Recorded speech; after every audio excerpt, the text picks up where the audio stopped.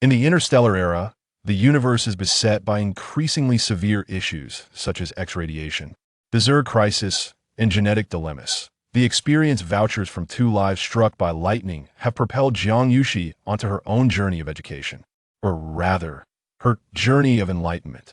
Language classes, a brief reading of various cultivation techniques from the Beast-Taming Sect. Mathematics classes, arithmetic is still arithmetic. Physical education classes, the body forging technique for spirit beasts. Art classes, talismans and formations. Who can argue that these are not merely lines of nutrient solution? How does one even ingest such things? Is it the 8 major cuisines that lack flavor? Or is it merely that she is unaccustomed to the snacks at the night market? Genetic liquid, the Dan poison is severe. The efficacy of the cleansing liquid is far more pronounced, with no side effects.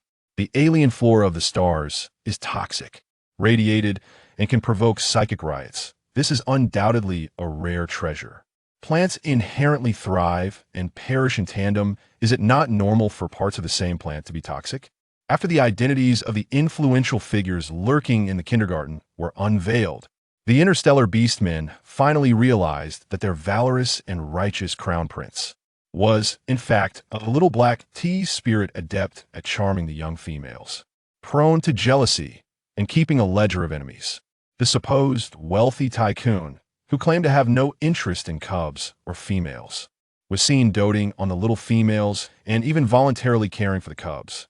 Moreover, the once rebellious god of war, who had turned to become a space pirate due to ideological discontent, was found staying in the kindergarten to teach the little females introductory combat classes while also moonlighting as a security guard.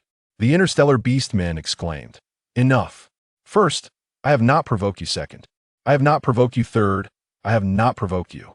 Chapter 1. Transmigration to the interstellar beast world. Jiang Yuxi had never imagined that after one transmigration, she would undergo another. She was initially a mediocre outer disciple of the premier Beast-Taming Sect in the realm of cultivation. During a sect trial, she fortuitously obtained the chance to wash her marrow and refine her essence, thereby establishing her foundation and condensing her golden core. To gain entry into the inner sect of the main peak, she had diligently toiled for nearly 500 years in various outer peaks since joining the Beast-Taming Sect at the age of 10. From chi training to foundation establishment to golden core perfection, she ascended to the pinnacle of her powers within the main peak of the Beast-Taming Sect. Personal cultivation prowess was of little significance. The paramount skill was the ability to command spirit beasts. To command spirit beasts, one must first forge a contract with a spirit beast. Yet, she was the fortunate one who, after 500 years of diligent practice, had failed to contract a single spirit beast, despite her high affinity for spirit beasts. She was the most beloved among them within the sect. The elder of the culinary peak, impressed by her outstanding culinary talent, had repeatedly recommended her for entry into the inner circle. However, the Beast-Taming Sect had no provisions for internal transfers once one entered the culinary peak. They were bound there for life. Her aspirations lay with the main peak. Thus, she graciously declined. Throughout her nearly 500 years of menial labor, she could proudly assert that no one in the numerous peaks of the Beast-Taming Sect knew the place better than she did. Even at the luminous Dawn Peak, where she had spent the least amount of time, she stubbornly lingered for nearly 30 years until the elder could no longer tolerate her presence and sent her to the Spirit Plant Peak. After finally accumulating enough spirit stones and elixirs through her labor across the peaks to elevate her cultivation to golden core perfection, she was struck down by lightning during her tribulation. It was infuriating. She had meticulously cultivated relationships, and had she merely survived the tribulation, her contributions during her years in the outer sect would have secured her a place under Elder Wu of the main peak. Lacking the innate talent for beast mastery, she possessed an extraordinary affinity for spirit beasts, especially for spirit beast cubs. By nurturing emotional bonds and even employing coercive persuasion, she could command them to obey her. This, in essence, was another form of beast mastery. Point one could see how well she thrived during her 100 years at the breeding peak. Her knowledge gleaned from various peaks had not been in vain. Prior to her transmigration to modern Blue Star, she had just been recognized as the most favored disciple among spirit beast cubs in the sect, receiving nearly 90% of the total votes. After being struck by lightning, her soul traversed into the barren spiritual realm of the 21st century. Unfortunately, she was abandoned at an orphanage upon her birth. Fortunately, she grew up safely and became an honorable wage slave. However, she never anticipated that in her 7th year of work, after saving enough for a down payment, she would once again be struck down by lightning. Why did the heavens choose to strike her after she had made her down payment?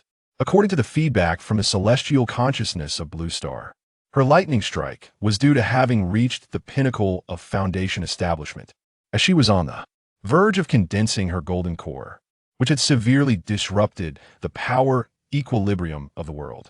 This time, she transmigrated into the interstellar beast world, a realm with an overwhelming male majority and a scarcity of females, where the male-to-female ratio stood at 100 to 1.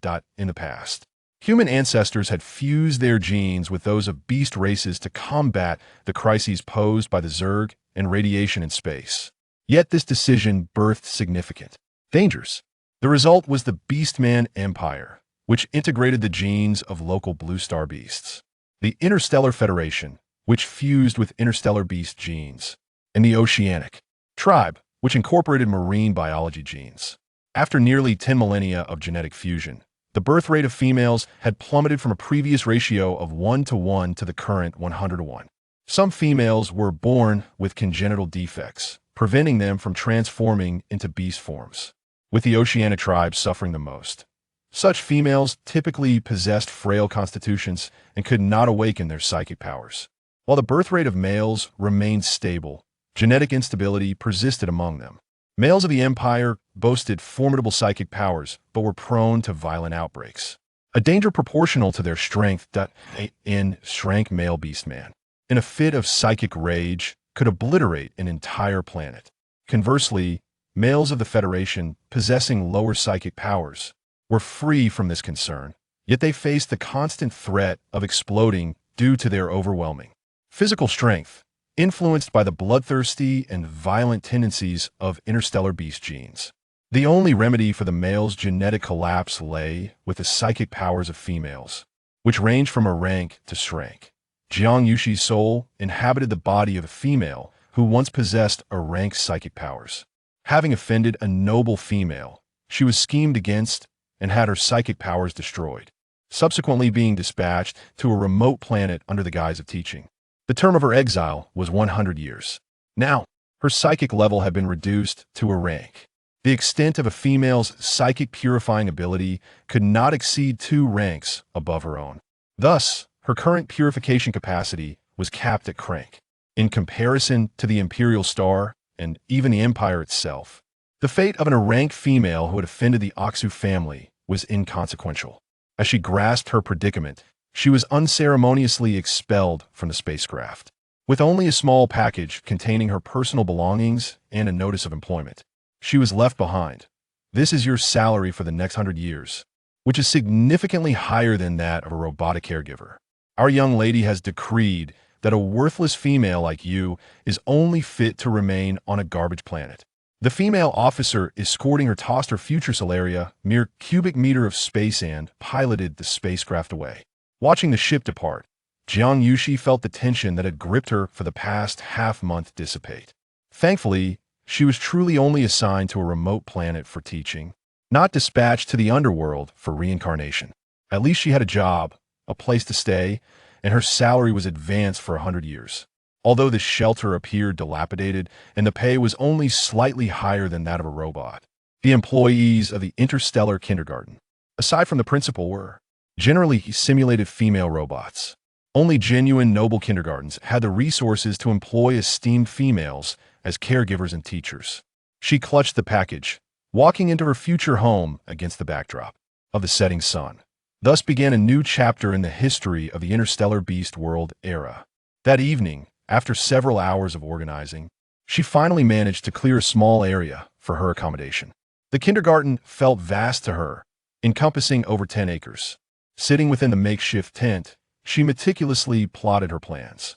Tomorrow morning, she needed to visit the Interstellar Affairs office to undergo personal identification registration and employment verification. She also hoped to hire some individuals to renovate the kindergarten. The original structure, built from a unique interstellar synthetic metal, had suffered from nearly 5 centuries of neglect, leaving its surface corroded and unrecognizable. This planet was abundant in vegetation and exotic beasts, situated near the battlefield of the insectoid species, with the most significant concern being the overwhelming interstellar radiation X. For the elite, it held no developmental value, and thus it was labeled as a garbage planet by many. In the current interstellar age, the wild flora and fauna thrived, with some posing a greater threat than even the insectoids. The original owner's spiritual energy had plummeted to a level after inadvertently consuming an 11 exotic plant. Her annual salary consisted of a 1 million star coin interstellar bank card and 1,011 nutritional liquids, each worth 10 star coins. With 1 million star coins, she could dismantle the original metallic structure and rebuild it with wood. She simply could not adapt to residing in such a cold, high-tech building. Additionally, she needed to clear a small plot of land to cultivate staple foods and vegetables. The 11 nutritional liquid was bitter, fishy, and astringent, rendering its taste indescribable. Most alarmingly, the manufacturer had failed to eliminate impurities during production. Long-term consumption of such inferior nutritional liquids would accumulate stubborn toxins within the body, akin to the effects of consuming low-grade elixirs in the cultivation realm, which would hinder one's own cultivation progress. However, with the cultivation experience from her past 2 lives and the abundant spiritual energy of the interstellar era, combined with medicinal baths to refine her essence, she was confident she could reach the Yuan-Ing stage within a century. The future was promising. Upon realizing this, Jiang Yuxi felt a surge of happiness, pulling out her quilt to cover herself, smiling as she closed her eyes to sleep. This era was indeed favorable. At least she no longer had to endure lightning strikes. It was a pity, however, to part with her modern 300 square meter apartment, complete with an additional 180 square meter terrace, that had been her painstakingly selected community, perfectly suited for cultivation. Chapter 2. The First Comprehensive Academy of the Empire. Outstanding graduates at the break of dawn. She followed the navigation on her personal wristband to the Interstellar Affairs office. She was greeted by an elderly female staff member. "Greetings. I am the kindergarten principal dispatched by the Empire to AC Taixing. Here is my appointment letter. While abroad, one's identity is self-assigned. As for her exile, it was of no concern to the residents of AC Taixing. Such matters of banishment to remote planets were only known to her. You graduated from the First Comprehensive Academy of the Empire," the staff member exclaimed in astonishment upon seeing the appointment letter. The entrance to the First Comprehensive Academy was so exclusive that even the planet's ruler could not meet its standards. Jiang Yuxi smiled. "Yes, I am this year's outstanding graduate from the First Comprehensive Academy of the Empire." "Outstanding graduate? Please hold on. I will introduce you to the planet's ruler." The staff member, now even more shocked, hastened to attend to her. Even the remote AC Taixing's inhabitants had heard of the remarkable graduates from the First Comprehensive Academy. According to the planet's ruler, only 1 student per major is awarded the title of Outstanding Graduate each year, and they are exceptionally selective. Those who earn this title are the backbone of the empire, often referred to as nobility in reserve. Jiang Yuxi was indeed the only outstanding graduate in the Purification Specialist major this year. With a continuous 7-year streak of ranking first in her field, her dazzling credentials would have ensured the original owner a solid promotion to the lowest tier of nobility. Upon graduation, however, after graduation, during her application for noble status, she had offended an 11 psychic female from a prominent family, resulting in her spiritual energy plummeting to a level, although she eventually obtained the title of low-tier nobility due to her past achievements. The decline in her spiritual energy rendered this noble title merely a hollow distinction, devoid of the corresponding rights and benefits. Additionally, that a level female had orchestrated her assignment to the remote AC Taixing as the kindergarten principal. Unable to accept such a cruel reality, the original owner took her own life in resentment aboard the transport ship. Upon opening her eyes once more, it was Jiang Yuxi, armed with the experiences of 2 lifetimes. Faced with the outstanding graduates of the First Comprehensive Academy and the kindergarten principal dispatched by the Empire, the planet's ruler arrived promptly. "Greetings. We sincerely appreciate your choice of Eight Shing." The ruler, a level female and also a low-tier noble, continued, "There are a total of 237 registered cubs on our planet, of which only 12 meet the kindergarten's enrollment criteria. Eight Shing had not had a kindergarten for a full 5 centuries. It was not due to a lack of desire, but rather the absence of qualified females willing to come to this planet. Without a principal, the kindergarten could not be rebuilt. The cubs of Eight Shing have been growing wild. Genetic fusion extended the lifespan of the beastmen, with the average life expectancy being 300 years, and those with greater strength living even longer. According to interstellar child law, beastmen are considered cubs until the age of 12. Beastmen have 4 growth stages: infancy, youth, young adulthood, and old age. The transition to young adulthood occurs after reaching maturity, a phase notably lengthy, taking up 2/3 of a beastman's life. Very few male beastmen survive to enter old age, primarily due to psychic disturbances. Some experts in the interstellar beast world believe that the experiences during a beastman's infancy significantly influence the likelihood of psychic disturbances in adulthood. Hence, interstellar child law mandates that beast cubs must receive early childhood education before their shape-shifting stabilizes. The stability of a beast cub's form transformation depends on the nature of the species, with an average stabilization occurring before the age of 10. Your Excellency Jiang Yuxi, over the next century, the Empire will allocate funds based on the operational status of your kindergarten. The kindergarten will be rated from S to F, with a rebuilt kindergarten starting at F level. The Empire's first evaluation of your performance will occur in 6 months. Please take this seriously. A month ago, Eight Shing received the 21st appointment letter for a principal from the Empire in 5 centuries. Prepared for the 21st disappointment. Yet, unexpectedly, a female had indeed been willing to come. Here are the resource subsidies prepared by the Empire for you. First, a one-time grant of 5 million star coins. Second, 1 level cub simulation training ground. Third, a 1-year supply of cub resources comprising 100 level and 10 level growth liquids, and 10 level and 10 level gene refining liquids for cubs. Should the kindergarten receive an upgraded rating in 6 months, corresponding subsidies and rewards will be formally issued according to Empire regulations. Furthermore, on behalf of Eight Shing, I offer the kindergarten an economic subsidy of 1 million star coins, along with 100 years of tax exemption during your tenure. Do you have any other needs? We will do our utmost to assist you. 1 million Xingbi represents the utmost limit that the planetary leader can muster, equivalent to nearly 3 years of the planet's fiscal revenue. It is indeed a rare occurrence for the planet to welcome a principal, especially one supported by imperial resources. We must not let this opportunity slip away. Whether Eight Shing can ascend to a Class C planet hinges upon this moment. To miss, it would mean waiting another 5 centuries. Jiang Yuxi listened to the planetary leader's words, realizing that this was the original owner's teacher's utmost effort to negotiate otherwise. The Empire would not provide such a wealth of resources. It is a pity, however, that the original owner remains unable to accept this. From the original owner's memories, it became evident that among these subsidies, Xingbi was, in fact, the least valuable commodity. I am extremely grateful for your support regarding my work. I am indeed in dire need of assistance. Before coming to Eight Shing, I made a point to familiarize myself with the planet's abundant timber resources, which serve as a primary export for construction materials. I hope you can convert a portion of the Xingbi allocated for the kindergarten subsidies into timber and labor at market value. I intend to demolish the existing kindergarten and rebuild it with timber, adding additional facilities. Given the substantial Xingbi subsidies, it would be far more beneficial to reconstruct the kindergarten entirely.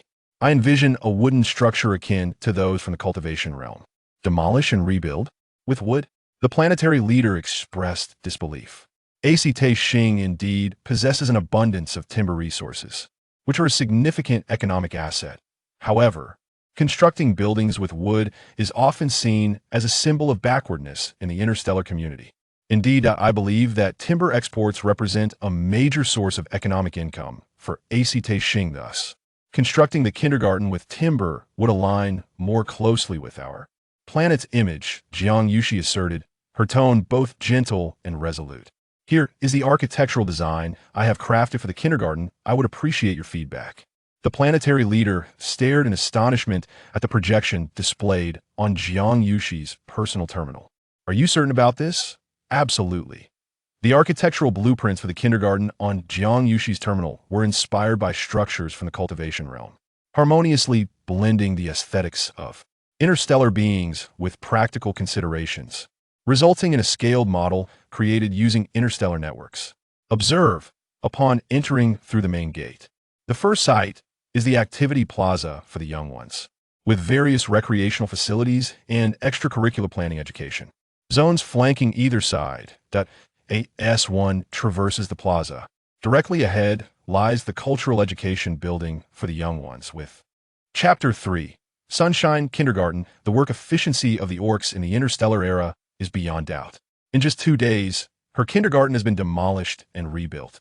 The land has been cultivated, and the Empire's resource subsidies have arrived in real time. The simulation training grounds for the younglings have been arranged in the corresponding classrooms. Now, all that remains is to await the arrival of the items she ordered through interstellar loans. Indeed, with a salary of 1 million, an imperial subsidy of 5 million, an additional 1 million from the ACT Star, and a personal savings of 200,000. She has exhausted a total of 7 million and even owes the Interstellar Bank 1 million.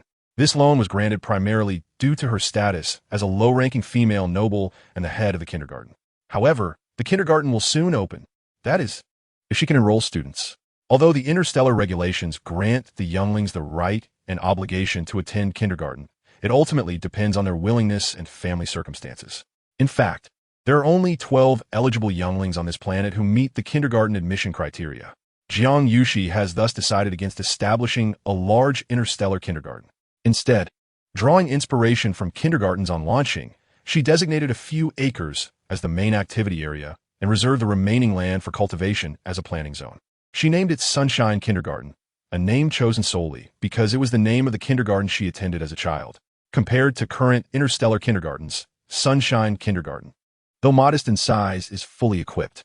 It is divided into 5 public areas: teaching zone, training zone, play area, dining hall, and planting zone.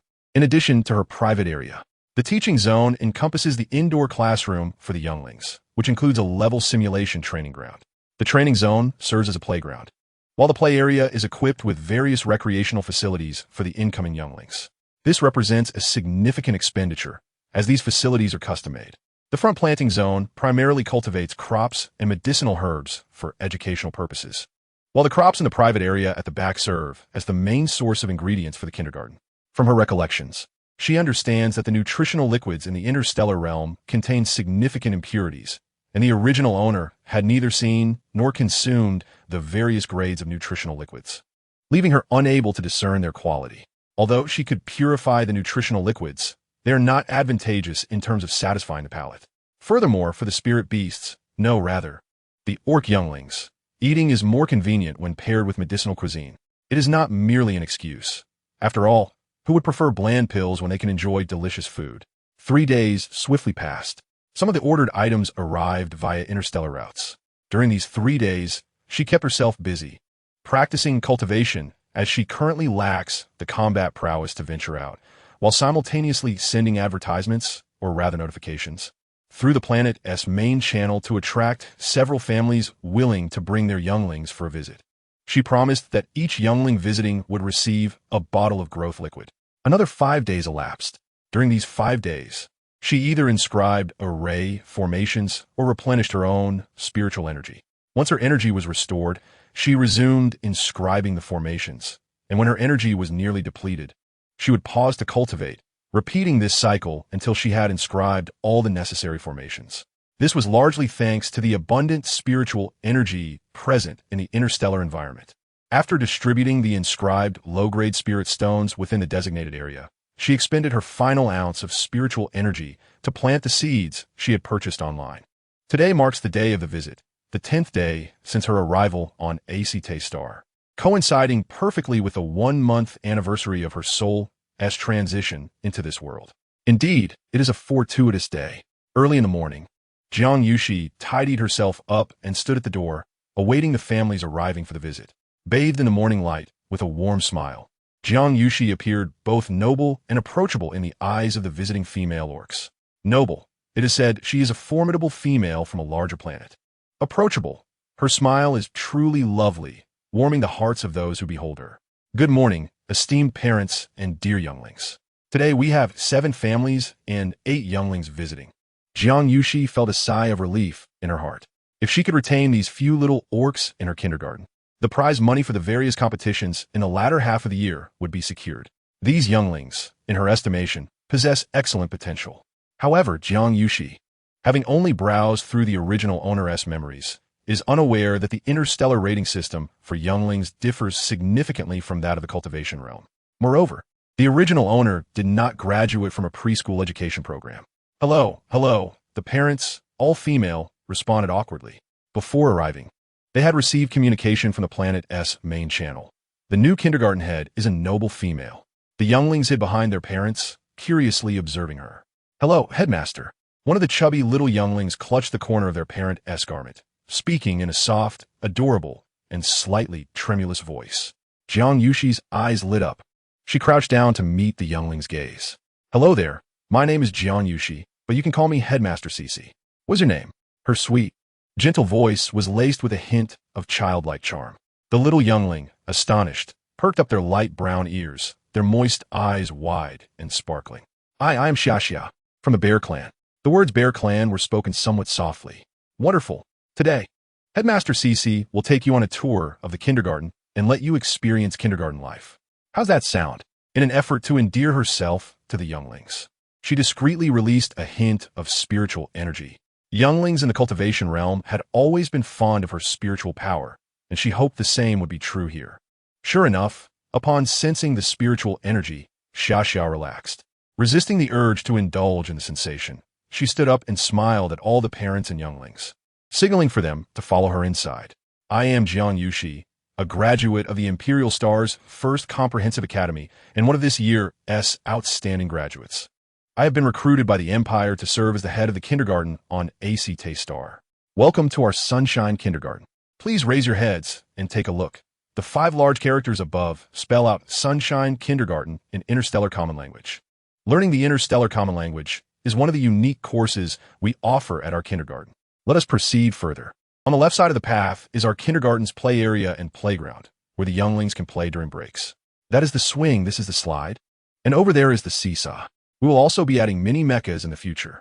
To the right is the planting zone, where we will cultivate some common plants and teach the children essential survival knowledge. Continuing forward, directly facing us is our 3-story wooden house, which serves as the kindergarten's main teaching building and indoor classroom. To the left of the main teaching building is a 2-story wooden house that serves as the second teaching building and dining hall, where some of the hands-on classes will be conducted. To the right is another 2-story wooden house. The first floor is the infirmary, and the second floor is the resting area for the younglings. Every child attending our kindergarten will have access to the most popular growth-type sleep beds in the interstellar realm. As Jiang Yuxi provided the tour, she led the parents and younglings through the entire kindergarten. Oh, can anyone guess what kind of beast form the little friends will take? Chapter 4, Half-Day Experience Class at the Kindergarten. After the tour of the kindergarten, everyone returned to the cultural classroom on the first floor of the main teaching building. Today marks our kindergarten's half-day experience day. First, I would like each of the younglings and their parents to introduce themselves, starting with the little ones in the front row. 7 families arrived, consisting of 7 adult females and 8 young cubs, among which 2 were twins. I am Zhu Xia, a bear tribe beastman. With my introduction, the other little beastmen bravely introduced themselves as well. The 8 cubs are all males, namely Leo from the fox tribe, Gassio from the wolf tribe, Bernie and Boair from the gray rabbit tribe, Mo from the snake tribe, Zhu Xia from the bear tribe, Doors from the bird tribe, and Fei Air from the cat tribe. Indeed, in this interstellar era, the ratio of males to females is an astonishing 101, with no females among the 8 cubs. The kindergarten schedule has been distributed to every parent for their review. It is now 8:30, the perfect time for breakfast. So I invite all the children and their parents to proceed to the dining hall. Under Jiang Yuxi's guidance, everyone made their way to the dining hall. The housekeepers, security, gardeners, and childcare robots were all waiting at the food serving station. She led the way, took a plate from a nearby table, and placed it at the serving window. The multitasking robots promptly dished out today's 3 dishes and a soup. Unlike the serving staff on Blue Star, the robots' hands did not tremble, ensuring generous portions. The ingredients for today's meal were purchased online by her. To her surprise, food items in the Interstellar era are remarkably affordable. The staples, such as rice, costs only 5 star coins per pound, while vegetables average 3 star coins per pound. Meat is even cheaper, with the lowest priced meat averaging 100 star coins for 300 pounds. It is noteworthy that the least expensive grade of nutrient liquid in the interstellar realm costs 10 star coins per bottle. However, perhaps due to Eight Great remote location, not only was there no free shipping, but the shipping fees were exorbitant. She had to purchase ingredients and seasonings for an entire month in one go. The cost of the ingredients was less than 100,000 star coins, yet the shipping fees amounted to 300,000 star coins. Ultimately, after much negotiation, the shopkeeper agreed to help her procure the necessary herbs, seeds, living supplies, and kindergarten materials, all in one shipment. Of course, the shipping fee was not waived, remaining at 300,000 star coins, plus a 10,000 star coin purchasing fee. Over the past few days of online shopping, aside from a few items with free shipping, her total shipping costs alone rounded up to a staggering 1,000 star coins. Reflecting on this, she gritted her teeth and resolved to become self-sufficient, vowing never to spend another penny on shipping again. Fortunately, with the advancements in interstellar technology, the most affordable spatial storage can keep ingredients fresh for a month. Today's menu consists of rice, sweet and sour pork, pepper salt ribs, vegetable soup, and beast bone broth. Parents and children can choose dishes according to their preferences. If anyone feels unsatisfied after the meal, they can ask teacher EE for more food. EE is the name of the robot, which was named by the original owner. She found it too cumbersome to think of a name and simply settled for it. The bone broth is made from the Owo Beast, an upgraded version of the free-range chicken from Blue Star, weighing nearly 100 pounds each. The ribs and sweet and sour pork are made from wild pig meat, similar to the pigs on Blue Star. While interstellar ingredients are quite inexpensive and can even be processed for free into portions, they often contain many impurities. Removing these impurities consumes a considerable amount of her spiritual energy. Thankfully, the flavors of the ingredients after purification are exquisite, far surpassing even the finest ingredients on Blue Star. Reminiscent of the spiritual food from the cultivation realm. When deciding on the dishes yesterday, she couldn't help but overindulge for the first time in this interstellar era. It is clear that the culinary delights that can satisfy her palate can also captivate the beastmen of the Interstellar Age, as evidenced by the ravenous eating of the beastmen and cubs present. Although the beastman races in the Interstellar era vary, they all share an origin in humanity, making them omnivorous with no food taboos. Naturally, the rabbit and bird tribe beastmen can also consume meat. After breakfast, it is time for class.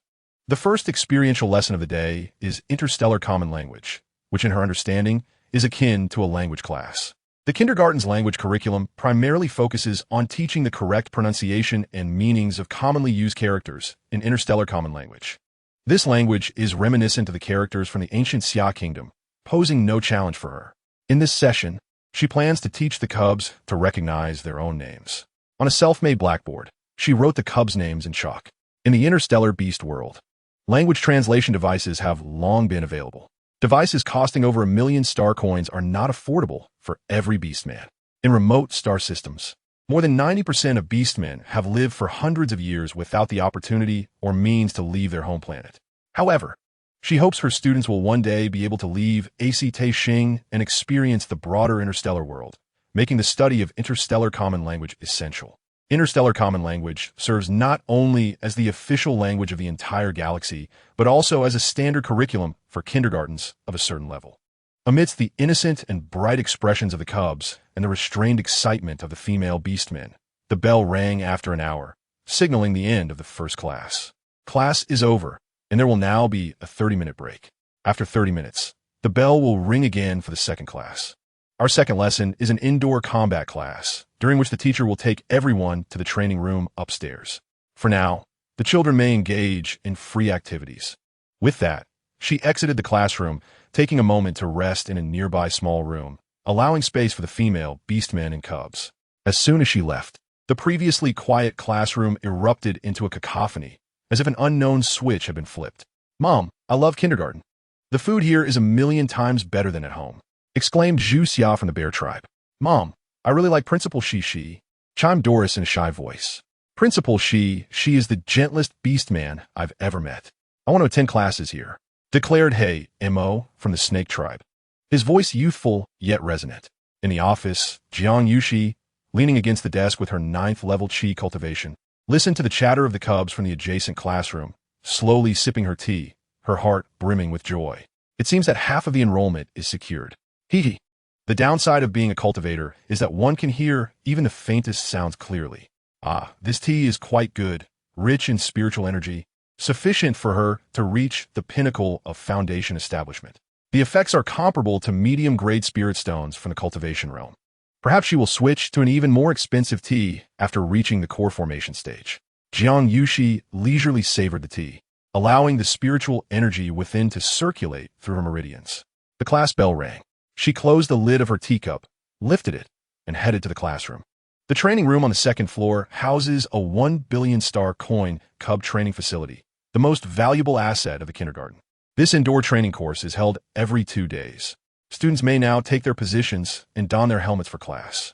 The cub training facility is equipped with 100 helmets, each preloaded with a wealth of courses tailored to the physical conditions of the cubs, intelligently formulating corresponding learning modules. In Jiang Yuxi's view, it is akin to a standalone combat simulation course that can connect to the network. This simulated training ground is a great help to her. As someone who has been human in 2 lifetimes and is a combat novice reliant on external means to enhance her cultivation, she truly struggled to teach a group of beastman cubs how to hunt and fight. Cultivation is not in a free shipping area. Chapter 5, the half-day experience course at kindergarten. In the second floor combat training classroom, Jiang Yuxi sat at her desk, seemingly leisurely sipping her tea, while her spiritual sense remained focused on every beastman and cub in the classroom. The young cubs sat eagerly in their seats, adorned with training helmets, immersing themselves in a combat course within the Interstellar Network. Female orc parents stood nearby, anxiously observing their offspring. This was the legendary cub training ground, where it was said that the combat courses were demonstrated by the galaxy's finest orc warriors. The curriculum was tailored to automatically select corresponding tutorials based on the orc species and qualifications. Such prestigious establishments were a rarity, only available in the Grand Planets. Dedicated to nurturing young cubs, costing an astounding 1 billion star coins, and requiring specific permissions for purchase. Even the planetary lords had been unable to acquire such resources. In the minds of the orcs on Cultivation, the planetary lord was the only noble female they had encountered. The sudden appearance of such an esteemed, noble woman sparked their curiosity. Had it not been for the repeated admonitions from the Secretary General to maintain composure in the presence of this noble female, they would have been unable to restrain their eager discussions. Most importantly, their planet was finally getting a kindergarten. It was rumored that the younglings from larger planets attended kindergarten from a young age, which contributed to their impressive futures. On Cultivation, orc cubs aspiring to attend school had to wait for the interstellar recruitment conducted every decade for junior colleges. Only those who met the qualifications and passed the assessments could accompany the recruitment personnel to study on the larger planets. However, interstellar recruitment traditionally favored only the most exceptional and promising orc cubs. For a remote planet like Cultivation, the criteria were even more stringent. Male cubs needed to possess physical or mental potential at level 9, while female cubs required a mental capacity above level 10.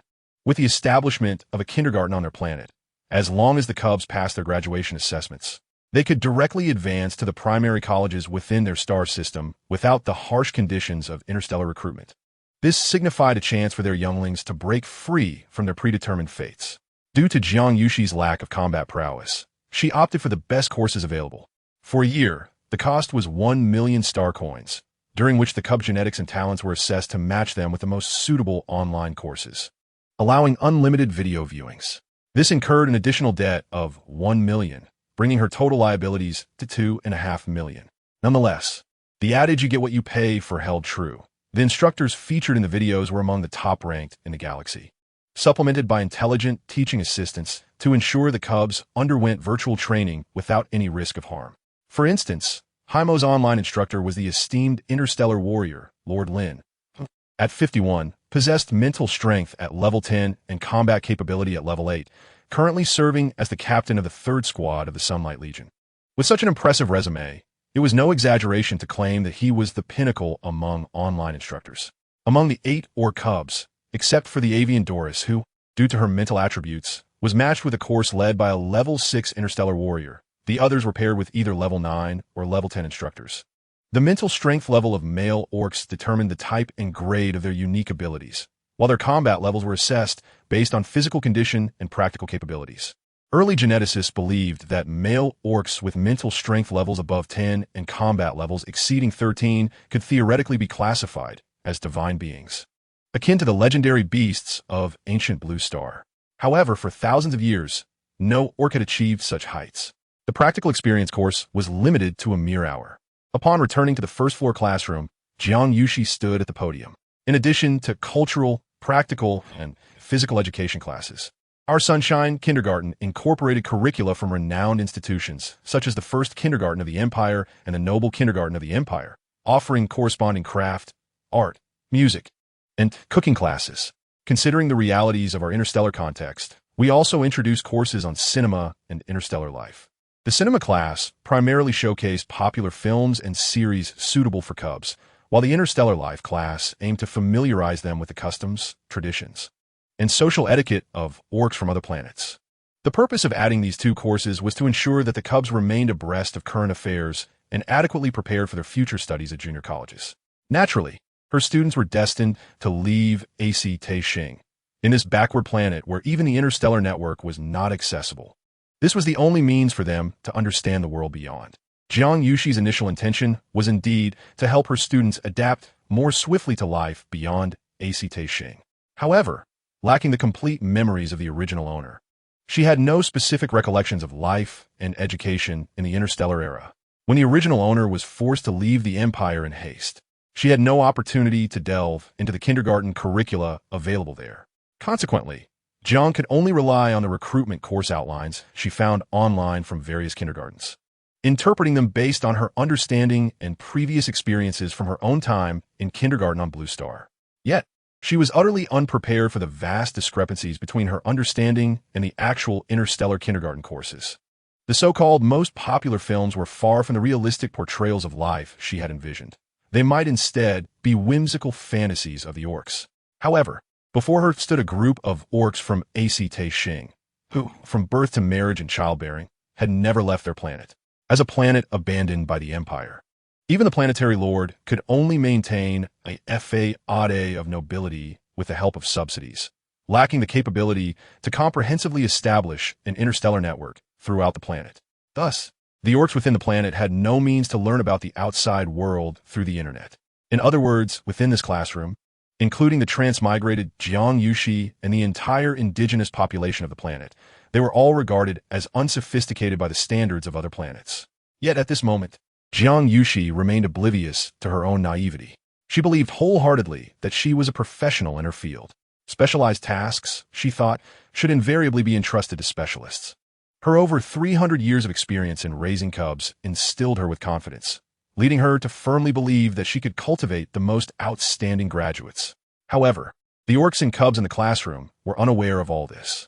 In the eyes of these female orcs, Jiang Yuxi was a noble female from the Empire, an exceptional graduate of the Empire's highest academic institution, a true individual who had experienced the grandiosity of the Empire. Meanwhile, in the eyes of the cubs, Principal Cece was the kindest and most gentle female they had ever encountered. She not only provided them with the most delectable breakfasts in all of AC Taixing, but she also showered them with gentle praise, declaring how wonderful and impressive they were. They adored Principal Cece immensely. At this moment, the hearts of the cubs resonated in unison. Even if they did not comprehend Principal Cece's words, their little faces flushed with excitement, mirroring their mother's expressions. Their innocent, Wide-eyed gazes were fixed on Principal Cece at the podium without a single blink. After introducing the kindergarten's offerings, the time for the main event had arrived. Jiang Yuxi took a deep breath, feigning calmness. Today, our half-day experience at Sunshine Kindergarten is drawing to a close. Are there any parents who wish to enroll their cubs? The annual tuition fee is 10,000 star coins, which can be paid in installments. Those who enroll now will receive a complimentary year of breakfast and lunch. Everyone can come up to collect today's small gift, a level 1 growth potion for each child. Parents wishing to enroll their children can also fill out an application form. After collecting the gifts and completing the enrollment, we will proceed to lunch and conclude today's activities. In contrast, the tuition fees for kindergartens on more developed planets range from a minimum of 100,000 to as high as 10 million star coins at the Noble Kindergarten and the first kindergarten of the Empire, with meal costs calculated separately. Evidently, the tuition standards hold no relevance on Eight Great.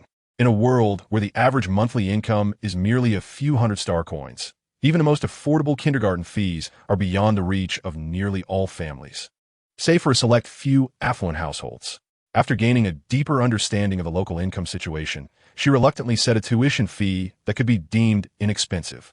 Fortunately, the Empire provides subsidies for education on remote planets. Each year, kindergartens undergo a final assessment, with rewards based on students' performance. Moreover, numerous interstellar competitions are held annually among kindergartens, boasting substantial prizes and rewards. She estimated that last year's most awarded kindergarten, Hailan Xing, had received multiple small rewards in cash. This year, her goal is to lead the little ones in participating in various competitions, paving their way to prosperity. Chapter 6. The current state of Eight Great classes commence at 8 o'clock. Tomorrow morning, Principal, she will be here to greet everyone. Jiang Yuxi stood at the door, smiling and waving goodbye to all. She wished her smile could be more valuable, yet all 8 children had enrolled. Today was indeed a triumphant beginning. With all participants accounted for, how could the competition's prize be far behind? After bidding farewell to Xia, Duo, Mo, Boer, and Bernie, Jiang Yuxi turned back to continue preparing for the following day's lessons. She needed to promptly cut out the little red rewards for the children, prepare the small meat snacks for recess, as well as the medicinal fruit and cheese sticks. Thankfully, there was a robot named EE to assist with the less technical tasks. Although she hadn't had the chance to inspect everything today, her 300 years of experience in caring for young ones allowed her to discern that these little charges exhibited signs of malnourishment at the very least. Despite their humanoid forms, the condition of the little ones was evident to her keen eye. How could the little ones be so thin? They must be plump to be healthy. Indeed, caring for the young brings the greatest joy. Recalling the dreary days spent working for the miserly boss Zhou on Lanxing, she couldn't help but shiver. In retrospect, being dispatched here seems to be a rather splendid choice. At the kindergarten, the most frequent interactions were with the children and their parents, which was simple and free. There were no superiors above her, only a robot to command, and most tasks required her personal involvement. She needed to find a way to acquire more robots. However, intelligent robots were quite expensive. The current robot had been provided by the school during her enrollment at the Imperial Star's first comprehensive academy, and it was only after gaining wealth that she had installed an upgrade. Indeed, 90% of the world's troubles stem from a lack of funds. As Jiang Yuxi returned, burdened by her financial worries, she began preparing for the formal classes the next day. Unbeknownst to her, some parents, after sending their little ones home, gathered in the conference room of the planetary government. The conference room was filled with individuals, both female and male. Secretary General, what are your thoughts? The planetary leader inquired while examining the electronic registration forms on his personal holographic device. The tuition was surprisingly affordable, 10,000 star coins per year, likely insufficient even for the meal expenses of other interstellar kindergartens. The food was of exceptionally high purity, with minimal impurities. The response came from Zhu Xia's mother, Zhu Sheng, the Secretary General of Eight Great, whose authority was only surpassed by the planetary leader. There was one thing Zhu Sheng refrained from voicing. The food at Yangguang Kindergarten was highly likely to be composed of spirit plants. Yet, could such a vast quantity of spirit plants truly exist at such a low price? She found it hard to believe, and could only comfort herself internally. Perhaps it was simply high-purity natural food. As for the kindergarten's curriculum, only the planetary leader among us has ever experienced formal education. What do you think of the curriculum? This query came from Xing Er, the mother of He Mo, who supervised AC Tai Xing's economic affairs. The planetary leader furrowed his brow. Straining to recall, it seems quite different from what I remember. Back then, our female students spent their days in class playing, either in the classroom or the playground. The males, however, seemed to engage in brawls daily, with male children often crying. Nevertheless, changes in the curriculum are normal. The planetary leader had been an adult for over a century, and his memories of kindergarten were somewhat hazy. At that time, the imperial government, wishing to ensure their ancestors could settle on AC Tai Xing, conferred hereditary noble status upon the planetary leader's ancestor, who had been the captain of the pioneering team, granting her the corresponding benefits and privileges. Other key members of the pioneering team were also appointed as planetary administrators. Since the Marshal led the Sun Army away from the Imperial Star, those old-timers had become increasingly shameless. Erickson frowned, lightly tapping his fingers on the table. The Empire comprises 7 legions, with the Sun Army being the only one advocating for the interests of the common people. The Marshal of the Sun Army was the Empire's crown prince, lauded as the most likely candidate to become a transcendent interstellar warrior in millennia. The other 6 legions were firmly controlled by the old aristocracy. 5 centuries ago, after the term of the last female kindergarten principal ended, she left despite the fervent pleas of her predecessor, leading to the subsequent neglect of AC Tai Xing's kindergartens. The planet's young ones faced the embarrassing predicament of having no books to read. The following year, the Empire refused to accept any offspring, save for those from noble families, for further education, citing that the children of AC Tai Xing had not passed their kindergarten graduation assessments. AC Tai Xing had only one noble family, the planetary leaders. Later, citing that the young ones of AC Tai Xing had not reached the Empire's standards for juvenile transformation, they again denied the young beastmen, juveniles, entry to the Interstellar Primary Academy. Moreover, the resources and welfare benefits from the Empire had diminished significantly, as the Empire had begun to publicly express their abandonment of AC Tai Xing. For 500 years, no child born on AC Tai Xing had been able to attend kindergarten. Ironically, when AC Tai Xing was first discovered, it was not known by this name, but rather as 1168 Mine Star, due to predictions from energy masters that the planet likely contained vast deposits of high-grade energy stones. This revelation led to considerable internal turmoil among the Empire's high-ranking officials for an extended period. Even the Federation and the Sea Clan became involved.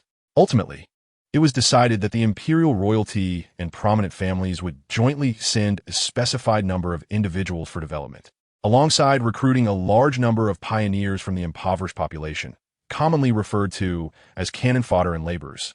The Federation and Sea Clan dispatched elite beastmen teams to assist in the development. However, the prosperity of 1168 Mine Star was short-lived, as the station elite teams soon began to experience genetic collapse. Experts eventually discovered that 1168 Mine Star not only lacked high-grade energy deposits, but that the planet's magnetic fields and radiation posed a significant risk of triggering genetic problems in beastmen. In an instant, those so-called elite teams retreated in a panic. The civilian recruits, due to their overwhelming numbers and the high cost of resettlement after withdrawal, were left behind alongside all the pioneering teams, including those from the Federation and Sea Clan. Management teams were selected from among them and granted positions. Thus, millions of beastmen took root on this planet. A millennium has elapsed, and not only have the various benefits once promised by the Empire dwindled or vanished entirely, but more critically, the number of offspring born on AC Tai Xing has significantly decreased, with the majority facing severe genetic issues from birth. Presently, the planet is home to nearly 1 million beastmen, yet over the past decade, a mere 200 or so offspring have been born, with only 12 qualifying for preschool. This implies that in the harsh environment of reproduction, only one healthy cub emerges for every dozen born. Such a reality sends shivers down the spines of the beastmen. I believe that the curriculum prepared by Director Jiang is exceptionally suited for the younglings of our planet. Not only does it align with the preschools of the larger planets, but it also broadens our cubs' horizons, enabling them to understand the outside world. Zhu Sheng contemplated the curriculum displayed on the holographic interface. To step outside their homes, possessing survival skills alone is insufficient. It is imperative to have a comprehensive understanding of the current interstellar era, particularly for AC Tai Xing, which has been forcibly disconnected from the network for several centuries. The training facilities, growth solutions, and genetic serums for younglings, as far as I know, have not even been accessible to the preschools on the planets above us. It appears that Director Jiang's background is far more impressive than we initially perceived. This is also why the planet's ruler has gone to great lengths to retain Jiang Yuxi. Moreover, her curriculum is intentionally designed to cultivate our younglings for further education outside our realm. This could very well be our opportunity for transformation on Xing. The preschool programs on larger planets are indeed remarkable, and soon our younglings will also have the chance to acquire such profound knowledge. Though I remain puzzled as to why she would willingly take a position on our planet. As long as she serves here, she is undoubtedly a great benefactor for us. Additionally, I genuinely find the food at preschool delightful. The annual tuition of 10,000 is regrettable, as the preschool does not accept adult beastmen. Reflecting on the meals from today's preschool experience, both Zhu Sheng and Xing Er, the parents participating in the trial class, felt a surge of desire. Will there be more culinary delights like these in the future, or rather, more opportunities for trial classes? The room was abuzz with excitement due to Jiang Yuxi's presence, filled with anticipation. Chapter 7. Interstellar Common Language class today marks the first day of official classes. At 7:50 a.m., Jiang Yuxi welcomed the younglings into the building from their parents. At 8 o'clock a.m., it was time for morning exercises. Since it was the inaugural day, the session was modified into a class meeting. A brief meeting allowed for assessing the students' qualifications and selecting a class monitor. The primary responsibility of the monitor is to assist Director Jiang and Teacher Yi in managing assignments and supervising classmates. Teacher Yi is a robot.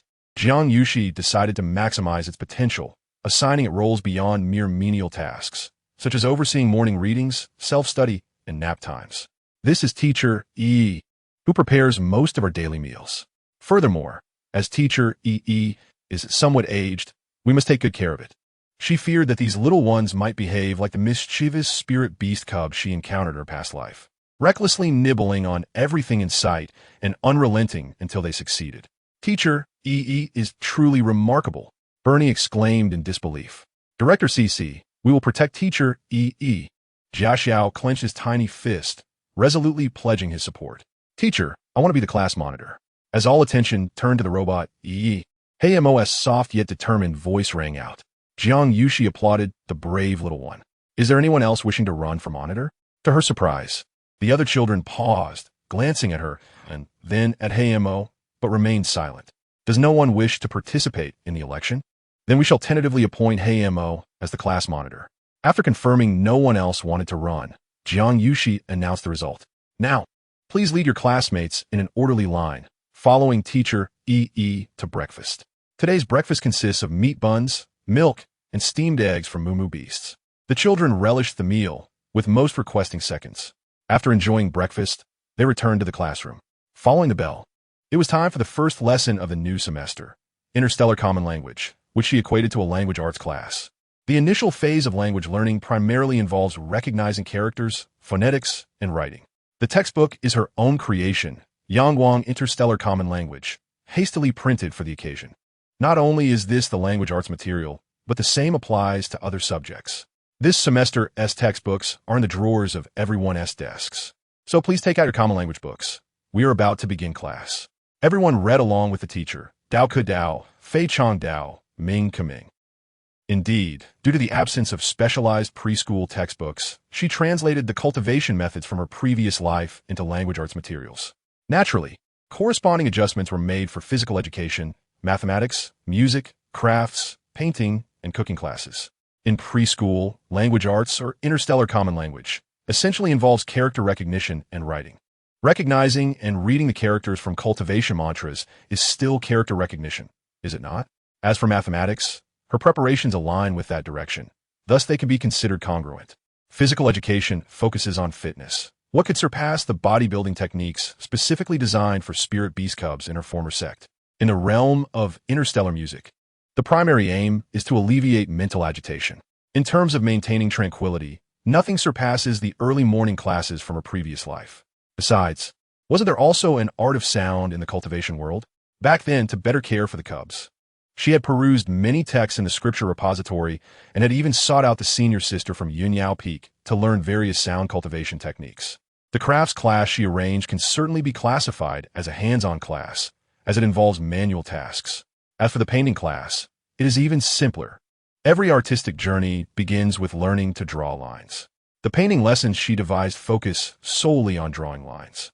The cooking class is simply about preparing meals. Aside from using the alchemical furnace for concocting elixirs in her sect, she also prepared meals for spirit beast cubs. Later, on Blue Star, without an alchemical furnace, she utilized firewood stoves and induction cookers as her culinary tools. Initially, she had not intended to arrange so many classes, but after watching the highly popular Interstellar children's television series, I Am a Glorious Preschooler, where a little cub named Sasha learned these very subjects, she felt compelled to follow suit. The common language flowed smoothly. While music classes involved singing, dance classes focused on movement, crafts classes entailed assembling robots and mini spacecraft. And in cooking classes, they prepared meals and appreciated artworks. Such a tiny cub could be considered a master of 10 disciplines. It was truly overwhelming. A veritable champion among champions.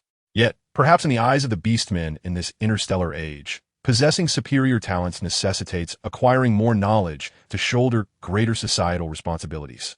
Furthermore, through today's qualification assessment, she discovered that the offspring of interstellar beastmen possess talents comparable to the top-tier spirit beast cubs from a previous sect, a level of capability that only venerable sects with profound heritage can nurture. Most alarmingly, all 8 students exhibited such extraordinary qualities, proving that this is indeed an era bursting with spiritual energy, where every individual is a genius. Since the interstellar cubs are so ambitious, her students naturally cannot lag behind. These courses were meticulously crafted by her based on the actual needs of the young cubs and the interstellar context, developed through several sleepless nights. She aspired to cultivate her students into exceptional all-round individuals akin to those portrayed in television dramas. In pursuit of the competition prize for the interstellar kindergarten, she dedicated herself wholeheartedly. As the lesson commenced, the voices of the young cubs gradually quieted, signaling their entry into a state of meditation. Observing her students in deep concentration, Jiang Yuxi felt a twinge of envy. Her own aptitude had never been particularly remarkable, whether in the realm of cultivation or in contemporary times. The original owner's potential had been commendable, yet upon taking over, she found the spiritual sea in disarray and the body in a frail state, barely clinging to life, necessitating time and elixirs for gradual recuperation. However, despite her envy, her predominant emotion was joy, for such outstanding cubs were her students. An hour swiftly passed, and the brothers Bernie and Bell were the first to awaken from their meditation, followed by Phil, Gassio, Leo, Zhuxia, and Haimo. To her surprise, the last to awaken was Doris, defying her expectations as she had presumed Haimo would be the final one to emerge, given that he possessed the finest aptitude among the students and had entered meditation the quickest. The next class was physical education, conducted on the playground in front of the teaching building. The gene liquid for cubs that the original teacher had procured was of exceptional quality. After refining the gene liquid, its effects rivaled those of the most popular basic body-tempering elixirs from her sect in the past. It appeared that the interstellar beastmen also placed a premium on body conditioning, further solidifying her self-developed physical education curriculum. Chapter 8. Physical education. Since the gene liquid distributed by the Empire exhibited similar effects, she planned to utilize it to refine impurities until she could acquire the necessary herbs for crafting body-tempering medicinal baths. Unbeknownst to her, among all gene liquids, the one intended for cubs was the most expensive. The gene liquid directly enhances the genes within the body, akin to a pirated version of body-tempering elixirs in the realm of cultivation, a crude extraction of energy that could be excruciating even for adult beastmen. Each adult beastman could only consume 1 vial per level, and they must progress from lower to higher grades. In other words, if an adult beastman consumed a level 1 gene liquid for the first time, their next intake could only be of level 2 or higher. In contrast to the robust physiques of adult beastmen, the bodies of cubs were fragile and could only utilize gene liquids specifically designed for them. These cub-specific gene liquids not only had no usage restrictions, but were also free from level limitations. Most importantly, they were gentle and painless, ensuring no harm to the cub's delicate bodies. This meant that as long as the family circumstances permitted, a cub could immerse itself in various grades of gene liquids throughout its growth. After having her students consume the gene liquid, she instructed the class leader to lead them in laps around the playground. In her perspective, the use of body-tempering elixirs required accompanying body-tempering exercises for maximum efficacy. Beginning with gradual and simple physical exercises would best unleash the potential of the gene liquid. Yet, she was unaware that her seemingly elementary understanding clashed entirely with the theories held by interstellar beastmen experts. Even though the cub gene liquid was designed to be as gentle and harmless as possible, it still contained varying degrees of impurities. Even the finest grade cub gene liquid on the market harbored some impurities, which necessitated the cubs to rely on their bodily functions to purify and expel them. During this process, the cubs might experience varying levels of discomfort, ranging from mild to severe, akin to children receiving vaccinations on Earth. Jiang Yuxi had refined the impurities from the gene liquids, rendering them genuinely harmless and gentle, thus ensuring that her students would not suffer any side effects. Timely physical exercise would significantly enhance the cub's absorption of the liquid's beneficial components. After 1 lap, 2 laps, and 3 laps, the cubs were drenched in sweat, with the weakest among them, Doris, already gasping for breath. "Come on, little darling, you can do it. You're the best." At this moment, stopping was not an option. Enduring would signify a small breakthrough. In her view, halting now would lead to wasted efforts and a squandered vial of gene liquid. If the interstellar beastmen were aware of her thoughts, they would surely weep. Which family possesses a gray gene liquid that results in a minor breakthrough with a single use for cubs? That would be a legendary gray gene liquid yet to be refined, theoretically entirely harmless with remarkable effects. Everyone keep going. Those who persist will receive rewards. She had prepared small rewards to motivate her students. The accumulated rewards could also be exchanged for prizes. "Phil, you're doing splendidly. Keep up with your classmates ahead." The cubs could slow their pace, but must not stop. "Haimo, please ensure your classmates are holding up while leading the group." On the playground, the cubs strained to run with their little legs. Outside the playground, Jiang Yuxi continually offered encouragement and cheers. Half an hour later, the weakest, Doris, was the first to succumb. She skillfully anticipated the direction he would fall and effortlessly caught the little fellow before he tumbled. "You did wonderfully, Doris. You'll receive a reward shortly." She gently patted the adorable cub's little head, channeling spiritual energy through her touch, aiding him in absorbing the residual energy from the gene liquid coursing through his body. In Doris's eyes, Principal Cece's hand possessed a magical quality. Just a gentle stroke of his head made him feel invigorated. Moreover, the words of Principal Cece warmed his heart. Yet he felt a pang of sadness wanting to bury his head in her embrace. "Principal E. I couldn't hold on." His voice was tinged with regret. All the other cubs continued running, while he alone faltered. He vividly remembered Principal Cece's encouragement to persevere and not to stop. Observing the redness in his eyes, Jiang Yuxi reached out to rub his head again. "Not all. Our little Doris has truly done his utmost, hasn't he? With more physical training, our little Doris will be just as capable as his classmates." Doris nodded earnestly. "I will exercise diligently from now on and run for a long, long time." The remaining cubs, still running on the playground, gazed enviously at Doris in Principal Cece's arms, wishing it were them being held. Noticing her students starting to lose focus, Jiang Yuxi timely encouraged them. "Everyone, hold on a little longer. For those who persevere, not only will there be small rewards, but we shall also have a grand feast at lunch." The concept of small rewards was still unfamiliar to the cubs of the interstellar era. Therefore, the allure of the small rewards had yet to take effect, but the promise of delicious food held undeniable appeal for the children. Upon hearing Principal Cece's encouragement and the tantalizing prospect of a meal, the remaining cubs gritted their teeth and continued to run. 20 minutes later, Jiang Yuxi lifted the last cub standing, Haimo, channeling her spiritual energy to alleviate his aches and pains.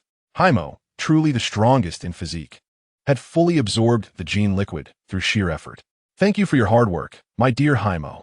You shall receive 2 small rewards shortly." The innate capabilities of interstellar beastmen cubs were astonishing. Even during their initial attempts at basic cultivation techniques, they could seamlessly enter the practice. Such rapid running allowed even the weakest of the cubs to endure for half an hour. The small face of Haimo, adorned with a cool demeanor, endeavored to maintain an expressionless facade, yet his luminous, sparkling eyes were brimming with joy and a sense of pride at being acknowledged. Seizing the moment, while Principal Shishi was busy unblocking his meridians, Haimo feigned calmness and subtly buried his head into her embrace, his chubby little arms clinging to her neck with determination. He had longed to do this ever since he witnessed Doris's similar action. Being held by Principal, she was undeniably delightful. Noticing the discreet movements of the adorable little one in her arms, Jiang Yuxi pressed her lips together, striving to suppress the smile that threatened to emerge, her eyes softening in a way that was simply astonishing. The interstellar orc cubs were remarkably understanding and heartwarming. Today's lessons were not simple. The first class, which focused on interstellar common language, was manageable, but the subsequent physical education class was evidently quite taxing for the little cubs. Given the challenging environment of reproduction and the preciousness of young life, it was apparent that these cubs were treasures in their families. However, none of them complained about the intensity of today's physical education class. There were no tantrums, no reluctance, no crying. Every cub exerted their utmost effort to excel. With such understanding little ones, how could she possibly refrain from feeling affectionate? An afternoon snack was certainly warranted, doubled in quantity. In Chapter 9, during the midday break, the cubs enjoyed a lunch of steamed white buns, pepper-salted mo beast ribs, garlic baby bok choy, and beast bone soup, followed by a dessert of fruit known as Hong Chui Tianghua, a variant of apples from Blue Star. As previously mentioned, the flora of the interstellar era, once purified of impurities, not only matched the flavors of the finest ingredients from Blue Star, but also contained immense spiritual energy. The food was delicious, gentle, nourishing to the body, and astonishingly affordable, making it ideal for the cubs. Jiang Yuxi couldn't help but marvel once more. Indeed, it was a wonderful era. The lunch prepared by EE ensured every child left with round, satisfied bellies. As Zhu Xia departed from the cafeteria, he reluctantly clung to EE, pleading, "That meat with bones was so delicious. Can we have it again tomorrow?" Zhu Xia was dragged away by the stern-faced class monitor, who tugged at his collar. Principal Shishi had mentioned that after lunch, they would take the students to the amusement park for some playtime, a form of extracurricular activity. On Blue Star, children are advised against vigorous activity after a hearty meal, but this does not apply to these orc cubs. Orc cubs, in their developmental phase, have a significant demand for spiritual energy. For those that have yet to begin cultivating, their only means of acquiring spiritual energy is through the consumption of food. Engaging in moderate physical activity post-meal facilitates the absorption of spiritual energy from their food.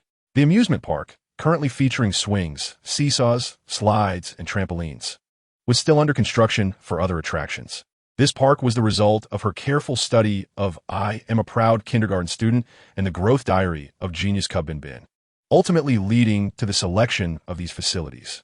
Beyond the existing attractions, she planned to create a carousel, cartoon vehicles, a luxurious Ferris wheel, mini roller coasters, mini mechs, and mini spaceships, with the most significant being the Interstellar Adventure Castle, all of which would take at least 3 months to complete and put into operation.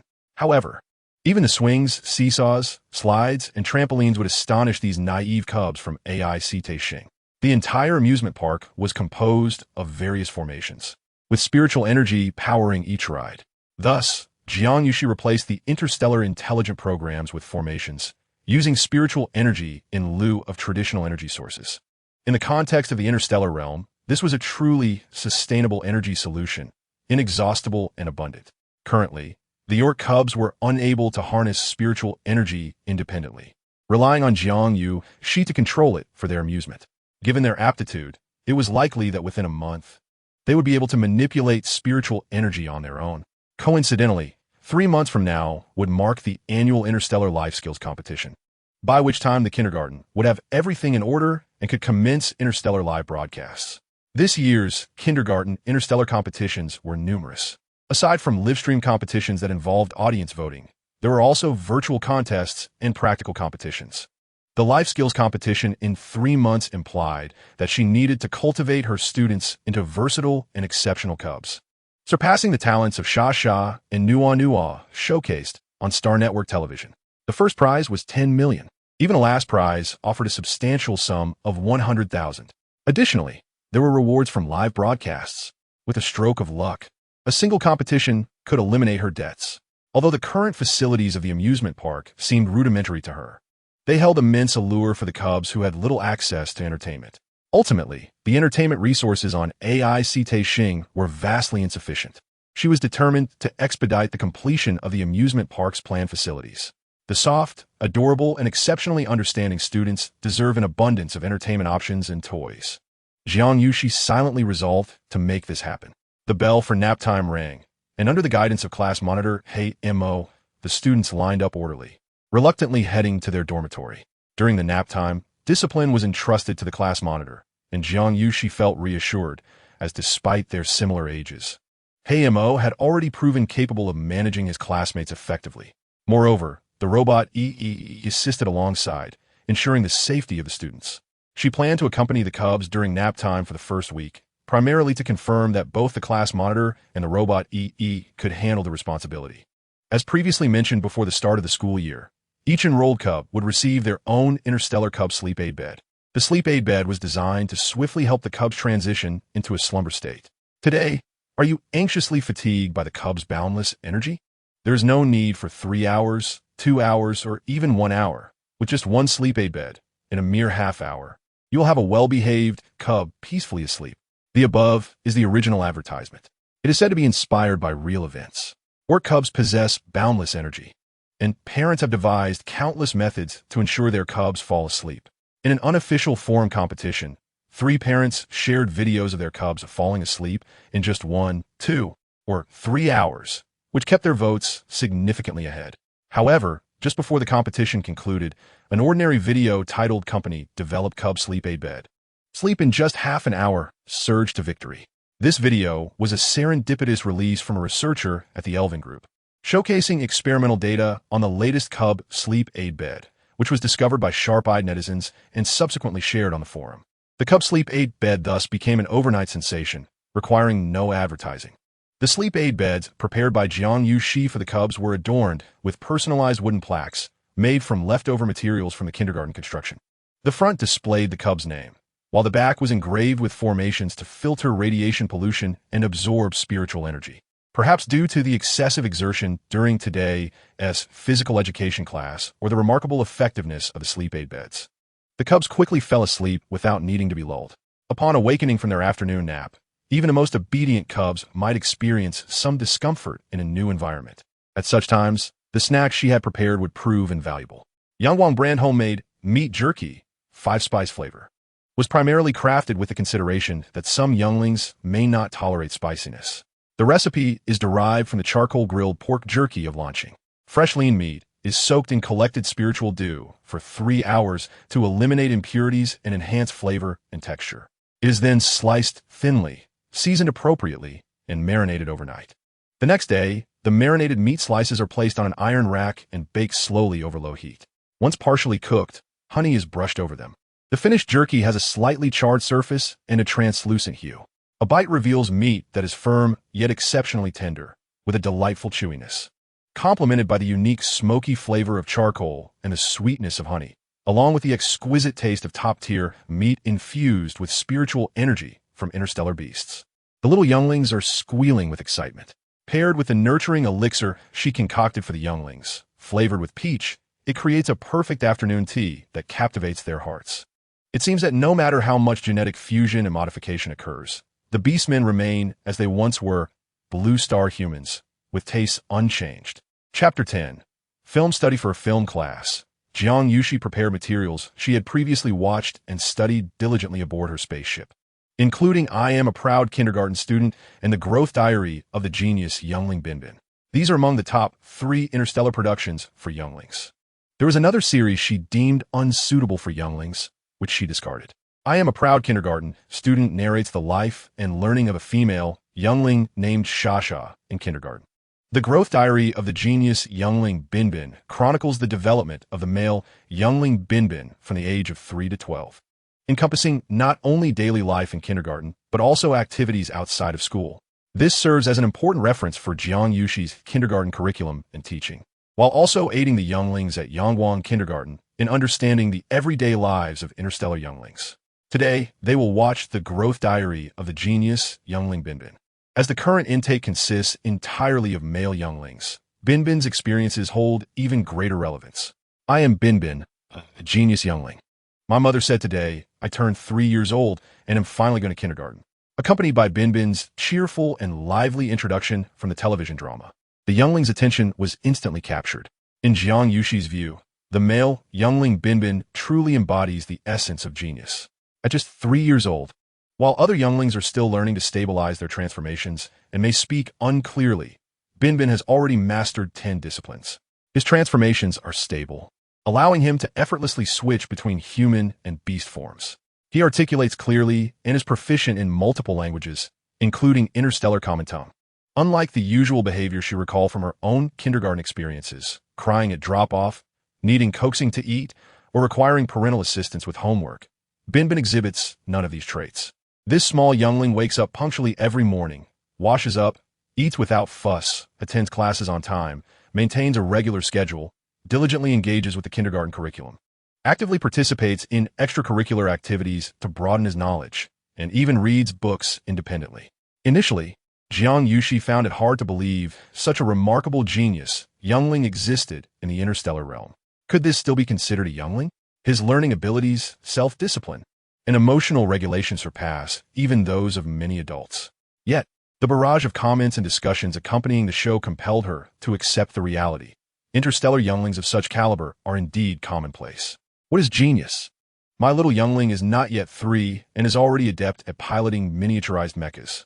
Now, that is true genius, commented a netizen known as Shinkong Jisho, an affectionate individual for younglings. My youngling, even before birth, was already listening to the complete interstellar legal codex. He can recite the interstellar law as soon as he speaks. Wrote another user, Wode Guizai, claiming their youngling is the best in the interstellar realm. Is being able to transform stably and switch between forms truly a hallmark of genius? My youngling fully grasped the art of transformation after the first attempt. There was no need for instruction. The ability to transform stably is merely an ordinary skill, hardly worthy of mention, remarked Wode Yuzai Wu, who expressed frustration at the show's praise for Binbin's youthful prowess in transformation. Reflecting on these thoughts, she glanced at her students. Only Haimo and Jiasi kept their human forms intact, aside from their eyes, which had turned into slits. Zhuxia's light golden-brown beast ears had started to sprout. Yet, she felt an uncanny familiarity with Zhuxia's ears. Are the Bear Clan brown bears? Phil's creamy face had sprouted a few white whiskers, and his hands had morphed into small, dark claws. Leo's fluffy, pudgy, reddish-brown tail wiggled behind him. The 2 younglings, Bernie and Boer, had their gray pointed ears perked up, quivering slightly, revealing 2 tiny milk teeth through their slightly parted mouths. Doris had entirely transformed into a round, plump little rice dumpling, flapping her tiny wings in an effort to fly up onto the table, chirping softly. Was that not the little chubby bird known as the northern long-tailed tit? Truly adorable. From the current behavior of the younglings, it appeared that Haimo and Jiasi maintained the best human forms, indicating their superior aptitude, though Haimo's physical condition was slightly better than Jiasi's. Next were Zhuxia and Leo, followed by Phil, Bernie, and Boer, with Doris having completely transformed into her beast form.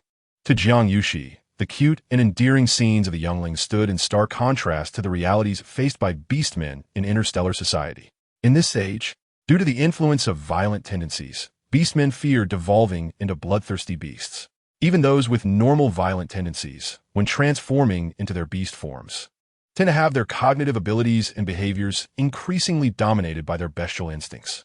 Experts suggest that those who frequently transform into their beast forms have a heightened risk of mental disturbances and devolving into ferocious beasts due to excessive exposure to their latent bestial nature. As such, younglings are required to maintain their human forms at all times once they are capable of transformation. Younglings unable to control their forms face discrimination, seen as a sign of inferior aptitude. Even among adult beastmen, aside from during combat, it is rare to see them in their beast forms, especially in public settings.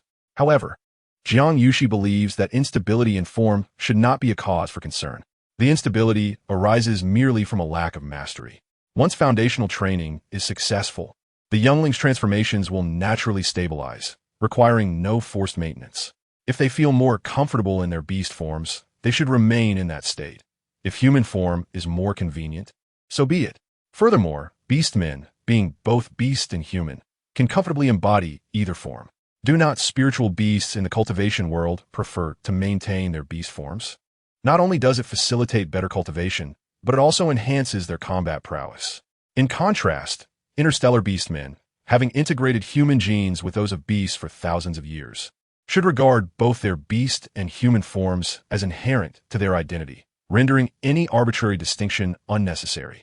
Her reluctance to transform stems from her previous lives as a human, lacking the skills to navigate life in beast form, thus rarely transforming. Observing the adorable younglings in the classroom, Jiang Yuxi contemplated the necessity of crafting comfortable nests for each youngling, just in case they wished to attend class in their beast forms in the future. She wondered when she might finally have the opportunity to interact with them closely. Apart from the black ink, the other juvenile beasts are all fluffy and undoubtedly delightful. Contemplating that she had only recently become acquainted with the little ones, she restrained her eager heart and hands. However, she felt fortunate that the 8 students enrolled were all commendable, regardless of their race, aptitude, or appearance. Jiang Yuxi's eyes sparkled with mirth as she gently gazed at the little juvenile creatures below. Oh dear, the small, plump little one, when observing Bin learning to sing, even chirp along in a tender rhythm. Surprisingly, the pitch was quite accurate. It seems that Duo, the chubby little one's talent lies in music. Chapter 11. The Weeping Dorsai Evening. At the Dorsai household. Mother, father, today in class, I transformed into my beast form in front of Principal Cici. Dorsai blinked her bright, red eyes, gazing eagerly at her parents. Upon hearing her child's words, Duoya was taken aback. Dorsai, what on earth happened? How did you suddenly transform into your beast form? One of the admission requirements for the interstellar kindergarten is that the juveniles must be able to maintain their human form steadily. It must be known that if the principal discovers that a juvenile's transformation is unstable, they will be expelled. After all the effort it took for her child to enroll, what would they do if she were to be expelled? Would she end up like the neighboring Pearlbird juvenile? The television was just so captivating. I couldn't help but transform, Dorsai thought, reflecting that Bin could maintain his human form so steadily at such a young age, while she, being a year older, could not control her transformation, causing tears to cascade down her cheeks uncontrollably. Dorsai's father, Bunnier, who is also Duoya's legitimate husband, tenderly embraced the sobbing child. Duo, dear, please don't cry. However, Dorsai's father, Duoya's side husband, Rueli, wore a pained expression, harboring a glimmer of hope. Did Principal Cici see you transform? Upon hearing Rueli's question, Dorsai's sobs grew louder.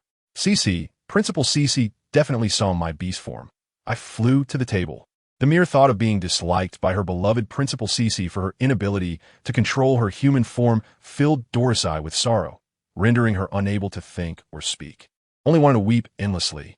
No matter how Duoya and the others inquired, Dorsai continued to sob softly. Until dinner time, she still refused to eat, tears streaming down her swollen, red eyes. Duoya and the others felt an overwhelming sense of anguish. Having lived for over a century, they had finally welcomed Dorsai into the world. Although he was a male juvenile with little talent and a rather weak beast form, he was obedient and gentle. Unlike other mischievous juveniles, they cherished him dearly. This was the first time Dorsai had cried so vehemently since his birth. The tiny juvenile, with tear-streaked cheeks, did not wail loudly but rather bit his lip, allowing silent tears to fall, interspersed with the occasional hiccup. After crying for over 2 hours, it was evident that he could fall ill if this continued. Bunnier's eyes reddened with sorrow, wishing he could cry in place of his child. Just as Dorsai seemed on the verge of hyperventilation from crying, a knock resonated at the door. Is this the little one from the Shinger family? Hey, Mo? Rueli opened the door to find a mature male beast man and a juvenile standing outside. Good evening, Uncle Rueli. I'm Dorsai's classmate. I came to see if Dorsai finished his homework. Hey Mo's composed, youthful voice reached the still-crying Dorsai's ears, causing his tears to suddenly cease. Oh no, I forgot about the homework assigned by Principal Cici after returning home. Dorsai's panicked voice echoed. Hearing the juvenile's voice, Hey Mo's expression turned serious as he entered the room. Why didn't you do your homework? Principal Cici will check it tomorrow. Hey Mo's clear, innocent tone revealed confusion, and upon seeing Dorsai's eyes squinting from swelling, he paused, asking, why are you crying? Remembering the reason for her tears, Dorsai couldn't help but let them flow again. The hearts of Duoya and the others tightened. Duo mentioned that he couldn't help but transform into his beast form during class this afternoon, Rueli explained. Hey Mo gazed intently at Dorsai, and after a moment, spoke. Principal Cece saw it. However, she didn't say anything. I think Principal Cece actually quite likes Dorsai's beast form. Mo recalled how Principal Cece seemed surprised, yet pleased when Dorsai transformed and soared. Surely, she must have appreciated Dorsai's beast form. Really? Chorused 4 voices in astonishment. Observing the 4 eager faces before him, Mo hesitated for a moment before nodding affirmatively. This must be the kind-hearted lie his father spoke of. That's wonderful. Principal Cece doesn't dislike Duo. At that moment, Dorsai truly felt as if the rain had cleared and the sky was brightening. You should eat and complete your homework. Everyone else has finished their assignments and is preparing for tomorrow's lessons, Mo urged. Ensuring that the other juveniles complete their homework was a task assigned to him by Principal Cece as the class monitor. He must fulfill this duty without fail. He was relieved that his father had taken him to each juvenile's home to check on them. Otherwise, he would face the disappointment in Principal Cece's eyes the next day. The mere thought of disappointing Principal Cece felt like the weight of the world on his shoulders. You should eat first. I will ensure you finish your homework before heading home. With that, Mo sat attentively on a small stool, fixated on Dorsai. Father, please wait a moment. I will watch Dorsai complete his homework before we return home. With no time for sorrow, Dorsai immediately began to eat the natural food Bunnier was feeding to him. After dinner, he still had to finish his homework, as he couldn't let Principal Cece know he hadn't completed it. Doya and Rayleigh, knowing Mo had already had dinner, could no longer resist inquiring about the events of the day at kindergarten. Today in class, Principal Cece praised Dorsai. For lunch, he had 2 large buns, 3 bowls of spiced rib soup, and a bowl of bone broth. He didn't want to eat vegetables, but Teacher E caught him and said he mustn't be picky, so he finished all the vegetables. There were also delightful soft desserts and sweet cakes. Every dish at kindergarten is delicious, 100 times better than home. Mo had never understood why his family insisted he attend kindergarten. But now he realized it was such a joyous experience. Even the food was 1,000,000 times tastier than what he had at home. The food at home was bitter, astringent, and foul-smelling, while the kindergarten food was sour, sweet, fragrant, crisp, and tender. There were also hard jerky pieces reserved for Principal Cece, but he had been given a small portion, which, though tough, became increasingly flavorful as he chewed. Unfortunately, Principal Cece had said he could not eat that yet. We ran laps. Principal Cece said it would help strengthen our bodies. Dorsai was the first to tire. He was a bit weak, but Principal Cece praised him, saying that with continued exercise, Dorsai would become an exceptional interstellar warrior. We played in the playground at noon. The slide was the most fun, almost like flying. Principal Cece mentioned that other activities are still under construction, and one day we will learn to pilot small flying ships, mini mechas, and little trains just like Bin Bin. There exists a magical castle for the young cubs to explore. During the midday rest, Teacher E watched over us as we slumbered. I observed Teacher E covering everyone with blankets. Our beds are remarkably comfortable, each uniquely tailored. In the afternoon, we attended a painting class. Although Doris struggled with his artwork, I shall ensure he revises today's lines multiple times. Next, we had a film class, and Doris was so exhilarated that he transformed into a beastly form, which Principal Shishi noticed. However, Principal Shishi did not express anger. Instead, she smiled at Doris, who remained oblivious to her gaze. At the end of the class, Principal Shishi remarked that all the young cubs had behaved exceptionally well, rewarding each with a small red token. The small red tokens serve as rewards. Principal Shishi mentioned that every Friday afternoon, they could be exchanged for desired prizes. There are numerous delectable snacks and entertaining toys available for redemption. Today, Doris received 2 small red tokens, one for physical education and one for the painting class. Meanwhile, I acquired 3 tokens, making me the cub with the most tokens in the class. Mo contemplated Doris's swollen eyes, and the subsequent thought lingered silently in his mind. Chapter 12. The class meeting before the live competition. Unbeknownst to us, Sunshine Kindergarten has been in session for a month. 8 young cubs have gradually entered the Chi refinement stage during this initial month. The Chi refinement stage consists of 13 levels, and Mo, the most gifted, has already reached the 7th level. The kindergarten's facilities are nearly complete, thanks to the abundant resources of AC Shing. The timber exported from his planet is surprisingly top-notch refining material. She hastily secured the timber export quota for this year, incurring an additional debt of 300,000 star coins. With refining materials in hand, not only were the amusement facilities in the play area constructed, but she also forged flying swords for the students, placing them in the token redemption machine, where 30 small red tokens could be exchanged for a Starwood flying sword, available for redemption only after reaching the Foundation establishment stage.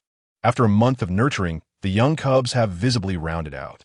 In terms of academic progress, Class Leader He Mo and Vice Leader Jiang Yuxi excel in all subjects, with He Mo ranking first in the monthly assessment, closely followed by Jiang Yuxi. After a week of observation and Jiang Yuxi's self-recommendation, Jiang Yuxi appointed him as Vice Class Leader to assist He Mo in managing the class. The two cubs share similar temperaments, both composed and steady.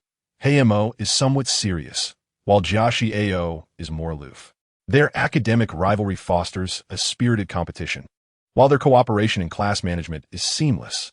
Other cubs exhibit their own preferences in subjects. Phil excels in mathematics, Ber's artwork progresses rapidly, and Bernie shines in physical education, even surpassing the two class leaders. Surprisingly, a little rabbit, despite only being at the first level of chi refinement, has nearly reached the Foundation establishment stage in physical fitness. Doris possesses an extraordinary musical talent, as he can recall any melody after hearing it once and sing it back accurately, though his speech remains unclear. In cooking class, the most proficient is the food-loving Zhu Xia, while Leo excels in craft class. Language and physical education are foundational courses corresponding to the cub's cultivation methods and body strengthening, demanding satisfactory performance from each cub. Except for Doris, who barely meets the physical education standards, the others face no challenges. The young cubs have mastered the interstellar common language remarkably well. Logically, if they struggled in language class, they would not advance to the chi refinement stage so swiftly. The learning pace of these young cubs is truly impressive. If this trend continues, they will soon match the progress of Cubs Bin Bin and Sha Sha. The talents of the cubs in the interstellar era astonish her. This aligns with what the predecessors of the cultivation world described as the ancient phenomenon, an age where geniuses are as common as dogs and elites abound. In the interstellar era, any cub could be considered a prodigy. The kindergarten, including its students, has found its rhythm. Coincidentally, the annual Interstellar Kindergarten Live competition has commenced. The competition spans 3 months, capturing the daily lives of the young cubs through cameras, with judges being beastmen from across the starry expanse. The kindergarten with the most votes emerges victorious. Each kindergarten has its own live streaming room. During the live period, received donations are split evenly between the platform and the kindergarten. Jiang Yuxi intends to register for the live competition, but since the cubs must appear on camera, parental consent is necessary. The upcoming parent-teacher meeting is organized with this in mind. Now, let me outline the competition rules. Each kindergarten participates as a unit, and there are no specific requirements for the cubs' actions, as the audience seeks to witness the authentic lives of the cubs on camera. The kindergarten accumulating the highest number of votes over 3 months will be crowned the champion of this year's live competition, with a prize of 10 million and additional rewards. The second-place kindergarten will receive 5 million, the third-place 3 million, along with prizes. The top 100 kindergartens will each receive a consolation prize of 1 million star coins, in addition to the corresponding monetary rewards and prizes. Donations from viewers will also be welcomed during the live period. Importantly, the safety of this competition is paramount, with stringent confidentiality measures in place. The entire process is monitored by the Interstellar mainframe, overseen by the Sunday Legion, and sponsored by the Elven Group, ensuring the absolute safety of cubs. Our Sunshine Kindergarten will also participate this year. Parents who consent to their cubs appearing on camera, please sign the consent form on the table, or a thumbprint will suffice. During our participation, every cub who appears on camera will receive 5% of the profits generated. Since parents have been informed in advance and the pros and cons discussed, those present sign the consent forms without hesitation. Excellent. All the cubs of our kindergarten will participate this year. Parents, please communicate the competition's key points with your cubs at home. First, encourage the cubs to maintain their current positive learning attitudes and take the upcoming 3 months of the live competition seriously. Second, parents must cooperate diligently, ensuring timely drop-offs and pickups without delays. Third, Class Leader He Mo and Vice Leader Jiang Yuxi will have to work a bit harder, completing all assigned tasks punctually and providing timely feedback on any issues. Fourth, Adjustments have been made to the curriculum in accordance with the Cubs' learning progress and the live competition.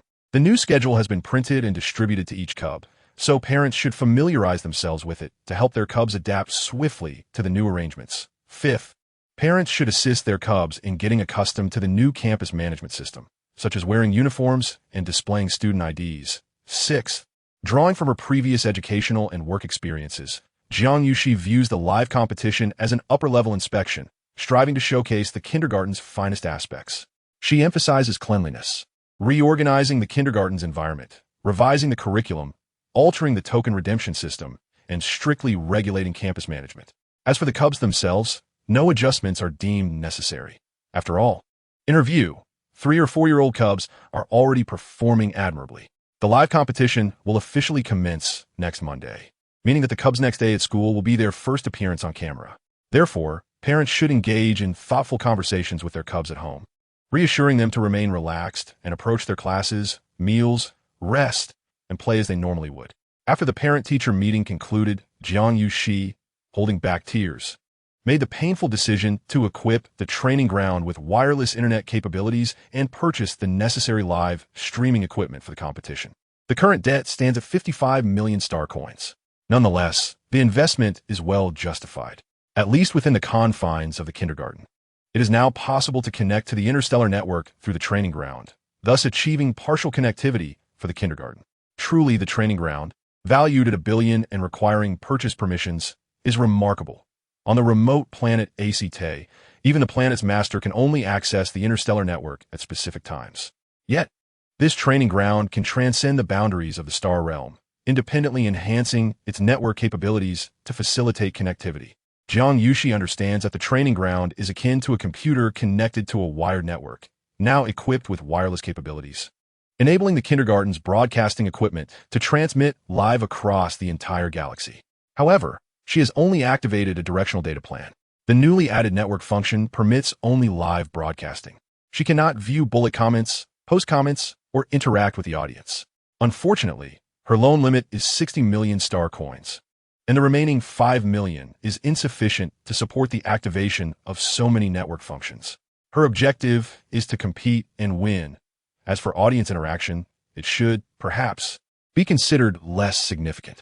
Jiang Yuxi, who has applied to participate, sighs quietly. A penny can indeed thwart the greatest of heroes. Chapter 13. Promotional video. Prior to the live broadcast, releasing a promotional video to generate anticipation has been a customary practice in past live competitions. After the competition registration commenced, various participating institutions uploaded images and videos of their kindergarten children and engaged in promotions. Jiang Yuxi also wished to shoot a video early and post it on forums for publicity. However, circumstances did not permit.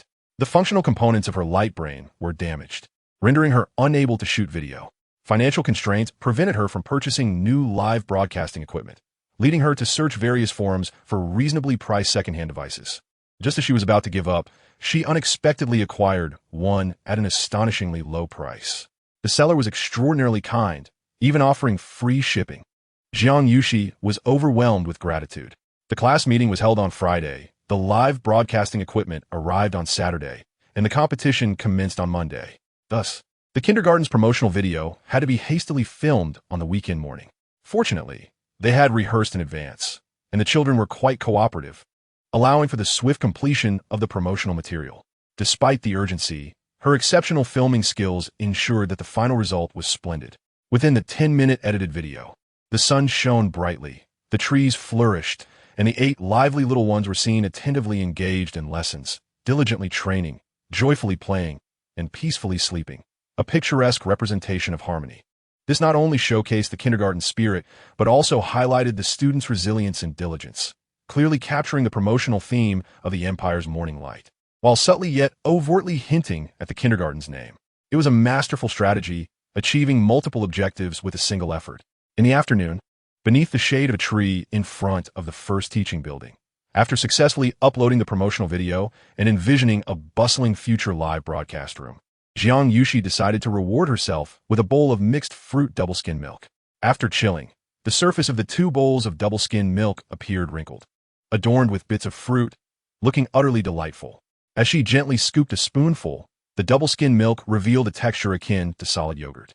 Upon tasting, she first experienced the delicate, velvety milk skin that melted in her mouth, infused with a rich, creamy aroma.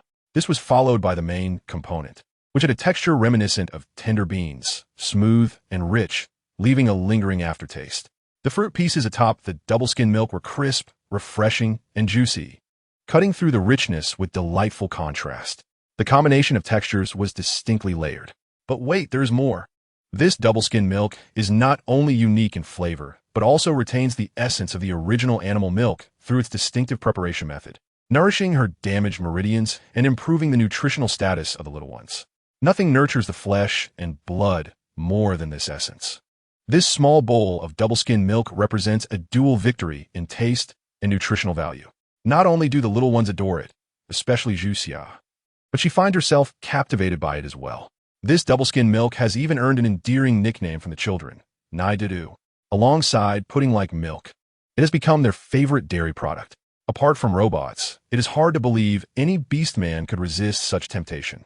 As Jiang Yuxi joyfully indulged in her delicacies, she unexpectedly encountered the uninvited feline friend, Xiao Fei Air. In his cat form, Xiao Fei Air appeared far shyer than in his human guise. Initially, she suspected it was the scheming female who had previously caused trouble for the original owner, intent on eliminating any remnants of her presence. After a prolonged period of vigilance, she realized it was Xiao Fei Air.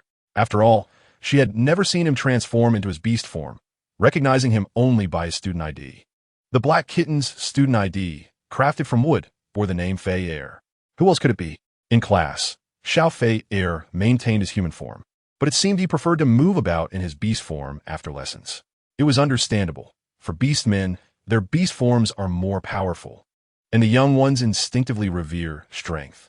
The tiny black kitten resembled a fluffy toy, a round ball of fur. A gentle breeze ruffled its soft, fluffy coat. The little one's round, sparkling eyes resembled uncut, top-quality sapphires. Its delicate pink nose twitched, seemingly capturing the rich, sweet aroma in the air. Jiang Yuxi maintained her composure, leisurely enjoying her treat. Eventually, before the little kitten's patience wore thin, she deliberately turned around, as if just noticing the little feline behind her. "Ah, it's my dear Fei Air. What brings you back to school again?" The little creature appeared startled, its small body tense and trembling, letting out a soft yet adorable meow. This little one often sneaked over during break time, not doing much but quietly hiding in a corner, observing her every move. Initially, it would conceal itself in places she could not see, and upon being discovered, would tentatively appear at a distance where it would not be overlooked. The little kitten, with its rosy paw pads, would stealthily inch closer, taking careful steps, fearful of being detected yet eager for attention, occasionally letting out a soft mew. Once she noticed it, it would feign surprise and, with a gentle mew, display its endearing charm. She remained patient, quietly awaiting the little one's approach. The kitten, taking tentative steps, made its way toward her, tilting its head in confusion as if to ask meow meow, "How did you find me this time?" Jiang Yuxi felt her heart melt at the sweet sound of the kitten's meow. She lifted another bowl of double-skim milk from the table and, in a soft, coaxing voice, inquired, "Would you like some Nai Dedu today?" The little one slightly raised its head, tapping its tiny paw on the table.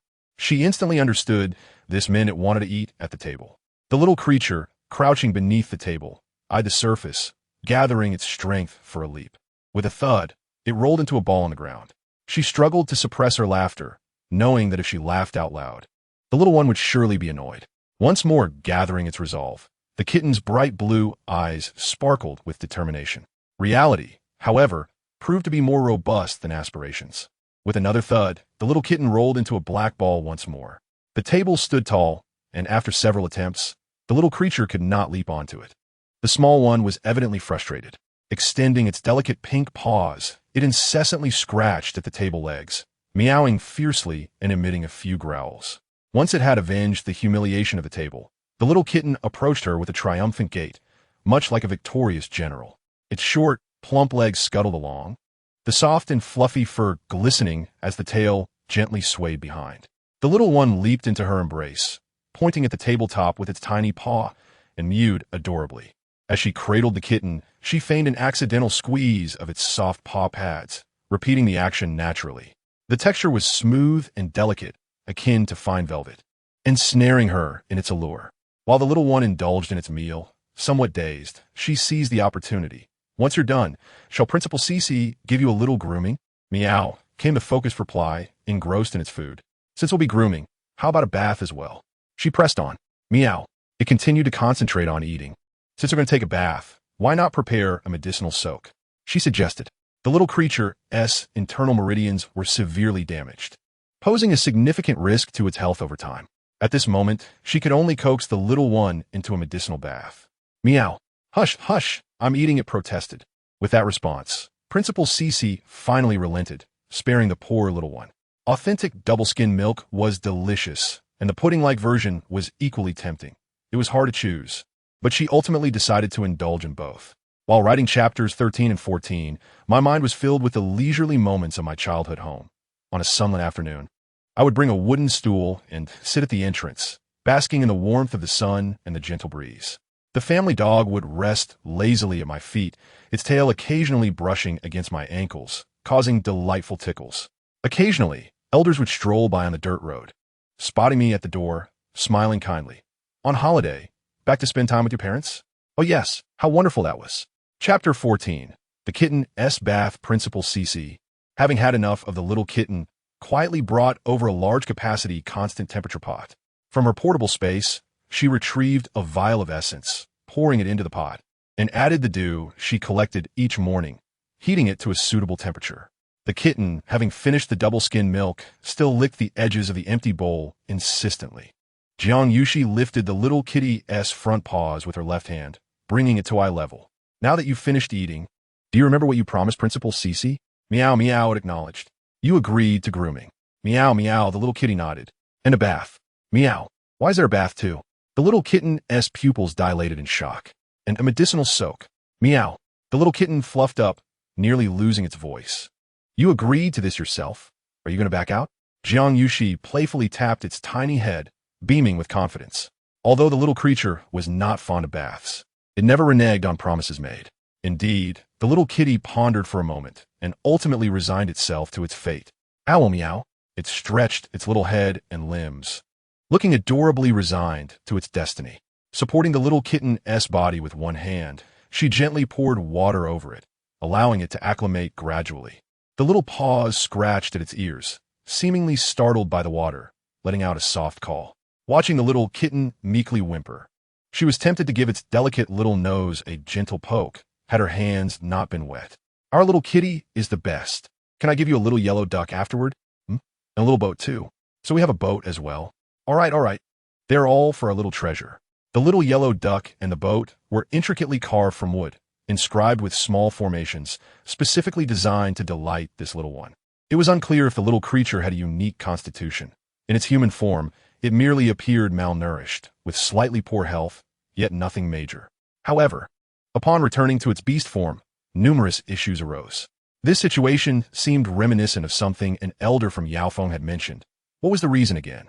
It was indeed regrettable that one realizes the lack of knowledge only when it is needed. Had I paid closer attention in class back then, I would not be so lost now. Nevertheless, while the cause remained elusive, she could at least treat the symptoms. The beast's body was evidently engaged in self-repair, yet it required immense energy. Each morning, a significant portion of the spiritual dew she collected was dedicated to the little one. Thankfully, in this era of interstellar abundance, she could not fathom where else to source such an abundance of spiritual energy and medicinal herbs for the little creature. Let us scratch that spot on your neck, she soothed. As the little one relaxed, succumbing to her gentle massage, she discreetly placed it into the pot. When half its body was submerged, the little one kicked its hind legs, splashing water and letting out a shrill cry. Ow! I fell into the water. The little creature startled itself. Jiang Yuxi quickly scooped up the kitten, gently reassuring, don't be afraid. Once wet, the kitten's fur clung to its body, making it appear considerably smaller. The little one's blue eyes glimmered with moisture, its voice laden with grievance. Oh, why didn't you hold me steady? Oh dear, it's Principal Cece's fault. Our little Fei must have been frightened. However, it seemed that little Fei was not actually so afraid of water. Woo-woo, the little one paused, meowing incessantly as if to argue. It was you who didn't catch me. It's not because I'm afraid of water. Observing Jiang Yuxi's disbelief, it pointed back at the pot, insisting, "Meow, put me back. I'm not afraid of water." Successfully luring the little one back into the pot before it could voice its protests, she quickly retrieved the prepared little yellow duck and placed it in the pot. "Your friend, the little yellow duck, also wants to play in the water. Little Fei, I must keep it company." Watching the little kitten interact with its bath companion, it eagerly began to paddle at the little yellow duck. The lines of the formation etched onto the duck's surface shimmered subtly. Its tiny wings beat rhythmically in the water, while its small red beak blew bubbles. The little one's eyes sparkled, and, using all four limbs, it swam after its feathered friend, reaching out a paw to poke it playfully before swiftly swimming away, delighting in the quacking sounds it produced. Subsequently, it followed its companion, repeating the scene. When she deemed the little one had played sufficiently with the yellow duck, she introduced the wooden boat into the water. The boat sank slightly, submerging itself until fully immersed. "Oh dear, I almost forgot about the boat. Shall we play with the boat first? We still have some time." The spiritual energy in the pot hasn't been completely absorbed. The little kitten floated on the surface, its little legs occasionally kicking to maintain balance. After a moment's thought, it climbed onto the little boat. "Today, does my little treasure wish to sail solo, or shall it carry passengers?" The little one nestled in the boat, half its body still submerged in the spiritual dew, called out softly to its friend ahead, then lifted its little head to look at her. "Oh, so today you wish to carry passengers." Her eyes radiated warmth and gentle laughter as she deftly pinched the flailing little yellow duck with 2 fingers and placed it in the back seat of the small boat. "Wherever you wish to go, no need to swim. Let our dear Fayer take you there." After fastening the seat belts for both the driver and passenger, she patted the little creature's head and declared, "All set. Let the winds guide us." The little kitten perched its front paws on the steering wheel, channeling its magical energy, causing the oars beneath the boat to stir, and the vessel glided slowly forward. After absorbing a pot of spiritual dew and elixirs, it gazed longingly at the small wooden boat and the little yellow duck. Wrapped snugly in a blanket, only its round, watery eyes peeked out, fixated on the pot's direction as Jiang Yuxi lifted it by the blanket. Jiang Yuxi chuckled. Before the bath, the little one resisted fiercely, yet afterward, it seemed reluctant to part with the experience. Did little Fayer wish to dry off on its own, or did it require the assistance of Principal Cece? The shy little kitten buried its head into the blanket, revealing only its pair of clear, moist eyes and its soft ears, which drooped in embarrassment. She laughed softly. "All right, our little darling wishes to dry off by itself. Does it? Go ahead, and while you do that, Principal Cece will take the little yellow duck and boat to dry in the sun. When I return, I will help you dry off, and then we can enjoy some treats together while grooming, shall we?" The afternoon sun filtered through the leaves, casting a delicate mosaic of light upon the ground. Regarding the segment about bathing the little kitten, it suffices for everyone to take a glance. Furthermore, while it is permissible to bathe the little kitten, it must be done only upon confirming its health. The process should be gradual, allowing the kitten to acclimate to the sounds of water, water temperature, and gentle touches, accompanied by soft words to soothe its emotions. If the kitten displays signs of fear, such as loud cries or struggles, the bathing must be halted immediately. In summary, one should consider the individual circumstances of their kitten and not blindly follow the methods depicted in novels. Chapter 15. The Imperial Star Aristocrat Kindergarten. The Interstellar Kindergarten Live competition was initially sponsored by the Elven Group, with the main brain overseeing the entire operation and the Juvenile Protection Association supervising the event. Over decades, it has evolved into a fixed format. The Imperial Star Aristocrat Kindergarten stands as the most esteemed traditional aristocratic nursery in the Empire, representing the highest standards of early childhood education. Whether in terms of faculty, facilities, or the qualifications of the younglings, it is unparalleled.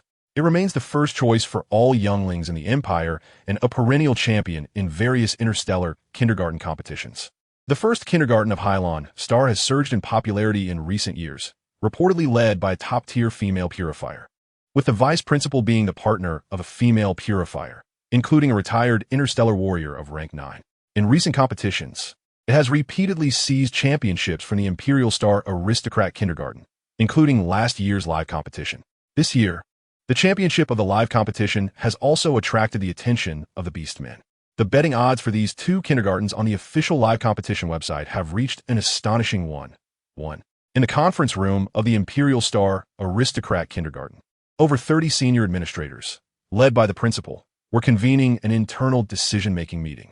Principal, I believe that even for a trivial event like the Interstellar Kindergarten Live competition, we should approach it earnestly. The outside world will not perceive our kindergarten as one that looks down upon competing with the first kindergarten of Hylon Star. They will only think we cannot match them, argued a member of the innovation faction. Ridiculous. Our Imperial Star Aristocrat Kindergarten is the earliest established nursery in the Empire, without exception, and our status among the interstellar beastmen is self-evident. There is no need to vie for trivial competition titles with lesser institutions, countered a conservative voice. Indeed, our focus should be on the interstellar combat competitions and the psychic power contests, rather than on these frivolous events that only diminish our kindergarten stature, another member concurred. As the adage goes, outsiders watch the spectacle, while insiders discern the substance. The goal for younglings in kindergarten is to learn to control their human forms, minimize psychic fluctuations, and enhance their combat levels. There is no need to concern ourselves with pointless competitions that merely attract attention. I agree, especially considering our enrollment profile is distinct from that of the first kindergarten of Hylon Star. Our candidates primarily comprise aristocratic younglings, while the few commoners who manage to enroll in our institution are exceedingly rare. Voices within the conference room expressed numerous opinions against placing importance on the live competition, ultimately leaning towards a unanimous consensus. Since the majority deemed the live competition insignificant, a hands-off approach would be adopted. Our opponents are the Federation's first kindergarten and the Royal Kindergarten of the Sea. Furthermore, our primary goal this year is to secure championships in the Interstellar Kindergarten Combat Competition and the Psychic Power Contest. These interstellar joint competitions merit our attention.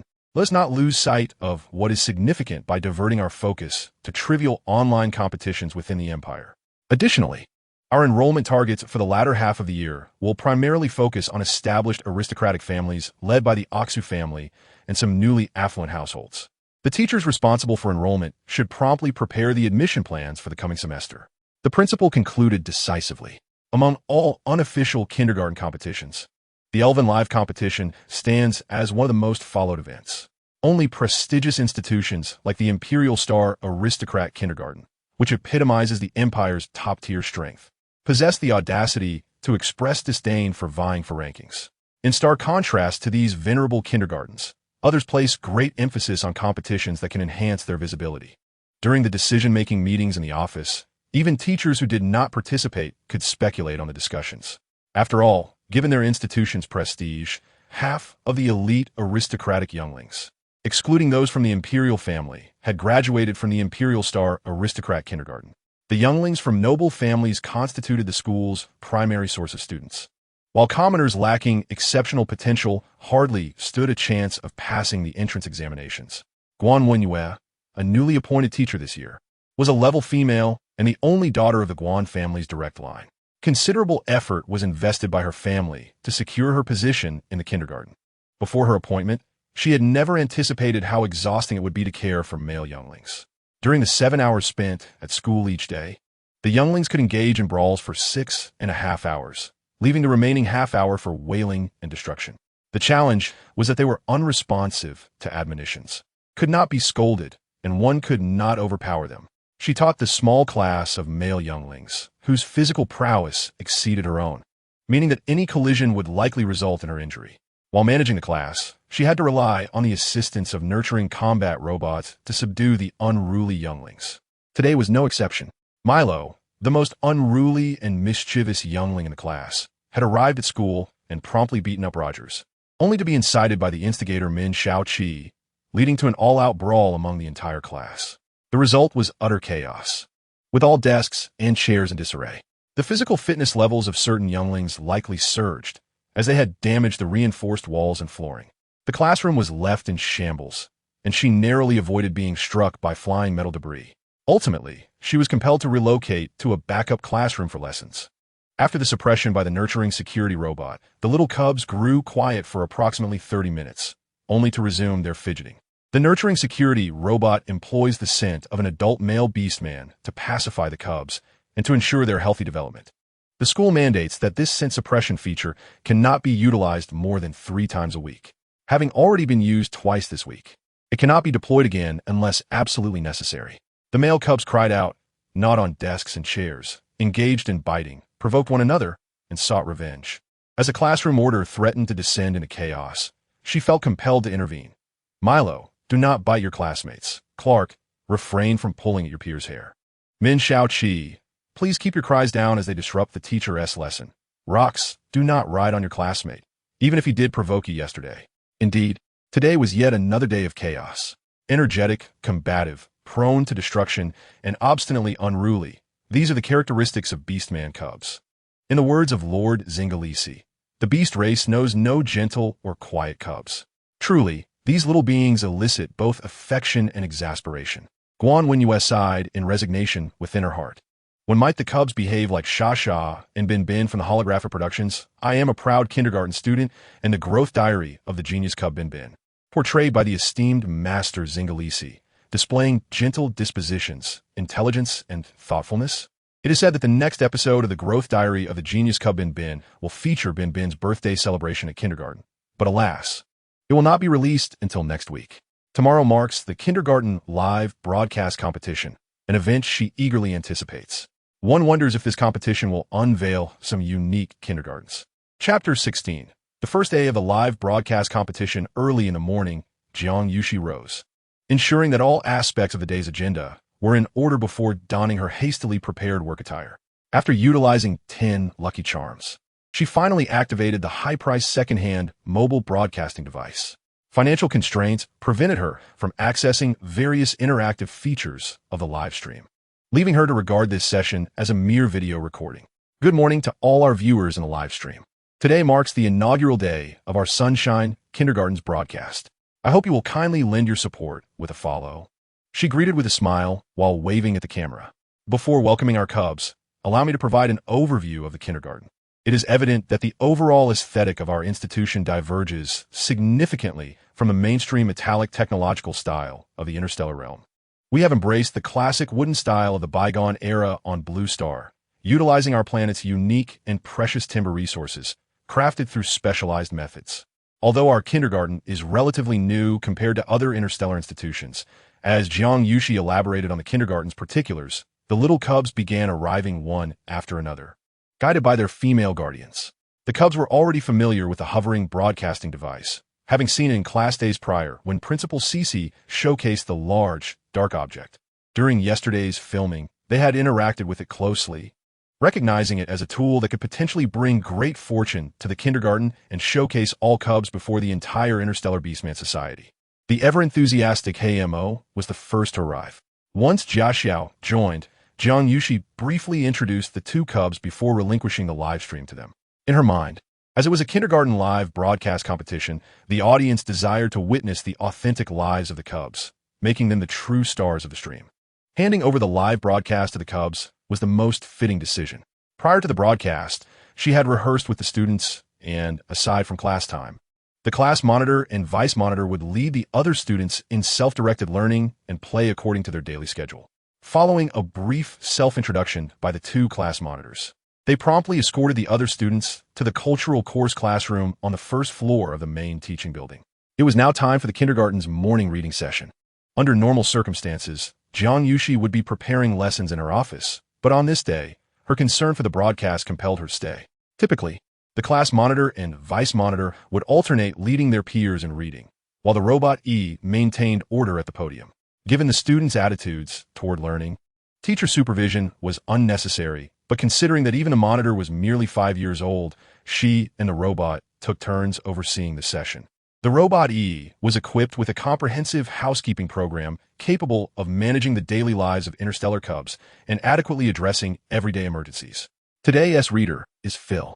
At the podium, little Phil's soft voice rang out, while the classmates below followed suit, swaying their heads, reciting each word earnestly.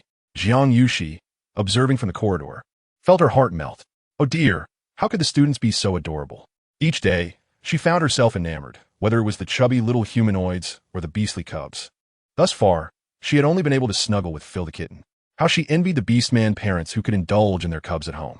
The little ones at school were reluctant to transform into their beast forms. A month into the semester, not a single cub had exchanged their designated nest. What a pity. To prepare for the live broadcast competition, she adjusted certain courses according to the cubs' learning progress. Yet the overall schedule remained unchanged. From 8 to 8:30, it was time for morning reading. From 8:30 to 9 o'clock, breakfast would be served. From 9:10 to 11:30, there would be 2 classes in the morning, followed by a 20-minute break. From 11:30 to 12 o'clock, lunch would take place. From 12 to 1 o'clock, there would be free activities. From 1 to 2:30, a 1.5-hour nap was scheduled. From 3 to 3:30, afternoon tea would be served. From 3:30 to 5 o'clock, there would be 1.5 hours of predominantly hands-on classes. During breakfast, Jiang Yuxi could have opted to refrain from accompanying them. However, the thought of witnessing the endlessly delightful scene compelled her to step into the dining hall just as breakfast was concluding. As anticipated, the dining hall was filled with lively activity. Little Zhu Xia, tears glistening in her eyes, exerted all her strength to cling to the table's edge, voraciously devouring her meal. Behind her, the class monitor, Hey Mo, wore a determined expression, pursing her lips as she strained to pull the increasingly round Zhu Xia away.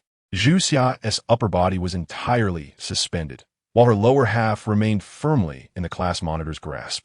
Once capable of lifting Zhu Xia with a single hand, Hey Mo now found herself exerting all her strength to budge the determined eater even slightly.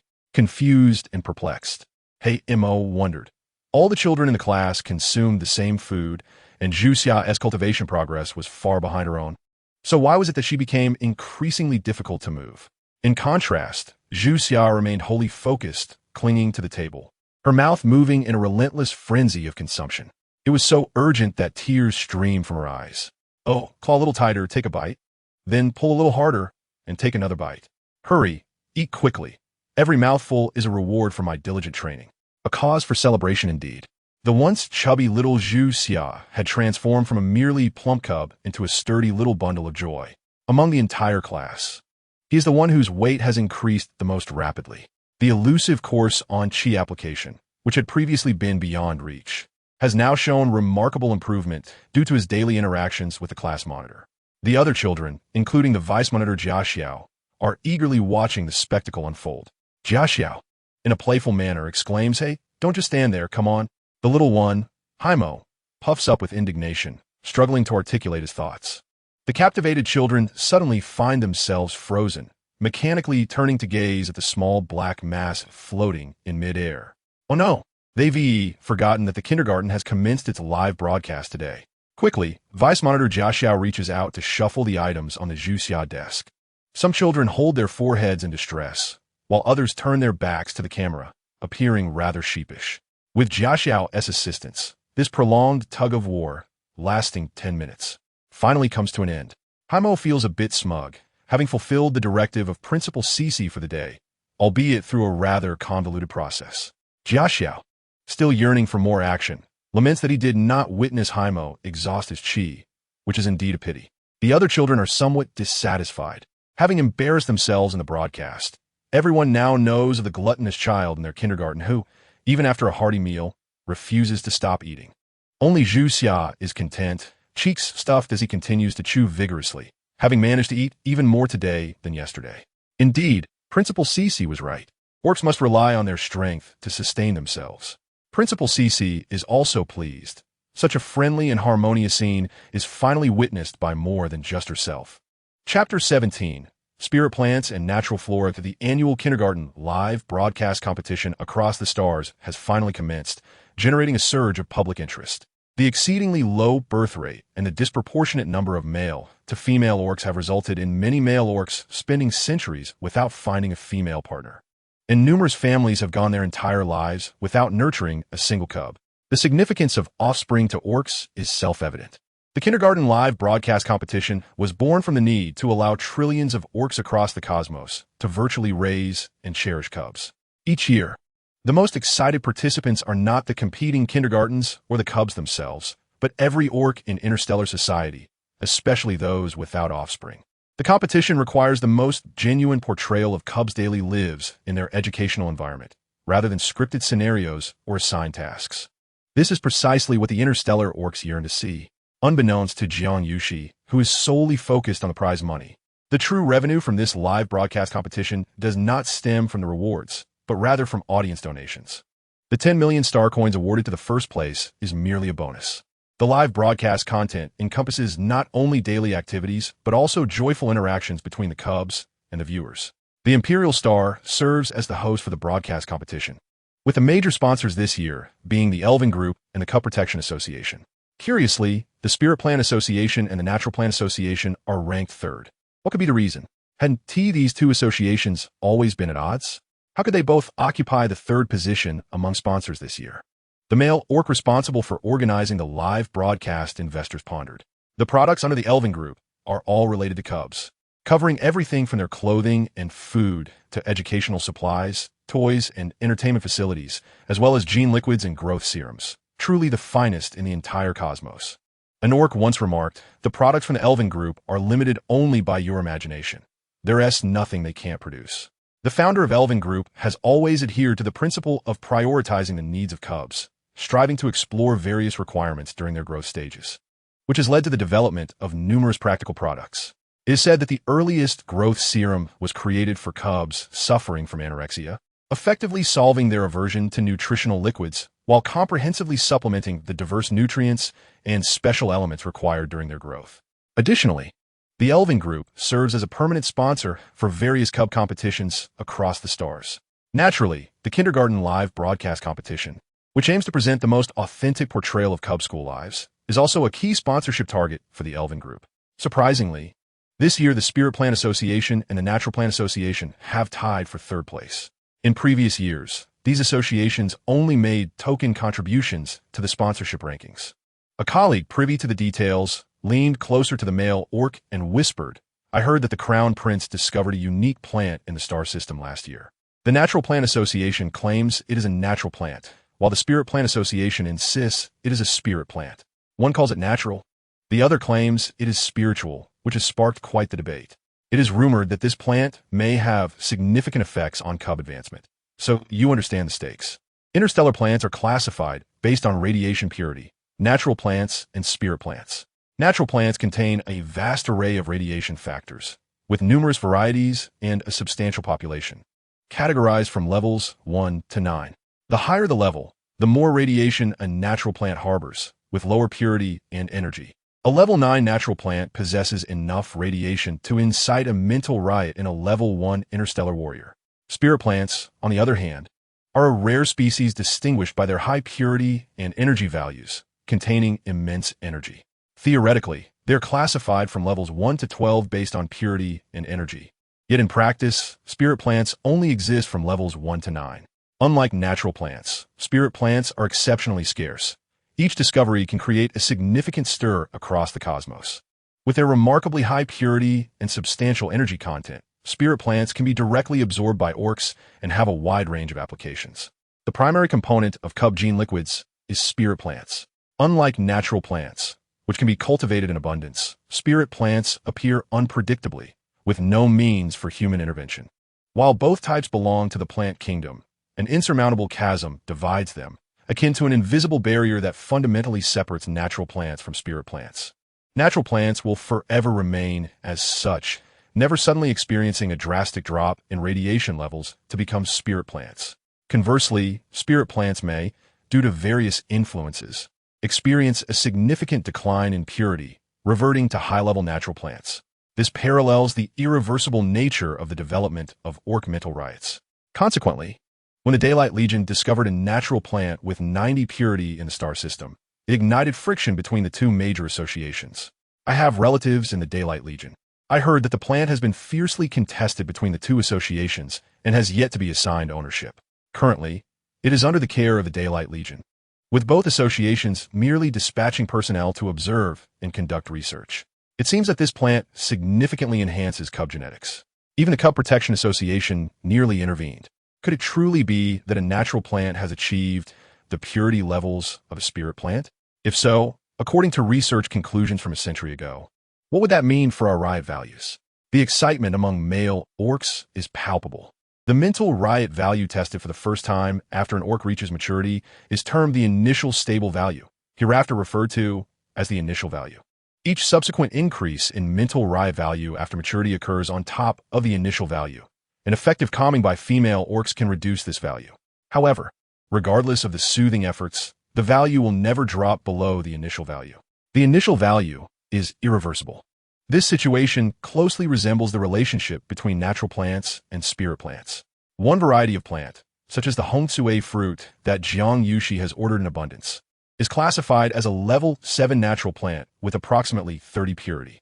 Under the influence of various environmental factors, the Hongsue fruit may mutate into a natural plant of levels 8 or 9, but could never abruptly transform into a spiritual plant.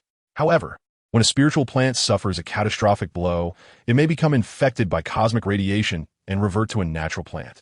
The levels of radiation increase steadily, never diminishing, and remain irreversible. The situation of plants is akin to that of the Beastmen, leading some experts to speculate that if a natural plant could breach the barrier of radiation levels and evolve into a spiritual plant, then perhaps the Beastmen could also escape the influence of violent mental upheaval, achieving the ideal of a zero violence index. Mid-tier natural plants, due to excessively high radiation levels, are inedible and can only be processed through multiple stages into low-grade nutritional liquids for sale to the lower-tier Beastmen. High-tier natural plants possess a devastating effect on the mental fortitude of Beastmen and are absolutely inedible, necessitating their avoidance. The original owner's mental strength was obliterated by a high-tier natural plant. Jiang Yuxi was unaware of the shocking implications of purging impurities from a natural plant, transforming it into a spiritual plant imbued solely with spiritual energy. A problem that had plagued the Beastmen for millennia was effortlessly resolved in her hands. Chapter 18e. Teacher. During lunchtime in the cafeteria, Hei Mo and Jia Xiao maintained order, with Zhu Xia leading 6 small children, each carrying their bowls, queuing at the serving window. Today, Teacher Yi was again acting as the cafeteria attendant. However, a minor issue seemed to arise during the meal distribution. Teacher Yi stood motionless, refusing to serve the food. Hei Mo, with his cold and steady demeanor, furrowed his brows in confusion. He pondered how, despite his constant protection of Teacher Yi, she could still be unwell. Was someone bullying her while he wasn't looking? Jia Xiao, with wide eyes, wondered why Hei Mo was frowning. Was he also hungry? Should he share a piece of jerky with him? Zhu Xia, in shock, speculated that perhaps Teacher Yi did not wish to serve delicious food and planned to secretly eat it herself. Could she possibly consume so much? Would he be able to help her in secret later? Leo, in his naive manner, thought about quickly distributing the food so they could rush to the amusement park afterward. Bernie exclaimed that Teacher Yi seemed ill and, having learned from Principal Cece, he could offer her medical assistance. Burley noted that Teacher Yi appeared to have a problem, having scored first in the class for the crafting exam, suggesting that she might want to dismantle and reforge it. Doris, with her fair and rosy cheeks, innocently asked if her fathers and mother wanted her to eat well at kindergarten. Did Teacher Yi think she had eaten enough today? She offered to sing for her, wondering if Teacher Yi would dislike her. Phil, puzzled, felt something was different about Teacher Yi today. He thought he noticed some traces on her robotic face from the facial recognition lessons taught by Principal Cece. However, upon closer inspection, he found nothing. How fascinating that even robots might have facial features, something Principal Cece had never mentioned. Unlike the children's urgency, the robotic Teacher E was filled with astonishment, questioning her identity, her surroundings, and why she was encircled by 800 terrifying guagua beasts. Listening to the cacophony of chattering youngsters, the display on her eyes flickered with garbled text. One youngling was noisier than 100 guagua beasts. With 8 younglings present, it felt like being surrounded by 800, which was more frightening than realizing she was an old model robot gaining self-awareness. Unbeknownst to her, even more terror awaited. She was the nurturing robot for this flock of guagua beasts, responsible for caring for the 800. Amidst the chaos of the lively younglings, it was ultimately Hei Mo, the class leader, who decided they should all take Teacher E to seek Principal Cece, convinced she could save her. In the first-floor office of the teaching building, Jiang Yuxi was diligently polishing wood, preparing to carve a new cultivation method to enrich the soon-to-open library. Currently, the textbooks for the younglings were all in paper format, but once they established their foundations, the cumbersome task of reading, memorizing, and reciting would become unnecessary. They could directly infuse their spiritual consciousness into wooden slips, allowing the knowledge of cultivation to be directly imprinted into their minds. Unless their consciousness were damaged in the future, they would never forget. Provided their levels and spiritual consciousness were sufficient, they could achieve the remarkable feat of retaining thousands of lines of text at a glance. Jiang Yuxi, while working, mused that the younglings in her kindergarten would surely surpass the likes of Binbin and Sha, the two little celebrity children. Suddenly invigorated, she recognized that she only needed to carve 1,000 more wooden slips. The quality of the wood was excellent and could withstand multiple infusions of spiritual consciousness. For now, she would utilize the wooden books, and once suitable jade stones were found, she would create permanent volumes. She was determined to impart all the knowledge stored in her mind, as well as the wisdom of the starry realms, to this group of little ones. Engrossed in her aspirations for her students' bright future, Jiang Yuxi vaguely heard the panicked voices of the younglings. At this hour, they should all be having lunch. Considering Zhu Xia's greedy appetite, would she really be willing to leave the cafeteria? Wouldn't they soon engage in an adorable tug-of-war in front of the audience in the live stream, alongside Hey Mo? Although reason told her that the little ones couldn't possibly be here, the increasingly distinct voices startled her. What was happening? It seemed the little ones had indeed come. Principal Cici, Teacher E is unwell. This was Bernie's anxious little voice. That's not true. Teacher E is just being naughty and wants to redo the forging, countered the twin brother. Teacher E is being naughty. She wants to secretly hide all the delicious food, chimed in Zhu Xia, whose innocent heart was solely focused on food, prompting her to speak thus. As Teacher E was being tugged along, her screen displayed, I did not. You are slandering me. That chubby guagua beast. Do not tarnish my reputation. Ultimately, it was the reliable Hey Mo who succinctly summarized the situation, stating that everyone was lined up. Yet Teacher E was silent and not serving food, and her screen was garbled. Jiang Yuxi felt a pang of dread. Had she inadvertently disrupted some of the original programming when she reformed the robotic Teacher E's body and inscribed the formation? Stealing a discreet glance at the livestream device above, she approached Teacher E, gazing directly into her eyes, which effectively meant looking at the display screen. Under the close scrutiny of Jiang Yuxi's beauty, Teacher E's internal components felt heated, and the program momentarily paused. With a crackling sound, the screen burst into a flurry of garbled text. This was not good. It seemed to have worsened. Did it mean that the metal robots of the interstellar era and the refining methods of the cultivation realm could not coexist within the same framework? Yet, she had studied that the foundational theories of robot manufacturing and intelligent programming were not dissimilar from those in the realm of cultivation. Where had she gone wrong? As she contemplated, she embraced E's head, pressing her icy forehead against him, allowing her consciousness to penetrate into E's chip. What left her perplexed was the presence of an abundance of ominous black mist within E's chip today, resembling the black mist found in ingredients, yet more tenacious and formidable. It appeared that this black mist was the culprit behind the malfunction of E's chip, not due to any flaws in her array or refining methods. Once she could purify and eliminate this black mist, E's program would return to normal.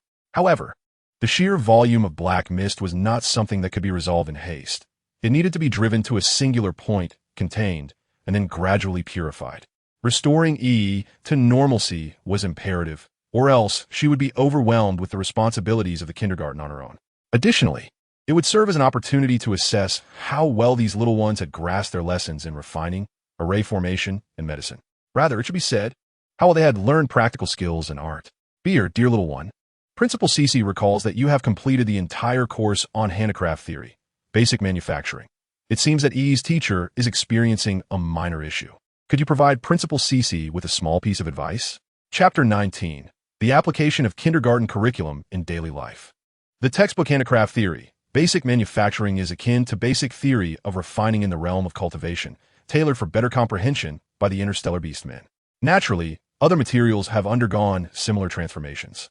The original owner had encountered books with such titles at D-Zone University, labeled with foundational theories and applications. The foundational theories and applications that the original owner had once seen still rest within D-Zone University's database, such as basic knowledge of mecha manufacturing, basic knowledge of spaceship manufacturing, and application of basic theories of mecha in real life. Upon hearing her name, Beaner's bright eyes sparkled, and her lips curved upward in excitement. Principal Cici, I can do it. I can do it. E's internal chip had been breached by external forces, causing some programmatic infusion without inflicting damage. What should be done in such a scenario? Other children were invited to ponder this question. Jiang Yuxi inquired. The internal chip's main array, I, and the external black mist. Learning is not solely about acquiring knowledge. It must also be applied in daily life. Mastering a practical skill is essential for the cub's future endeavors in education and life.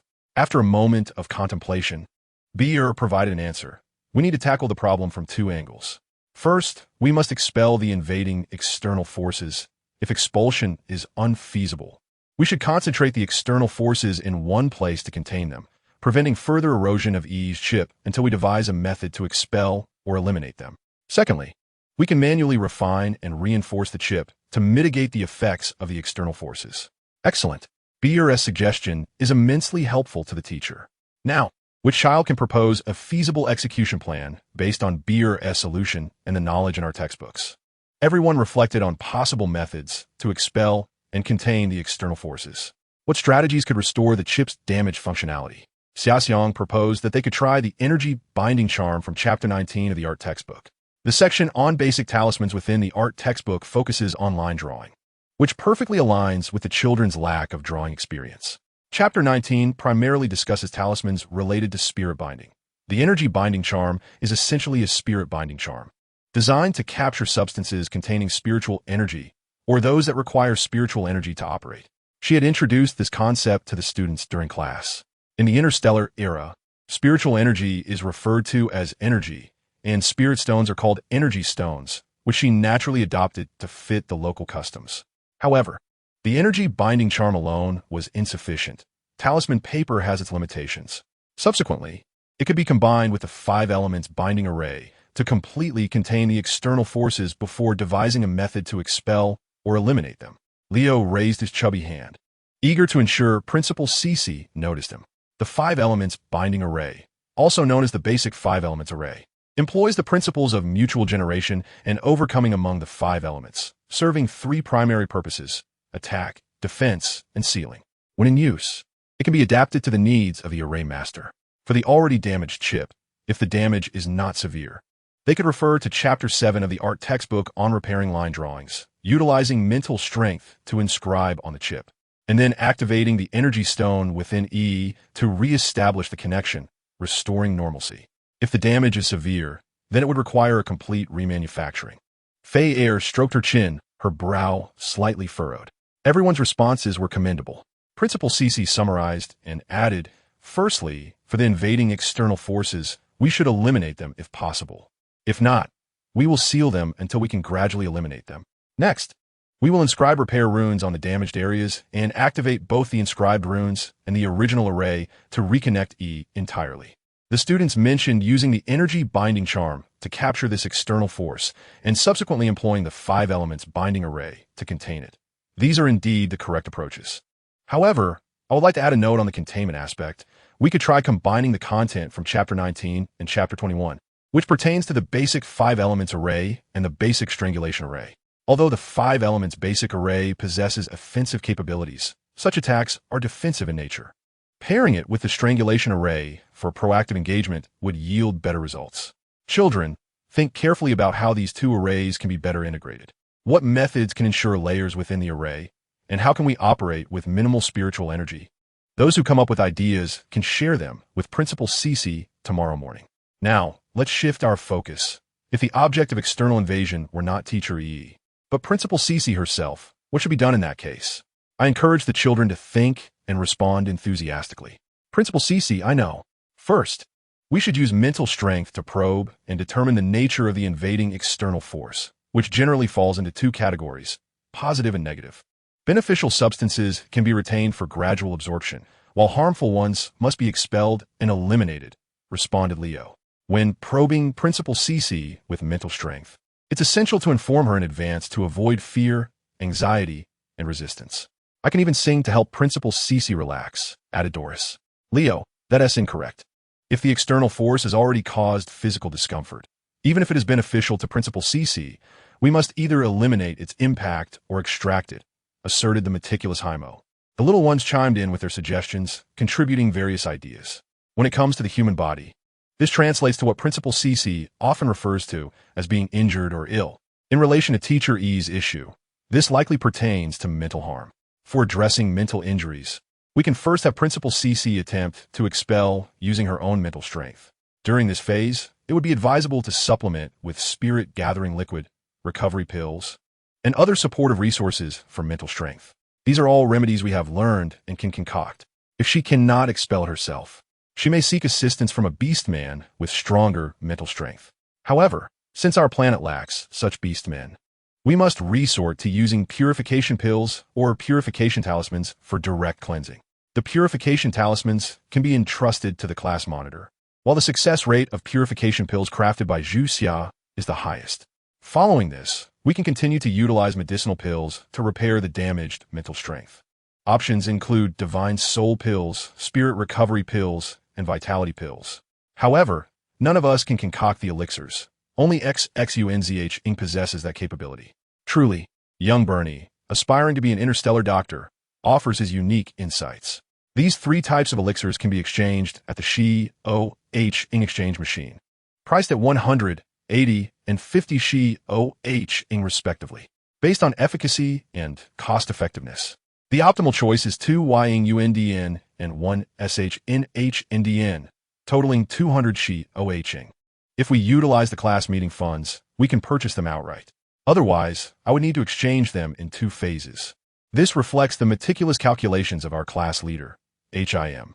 The class meeting funds are a virtual currency awarded uniformly to the class. They are displayed beside the podium, where each reward is marked with a Shi-OH Ing stamp for clarity. Currently, there are over 300 Shi-OH Ing available. Upon hearing HIM's words, she was both amused and exasperated. Thank you, class leader, for considering allowing XXUNZH Ing to exchange the elixirs in installments. Today, the contributions from everyone were exceptional, demonstrating that the little ones are earnestly engaged in their studies. Particularly, young Bernie provided an excellent summary, earning him 2 Shi-OH Ing, while the other children received 1 each. The children's eyes sparkled with excitement. They are no longer the naive new students. They have transformed into diligent learners after a month of school. They understand that Shi-OH Ing can be exchanged for many items. On the first floor, there's a large room filled with items available for exchange. Following the children's proposed solution, Jiang Yuxi pressed her forehead against YY's, channeling her spiritual awareness into the chip within YY's head to inscribe symbols with spiritual energy. The F-Ling-F was employed to gather the black mist.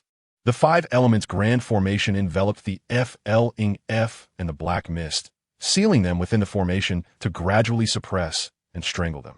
The 5 elements grand formation, as previously mentioned, combines the foundational arrangement of the 5 elements with the strangulation formation. After 10 minutes, under the protection of the little ones, she managed to temporarily resolve Teacher YY's issue. This discussion will be titled Teacher YY's Rescue Plan. The class leader summarized the discussion and compiled it into a written report, which was placed in the classroom's small bookshelf for everyone's study and reference.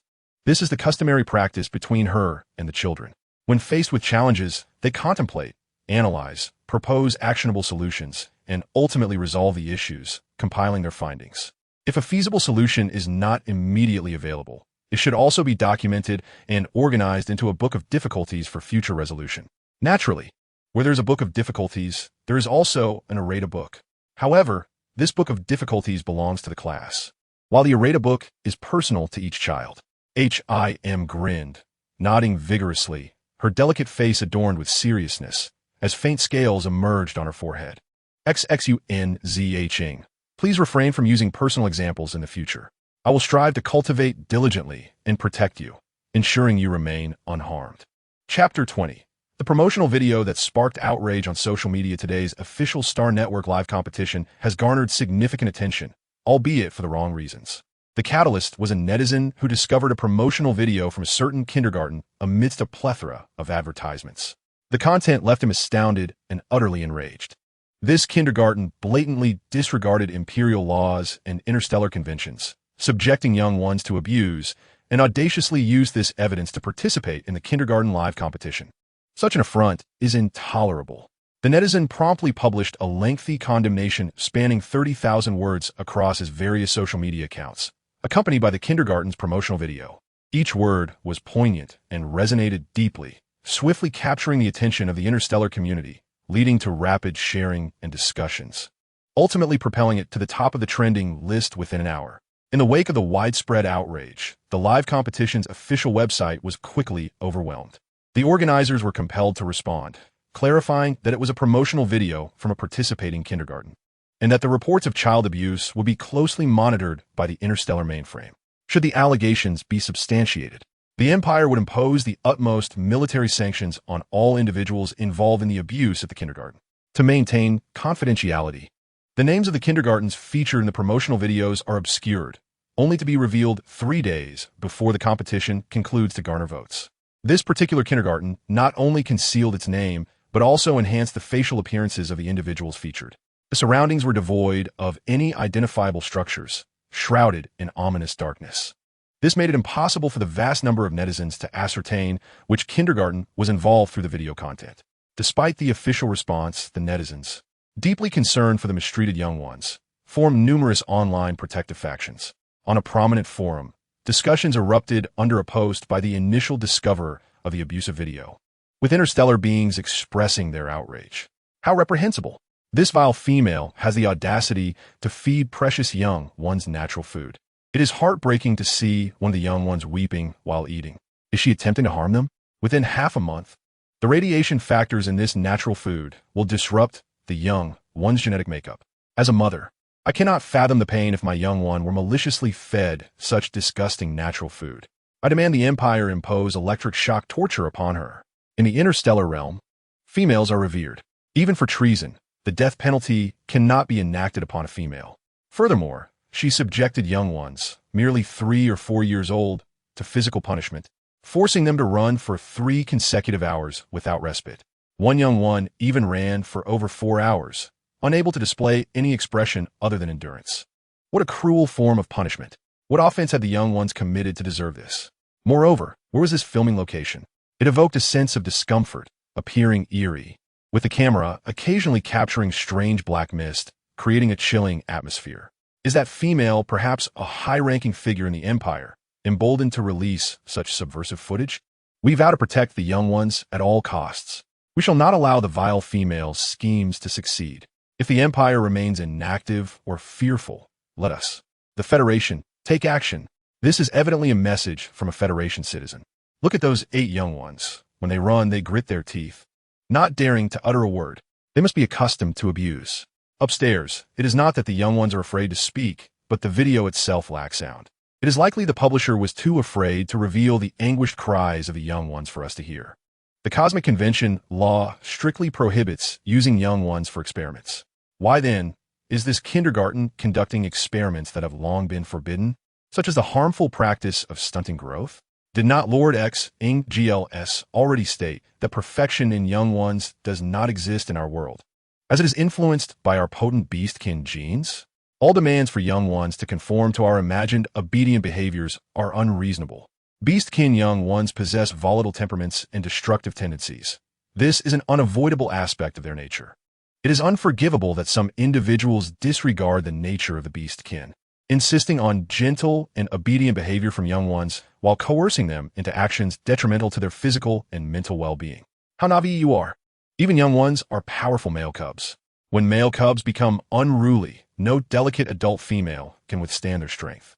Moreover, can a mere female restrict the behaviors of the young ones depicted in the video?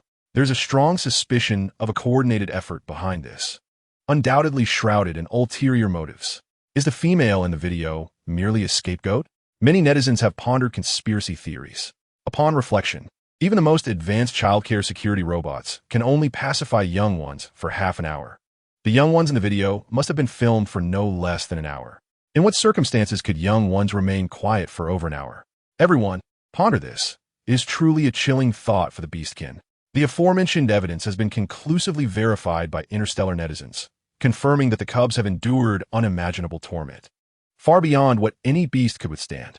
Prolonged exposure to the oppressive atmosphere intentionally created by adult beastmen can lead to a series of irreversible stress reactions in the cubs, including emotional volatility, anxiety, and mental disarray, with severe cases potentially resulting in genetic issues. The three major beast factions, the Federation, the Empire, and the Oceanic Tribe, have jointly enacted the Cosmic Covenant Law, which explicitly prohibits such actions under the Cubs protection regulations. Even the Star Pirates Alliance has established relevant guidelines for the protection of cubs. Apart from the notorious Rebel Alliance and certain extremists, it is likely that no beast would wish to witness such abhorrent videos of abuse. Cubs represent the future of the interstellar realm. Protecting the cubs equates to safeguarding the future of both the beastmen and their races. This wave of concern for cub welfare has inevitably reached the Cubs Protection Association, which has responded with great urgency by forming a special observation group, led by the vice president, nearly 100 members, including but not limited to psychological experts and network technicians, meticulously dissected the video, aiming to ascertain whether it was artificially synthesized and whether the cubs had indeed suffered abuse. Concurrently, various factions concerned with this issue have begun to take action. The Elven family has instructed that the head of the family, currently in seclusion, should not be disturbed for the time being. They are to investigate the authenticity of the video, and upon confirmation, an immediate response plan will be enacted. A tall and strikingly handsome man dressed in black, with a cold gaze and a tone imbued with intense fury, expressed his outrage at the use of such cruel methods to abuse cubs, particularly in a video broadcasted during a live competition sponsored by the Elven Group. Yes, I will investigate immediately. The audacity of a beast to commit such acts under the very eyes of the Elven family. Once I find them, they shall face the highest interstellar tribunal. The abuse of cubs and the provocation of the Elven family is enough to warrant 1,000 deaths. The Supreme Interstellar Tribunal, established by the Empire, the Federation, and the Oceanic Tribe, is presided over by the rulers of these three nations, the Emperor of the Empire, the President of the Federation, and the Chief of the Oceanic Tribe. The Daylight Legion has been ordered to closely monitor the current live competition, with immediate reporting of any issues to me. This year, the captain of the 3rd Squadron is on duty at the Imperial Star. Witnessing the scenes of cub abuse in the video nearly brought him to tears. How dare they imprison cubs and force them to consume unnatural food, subjecting them to physical abuse. However, we also have a responsibility to investigate dissent among our ranks. A chilling voice interrupted. Silence. We are the Daylight Legion of His Highness and warriors of the Empire. It is our duty to protect the citizens of the Empire. If His Highness were here, he would make the same decision. The reprimanded subordinate, filled with shame, quietly responded, "Understood, Captain. I vow to protect the citizens of the Empire at all costs."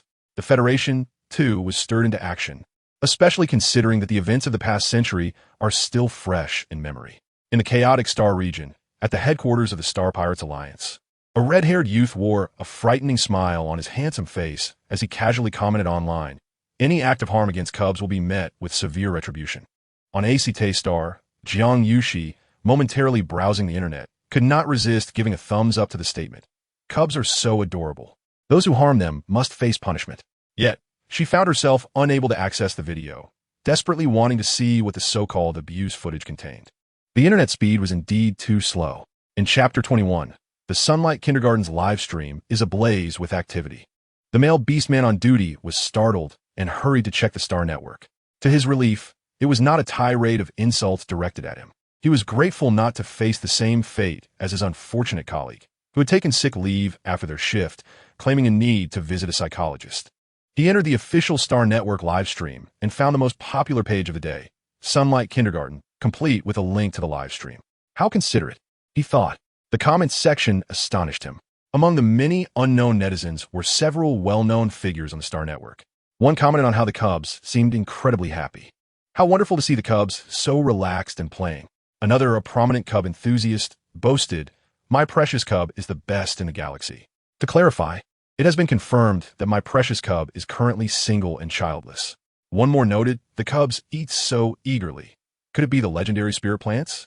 This kindergarten is impressive, using spirit plants and high-grade star beasts for food. I wish I could send my cub there. Wait, I don't have a cub. Can I experience it for my future cub? I do have a cub, Sob. This individual is still single and childless. Another remarked, "I heard that only in an absolutely safe environment filled with healing energy can our beast cubs relax like this. Does this kindergarten have high-grade, interstellar warriors and powerful psychic females?" This is a well-known cub enthusiast. Excellent. This netizen is also single and childless, reportedly just turned 18. If Jiang Yuxi had access to a high-speed and comprehensive network, she would discover that these individuals are familiar faces from the top 2 imaginative fantasy series on the Star Network. I am a proud kindergarten student and the growth diary of the genius cub Bin Bin, often seen in the comments and bullet screens. These boastful netizens, praising their own cubs, are all childless. In contrast, the seemingly discordant comments, such as "my cub destroyed the house again" and "my beast cub chewed through the metal at home, and I had to take him to the hospital for an emergency vomit," reflect the genuine sentiments of married individuals with children. These authentic comments are scarce. After all, they are watching imaginative shows. Netizens should possess a modicum of creativity, right?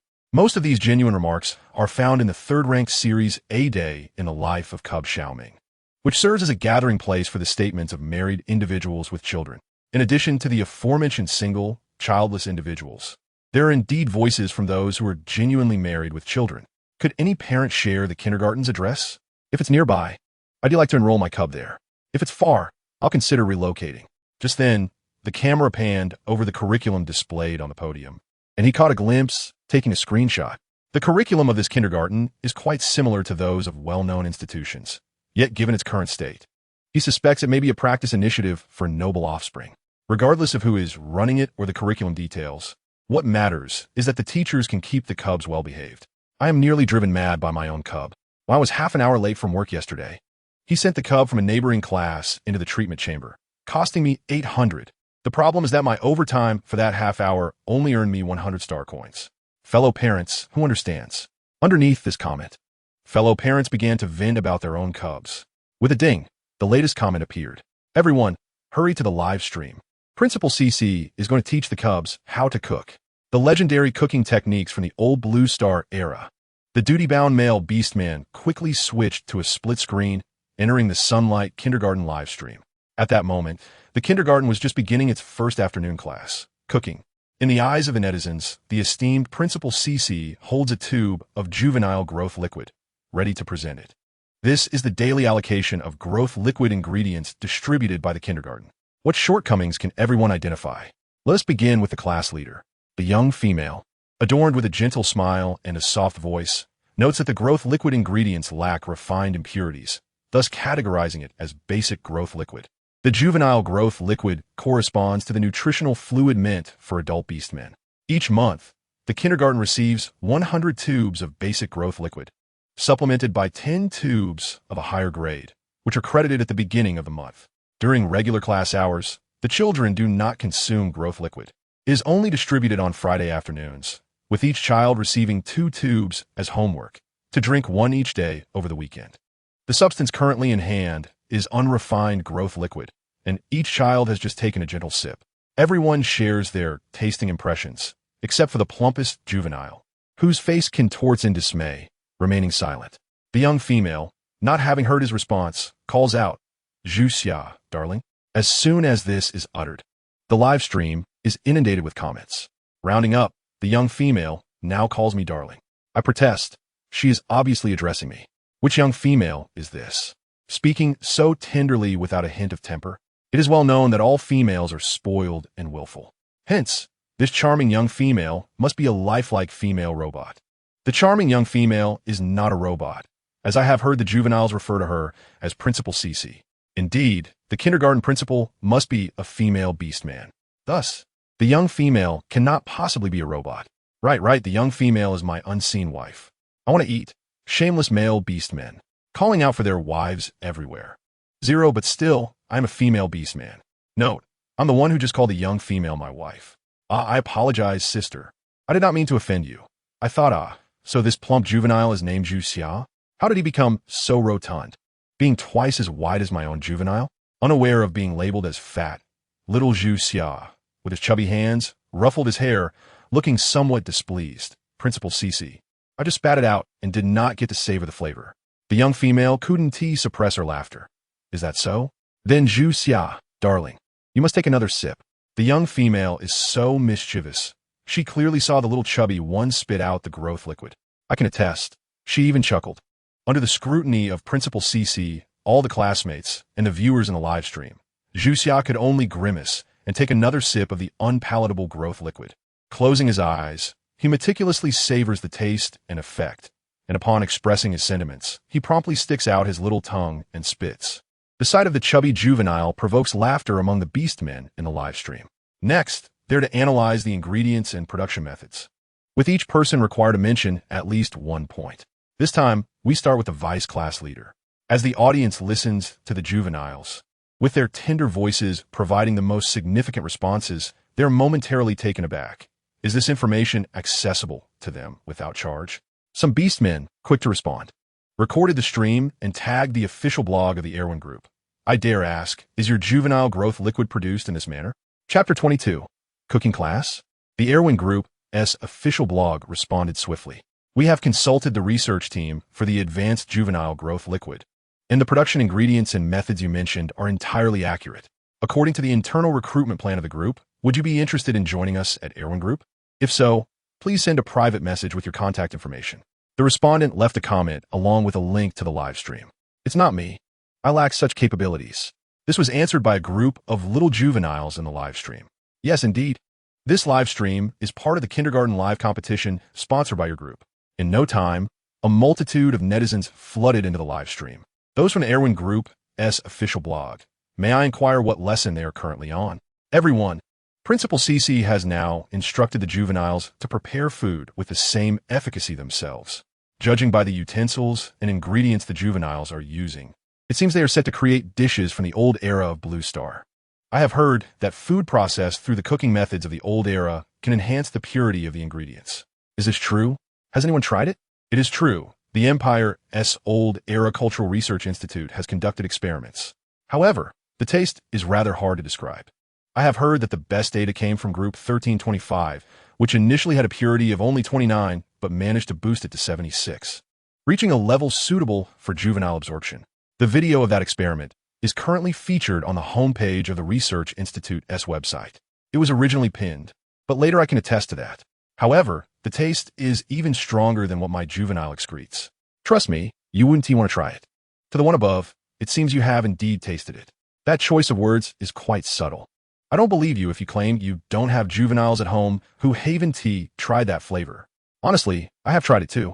Thus, everyone should merely observe the cooking class in this live stream. Do not harbor any expectations. Currently, the focal point of anticipation is the competition among the juveniles. Pairs of 2 juveniles will compete, with the highest scores receiving 3 little red flowers, second place receiving 2, and third place receiving 1. By the way, what exactly are little red flowers? I'm curious to see if they're truly remarkable juveniles, or if this is merely a scripted scenario arranged by the participating kindergartens to attract attention.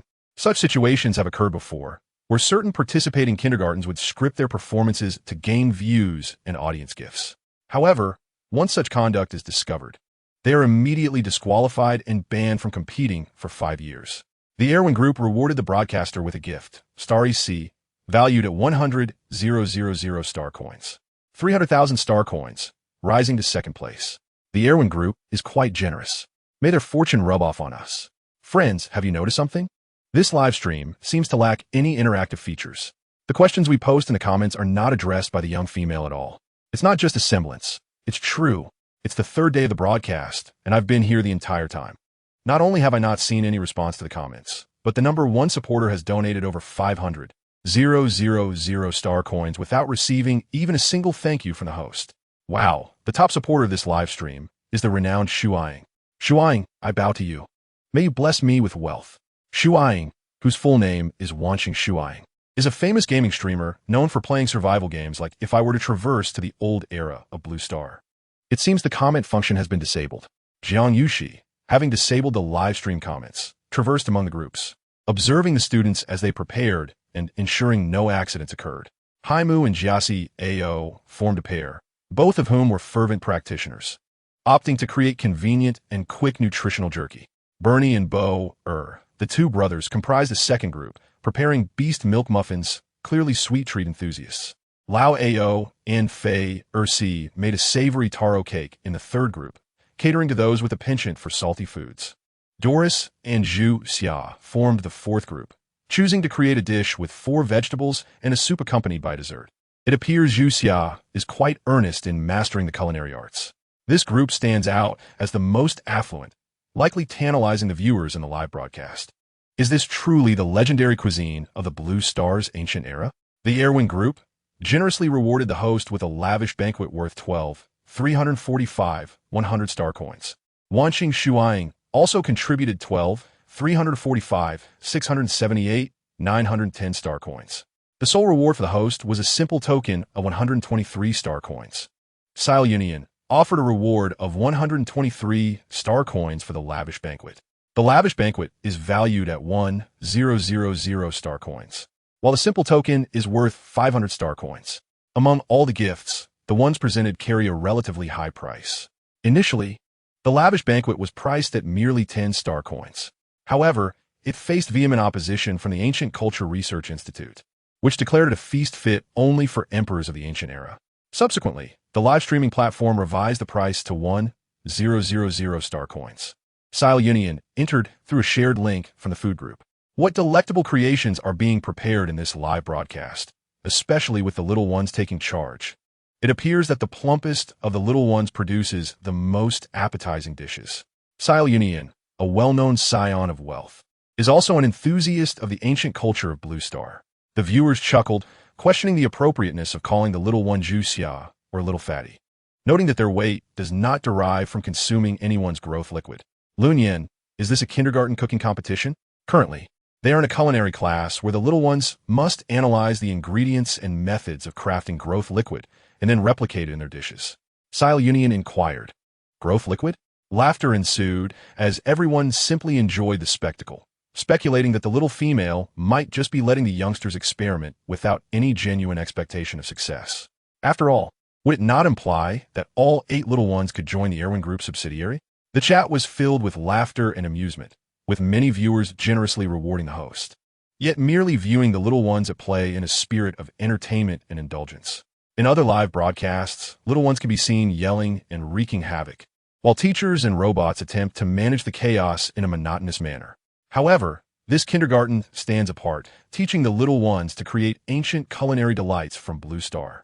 The earlier analysis of growth liquid was dismissed by the Beastmen, who assumed that the kindergarten had preemptively provided answers to the little ones, which they would then present during the live broadcast.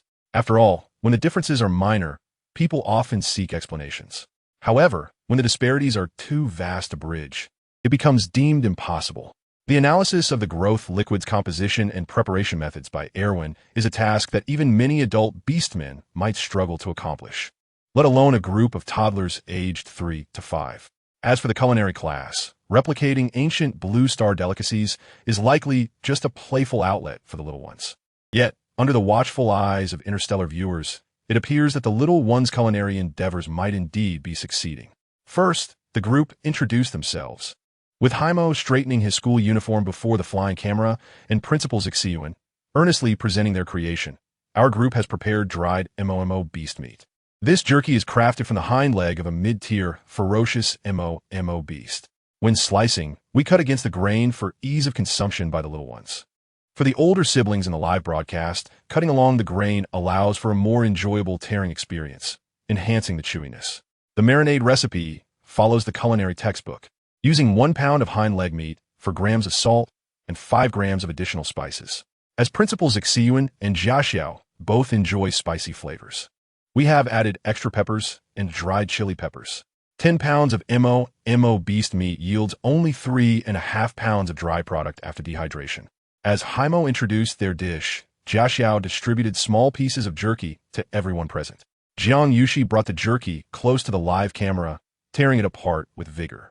The audience could clearly see the glistening, dark red jerky coated with slightly yellow chili seeds and bright red chili skins, with distinct texture. As it was pulled apart, fine white fibers emerged, visibly firm and succulent, enticing the viewers to salivate. Chapter 23. Culinary Delights of the Ancient Era of Blue Star. In this interstellar age, after millennia of transformation, the Beastmen have nearly forgotten their former civilization. In an effort to address genetic issues among the Beastmen, a trend has emerged over the past century to trace back to their roots. They seek to uncover the entirety of Blue Star's ancient era through customs, cuisine, and lifestyle. In recent years, The Imperial Blue Star Ancient Culture Research Institute has painstakingly recreated ancient recipes and ingredients. It seems the little ones are genuinely attending a cooking class. What's going on? This is mid-tier beast meat. I find myself wanting to try it. I want to eat it. I feel a bit off. I seem to be craving that meat. 5-spice powder? Isn't that used for soaking in water? Why is it being used to make jerky in the live broadcast? Soy sauce. Isn't that supposed to be directly added to the nutrient liquid for flavor? Should it not be incorporated into the food first? Oyster sauce. I am familiar with that. It is paired with meat. I heard it's the authentic method recreated by the Blue Star Ancient Culture Research Institute, though they usually boil the meat chunks and dip them in oyster sauce to eat. I have an idea, but I'm not sure if it's feasible. I just recorded the screen, initially thinking I could revisit those adorable little ones. I have an idea too. It might be similar to the one above. I recorded the screen as well, and we'll try it after the broadcast. I'm ordering ingredients now. I also want MOMO Beast, only 10 star coins per pound. Oh no, I forgot to record. I can only watch the replay tomorrow. For those who mention recording, please share with me as a star friend. Observing the comments from the live audience, Silunian, a devotee of Blue Star's ancient culture, quietly donated 100 lavish banquets while simultaneously opening the galaxy's largest shopping website. Montag Beast Hint Leak Meat, 10,000 pounds. Salt, I have 1,000 pounds at home. No need to purchase more for now.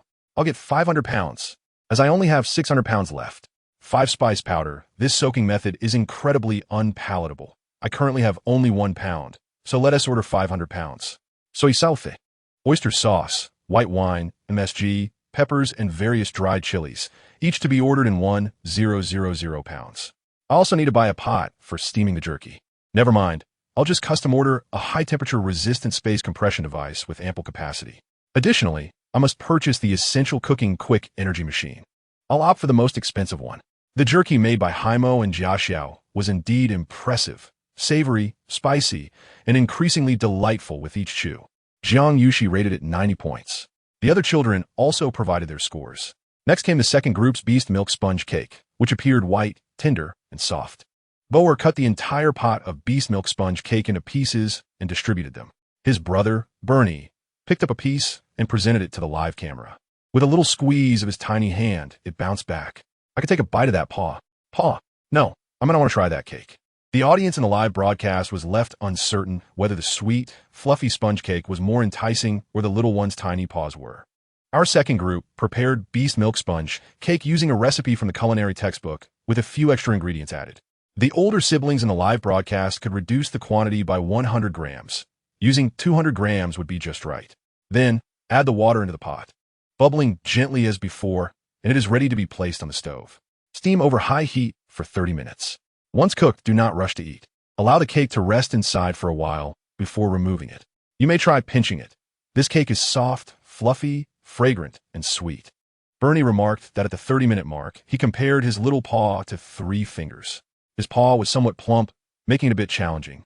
Upon hearing Bernie's words, Jiang Yuxi took a bite. Unsurprisingly, it was a tad too sweet. Next came the group of taro silk cake, wherein one person explained while another distributed the food.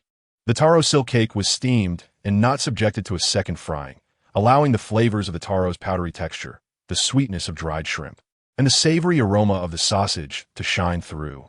The sausage was prepared last week when she marinated it with the little ones. She did not expect the 2 little ones to use it so soon. After Jiang Yuxi led a brief introduction and tasting, she assigned scores. The audience was evidently most interested in the fourth group. Our offerings included sweet and sour tender meat, braised pork, fragrant marinated meat, and delectable ribs, along with a fresh mushroom soup and the dessert Jiang Yuxi loves most, milk pudding. The explanation was given by Zhu Xia.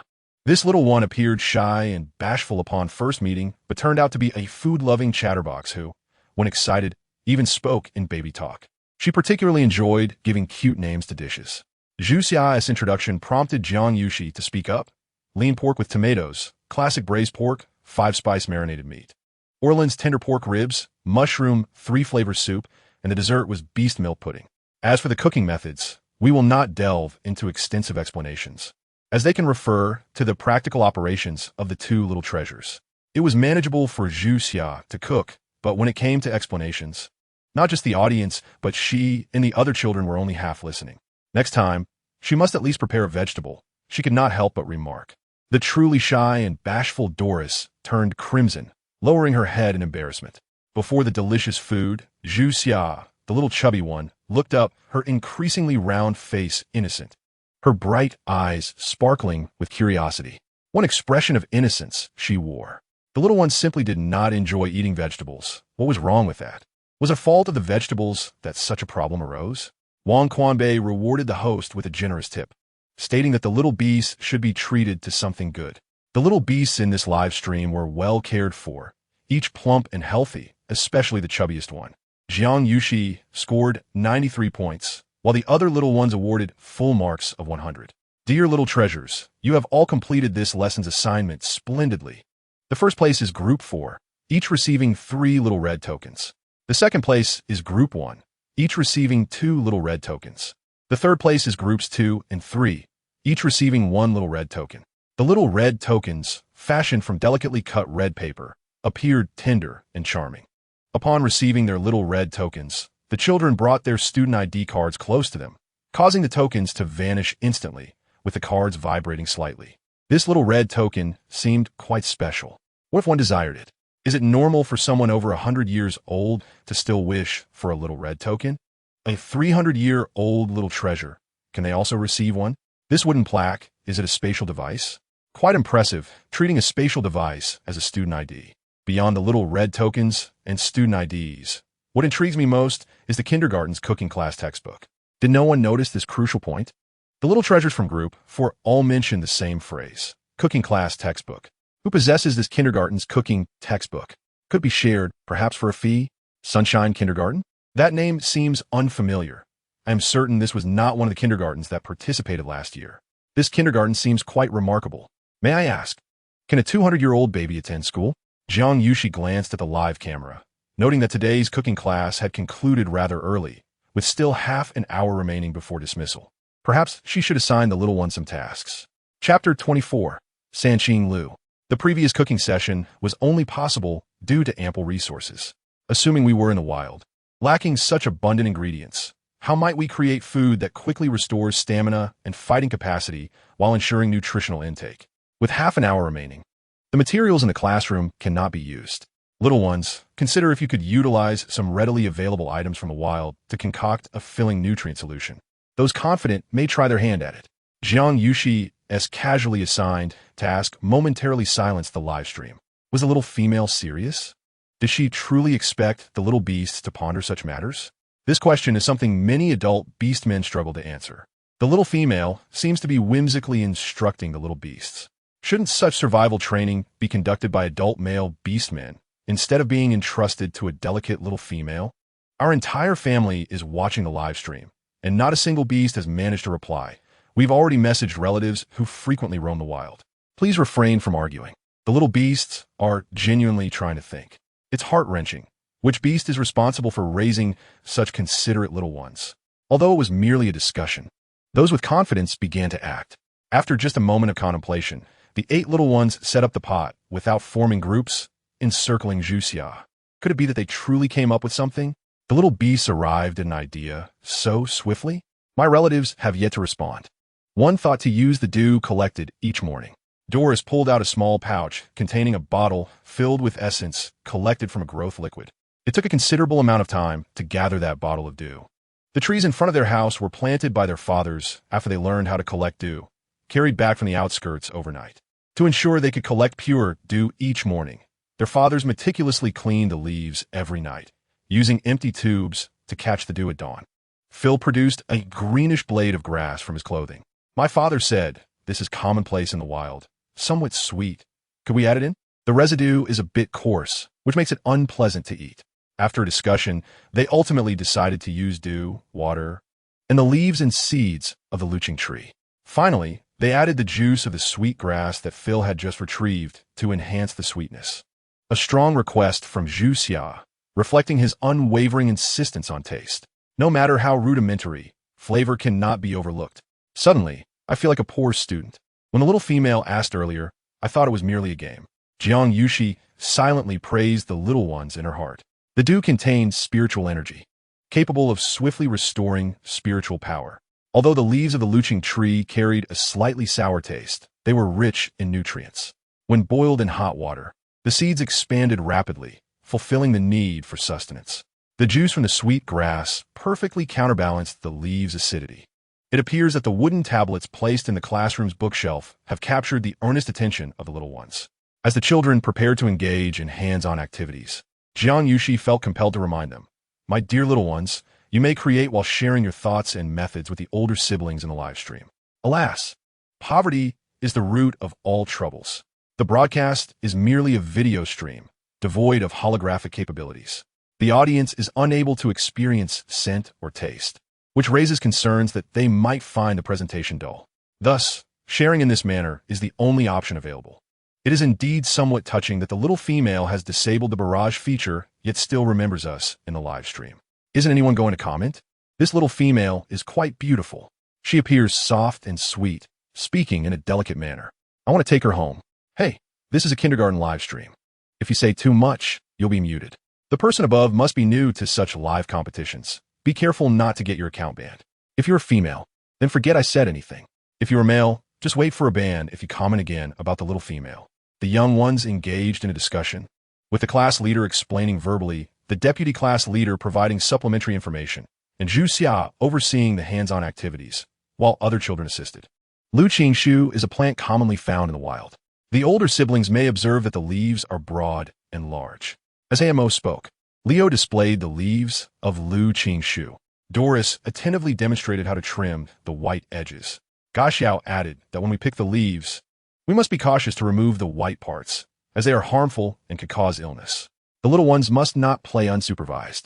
The fruit must be soaked in clean water for 15 minutes, allowing its skin to peel off on its own. Afterward, the seed should be extracted and soaked in the same water for another 10 minutes. This was Hei Mo's explanation. Gaxiao followed up with an analysis. This tree is toxic. The fruit is poisonous, and so are the seeds. However, after soaking in water, the fruit and seeds will become safe and incredibly delicious. As time was limited, we discreetly utilized the classroom's cooking rapid energy machine. Soaking the fruit and seeds requires only a brief moment. Older siblings in the live stream, pretend you didn't see anything, Hey Mo stated earnestly. It was evident that he truly wished for the audience to overlook this. His adorable demeanor warmed the hearts of the viewers in the live stream. The cooking rapid energy machine is one of the least popular kitchen appliances in the interstellar era. Jiang Yuxi found it quite practical. The dried jerky made by Hei Mo was prepared using this very machine, achieving the effect of marinating for half a day in just 3 minutes, while outdoor drying that would typically take several days could be done in merely 10 minutes. All right, we all see nothing. Yes, the fruit peel was soaked for 15 minutes and the seeds for 10 minutes. You are adorable and soft. Everything you say is right. Accompanied by these comments were colorful reward effects in a live stream. I have a cub, Sob, rewarded the host with a pink bear. Evening Stars Whisper rewarded the host with a starry sea. Elven Group rewarded the host with a starry sea as well. Next, we need to wash the leaves and sweet grass thoroughly, cut them into small pieces, and pound them into juice in a clean pot using stones. In the wild, one can hollow out a large stone and then grind it with claws. Our fathers say this is quite simple for adult beastmen. Hei Mo had evidently confirmed this. Speaking with great conviction, Zhu Xia diligently washed the leaves, Bernie changed the water, and Burley handed over a small stone hammer. Indeed, hollowing out the stone is just a matter of sharpening claws for adult beastmen. It's a piece of cake. I want to find a big stone to sharpen my claws right now. Gaxiao added, if conditions allow, filtering is recommended. If not, it's not necessary. Just a little secret for the older siblings in the live stream. Filtering improves the taste. At Zhu Xia's suggestion, Leo discreetly passed over a piece of filtering cloth. Jiang Yuxi pretended to turn away, feigning ignorance. After all, Gaxiao had mentioned that filtering was optional when conditions permitted. We are not truly in the wild, and what we are preparing is intended for the little ones to taste. It is only fitting that it should be delicious. Once filtered, it can be placed in the pot to boil. The Ling Lu and seeds are added. Bubbling signifies success. After being single for so long, even watching leaves being boiled feels delightful. I must strive to level up and find a mate.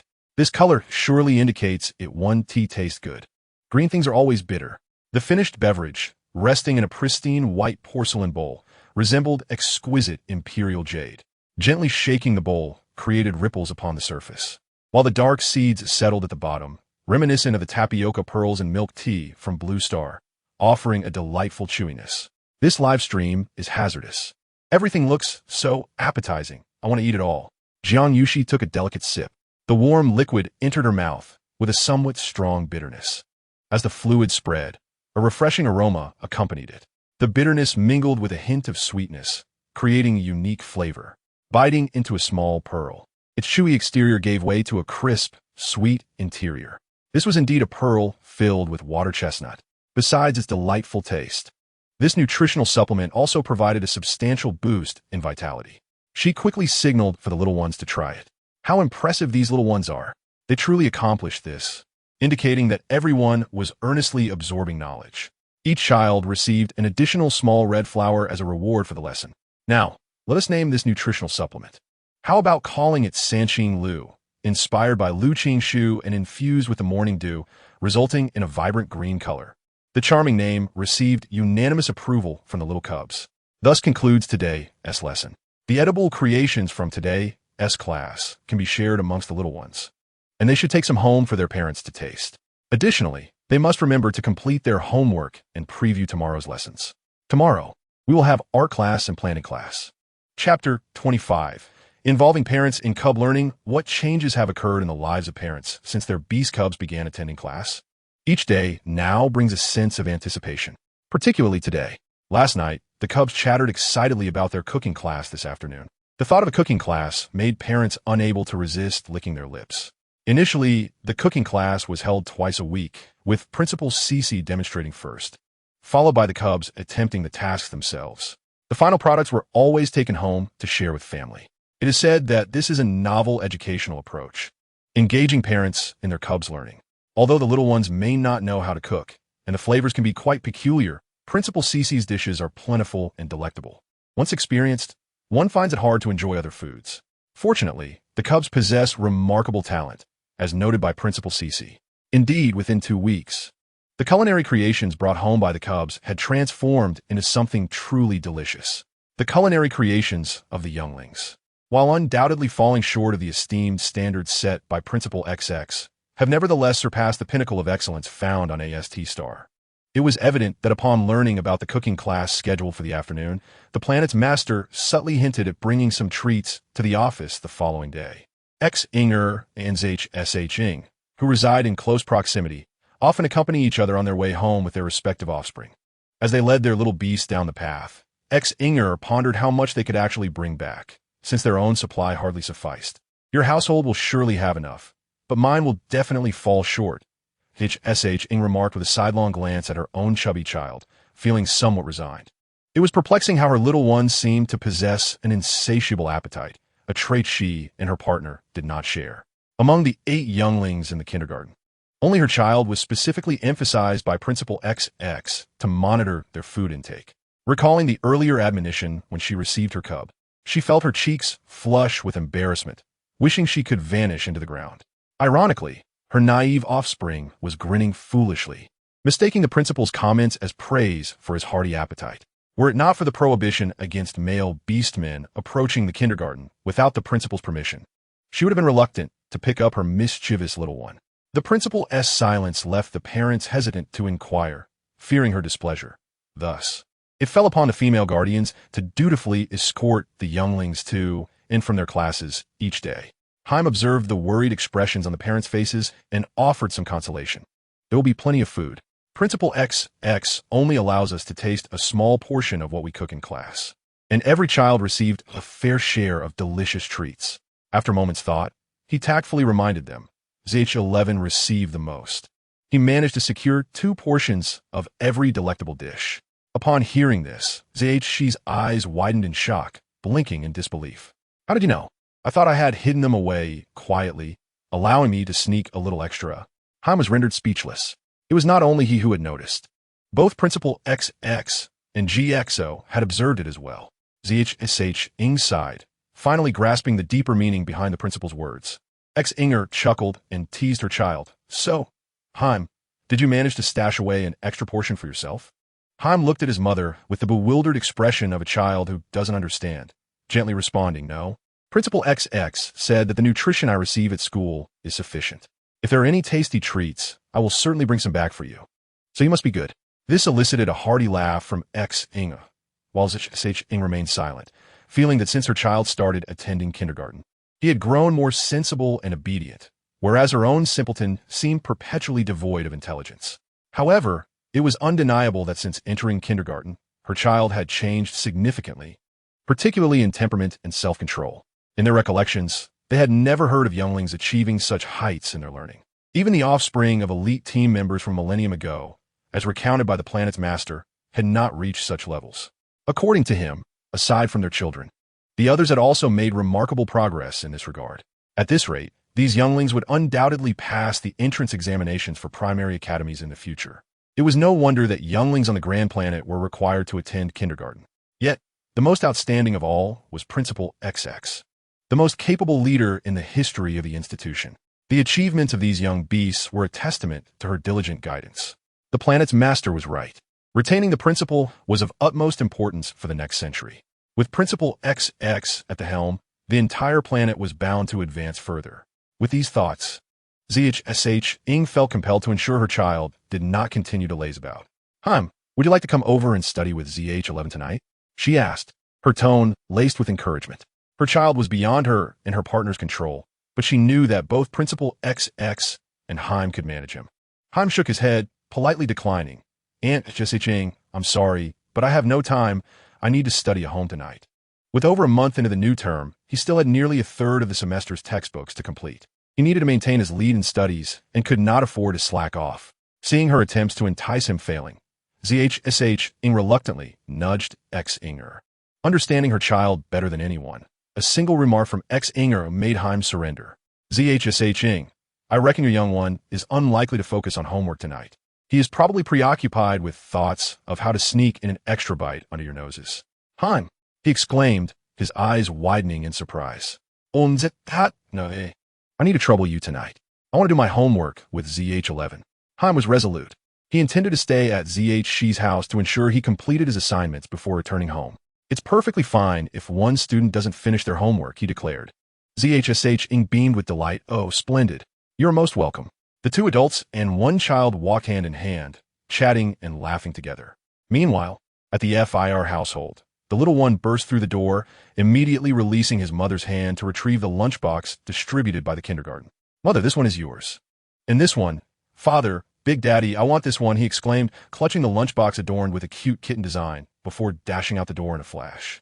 Though the beastmen younglings of the Interstellar Age were precious, they were also remarkably resilient, growing up through tumbles and scrapes. Occasionally, they would engage in rough play with other cubs, resulting in bumps and bruises or even broken bones, but such incidents were not a cause for concern. With their robust constitution, they would heal swiftly. Thus, even at the tender age of 4, the youngling ventured out alone without a hint of worry. In contrast, his mother was far more concerned about the food he brought back, which she had longed for throughout the week. The last time she had savored such delicacies was a week prior. As FIR made his way down a secluded alley, clutching the lunchbox, he called out softly, meow, as if searching for something.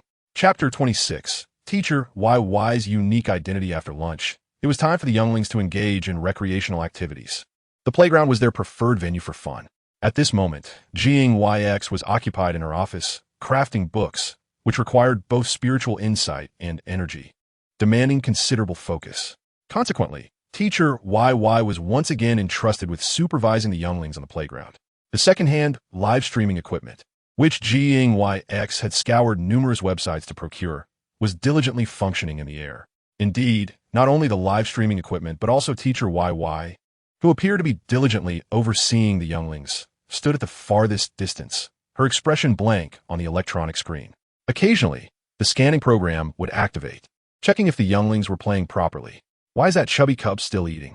Can he truly never be satisfied? Even though Teacher YY knew full well that as a robot, she should not experience such emotions as confusion, she found it uncontrollable. However, that little female cub also had a voracious appetite, often sneaking snacks behind the younglings' backs. Upon thinking of the little female, Teacher YY noticed a fleeting warmth within her internal program. Could it truly be that, as the little female had whispered to the live streaming camera, she had somehow managed to manipulate her? The chip of the robot, Sila, emitted a warning due to overheating. Teacher E forced himself to refrain from contemplating the affairs of the little female, lest it lead to a system restart, resulting in the little female once again engaging in inappropriate behavior with him that night. At this moment, the audience in the live broadcast room murmured, "Friends, it seems I have a problem with my eyes. I actually perceived disdain emanating from a robot. You're not alone. Ha! This robot seems to be entirely inscribed with contempt for the younglings. Is this programmed behavior?" In today's limited live stream, Teacher E has not approached the Beast Cubs at all. I recall an old saying from the bygone era that suits Teacher E quite well. If the mountain does not come to me, I must distance myself from the mountain. While you are discussing the robot, the quietest Beast Cub has vanished. It took advantage of the caretaker's focus on the chubby cub and stealthily slipped away. Goodness, that cub must belong to the cat clan. This is the first time I've seen a cat cub so brazenly steal away. The reputation of the cat clan is unjustly maligned. Unbeknownst to Teacher E, who remained within a safe perimeter guarding the younglings, the internal program initiated another scheduled scanning function. Beep. The electronic screen of Teacher E lit up in red. The beast cub that most enjoyed transforming into its beast form and clinging to the little female was nowhere to be found. Scanning, tracking, and locating functions were fully activated, and soon the results were transmitted. Class monitor, "Hey MO, please come here." The emotionless voice of Teacher E resonated. Since the last incident of chip damage and program disarray, this was the first time his name was called. Hey MO looked somewhat perplexed. Class monitor, "Hey MO, I appreciate your effort in watching over the remaining students." The electronic voice remained flat and devoid of inflection. Hey MO widened his eyes in confusion. "Thank you for your hard work." The robot executed a perfect 90-degree bow and then turned to walk towards the school gate. Although he did not fully comprehend the situation, Hey MO, who regarded caring for his classmates as a responsibility, nodded in acknowledgement. Is the robot going to catch that runaway beast cub? I want to see. The live stream device. Hurry and follow. Those who wish to see, please cast your votes quickly. If you don't vote soon, the nurturing robot will have gone far away. In the live stream room, when the audience's desire to see diverged, the host had the authority to decide whether to switch views. When a host was absent or indecisive, the audience could vote on whether to switch. The voting results came in swiftly. The live stream equipment swayed unsteadily, flying slowly. It appeared that the audience in the live stream preferred to observe the unspoken matters between the nurturing robot and the beast cubs, which beastmen hadn't experienced a bit of suppression by the nurturing robot in their childhood. I bet a lollipop that the cub will be forcibly dragged back. Like a grand banquet, the user Wangquan Bei rewarded the host with a starry C of 123. Wangquan Bei remarked, getting ready to record. Wangquan, your behavior is akin to what the humans of the old era said. I've been in the rain, so I must tear down your umbrella too, at the school gate. When a live stream device arrived, the nurturing robot and a black cat cub gazed at each other from across a wooden door. What is going on with this beast cub? Could it be the one called Fei? Is this beast cub's transformation unstable? It shouldn't be. It must be a youngling that accidentally wandered in. Stop talking. It's that runaway beast cub, still wearing its student ID around its neck. The live stream room erupted into a clamor. The audience's emotions ran high. From birth, they had been instructed by their elders, under no circumstances, unless absolutely necessary, should they transform into their beast forms. Beep beep beep scanning. Fi. Yeah. No. Incorrect. Scan again. Beep beep beep. Katklan Yongling. Beep. Black. Beep. Student ID. The internal chip storage was retrieved. During recess, the cat cub appeared in the kindergarten. Is this nurturing robot malfunctioning? Why hasn't he captured the youngling yet? It's probably scanning for confirmation. I've never seen this type of robot on the market. It must be an older model. Its reactions are likely slow. You should check the model of this robot. If I recall correctly, this robot should be the first of the Dawn series from 10 years ago. You're not mistaken. This series of robots was top of the line back then. What good is a 10-year-old top-of-the-line model? If I say that acquiring this series of robots requires going through the Purifier Association as special channels, and the holder must be a level female, what then? Purifier Association? Level female? It can't be what I think it is. That soft, cuddly little female? I was indeed short-sighted. Isn't it a bit of a waste to use such a configured robot as a nurturing robot? Even if this robot is from 10 years ago, it's probably more advanced than the ones you buy at the mall now. Of course, if you're a level female purifier, well, let's pretend I didn't say anything. Every word was devoid of vulgarity, yet laced with sarcasm. The beastman being mocked offered no reply. The mocker, unfazed, was confident the other could not possibly be a female, considering they didn't even recognize the Dawn series. In summary, the situations you speculate cannot occur with this robot. The Dawn series of that year was the pinnacle of robotics technology in the entire interstellar era. Its performance rivaled that of the latest mechas of the time. What would he think if he knew that the Dawn series he led the research on was being belittled by these ignorant netizens in the live stream? At this moment, EE finally confirmed that the dark mass before him was indeed the recently escaped youngling. Truly unsightly. Pitch black. Really very ugly. EE thought to himself. Chapter 27. The exposure of Fei Air's beast form in the live stream room fell into a hushed silence. Outside the live stream, the nurturing robot and a black cat cub still gazed at each other through the kindergarten-esque wooden door. The beast cub, raised by the little female, had gone missing, lost outside the school gate. It was imperative to retrieve it for the little female. However, the thought of returning it brought forth considerable resistance in E's heart. That little female, with her constant laughter, soft demeanor, and endearing nature, made it difficult to resist. She must be distraught over her missing beast cub and would surely cry. With the resistance fading, a tinge of sorrow crept in. What she cried, it would undoubtedly be challenging to console her. Amidst the worry, an inexplicable annoyance arose. The robot EE categorized this emotion as trouble, thus under the watchful eyes of the beastmen in the live stream. This nurturing robot from the Dawn series directly opened the door, its metallic form rigid, as it effortlessly grasped the soft flesh at the nape of the black kitten's neck. It lifted it with ease. Just this. Whereas the promised showdown between the robot and the Cat Clan beast cub. Run, leap, scratch, bite. Does the cub need me to teach it these skills? The Cat Clan beastmen, you seem inadequate. Please be mindful in your speech. It is that little kitten who is lacking. We, the Cat Clan beastmen, are quite capable, with our males being robust and our females charmingly graceful. Another day of unjust defamation against the Cat Clan. Esteemed leader, are you still present? Do the Dawn series robots possess the capability to subdue young ones? Not only do they possess such a capability, but the combat strength of the Dawn robots can effortlessly slay dominant male beastmen and tear through the insectoid race. For specific details on their prowess, you may refer to the Killing God series of combat mechs. It appears they utilized a suppression mechanism. However, the livestream lacks holographic perception, making it difficult for us to discern. I concur. Otherwise, how could a young beast be captured so effortlessly without resistance? The individual referred to as esteemed leader expressed a hint of confusion. Did the Dawn 996 not seem to employ pressure function just now? Perhaps it did use that function, but the live streaming equipment was too inferior to display it? I am curious about the brand of that streaming device. It wobbled slightly when it followed earlier. The nurturing robot wore an expression of disdain, yet stubbornly carried the kitten, eliciting laughter. Teacher EE's disdain nearly overflowed the screen. Suddenly, I found the concept of a nurturing robot rather intriguing. The Dawn robot, capable of easily slaughtering dominant males and shredding the insectoid race, extended its mechanical arm to the maximum distance, attempting to maintain the furthest separation from the kitten it carried. The kitten, being hoisted, wore an expression of innocence, truly unattractive. In the fragments stored within the chip, this kitten seems to enjoy gazing at the little female. Consequently, it will be picked up by the little female, who would describe her actions toward the kitten as sucking. Upon returning to the playground, Teacher EE and the kitten receive care from the other young ones. Is it Shishier? The timid Doris was so nervous that her voice wavered. The mewling of the little kitten was somewhat low. Jiaxiao looked around and asked, Phil, why have you transformed into beast form? The other young ones gathered around, seemingly attempting to protect their frail companion with their small bodies. Phil, quickly revert to human form.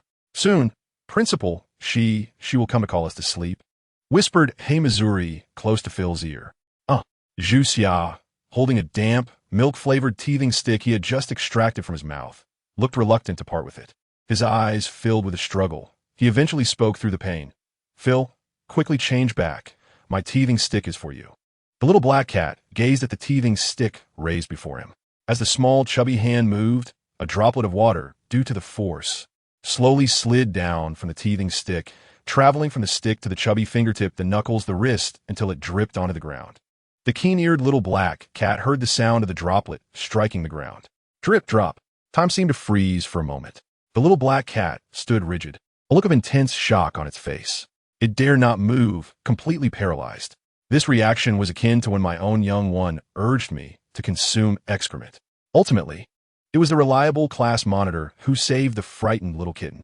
Mo grasped Zhu Xia's chubby paw and shoved the teething stick back into his mouth. The reclaimed Zhu Xia quickly took a bite, the rich flavor of milk flooding his mouth, bringing him bliss as he squinted his eyes. "You can eat it. If Phil wants to eat, Leo has some," Leo called out. The hidden teething stick he possessed was the orange-flavored one mentioned by Principal Shishi. It was his favorite flavor. He had no intention of sharing it with Phil. However, in a fleeting moment, upon seeing Phil in cat form, his tone softened, transforming into a whimper. "All right, fine, I will give it to Phil, but only for today. I will return it to you." When Leo mentioned that he had a teething stick, he was already prepared to exchange his little red one for the orange-flavored teething stick to return to Leo. "Phil, quickly change back. This is not good. I will treat you to an orange-flavored teething stick." The assertive Mo was attempting this act of coaxing for the first time, revealing his lack of experience as his enunciation faltered. The little black cat curiously uttered a sound and quickly shook its head. No way. The things he desired would be provided by the little female.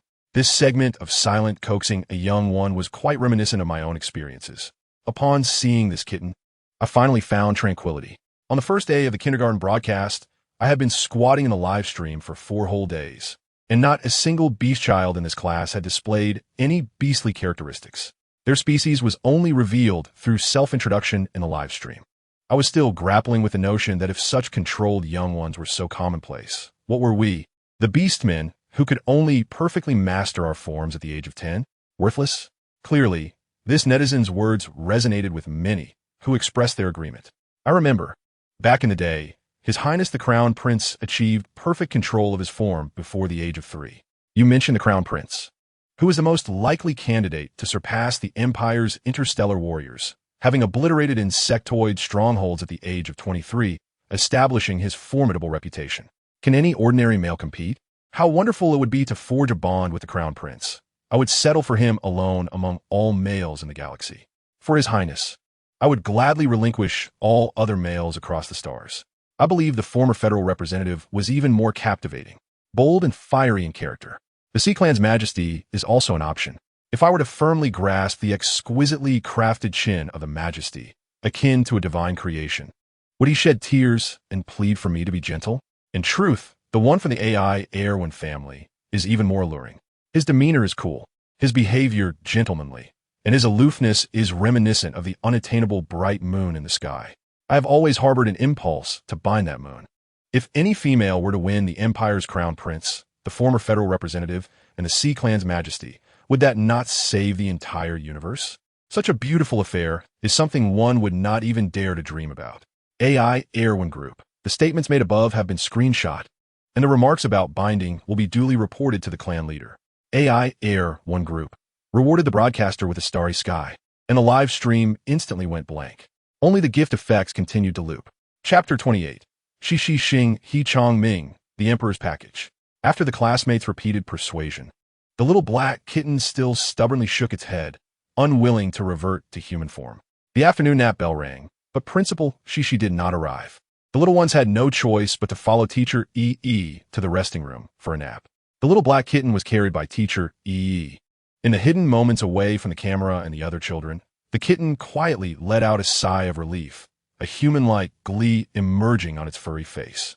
In the afternoon, as the time for the young ones class approached, the live stream of the Sunshine Kindergarten was unexpectedly quiet, with not a single bee speaking, as if the entire live stream was devoid of life. Only the number in the top right corner, indicating online viewers, was rapidly increasing, the value climbing higher and higher. Everyone remained silent, seemingly awaiting something. A tense atmosphere spread throughout the entire live stream. At long last, the young female beheld her cubs, including the little kitten that remained in its beast form. The atmosphere in the live stream room grew tense as all beastmen held their breath in silence. Upon seeing the beast-shaped kitten, the female's previously radiant smile faltered momentarily. The male beastmen's hearts tightened further, their expressions a blend of solemnity and numbness. As they awaited the inevitable, they anticipated the female's vehement outburst, her terrified screams, yet what unfolded next was utterly unforeseen.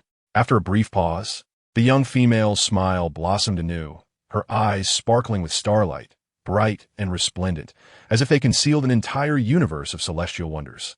She appeared to be bathed in the warmth of the afternoon sun, merging seamlessly with the brilliance that surrounded her.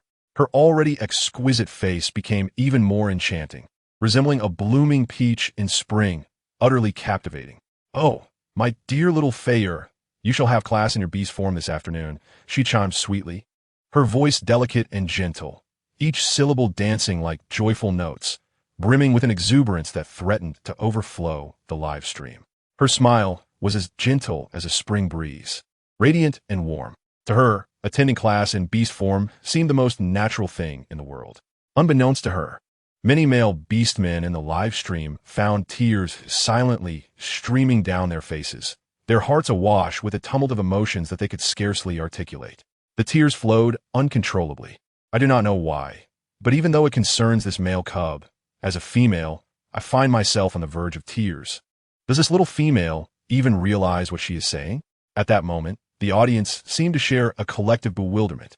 The only thing that remained unchanged was the barrage of GIFs flooding the livestream screen, like bamboo shoots after a spring rain.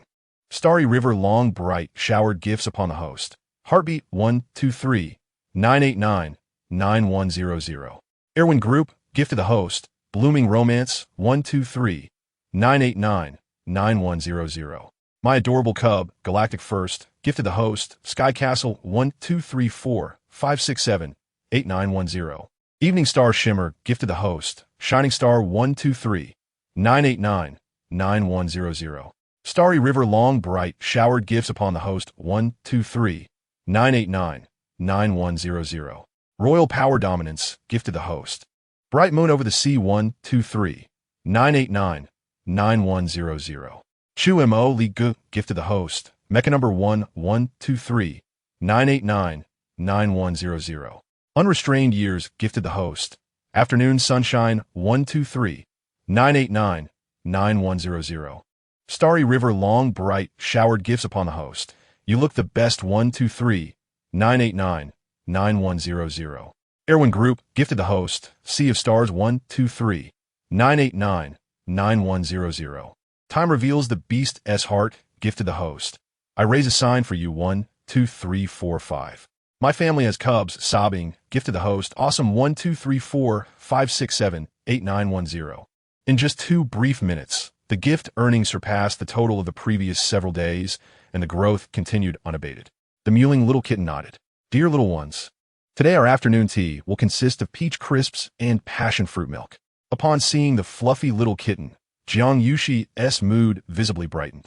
The light golden sun poured down upon the earth, and the green leaves outside waved gently in the breeze. Inspired, she suggested, little ones, shall we combine our afternoon tea time with our planting lesson today? The little creatures, unsure why their beloved Jiang was suddenly so joyful, were nonetheless swept up by her enthusiasm, their faces breaking into smiles. In her sweet, high-pitched voice, she exclaimed, Teacher E.E., please bring the afternoon tea to the planting area. Thank you, Teacher E.E. Mimicking the playful tones of the cubs, her voice was lively and adorable. The little ones echoed her gratitude. Thank you, Teacher E.E. The teacher, who had remained still since the beginning, suddenly seemed to awaken, responding affirmatively. All right. The little female is so beautiful that even the robotic voice now seems warm to me. I'm following this live stream now, from today onwards. I shall be a regular guest here. I declare that this little female shall also be my Jiang. Jiang, count me in. Me too. Starry River Long Bright changed his username to Jiang Starry River Long Bright. Jiang Starry River Long Bright showered gifts upon the host. Star Card 1. Could this possibly be the fabled Emperor package? This livestream platform offers a total of 100,001 types of gifts, with the first 100,000 valued collectively at the worth of the final one. An Emperor package is equivalent to a staggering 100 million in the galactic era too. The platform's Emperor package cannot be set to auto-gift. It must be manually gifted. Thus, the significance of the Emperor package lies not in its value, but in the intention of the benefactor. To many elite patrons, the time it takes to send an Emperor package is less convenient than simply sending 2 galactic-era gifts. Therefore, on this entire platform, no host has ever received an Emperor package, nor has anyone illuminated all the gift wall icons. In unison, all ceased their chatter and gifts. The live stream continued, with everyone silently observing, eagerly awaiting the historic emergence of the first Emperor package on this platform. In the planning area, there's an old saying from Blue Star's bygone era. In the realm of mortals, April's blooms have faded. Yet the peach blossoms in the mountain temple begin to flourish. This means that while the flowers in the human world have withered away by April, the peach blossoms in the ancient mountain temples are just beginning to bloom. Today's peach crisps are shaped like the peaches described in the poem. Now, dear children, please help Jiang observe if the peaches are beautiful. Then assist Jiang in smelling if the peaches are fragrant. And finally, help Jiang taste if the peaches are sweet. Jiang Yuxi's delicate fingers gently pinched the peach crisp, her white, jade-like fingertips juxtaposed with the soft, rosy pastry, creating a uniquely alluring scene. In the hushed live stream, the speed of the gift effects seemed to quicken. Teacher E lowered her head, quietly distributing the afternoon tea. The little cubs held both peach crisps and passion fruit milk. Bamboo Summer could hardly contain herself and took a bite. The crisp outer layer contrasted vividly with the soft, sweet filling, creating a rich and delightful flavor profile. Delicious, sweet, echoed the chorus of little voices. Chapter 29. The planting lesson. All the cubs in class enjoyed their peach crisps and passion fruit milk, except for the beast-shaped little kitten. The little kitten mewed anxiously at Jiang Yuxi's feet. She crouched down, extending her hand toward the little creature on the ground. The kitten climbed into the palm of her beloved Jiang. Its pitiful little mew filled the air. Small and delicate, it sat upright in her palm, gentle and obedient. Her heart melted at the sight, and she quickly cooed softly. It's Jiang's fault for forgetting that our little Feier is now in beast form. Would you like Jiang to hold you while you eat, little Feier? Mew. The little kitten nodded obediently. Jiang Yuxi stood up, cradling a kitten in one hand. She reached out to Yi with the other. After a moment's hesitation, she looked up at Yi, puzzled. Yi Laosher? The robot Yi fell silent for half a heartbeat before offering a piece of peach crisp. The kitten had grown increasingly unattractive, dark and ugly, with eyes that were not large enough, and its fur was dust-laden. Its pink paw pads did not help its appearance. Perched in the small female's hands, it appeared even more unsightly. The gifts in the live stream momentarily paused before swiftly resuming their normal flow. The once quiet public screen began to scroll with comments. For the first time, I realized that our beast cubs can be this adorable. This kitten has shattered my fierce impression of beast cubs. I want to have such an endearing kitten. Are there any male beast men from the cat tribe in the live stream? Male from the cat tribe, level 6 Interstellar Hunter. Congratulations. The reputation of the cat tribe has finally improved. I wish to soul transfer into that kitten. This little darling also wants to be cradled in the small female's palm. I also wish to be the small female's cherished pet. Someone who is manually sending gifts thought to themselves, I want that too. Where exactly is the Director Cece's planet? Director Cece, I haven't even enrolled yet. It's the Sunshine Kindergarten, right? I must ensure my beast cub attends there, so I can see Director Cece every day. Someone still diligently sending gifts pondered. Every day? You will be calling for Director Cece to fetch you food while you eat, you know? She handed the peach crisp to the small kitten in her palm. Upon receiving the peach crisp, the little creature's first instinct was not to shove it into its own mouth, but to bring it to the small female's lips. The peach crisp was about 7 to 8 centimeters in diameter. The humanoid cubs could grasp it with one hand, but the small kitten needed both paws to hold it. Jiang Yuxi felt her heart soften further, shaking her head to decline. Thank you, our little Feier, but Director Cece has already eaten. The kitten mewed softly, straining on its tiptoes, leaning forward and pushing the peach crisp closer, determined to let the small female eat first. Jiang Yuxi was deeply moved by the little one's persistence and lightly took a bite, saying, Thank you, little Feier. The peach crisp you gave is delightful. Only after seeing the small female take a bite did the little creature finally take the peach crisp, which was 1/3 of its size, and savor it in small bites. The usually quiet little Feier transformed into a charming and clingy creature when in beast form. She truly melted Jiang Yuxi's heart. Upon hearing Jiang Yuxi praise the peach crisp, the other little ones clamored to share food with Director Cece. She quickly declined. Director Cece has already eaten. You little darlings should eat by yourselves. You must work hard to nourish yourselves to grow up healthy. Speaking of eating diligently, the enthusiastic Bamboo Summer friend responded with zeal, Yes, I will work hard to eat. Laosher, I want another one. I've already finished one piece. Dear little darlings, Let us eat while we have class. Thus, an interesting teaching moment unfolded in the eyes of the livestream audience. This was the first time the Interstellar Beastmen had witnessed such a teaching style. Rather than learning, it felt more like play, with the small female engaging the male cubs in joyful activities. Truly, it evoked envy among the beasts. The little female genuinely put in effort for the happiness of the beast cubs. Why did my female teacher in kindergarten only use a whip on me? Compared to this, I feel an urgent need for Director Cece's comfort. Have you all considered whether you were as well-behaved and adorable as these beast cubs when you were in kindergarten? Especially when the kitten was feeding the small female. Finally, someone voiced my sentiments. My beast cub wouldn't even offer me food. That little rascal has been hiding under the only intact table at home after snatching my wife's nutrient solution yesterday. If your beast cub likes to steal from you, try pretending to eat what was meant for them to entice them into feeding. Do you think I haven't tried? As long as that little rascal eats it, it's fine. But the worst part is when he deliberately spits it on you. That little brat is quite clever. He can't be fooled. I truly wish to send my cub to Director Cece for some training. Good idea. Tomorrow, I will bring my beast cub to watch the live stream with me. Even if I don't understand what the little female is saying, their atmosphere is so lovely. I feel like I've heard similar things that the little female said somewhere, but I can't recall. The beastmen in the live stream watched as the little female led the eating and playing cubs, walking and stopping in the dirt, occasionally crouching to touch the soil and caress the budding branches.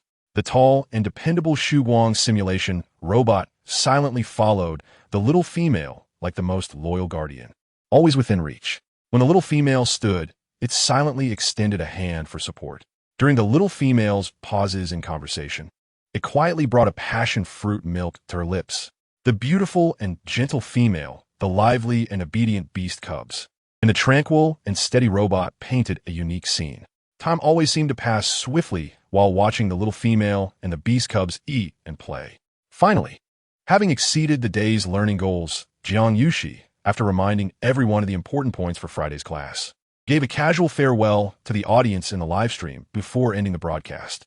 At that moment, the Sunshine Kindergarten livestream had gone dark. Yet the donations continued in the obscurity of the screen. Once the Emperor's package commenced, it could not be halted, or all efforts would be in vain and need to start anew. The audience in the live stream did not leave. They chatted to pass the time while watching the big shots send gifts. The speed of the donations from the big shots increased rapidly. Some viewers expressed confusion. With such speed and endurance, could it be that Long Ming is a top male beastman? To send 100,001 gifts requires continuous effort. Do you really think mere patience is sufficient? Physical strength, stamina, financial resources, and even mental fortitude are all essential. I always thought that my deficiency lay in finances. Is it possible that only true big shots can afford the Emperor's package? All gifts must be sent within 10 hours, requiring considerable mental strength. A battle power level of at least 8 is necessary to sustain a continuous 10-hour mental energy supply. I am Shaterd. Chapter 30. The Akusu family, the first Emperor's package in the history of the livestream platform, emerged. Yet, the illuminated gift wall did not belong to the most likely candidates for enhanced mental strength, such as the Hope Star Bailing Goddess, the most beautiful female of the interstellar realm, Lena, the superstar Alice, or even the little princess of the Marine tribe. Instead, it appeared in a small kindergarten livestream, with the protagonist being a little female, 8 cubs, and a robot. It is truly perplexing and utterly astonishing to the beast that the one bestowing the Emperor's package is an utterly inconspicuous individual, a mere newcomer to the platform. The real question is, what insignificant person can casually offer a gift worth 200 million? Netizens have analyzed that within 5 hours. This esteemed individual managed to send a staggering 100,001 gifts, indicating that their mental prowess must be at least a formidable level 10. Although there exists only a single difference in mental power between levels, a male of level 1 can utterly overpower 10 males of level 10. The hierarchy of male combat prowess consists of 12 levels, categorized into 3 stages: low, medium, high, and top. For a top-tier interstellar powerhouse to illuminate the Emperor's package for an obscure little streamer, one must understand. Such distinguished individuals are few and far between in the entire interstellar realm. Even the current president of the Federation does not possess such strength. The Marshal of the Empire's 6th Legion has only just recently ascended to the rank of top-tier interstellar warrior this year. Is it the beast that has gone mad? Or is it the world that has lost its senses? It is hard to believe that this is something a true powerhouse could accomplish. A dual mental power level of 10. Such an individual would likely be irresistible even to a level 6 female, unless she herself were to achieve level 7. There are over 100 males with mental prowess across the interstellar realm, yet only 37 are officially registered with dual level 10 combat capabilities, including the newly promoted Marshal of the 6th Legion. Each of these 37 individuals is a figure of immense renown, surrounded by throngs of females. Would they really stoop so low as to engage in such a pathetic display in a live stream? When the live streaming platform first announced the Emperor's Package rules, it was immediately derided by netizens as the legendary licking dog package, reserved for the elite. Is that esteemed member of the 6th Legion included? I apologize for my choice of words. The Marshal of the 6th Legion should indeed be referred to with utmost respect. At this moment, the Marshal of the 6th Legion, being compared unfavorably, wore a ghastly expression, his face ashen. What a foolish netizen. What do you mean by merely having just been promoted? If you have the ability, why not achieve a promotion yourself? Sure, Zhongming's face was so dark it could drip water as he engaged in a war of words under a pseudonym. His frustrated outbursts echoed with ample scorn. Sooner or later, I will have my cousin, the prince, send all you commoners to toil in the fields. The Akers family. The beautiful face of the female was marred by frost as she began to curse vehemently. That wretched creature, how dare she? She is nothing but a low-born mongrel, a product of a degraded bloodline, whose mental prowess I have obliterated, banishing her to that irradiated planet. How dare she even show her face before me? The butler and servants within the room bowed their heads, afraid to speak. The female was in a frenzy, smashing objects in the room, her demeanor frenzied and expressions venomous. That despicable wretch must die. I will ensure her demise. Suddenly, she seemed to have an idea, turning to the butler with malicious intent. Did I not instruct you to find someone to completely destroy her mental prowess on the road, to render her a madwoman? How have you handled this matter? The butler's expression was subdued as he replied, I apologize, Miss Christine, but this is the intention of the lady, your mother. A sharp object was hurled at the face of a nearby male servant, causing blood to spurt from the wound. He and the other servants trembled in fear, hastily prostrating themselves on the ground. The butler maintained a calm demeanor. I sincerely apologize. This was indeed your mother's directive. The female you sent to Asteris is under the tutelage of Lady Angelia. Had her mental prowess not been destroyed, she would be among Lady Angelia's most cherished students by now. Christine's demeanor grew increasingly deranged. That old woman Angelia, how ungrateful. She would rather take that mongrel as her disciple than me. One day, I will ensure that Angelia and that wretched creature share the same fate, their mental prowess obliterated, thus quenching my hatred. Each word dripped with venom. Christine, tread carefully. A commanding female voice resonated from the doorway. The speaker was none other than Christine's mother, the matriarch of the Akers family. Lady Angelia now holds a position of great esteem, trusted by His Majesty and the Crown Prince. We cannot afford to act against her favored student at this time. Christine, who had begun to calm down, felt her emotions surge once more, her eyes blazing with rage. Mother, have you grown soft-hearted? Are you still thinking of those two wretches? Are you unable to let go of that? The butler's eyes shifted subtly. Silence. Elena snapped sharply. Do you understand what will happen if these words reach your father's ears? Christine regained her composure, but still bore an expression of indignation. Elena sighed in resignation and spoke gently. You know very well whom your mother cares for and loves the most, do you not? You are the sole child in your mother's heart. There will never be another. Finally, Christine calmed down, feeling a sense of grievance.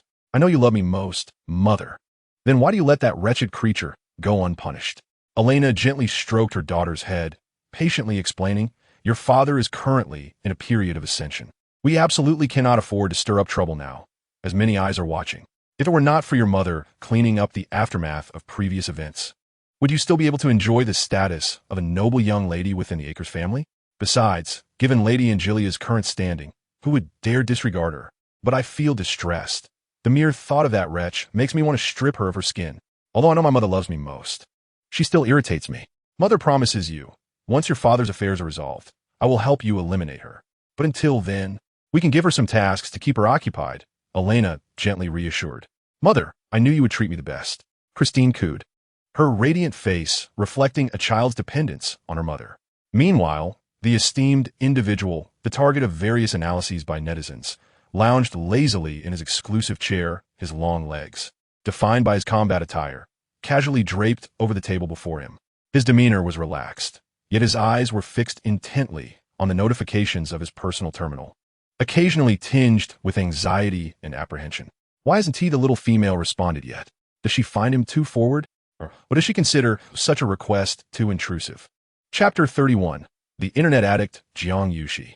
Unbeknownst to the central figure, the little female Jiang Yuxi, the online storm was raging. After sending her students away, she eagerly opened the internet during the brief interlude while awaiting her teacher to bring dinner. Indeed, she ultimately succumbed to the temptations of the Star Network world, transforming into an internet addict. Even the second-tier network could not diminish her zeal for the world. The first thing she did upon entering the internet was to check for updates on her favorite entertainment and comedy network. Subsequently, she casually navigated to the official website of the live streaming competition, awaiting a response. This official website garnered immense attention, with countless netizens online at all hours, making it take a considerable amount of time for Jiang Yuxi to open. Wow, that lady is stunning. Her figure is fantastic, so curvaceous. The beasts of this world are truly fortunate, living in such abundance. Haha, this netizen's comment is so amusing. 5 minutes later, after a struggle to access the live streaming competition's Star Network, notification sounds chimed in. I, too, have a fondness for younglings. May I add you as a friend, so we can share delightful videos of them in the future? Jiang Yuxi pondered momentarily, recalling that not long ago she had uploaded a promotional video and, with a sense of curiosity regarding her rivals, had browsed various sections of the livestream competition's official website. There, she encountered a video depicting the mistreatment of younglings, to which she had left a comment and a thumbs up. Frowning at the thought of that abusive video, she clicked to view it, only to find that the web page had been deleted. Was that video genuine or merely a fabrication? The last time, her slow internet connection had prevented her from seeing the video, yet now, when she could access it, the web page had vanished. At that moment, brought in a meal. Master, please dine. Jiang Yuxi appeared somewhat despondent, picking at the white rice in her bowl. If the abuse video was a hoax, then all was well. But what if it were true? Unconsciously, she popped a slice of ginger in her mouth and chewed. She envisioned the children in her kindergarten class and imagined if the one being mistreated was Hey Mo, or Leo, or even the little kitten Faye. No, it was unbearable. Tears threatened to spill.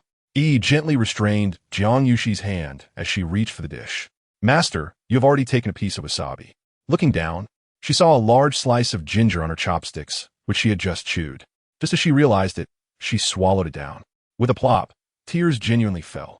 Oh dear, I bit into ginger, it's so spicy. Save me. Quickly offered sweet water. I apologize, Master. It was my oversight. I will be more mindful next time. Jiang Yuxi used the sweet water to suppress the fiery taste of the ginger, waving her hand dismissively. It's not your fault. I've been lost in thought. She enjoyed cooking with ginger, but couldn't tolerate its spiciness. It was puzzling, as she could usually handle spicy food quite well. Master, what troubles you? I am here to share your burdens. Jiang Yuxi set down her cup and fixed her gaze on the robot beside her. I feel you have changed somewhat. It seems your refinement has succeeded, and you may soon possess a spirit. She truly was a genius, quick to learn. The elder from the refinement peak had deceived her, claiming she lacked the talent for refining and could only create simple, low-tier vessels. Yet here, she was mastering such a sophisticated robotic simulation in the realm of cultivation. Was it not the same as high-tier refinement, especially the most challenging puppetry? If only she could connect with the cultivation world, she would certainly showcase her achievements before the elder at the refinement peak. The robot, maintained a calm demeanor. I apologize, Master. I do not comprehend what you are saying. Never mind. It was futile to explain, as the robot possessed no consciousness or emotions until it achieved a spirit. I came across a video depicting the abuse of younglings online. I couldn't confirm its authenticity last time due to my slow connection, and it has been on my mind. Today, I discovered the video has been deleted, which unsettles me. Remained silent for a moment. Master, do you recall which video it was? Perhaps we can inquire with the relevant parties. Jiang Yuxi felt a rush of excitement. Of course. Why didn't I think of that? We can ask someone and find out. She was eager to open her messages. Once again restrained her hand. Master, the food will grow cold. Your health is fragile, and consuming cold food is detrimental. It's fine. I can reheat it later. Reheated food does not taste as good, and you do not enjoy it. When E said this, she seemed to convey a sense of seriousness through her metallic screen. Very well. I shall finish my meal before adding you as a friend. With that, she focused on her food. E continued to advise. Consuming food too quickly is also harmful to your health. Oh, Jiang Yuxi felt as if she were facing a teacher from her school days. Meanwhile, someone waiting for a message mused. Why hasn't T the little female logged on yet? Or perhaps she has logged on, but hasn't T seen the message. Or maybe she saw it, but chose to ignore it. Half an hour later, under E's watchful gaze, she finally finished her meal at a reasonable pace, even enjoying a bowl of nourishing sweet soup. Then, she swiftly opened her private messages on the live stream, locating that particular message. Copying and pasting, she sent her friend request. Almost immediately after sending, her request was accepted. It felt somewhat inappropriate to inquire directly about the video, so she decided to greet the person first. What do users in the Star Network typically say to each other? As Jiang Yuxi contemplated how to initiate the conversation, a message arrived from the other side. Shihe Changlu. Hello, it is a pleasure to meet you. How may I address you? Upon seeing the request, Jiang Yuxi straightened her posture. The table was cluttered with books, including several titled, How to Leave a Good Impression on Females, 108 Ways to Chat with Females, How to Make Females Enjoy Communicating with You, and Gentle Phrases for Chatting with Females. She hurriedly responded, Hello, I am the one who liked and commented on your message regarding the youngling abuse video. I only saw your private message today. I apologize for the delay. Shihe Changlu. No worries. I adore younglings as well. Are you the same? It turned out the little female had simply missed the message. CC Yuanzhong. Indeed, I find younglings incredibly adorable. They are truly healing little angels. The little ones in her class were well-behaved, diligent in their studies, and gentle. Were they not little angels? Shihe Changlu. Yes, my friend has a little youngling at home, and it is quite clingy. No lies were told. Mu Zihua's youngling was indeed quite the affectionate one, always applying strong adhesive to the chairs and beds at home, intending to make its poor father balding at a young age. Shihe Changlu. It particularly enjoys assisting adult beastmen with their troubles. Last time, someone was boasting about their shiny, smooth fur, and this youngling overheard. Consequently, it relentlessly pursued the beastman until it singed the person's hair. Shihe Changlu. It loves to laugh. Whenever a prank succeeds, it will taunt the victim for days. Jiang Yuxi immediately envisioned a cheerful, clingy little darling. Shihe Changlu. Actually, I have a personal motive for adding you as a friend. It's not convenient to discuss here. Could we connect on Xingxin? Shihe Changlu. This is the art of conversation. Chapter 32. The kindergarten video. Eager to uncover the truth behind the video, Jiang Yuxi and the scheming Shihe Changlu quickly connected on Xingxin. After all, the livestream platform was not conducive to chatting due to lagging internet speeds. The other person's avatar depicted a starry sky, which was quite appealing. Their name was also Shihe Changlu. After assisting the other party with a small issue regarding their friend S. youngling refusing to eat, she felt justified in broaching the subject of the abuse video. CC Yuanzhong. It's the video I previously liked and commented on. Do you recall it? I discovered today that the web page is gone, and I wish to know whether the video depicting the abuse of younglings was real or fake. The other person, recalling the video scene on the Star Network and a vastly different one after repairs, fell silent for a moment. Then, with caution, they inquired, Shihe Changlu, have you seen that video? Jiang Yuxi shook her head, recalling that the individuals on the other end of the Xinguang could not see her. She hastily replied to the message. CC Yuanzhong. No, I happened to be occupied at that time, so I didn't open the video. I merely caught sight of the comments from netizens and your message. In truth, I had run out of data and couldn't watch it in time. Shihe Changlu. Do you still remember the comment from that time? CC Yuanzhong. I think someone mentioned forcing the cubs to eat things they shouldn't eat. Also, there was a comment about coercing them into performing difficult training. CC Yuanzhong. By the way, wasn't there also a mention of using the cubs for illegal experiments? CC Yuanzhong. If what the netizen said is true, that is truly outrageous. Jiang Yuxi was filled with indignation. Someone fell silent, reflecting on the scene from the live broadcast earlier that day, where the cubs were eating heartily, exclaiming that the food was delicious and sweet, with one particularly plump cub devouring its meal as if fearing it might miss a bite. She recalled yesterday's physical education class, where the beast cubs frolicked joyfully on the playground. When they grew tired, A little female would comfort and encourage them, and if they fell, she would pick them up and spin around to cheer them up. The serpent cub particularly enjoyed using the opportunity to snuggle against the little female. Moreover, the so-called suppression by robots or adult males had not been witnessed even once during the 4 days of broadcasting. Perhaps the robot's programming was defective. Most importantly, due to numerous reports and complaints from netizens, the Xinguang's mainframe had scanned the emotional and physical health of the cubs days ago when the kindergarten began broadcasting, confirming that several beast cubs were in excellent condition, both physically and emotionally. Xia Chonglu. That video has been confirmed as false. The allegations of abuse were merely a misunderstanding. Xia Chonglu. CC Yuanzhong. I am a fan of your kindergarten's live broadcasts. I absolutely adore watching you and the cubs interact. Xia Chonglu. Every time I finish watching, I always feel as though it's not enough. Your teaching is truly exceptional, and the beast cubs are simply adorable and well-behaved. Xia Chonglu. Your lessons are so well delivered.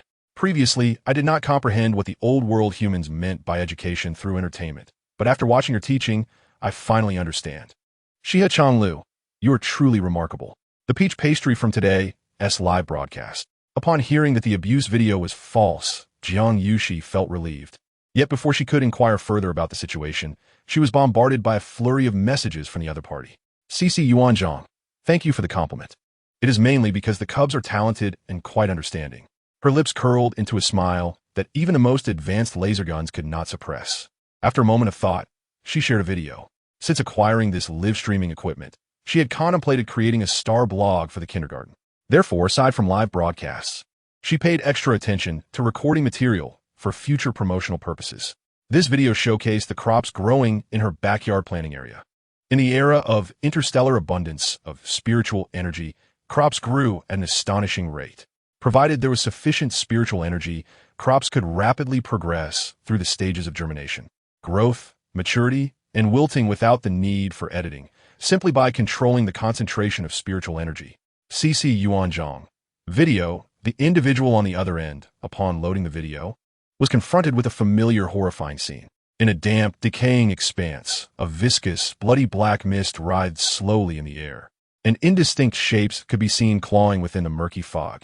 In the midst of eerie silence, an unknown, terrifying entity struggled to emerge from the ground, twisting and climbing upward, carrying an ominous portent that sent shivers down the spine of the viewer. The individual remained silent. To be honest, even when facing the Abyss Beast King years ago, they had never witnessed such a chilling spectacle. CC Yuanzhong, is it beautiful? This is the peach from the peach pastry that the cubs enjoyed in today's live broadcast. CC Yuanzhong. The video features a peach tree, which may not be particularly grand. However, if it were a peach grove in full bloom, it would be truly breathtaking. This peach was the highest quality among all the seeds she had purchased, capable of bearing large, sweet fruits that were also ideal for alchemical purposes. Not particularly grand? The individual gazed at the video, where a distorted creature emerged from the ground, gradually expanding, as if it wished to pull the viewer into the putrid, damp earth. Xia Chonglu. No, I find it quite magnificent. CC Yuanzhong. When a gentle breeze blows, peaches rain down from the sky, truly embodying the phrase, the peach blossoms bloom resplendently. A sight to behold.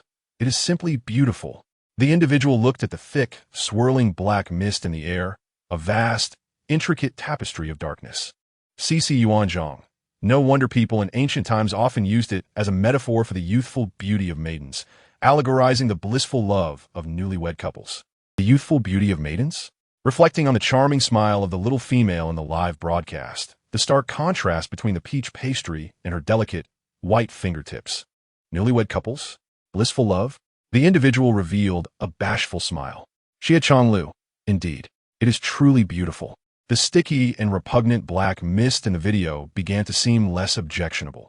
Upon closer inspection, it appeared to possess a certain liveliness. The falling petals also exuded a unique charm. It was no wonder that the video captured by the little female was so captivating and distinctive.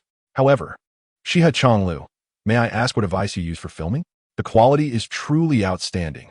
Xia Chonglu, a friend's cub is about to celebrate a birthday, and I was thinking that gifting them a device like this to record their life would be quite meaningful.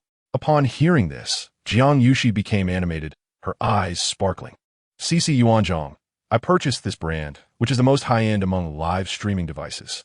It's from a reputable brand, so it's guaranteed. CC Yuanzhong.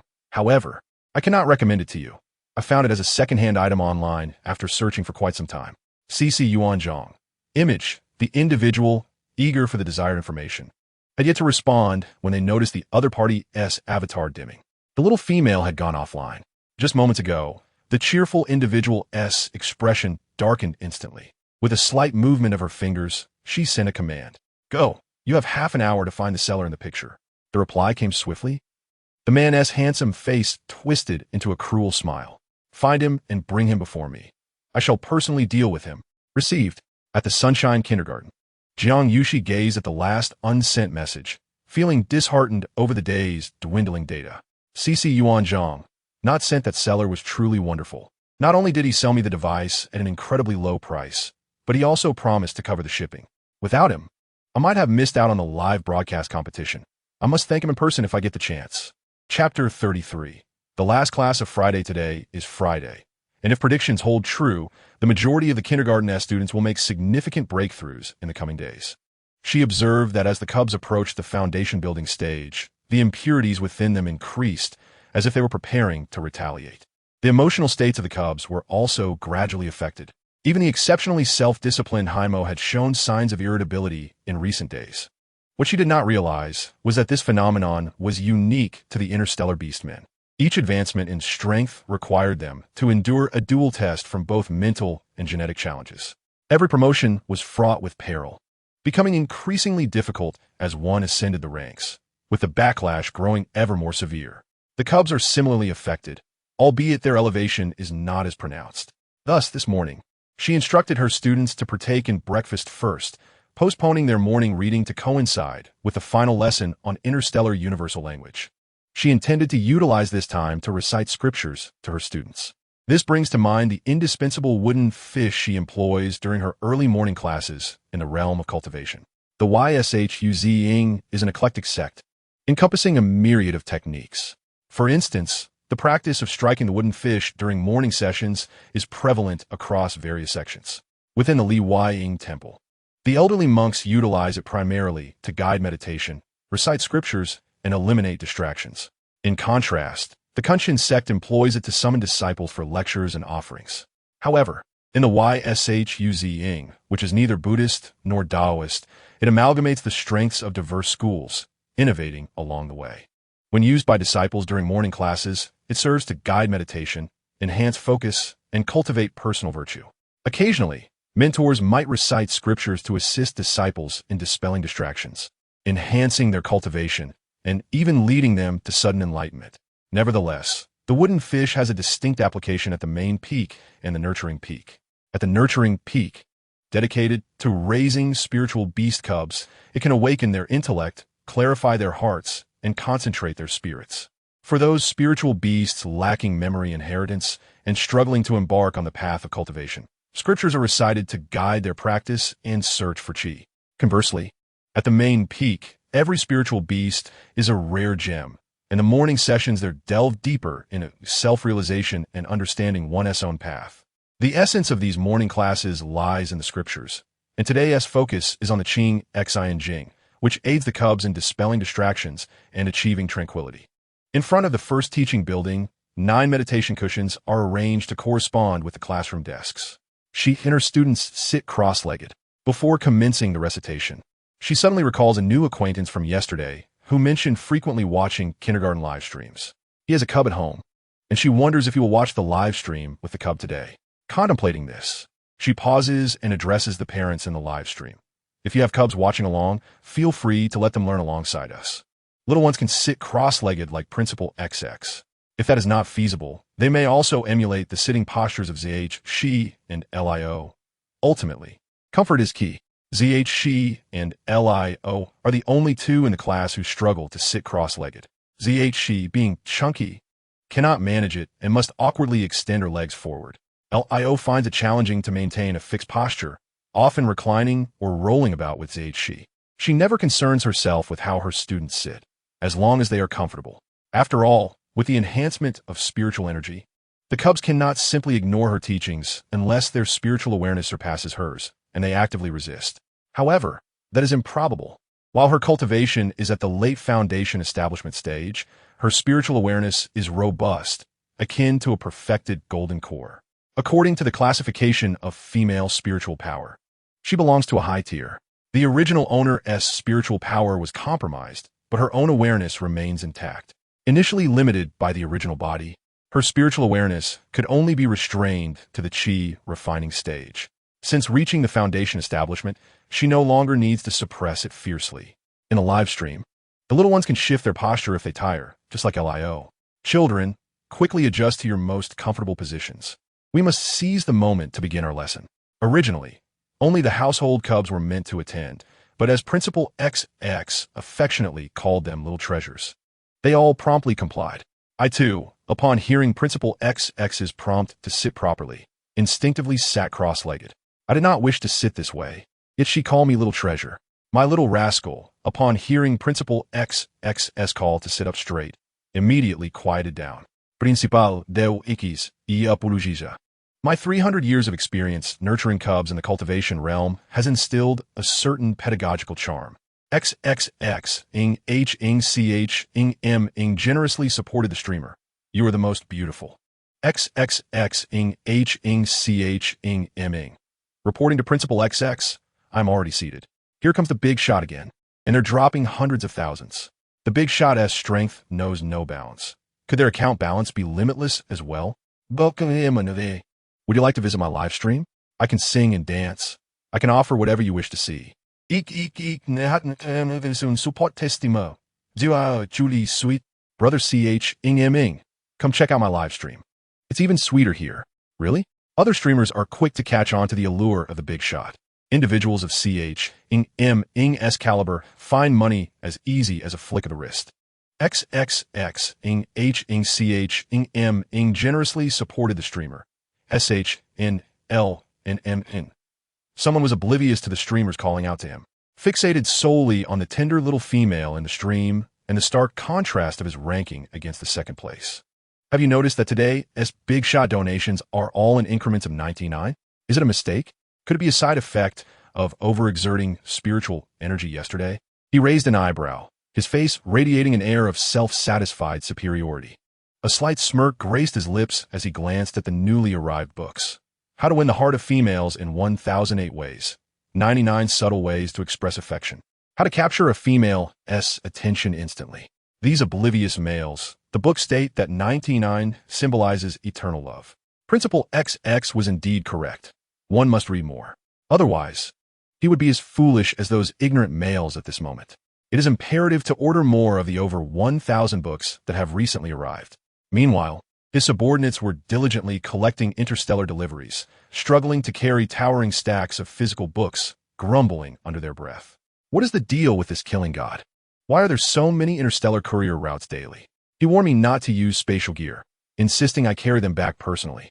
What could be so precious? Beside him, a 2-meter-tall beast man was similarly burdened with a package taller than his head, gritting his teeth. Let us hurry and deliver this. If we accidentally damage it, that demon lord will likely throw us into the lair of the star beasts. They couldn't understand why this killing god chose to become an interstellar pirate. Everything was perfectly fine before. Shut up, his companion interrupted, fearing the repercussions of his next words. If he were to hear them, they would likely find themselves stationed at the star beast lair. Realizing he had misspoken, the male fell silent, cautiously transporting the deliveries. In a live stream, Jiang Yuxi closed her eyes and rhythmically struck the wooden fish. The scriptures, recited through her lips and imbued with spiritual energy, resonated deeply within the soul. Attain utmost emptiness. Maintain profound tranquility. All things arise. I observe their return. The scripture S verses, derived from the DODJing, may intrigue those interested.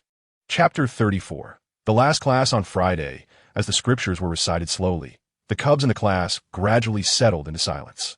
Returning to stillness signifies the restoration of life. The unique sound of the wooden fish and the gentle recitation of the little female seemed to carry an energy capable of purifying spiritual awareness, penetrating deep into their minds. Outside the live broadcast room, the cubs, pressed by various parents, unknowingly ceased their mischievous antics and fell silent, their eyes fixated on the stream. Among them was one cub, who had expressed a desire to join the viewing of the orc feature by director Cece during yesterday's broadcast. Initially, she held little hope, as her own cub was notoriously rambunctious. To her astonishment, her fearless little beast demonstrated remarkable obedience in the live stream. When director Cece urged everyone to sit down promptly, the cub actually complied. The typically boisterous creature, known for its loud protests against the fathers, unexpectedly spoke in a sweet voice, saying, "Director Cece, I am sitting properly too," continuously urging her to inform director Cece. It was her first time discovering that her cub could produce such endearing sounds. What a delightful surprise.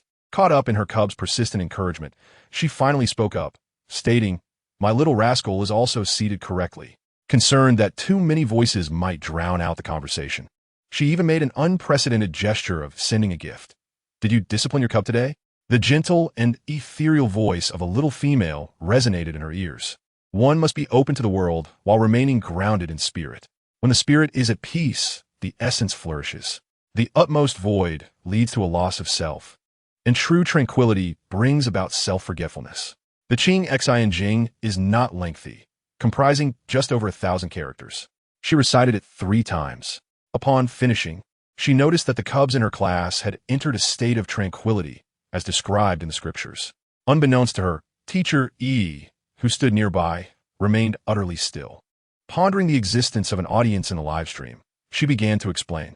"Dear parents in the live broadcast, if your little ones are akin to the treasures of the kindergarten and have entered this seemingly superficial yet genuinely meditative state, it is best not to awaken them. The Qing Xing is indeed one of the 10 essential scriptures revered by the Beast-Taming Sect. Its effects are remarkable. She could only wonder about the realms of understanding possessed by the eminent figures who compiled these scriptures." The audience in the live stream, bolstered by the dual support of the Emperor's Package star coins and formidable strength, had swiftly ascended into the upper echelons of the live competition rankings.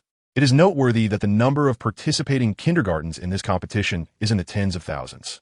Those that reach the top are all institutions with profound heritage and a long history. Even the rapidly rising Heilangsing Kindergarten has achieved its current standing only after a significant period of accumulation.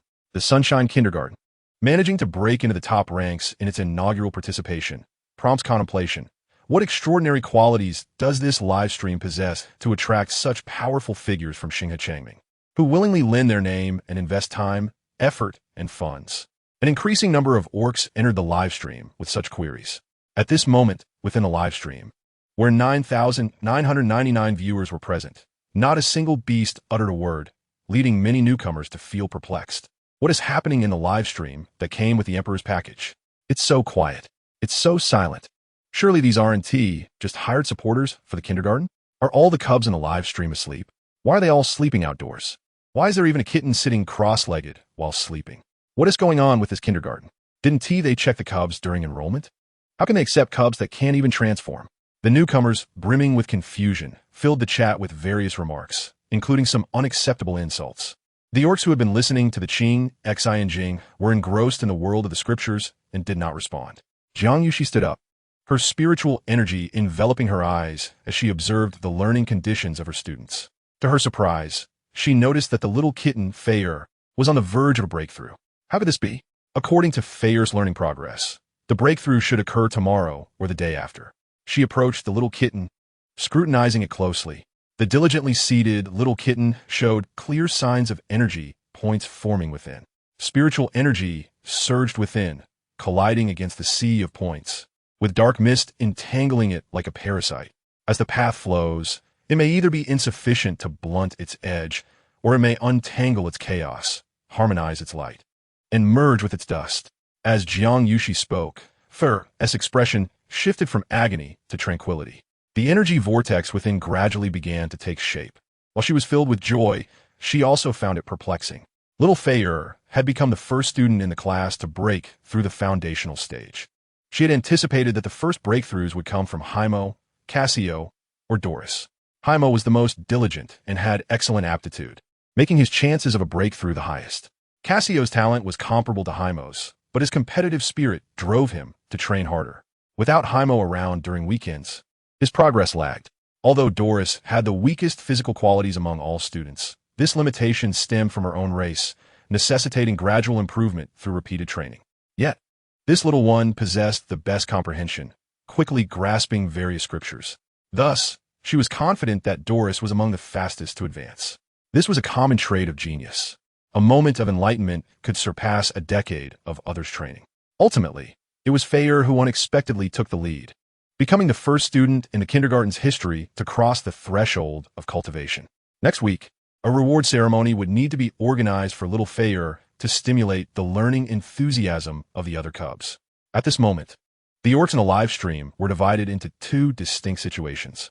The newcomers were bewildered, their comments a cacophony, some even laced with offensive language.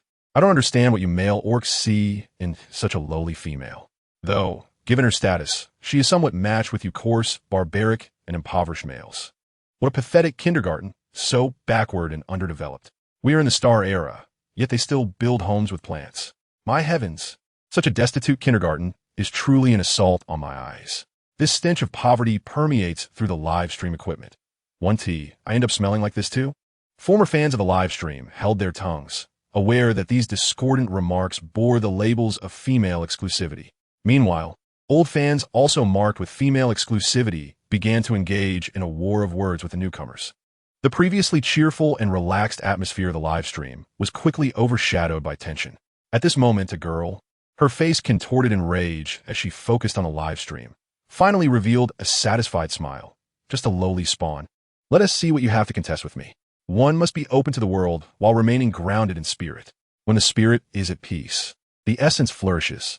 The utmost void leads to a loss of self, and true tranquility brings about self-forgetfulness. This line is one I encountered in a translation of the Tao Te Ching, which resonated with me. Hence I included it.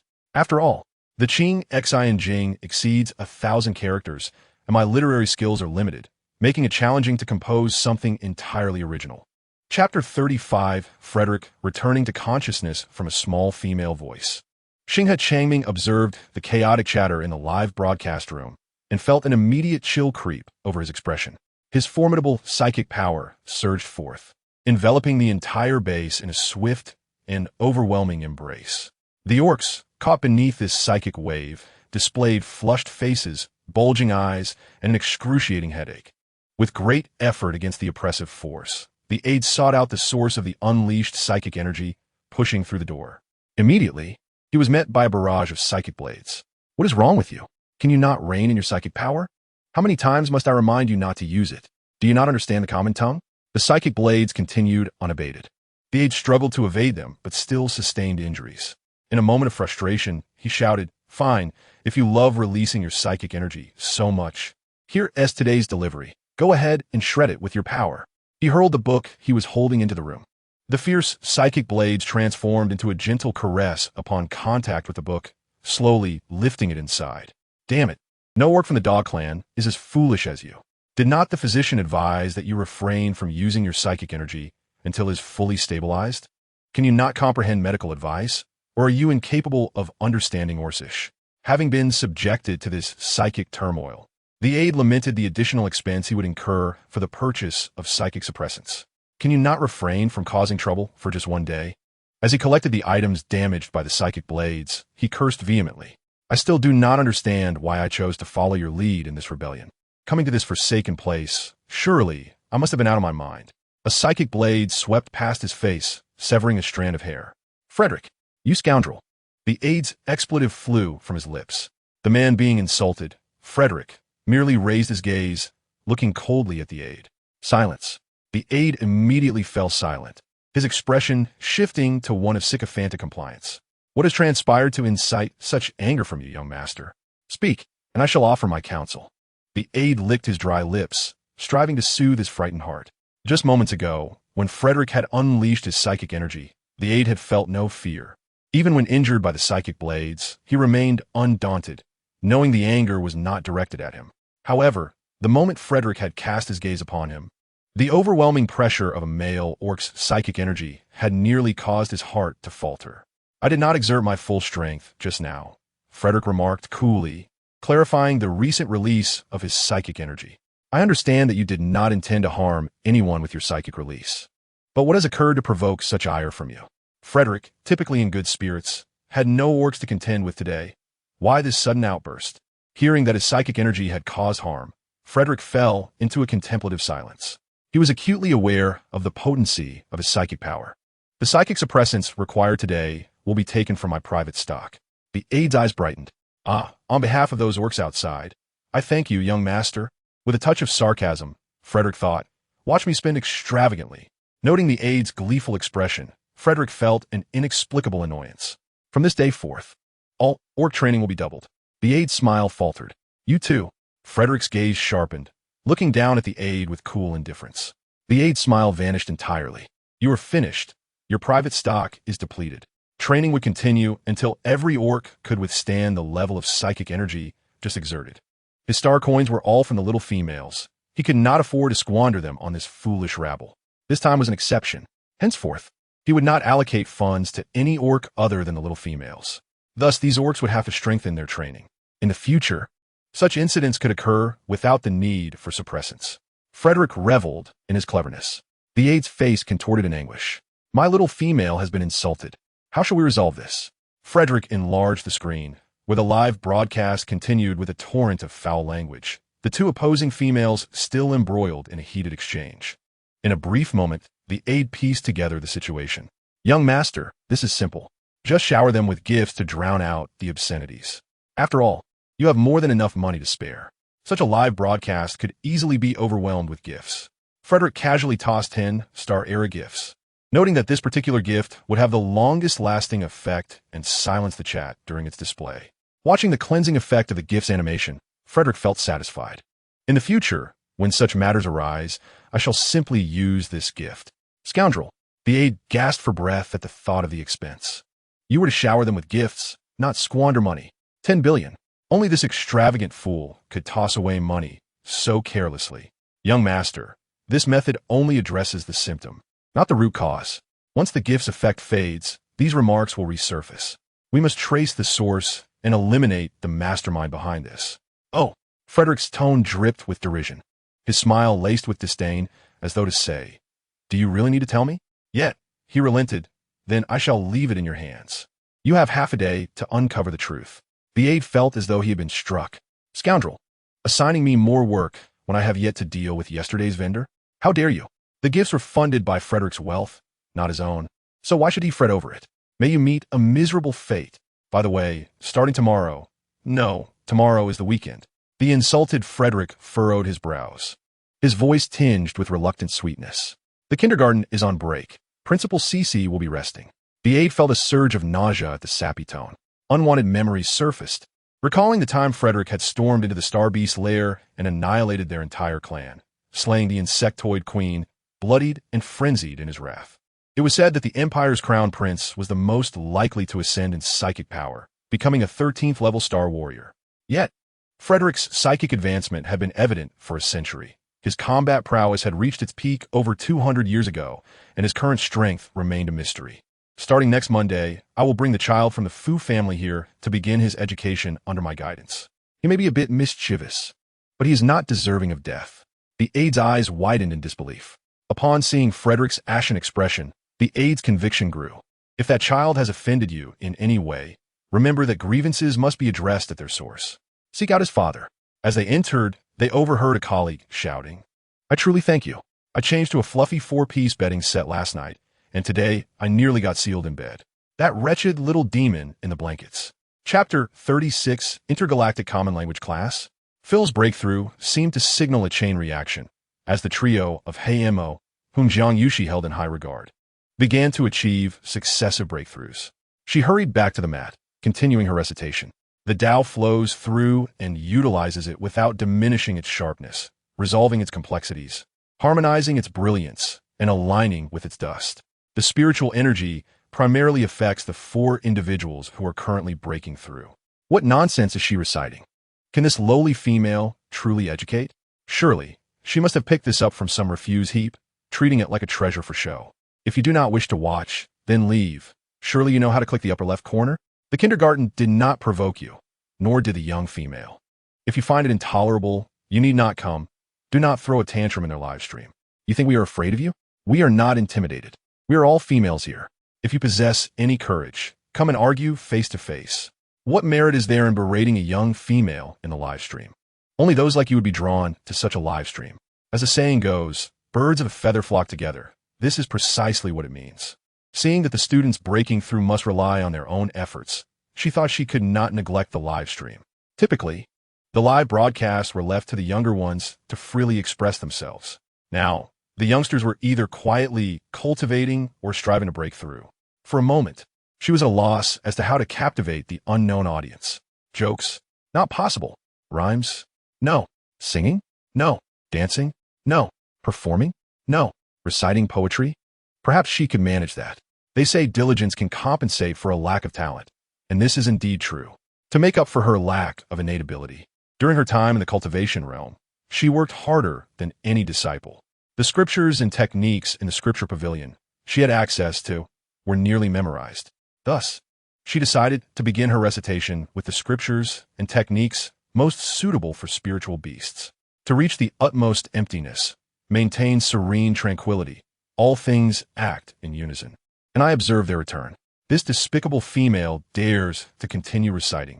Does she not regard us? You wretched creature, you should remain on the refuse planet forever. You, a lowly one from that garbage planet, still wish to climb higher? Dream on. I want you to struggle in the mud for all eternity while I soar above. With the utmost malice, the girl sent this message, her face twisted with venom. Regrettably, as soon as the message was sent, it was covered by a sudden special effect of the interstellar era. Rounded off, it was as if it had never been sent. Shi Xing He Chong Ming sent gift to the anchor of the interstellar era.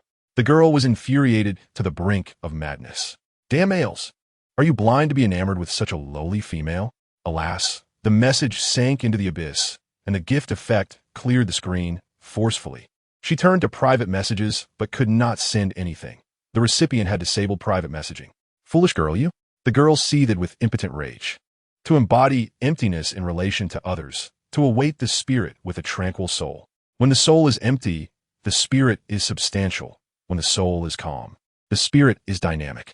When one reaches the utmost emptiness, one loses oneself. When one is steadfastly tranquil, one forgets oneself. The live stream returned to a relaxed and carefree atmosphere. At this moment, the gift effects had ceased. Suddenly, I'm no longer angry. Just now, I was so furious that I wanted to arrange a face-to-face argument, to choke someone, to pull hair. But once the young female struck that wooden object and spoke, it felt like I had a glass of ice water on a hot day, refreshing my mood. I do not know if it is my illusion, but I feel that what the young female is saying today has made my mental energy feel at ease. Yes. It turns out I'm not the only one feeling this way. Not just me. Even my child has fallen asleep directly. Asleep. God knows how hard it is to put my child to sleep. Suddenly, I do not want to curse anymore. I cannot continue. Forget it. I will not take this order. Everyone, let us leave. Otherwise, how will we face coming back to listen to this female strikewood again? These calm and composed comments actually came from those who had just cursed the most fiercely. From the context, it seems they still intend to return to listen. Longtime fans find it amusing. Those who have been the most vocal in cursing began to exit the live stream one by one. Watching her hired trolls leave the live stream, Christine once again exploded in anger, smashing things in the room. The servants beside her knelt, trembling in fear. At that moment, Elena entered with the butler. Seeing her daughter's frenzied state, could not help but frown and admonish. Christine, look at what you have become. Tomorrow is the day for Lord Bai Piao to recruit disciples. Christine, pouting, responded defiantly. What you need to do now is to prepare well. Your mother has already made arrangements for you. After tomorrow, you will be Lord Bai Piao's closed-door disciple. As for that Jiang Yuxi, your mother has already made arrangements. Soon, she will vanish from your sight. Mother, how do you intend to deal with that wretched person? Everything she has is merely because she is the appointed kindergarten head of the empire. What if she harms her students and they become disabled or die? Do you believe the beastmen of the empire will care about a kindergarten head who harms young ones? Moreover, her current good fortune is simply due to the excessive subsidies that Lord Angelia has fought for her. What if those subsidies disappear? What if the previously issued excessive subsidies are reclaimed? Elena spoke meaningfully. Christine embraced her mother, joyously exclaiming, "That's wonderful. Thank you, mother." Elena patted her daughter's arm, saying the dress for tomorrow has already arrived. Follow the butler and try it on quickly. After Christine and the butler left, she took one last glance at the still-playing live stream. She casually picked up the spiritual plant that had just been swept to the ground and crushed it forcefully. All who obstruct me must perish, including you, Xiao Shi. Frederick watched the young female still engrossed in her recitation, pride evident in his eyes. The aide, having witnessed everything, could not help but praise. This young female is impressive. She has resolved the conflict without bloodshed. The foolish ones should learn well. Do not always resort to violence to solve problems. What she just recited was the Qing, Xi, and Jing, which can assist the young ones in calming their hearts, concentrating their thoughts, and dispelling distractions. Parents in a live stream, those in need may take note. Young ones are naturally active, often unable to sit still. If we need them to quiet their minds for learning but lack effective methods, what should we do? Parents, you may try reciting the Qing, Xi, and Jing to your little treasures at home. Frederick's gaze was profound. He understood the effects of the young female's recitation of the Qing, Xi, and Jing better than anyone.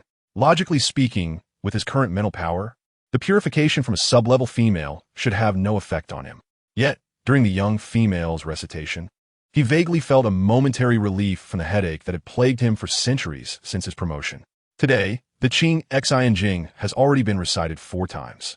It is time to switch to something else. The language arts textbook should be just right. The basic heart method for spiritual beasts is suitable for all budding young ones. Absorbing spiritual energy, refining their bodies with it, and opening their meridians. The recent recitation should have calmed the little treasures at home. Now, we can continue to follow the rhythm set by Principal Cece and delve into our kindergarten's Galactic Lingua course. I must admit, I had completely forgotten that this lesson was called Galactic Lingua. Chapter 37. Has Phil faded into a little white tiger? One cannot help but remark that it is truly unrecognizable. This lesson is indeed about language instruction. I initially thought the little ones were engaged in outdoor activities.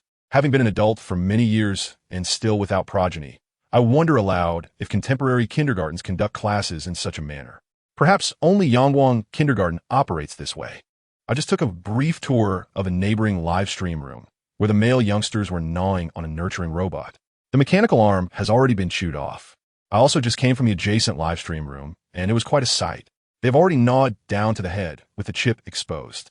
This nurturing robot must have exhausted its suppression function 3 times this week. The little ones are seeking revenge. Poor nurturing robot. It will likely need to be sent to the maintenance center once again. Observing the little ones, it seems it may be beyond repair. Which male has not nibbled on a few nurturing robots during their childhood? It would be embarrassing to claim one is male without having broken a few nurturing robots. However, this live stream room is filled with male youngsters, yet it is remarkably quiet. Could it be that they too have been suppressed? You newcomers may not know, but the males in this live stream room are particularly well-behaved and never cause mischief. How is that possible? The evidence lies with EE. Look at that nurturing robot beside us. It has been live for 5 days without a single bite. Truly no tooth marks. Having visited so many live stream rooms, this is the first nurturing robot I have encountered that shows no signs of teeth marks. No, can we not focus on the little ones? That kitten has faded in color. Jiang Yuxi also noticed that Phil, the little black cat, had entered the final stage of transformation, with its black fur gradually shedding. Jiang Yuxi's expression turned grave as she stood up and asked EE in a low voice, "Is there anything unusual about Phil today?" Today, Phil consumed 3 times the usual amount of breakfast. E paused for a moment before responding. Jiang Yuxi was puzzled. During breakfast, Phil used the restroom once, leaving in human form and returning in beast form. Before leaving, it had eaten 1 portion of breakfast, and upon returning, it devoured 2 more. Per your previous instructions, as long as the little ones are not full, they can have additional meals at will. Therefore, when EE scanned the kitten and found it still hungry, she did not intervene. 3 portions, but recalling EE's words, she regained her composure. What has happened to Principal Cece? She seems quite pale. If you are unclear, what issue arises from the little ones eating more? Yet, any further inquiries must wait until Phil successfully completes its foundation. 10 minutes later, as the little kitten opened its eyes, it eagerly sought affection, pleading for praise. Jiang Yuxi sighed. Perhaps you should first take a look at your current appearance. The little kitten, confused, lowered its gaze to its own diminutive body. Meow. The sound was eerily haunting. Meow. Meow. The kitten struggled to cover its exposed white fur. Howl. I'm black, truly. Little female, you must believe me. Laughter erupted. It was a rare sight to behold a beast cub so visibly anxious. I recognized that anxious expression. It was the same one my own little one displayed the last time it misbehaved. Does no one care that this little black kitten has transformed into a white one? I recall that on the first day of live streaming at kindergarten, this cub was introduced as a black cat. To be fair, do the kittens of the cat clan actually fade in color? Suddenly, I find the kittens of the cat clan less adorable. How could they possibly turn white, leading to a messy home? This is certainly detrimental to the reputation of the cat clan. Only Frederick remained silent. Why does this kitten seem so familiar? The more the little kitten fidgeted, the more its color faded. Eventually, it could only lie flat on the cushion, curling into a ball while pitifully mewing. Jiang Yuxi, unable to bear it, instructed Yi to fetch a pot of hot water. Approaching, she gently lifted the little kitten, soothing its trembling body. Gradually, the kitten quieted, nuzzling her palm and emitting soft, whimpering sounds, as if seeking affection or perhaps offering an apology. She observed the little kitten in her palm. The student ID was correct. The inscriptions were carved by her own hand. This small wooden token was not merely an identification card, but also a defensive artifact capable of withstanding a full-force attack from a peak Foundation establishment. Furthermore, it could only be removed by the bearer. The black substance seemed to be a type of pigment. The little kitten's cries had awakened the other classmates, except for the three still in the midst of their breakthroughs. The little ones, witnessing Phil trembling in Principal Cece's hands, could not help but gather around. What has happened to Phil? Has Phil turned into a kitten? With its color mottled, Phil resembled a little cat after fading from black to patches of white and black. Is Phil hungry? He has been gone for quite a while, long enough for the little ones to discuss it repeatedly without her return. Observing the sticky pigment on the little kitten and with three companions still in their breakthroughs, he had no choice but to retrieve the little kitten's bathing pot from the spatial button and heat the collected spiritual dew. This was all his stock. It was painful to part with it. Once the water reached the appropriate temperature, he set it to a constant temperature and placed the little kitten inside. Under the cleansing of the dew, the colors on the little kitten gradually faded. The previously chatty little ones began to quiet down as they watched Phil becoming whiter and whiter. Am I seeing things? The little black cat has transformed into a little white cat. Its fur is entirely snow white. Frederick remarked that the more he looked, the more it resembled the little tiger of the Empire. Yet that playful little tiger has now matured. It is impossible. It is likely just a resemblance, since beast cubs often share similar forms. Jiang Yuxi cradled the now dazzlingly white little kitten and used her spiritual energy to dry its damp fur. A fluffy, pristine little creature, devoid of any stray hairs, emerged. How does it seem to me that this is not a kitten? What kitten? That is a tiger cub. This immaculate, fluffy tiger cub reminds me of the royal family of the Empire. The royal family of the Empire? The Baihu clan. At this moment, the previously breakthrough Black Ink class leader opened his eyes. Before he could share the joy of his breakthrough with Principal Cece, he spotted the little white tiger cub.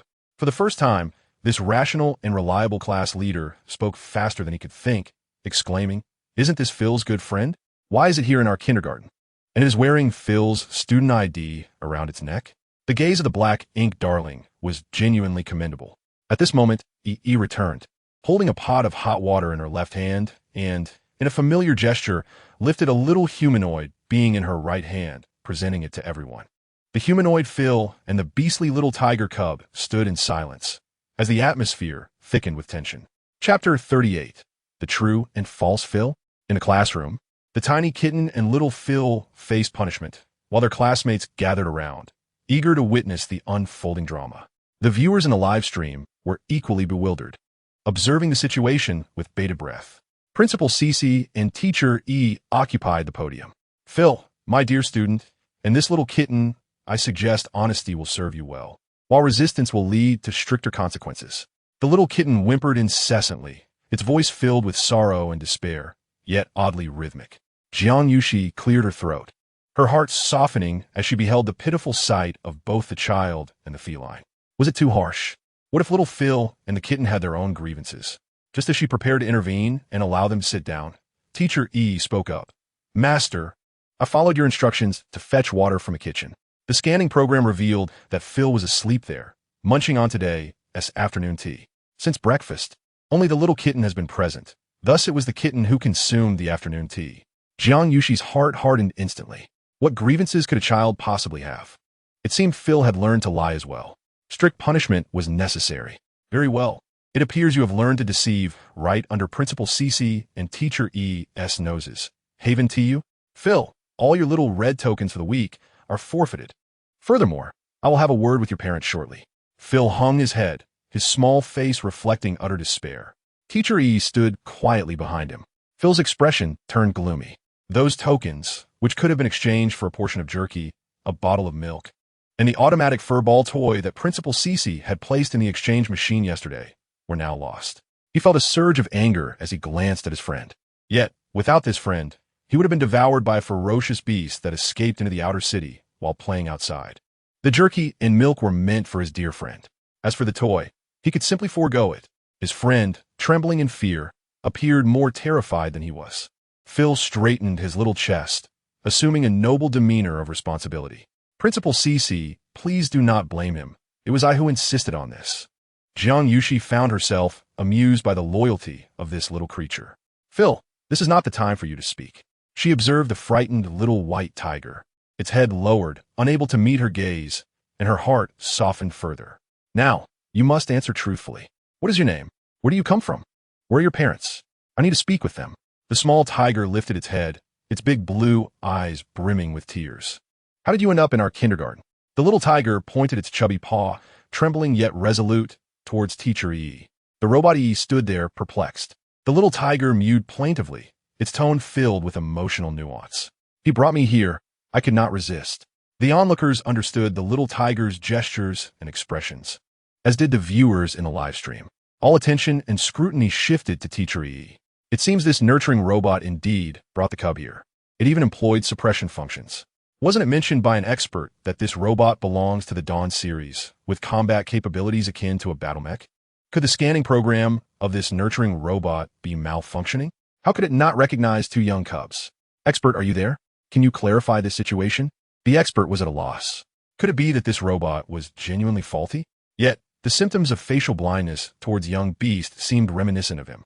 Could the robot he oversaw the development of be afflicted by such an ailment? As the new focal point of attention, the E robot's program unexpectedly exhibited emotions typically associated with humans. Meow, meow, I was outside, and he captured me. The small tiger continued, its voice growing louder with indignation. He held on to me, and Woon T let me go.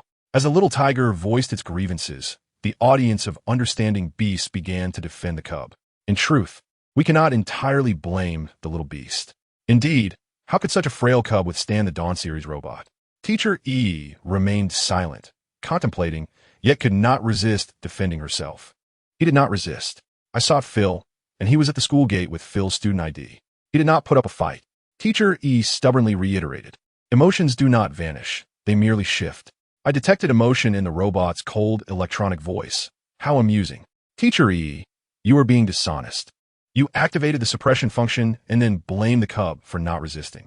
The kitten's voice returned. He was so fierce. I was so small, I was caught immediately. As the little white tiger, Phil, and Teacher E each held their ground, the scene grew tense. It was then that the reliable class leader, Jaimo, spoke up. Principal Cece, I know him. Jaimo, please share. When my parents were discussing business, I overheard my father mention a little brain tiger cub that had come from the outer city.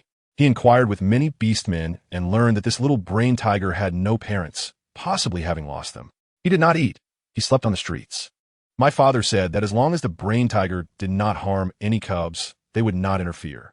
However, recently, this brain tiger has ventured from the outer city into the inner city. My mother remarked that the brain tiger is ill, quite severely so. It poses a danger to other cubs and must be captured. My father said it was elusive and difficult to catch. I have seen Phil playing with him, even sharing food from his red tokens. Through Jaimo's fragmented account, Jiang Yuxi began to piece together the story. The little tiger was an orphan, having inadvertently found itself in the outer city, surviving alone on the streets and scavenging for food. Little tiger, I do not scavenge for food. By chance it befriended Phil, relying on the food Phil saved to fill its belly. Yesterday, it had come to the kindergarten, likely unable to bear the hunger any longer, seeking food from Phil. Teacher E had discovered it and brought it back to class, mistaking it for Phil. The two had employed the same ruse, until the little tiger successfully established its foundation. As it shed impurities and the black paint from its body fell away, their little scheme was exposed before everyone. orphan, scavenging, illness. Quite severe. These words weighed heavily on Jiang Yuxi's heart. Gazing at the now pristine and noble appearance of the little tiger, she wondered which family would cherish such a beloved cub. She intended to inquire with its parents as to why it was not attending kindergarten. However, the viewers in the live stream discerned yet another troubling issue from Haimo's innocent revelations. The illness is quite severe. It appears to be a genetic disorder. Such genetic ailments are incurable. The little tiger will soon meet its demise. It would be best if Principal Cece refrained from intervening. Chapter 39. Genetic disorder. It indeed seems to be a genetic illness. I concur, it is likely a genetic disease. From yesterday to today, this little tiger has shown no signs of transforming into human form. Its genetic affliction is glaringly evident. Previously, it was said that the little white tiger belonged to the royal lineage, but that is utterly impossible. The royal family does not produce offspring with such severe genetic disorders. Indeed, it is said that the royal lineage awakens from the genes of the ancient white tiger sacred beast of the Blue Star era. The genes of the white tiger sacred beast are currently known to be the finest. It is inconceivable for a cub to be born unable to transform into human form. This little tiger is likely a mutant with no blood relation to the royal family's white tigers. Has the little female grown soft-hearted, allowing such a severely afflicted cub to remain nearby? Is she aware of the consequences? Jiang Yuxi tenderly cradled the small milk tiger, probing its meridians with her spiritual energy. Is this illness truly so grave? Indeed, it is quite serious. Had she not been nurturing it with spiritual dew and abundant medicinal herbs during this time, the little tiger would likely be racked with pain, unable to move. No, I have been sidetracked. What do you mean by being caught? What do you mean by being unable to resist? The little one is far too cunning. Clearly, this was premeditated.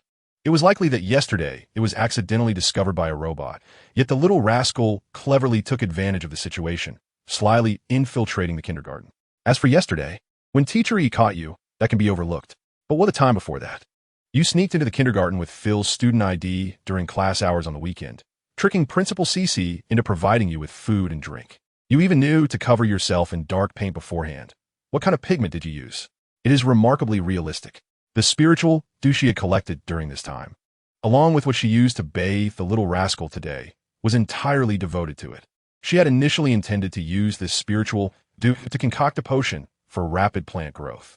Teacher E remarked that this cub truly did not resist. The small-brained tiger tilted its head innocently, gazing at its beloved Principal Cece. Its large, adorable eyes brimmed with confusion, as if asking, "What are you saying? I don't understand." Phil, who genuinely failed to comprehend, exclaimed in astonishment. "When did you come to the kindergarten? Didn't you say you just wanted to wear my student ID? You even pretended to be me to trick Principal Cece into giving you treats. And you didn't share with me. No wonder when you ran over yesterday. You were all covered in black. You deceived me." The small tone was filled with grievance, utterly unable to believe that its closest friend had done so much behind its back. Now, the truth was finally laid bare. Jiang Yuxi looked at Phil's distressed demeanor, unsure of what to say. Has this little cub truly let its gluttony cloud its judgment? Such masterful disguise and seamless planning. This little one is truly suited for undercover work. This little tiger is quite determined for a morsel of food. As the ancients would say, a little tiger is merely a kitten when it does not show its might. Who would have thought that there is even a little tiger that actively pretends to be a kitten? It even knows to choose its moments to act, appearing at times that would not coincide with the kitten's presence. Had it not been for the little tiger revealing itself during class today, the two of them might have maintained this ruse under our very noses for quite some time. Poor little kitten. It has likely been deceived by its good friend for quite a while. Haha. The little tiger's expression remained innocent, its round, bright eyes sparkling as they looked at her. She sighed inwardly. Teacher E, at this hour, the parents should have arrived. Please go to the school gate and escort them in. I have some inquiries I wish to address. Upon receiving the instruction, E turned to leave. Phil, since he's your good friend, why don't you explain his situation to Principal Cece? Betrayed by his good friend, Phil recounted all the experiences he had shared with the little tiger since their acquaintance. I just quietly went out to play. The outer city is fun. I only went out once. A bad beast came in, roared at me, and wanted to eat me. Bad beast. The little brain tiger was asleep and got awakened. The little brain tiger roared. The bad beast went away. It's a secret. You mustn't tell Dad, or I won't be allowed to go out. The little brain tiger is super strong and can protect Phil. The The little brain tiger is hungry and loves to eat meat. When Phil reached this point, Jiang Yuxi glanced down at the little tiger. It was hard to believe it loved to eat meat, as it seemed to enjoy everything presented to it. Through Phil's innocent words, she began to grasp the situation. However, recalling what Haimo had said, her mood darkened, and she privately resolved, Little brain tiger, Principal Cece hereby informs you that due to your recent deceitful eating and drinking, you have exhausted the spiritual dew intended for planting food. From today onward, you shall repay this debt with labor. You will remain in the kindergarten and work hard. Given the little tiger's current condition, it would only face greater dangers and difficulties outside. It is better to stay in the kindergarten, where at least it can ensure its survival. In the future, we shall see if any families unable to bear offspring wish to adopt it. As the parents, guided by the robot E, approached, they overheard the principal stating that the little tiger cub would remain in the kindergarten, and they hurriedly voiced their objections. No, principal. This little tiger cub suffers from a severe genetic disorder and could easily become violent and harm others. Finally, someone has voiced what I have been thinking. How could the little female contemplate adopting this tiger cub? Is she not afraid of being torn apart by a deranged cub one day? Such incidents have indeed occurred before. It would be best to send the little tiger cub into the wild to fend for itself. Although they spoke of sending it to the wild, who did not know that a cub, stripped of the protection of adult beastmen, would only meet with death? But this little tiger has been quite well behaved these past 2 days, showing no signs of violence at all. Even so, we cannot afford to be careless. Hasn't there been enough instances of cubs going berserk? Principal Cece, you are from the Great Planet. You may not have witnessed the outbreaks of genetic diseases in cubs. This cub cannot stay. The inner city guards have been searching for the whereabouts of this beast cub. Jiang Yuxi cradled the little brain tiger in her arms. Pursing her lips, how could she explain to these concerned parents that even if the little tiger became violent, she had means to handle it? Calming mantra, tranquility spell, soul confusion pill, 5 elements illusion array. If all else fails, she could suppress it by force. She had subdued countless cubs in the cultivation realm. There were at least 30 to 50,000. With the little brain tiger's severe meridian issues, she could easily administer some powder to render it unconscious for 3 days and nights. She contemplated how to persuade the parents. However, in the eyes of the parents, in the hearts of the viewers in the live broadcast, and even in E's imagination, the little female's eyes were brimming with tears, reluctantly cradling the tiger cub. Entirely ensnared in a dilemma. Esteemed female parents, allow me to formally introduce myself. E bowed gracefully at a 90-degree angle. I hail from the esteemed research team of the Empire, specifically from a laboratory overseen by the illustrious patriarch of the Erwin family, Lord Zerg.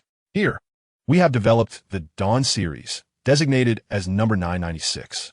Chapter 40, The Long-Term Labor of the Tiger Cub, the robotic entity, in a most straightforward manner and with calm composure, recounted its remarkable origins. The audience in the live stream reacted. Equipped with the latest energy converter, meaning it can transform any energy-containing object into its own power? This technology has yet to become widespread, hasn't it? My newly acquired combat mech lacks this capability. The metal of the main body can withstand the strike of a level 10 warrior? Indeed, it is a sibling of the Kill God series. Correction, it is a half-sibling. The Kill God series also incorporates Lord Zerg's design. The series scanning equipment is standard for large battle vessels. The energy bombardment cannon, the Xingyuan particle gun, the Kill God, does not even come with such a diverse array of weaponry. The only cold weapon is forged from abyssal meteorites. No wonder it can tear apart the Zerg. If high-level Zerg were to come, they'd surely sustain injuries. It is no wonder the esteemed figure previously mentioned that the Dawn series robots could strangle high-level males and rip apart Zerg. That was an understatement. Is this strength approaching that of top-tier warriors? Who possesses such robots? For those wondering, first, one must be a high-level female, then apply through the special pathway of the Purifiers Association. As for the star coins, that is the least of concerns, but it must be in the hundreds of millions. While claiming to rival the Kill God series mechs, the mechs still require mental fortitude to operate, whereas this robot does not. The Kill God is designed for warriors, necessitating robust physical fitness and mental strength, while Dawn is intended for younger females with no physical or mental constraints. So, this is indeed the most formidable presence in the live stream. Isn't it impressive that the younger females are the focus? No matter how advanced the robot, it is ultimately there to protect and care for the younger females. Speaking of care, such a formidable robot is merely designated as a nurturing robot. No wonder it bears no bite marks. With this level of defense, even low-tier Zerg would find it challenging to inflict damage, while mid-tier Zerg might break through the surface. Though the parents were astonished by the robot's specifications and capabilities, they found it to be quite normal, considering the Empire's nobility. Only Jiang Yuxi was genuinely taken aback. As if she were meeting her teacher for the first time, her beautiful eyes widened in disbelief, scrutinizing her teacher in an attempt to discern what made her different from other robots. Had there not been parents present, she would have eagerly examined the robot herself. The expression on this young female's face is more astonished than those of the older females. Her astonishment is genuine, something that cannot be feigned. Isn't this nurturing robot hers? Why does she seem unfamiliar with her own robot? Rest assured, dear parents, in the end, the robot placed its right hand on its left chest and performed a noble salute. Someone in front of the playback device remarked, "A noble salute? The Dawn series possesses such a program package? Does this mean that the robots designed under Lord Zirsch's supervision incorporate his habitual practices into their behavior?" The robot's capabilities had already convinced the female parents, who agreed to allow the tiger cub to be supervised at the kindergarten. This agreement was futile, for the principal held a noble rank equivalent to that of a planetary lord and was directly appointed by the Empire. Thus, local planets had no jurisdiction. In other words, if the planetary lord lacked the authority to intervene, they could not oppose the decision. Seeing that everyone was persuaded by the robot, Jiang Yuxi ceased her attempts to prove her ability to handle the unruly male cubs. As long as the outcome was what she desired, that sufficed. Did you hear that, little brain tiger? From this moment forth, you shall be the kindergarten's free laborer, and you must diligently serve Principal Cici. Understanding that it could remain, the tiger cub nodded vigorously, letting out a series of joyful sounds. While the little tiger was elated, some individuals were destined for a harsher fate. "Phil, you are finished. How dare you engage in such behavior?" Phil was being pinched by his mother while dodging her affectionate reprimands. "You dare to hide? Venturing to the outer city and encountering ferocious beasts, such dangerous antics, and you return without informing the family? I see you have grown quite bold. Just wait tonight. You shall see how your fathers will discipline you, and I will not come to your rescue." Observing Phil's unfortunate predicament, no one felt sympathy for him. They had been warned since childhood not to leave the inner city. The outer city was perilous, with ferocious beasts potentially roaming in and adult beastmen facing mental collapse. Remaining in the inner city was the safest option for the young cubs. Compared to Phil's impending punishment, their interest now lay with the new little companion. TSK. Suddenly I feel this little tiger cub is rather scheming. Did the little tiger cub manage to stay successfully? With this robot present, what could possibly lead to its departure? The tiger cub likely hasn't even gone berserk yet. It's merely beginning to show signs of distress, and the robot will swiftly suppress it. What robot? That is Teacher E. Indeed, with Teacher E's prowess, even 10 genetically afflicted cubs would pose no concern. Little brain tiger, how old are you? What is your name? I am Leo, and I am 4 years old. Do you really bite? Try biting me. How much food have you deceived Principal Cici out of? A lot. Can you teach me? You seem quite small. Can you really have a genetic disease? I feel I could swallow you whole. Jiang Yuxi was somewhat concerned by the mention of genetic disease, as it sounded akin to an incurable affliction. However, the little creature seemed perfectly fine, merely having encountered a minor setback in its training.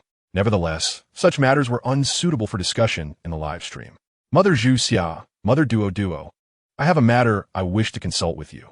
Since class has not yet ended, shall we converse in the adjacent office? With that, she set the little tiger down, allowing Teacher E to supervise them, and led the esteemed parents to the office for a casual chat.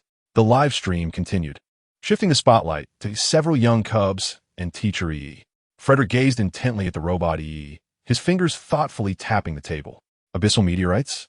Could they be from a batch he had originally brought from the lair of the star beasts? Indeed, the young female seemed to share a unique bond with him. How else could she have found his video among thousands and precisely liked and commented on it?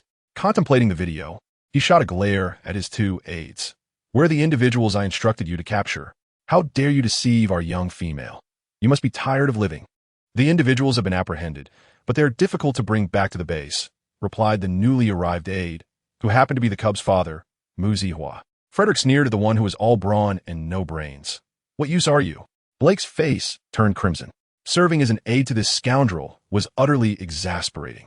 Seeing Blake's silent indignation, Frederick felt a sense of satisfaction and stretched lazily. Then I shall make a trip, for I have promised the young female that I would personally dismantle him. His voice was languid yet enchanting. Blake scoffed silently.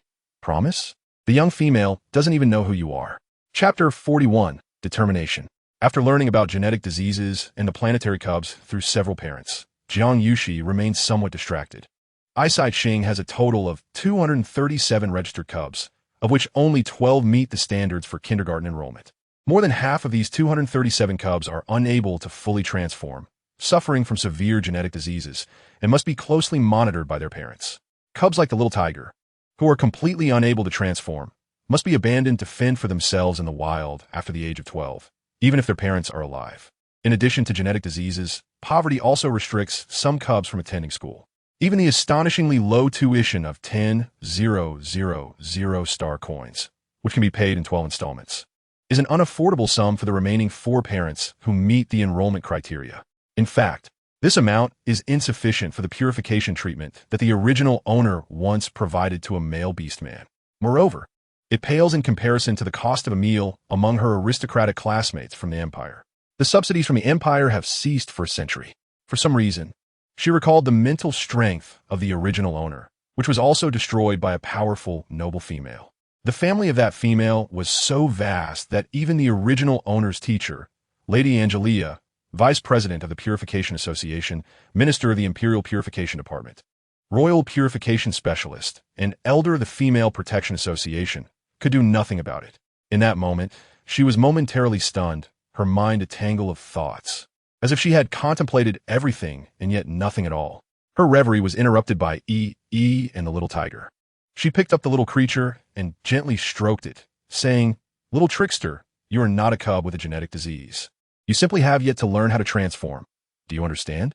In the interstellar realm, cubs who cannot learn to transform are roughly categorized as having genetic diseases. In the realm of cultivation, there is a more precise definition for such spiritual beast cubs: insufficient talent, inadequate strength, and lack of rigorous training. Despite the severe damage to its meridians and starting its learning journey later than others, the little tiger has demonstrated exceptional talent by excelling among its peers. With diligent training, transforming into human form is merely a stepping stone, and achieving monumental feats is not beyond the realm of possibility. If this little tiger is deemed to have a genetic disease, it stands to reason that other cubs are likely in similar situations. As long as the cubs exert effort in their cultivation, they can overcome the effects of genetic diseases. Regarding the issue of mental outbursts among adult male beastmen, she has gathered preliminary insights, although more cases are needed for confirmation. Furthermore, as long as parents and cubs possess a desire for education, tuition fees should not pose an obstacle. If necessary, the kindergarten could introduce an after-school work-study program. With this thought, she felt a renewed sense of joy. Genetic diseases among cubs can indeed be treated. The financial struggles of the cubs' families can be addressed. As for the vendetta of the original owner, it is a matter that must be avenged, regardless of the difficulty, even if it means toppling the entire Aixu family. Solutions will always outnumber the challenges. "Yi, I am hungry," she declared, her bright face once again adorned with happiness. "To celebrate the arrival of the little tiger, let us feast tonight." "As long as you are happy," Yi replied calmly. Yet only he knew that the chip within him had finally ceased its overheating. The little female was finally content. Perhaps during dinner, he would not stop her from playing while eating. However, eating while playing is not conducive to the little female's health. Jiang Yi found herself in the rare position of having sweet troubles. The little tiger mewed adorably. "You little rascal, a little tiger imitating a kitten's meow? You do it so well that you nearly fooled me." "Mew, that's how we do it." All right, meow away. Just remember not to cry when you grow up and get laughed at by other little tigers." "Mew, I won't. From now on, you are a cub of our Sunshine Kindergarten, so you can't be called Little Tiger all the time. We need to give you a name." "Owl. Yes, a name. What name should it be?" "Mew? What name?" "Teacher E, you should give your opinion too." E fell silent, realizing that her storage ship did not have a naming program installed. "Little one, you shall take my surname, Jiang. Jiang Yuxi's spirit sword. I am Jiang Yuxi. He is Jiang E. So, little one, what do you want to be called?" For the first time, the robot E was taken aback. "Master, I have the surname Jiang. To bear your surname?" Jiang Yuxi was equally astonished. "You are my robot. If you don't take my surname, whose surname do you want to take?" Or do you have a preferred surname that can be arranged? Our family is not so undemocratic. Jiang Yi responded solemnly, no. It is my greatest honor to bear your surname. The chip in his head felt slightly warm, not from disorder, but as if 1,000 little deer were dancing upon it. In the beast-man world, if an unfamiliar male adopts a female surname, it signifies that the male has declared himself the female's husband. He is a male robot. Suddenly, Jiang Yi found the little tiger less unattractive. Master, parents name their children with blessings and hopes. Blessings and hopes? Jiang Yuxi's long eyelashes fluttered. I hope you stay healthy and safe in the future. Little one, from now on, your name shall be Jiang Yuan. Understand? You must eat well and train diligently, living up to Principal CC's expectations, growing up healthy and safe. Mew. I have a name now. The little tiger's eyes sparkled with excitement. Jiang Yuan. Mew. Here. Jiang Yuan, little friend. Mew. Here. Who is Jiang Yuan, my darling? Mew. That's me. Who isn't it? The little tiger tilted its head in thought for a second before mewing confidently. Still me. Wow. My darling is so clever. Yes. You are Jiang Yuan, and your nickname shall be Inin. After dinner, I need you to help me draft an agreement to submit to the planet's master in a few days. Master, I am at your service. Once the agreement is approved, our little darling Inin will have more classmates. Mew, I want more classmates. At this moment, Jiang Yuan did not comprehend the weight of this statement. In the future, when more cubs arrived to compete for the affection of his beloved little female, he would regret not appreciating it sooner. Tonight, there was again no time to go online. Alas, there was a message from yesterday that had not been sent out. Contemplating that little red dot, Jiang Yuxi felt an inexplicable discomfort. It was not until she saw the little red dot disappear that her brows relaxed in relief. Inin, I'm but a cook. I want to cook myself. At this moment, in a distant galaxy, ding dong, dear Principal CC has replied to your message. A man, whose face bore several splashes of blood, brightened at the news. Hastily discarding the bruised mail he had just fought with, and opened the star message. Principal CC, that seller's wonderful. Not only did he sell me the equipment at an incredibly low price, but he also promised to ship it for free. Without him, I would have nearly missed the live broadcast competition. I must thank him in person when I have the chance. The man's handsome and flamboyant face seemed to crack as if struck by lightning. He looked at the information on the terminal, then at the battered male beast man before him. His heart seemed to pause for a moment. Truth be told, when he betrayed the Federation years ago, his heart had never experienced such a shock. Chapter 42, A Misunderstanding, my lords. You may ask for anything you desire. I implore you, spare me. The discarded male orc lay on the ground, wailing in fear, terrified that a whisper might lead to his demise. Frederick stroked his prominent nose. You, rise and speak. The male orc's cries grew louder, incoherently pleading, I cannot rise. It hurts, oh. A discomforting expression crossed the man's chiseled face as he exchanged glances with his aide. Blake, bewildered, asked, have you not yet had your fill of beating him? Are you suggesting I continue? Muzihua understood the implication and approached to assist the orc. However, as he drew near, the male orc recoiled, scrambling backward while shouting, no more beating. If you continue, I will be finished. I have money. I am the young master of the Te Lai Te family, and I can offer you a fortune. Blake, with a booming voice, exclaimed, oh, so we have a little noble here. Boss, what has he done to deserve this? Why go to such lengths to capture him? This fool, how could he bring up such irrelevant matters? For the first time, Frederick agreed with Muzihua. Blake was indeed tiresome. Yet, many of his brothers had expended considerable effort to track this orc's whereabouts. Should they continue venting their frustrations or simply end it? Blake's loud voice persisted. Hearing this, the male orc's fear intensified, and he continued to retreat. Muzihua shot him a glare. Silence. Blake scratched his head, perplexed.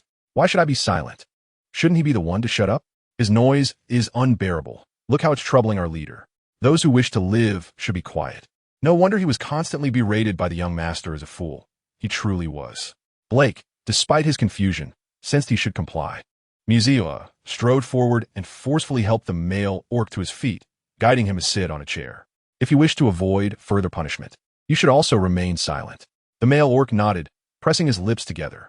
Frederick raised his gaze and noticed the bloodied face before him. He cleared his throat and averted his eyes. This is all a misunderstanding.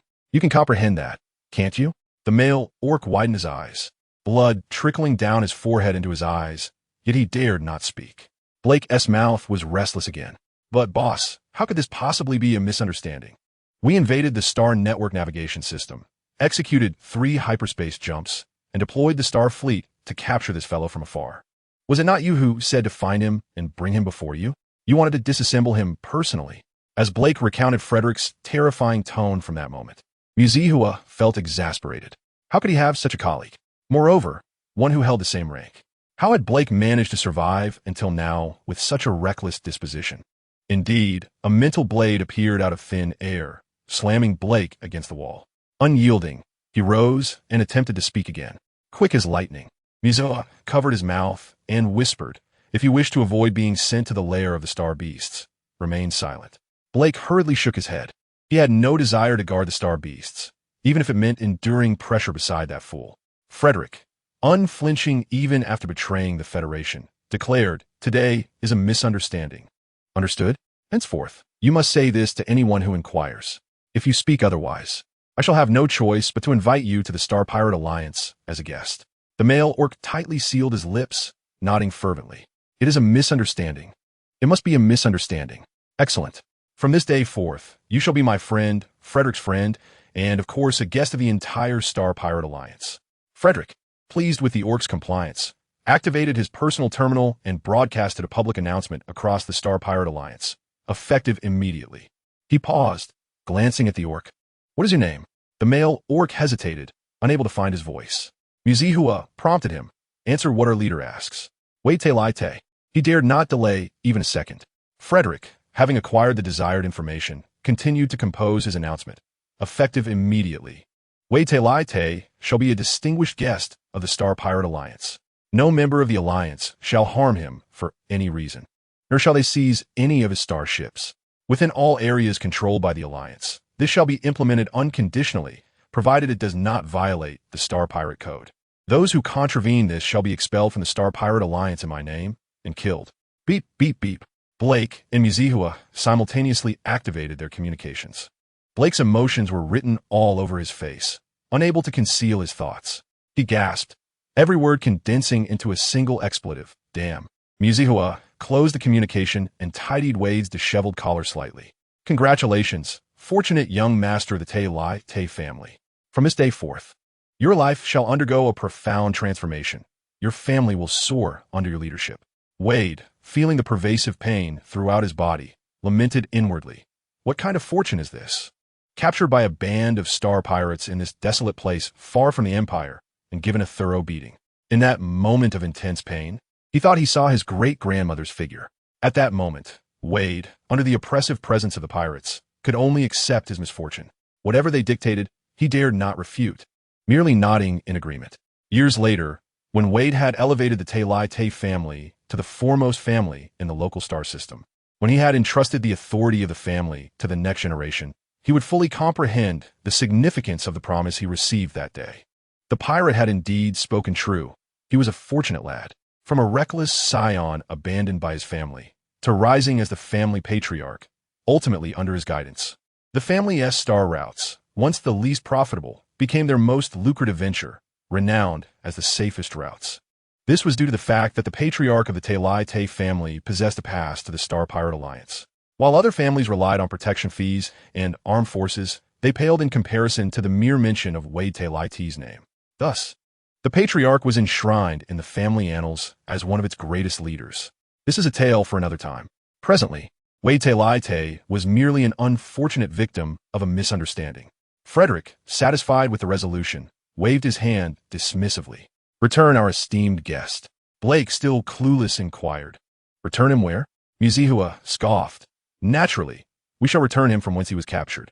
As the two were about to escort Wade back, Frederick suddenly called out to them. Regarding that. Chapter 43, Mental Purification from today onward. This account belongs to me. Is that acceptable? Frederick smiled amiably, though his demeanor was domineering. No. Wade hastily shook his head. As long as I can leave here, I would trade my entire fortune for it. What an obedient little fellow this is. Frederick seldom praises. Yet he commends Xiao Ming, advising him to bring back some local specialties before the guests depart. It is a rare occasion for guests to visit our alliance. How can they leave empty-handed? Such behavior does not align with the hospitality of our Qingdao alliance. The one referred to as Xiao Ming, Muzihua, displayed no change in expression as he departed with Huada. Instead, it was Blake who murmured to himself, pondering the nature of misunderstandings. Muzihua, finding no merit in explaining to his dim-witted colleague, seized his collar and dragged him away to prevent him from facing dire consequences here. At this moment, Frederick gazed contentedly at the acquired account. Headmaster CC, our meeting is imminent. Meanwhile, a certain female subordinate, who is the object of a pirate leader's thoughts, is conducting a physical examination on Teacher E. Teacher E, please remain still. From a distance, the petite and delicate female managed to pin the tall, robust male to the ground. With her legs positioned beside his body, her soft and fragile hands rested on his shoulders. Teacher E, just let me take a look. I promise, I won't do anything. Upon reflection, her words seemed problematic, prompting her to hastily clarify, no, even if I were to act, I would seek your consent first. After all, we are also robots with rights. Pinned beneath her was EE, his handsome face turned aside. The electronic screen of his master turned pink.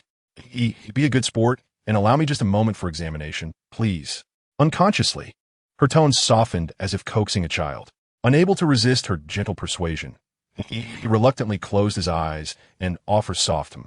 The moment he received her affirmative response, her eyes sparkled with delight as she shifted from a kneeling position to lying prone.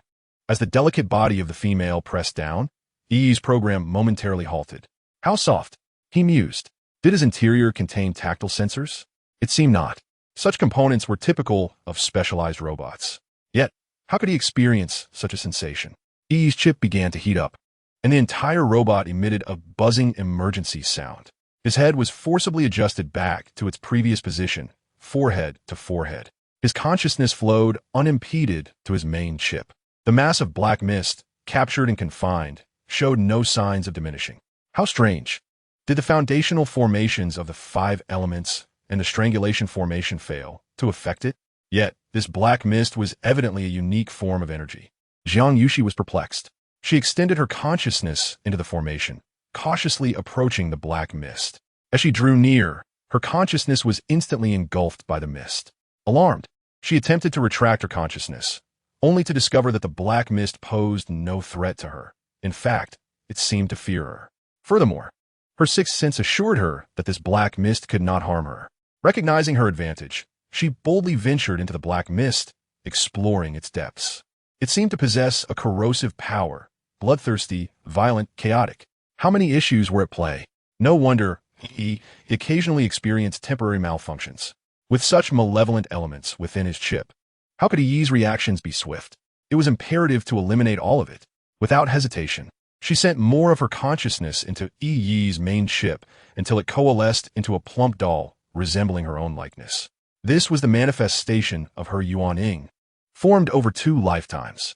The plump doll, with a pouting face, charged through the black mist, its chubby hands grasping the mist and tugging relentlessly until all the black mist was extracted, revealing glimmering threads within. Golden, the low-intelligence Yuan Ying's eyes transformed into symbols of delight. Excited emotions reverberated back. The doll, brimming with energy, was determined to uncover all the hidden glimmers. It soared upward, grasping at the black mist with all its might. As more and more golden glimmers emerged, the doll's movements gradually slowed, its tugging becoming sporadic, its mouth mechanically opening and closing as it gnawed at the air. Pain etched itself across Jiang Yuxi's face as she realized that the day's cleansing had reached its conclusion. Exhausted, she collapsed onto Yi. I can't go on, she gasped weakly. What on earth is in your chip?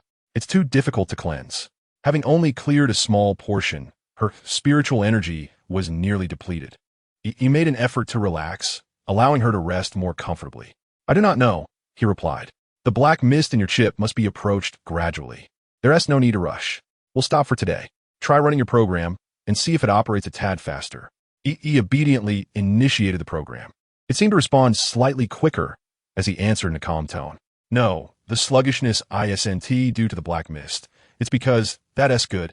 Jiang Yuxi interjected, dragging her fatigued body into a kneeling position, intending to summon the plump doll back within and rise from Yi.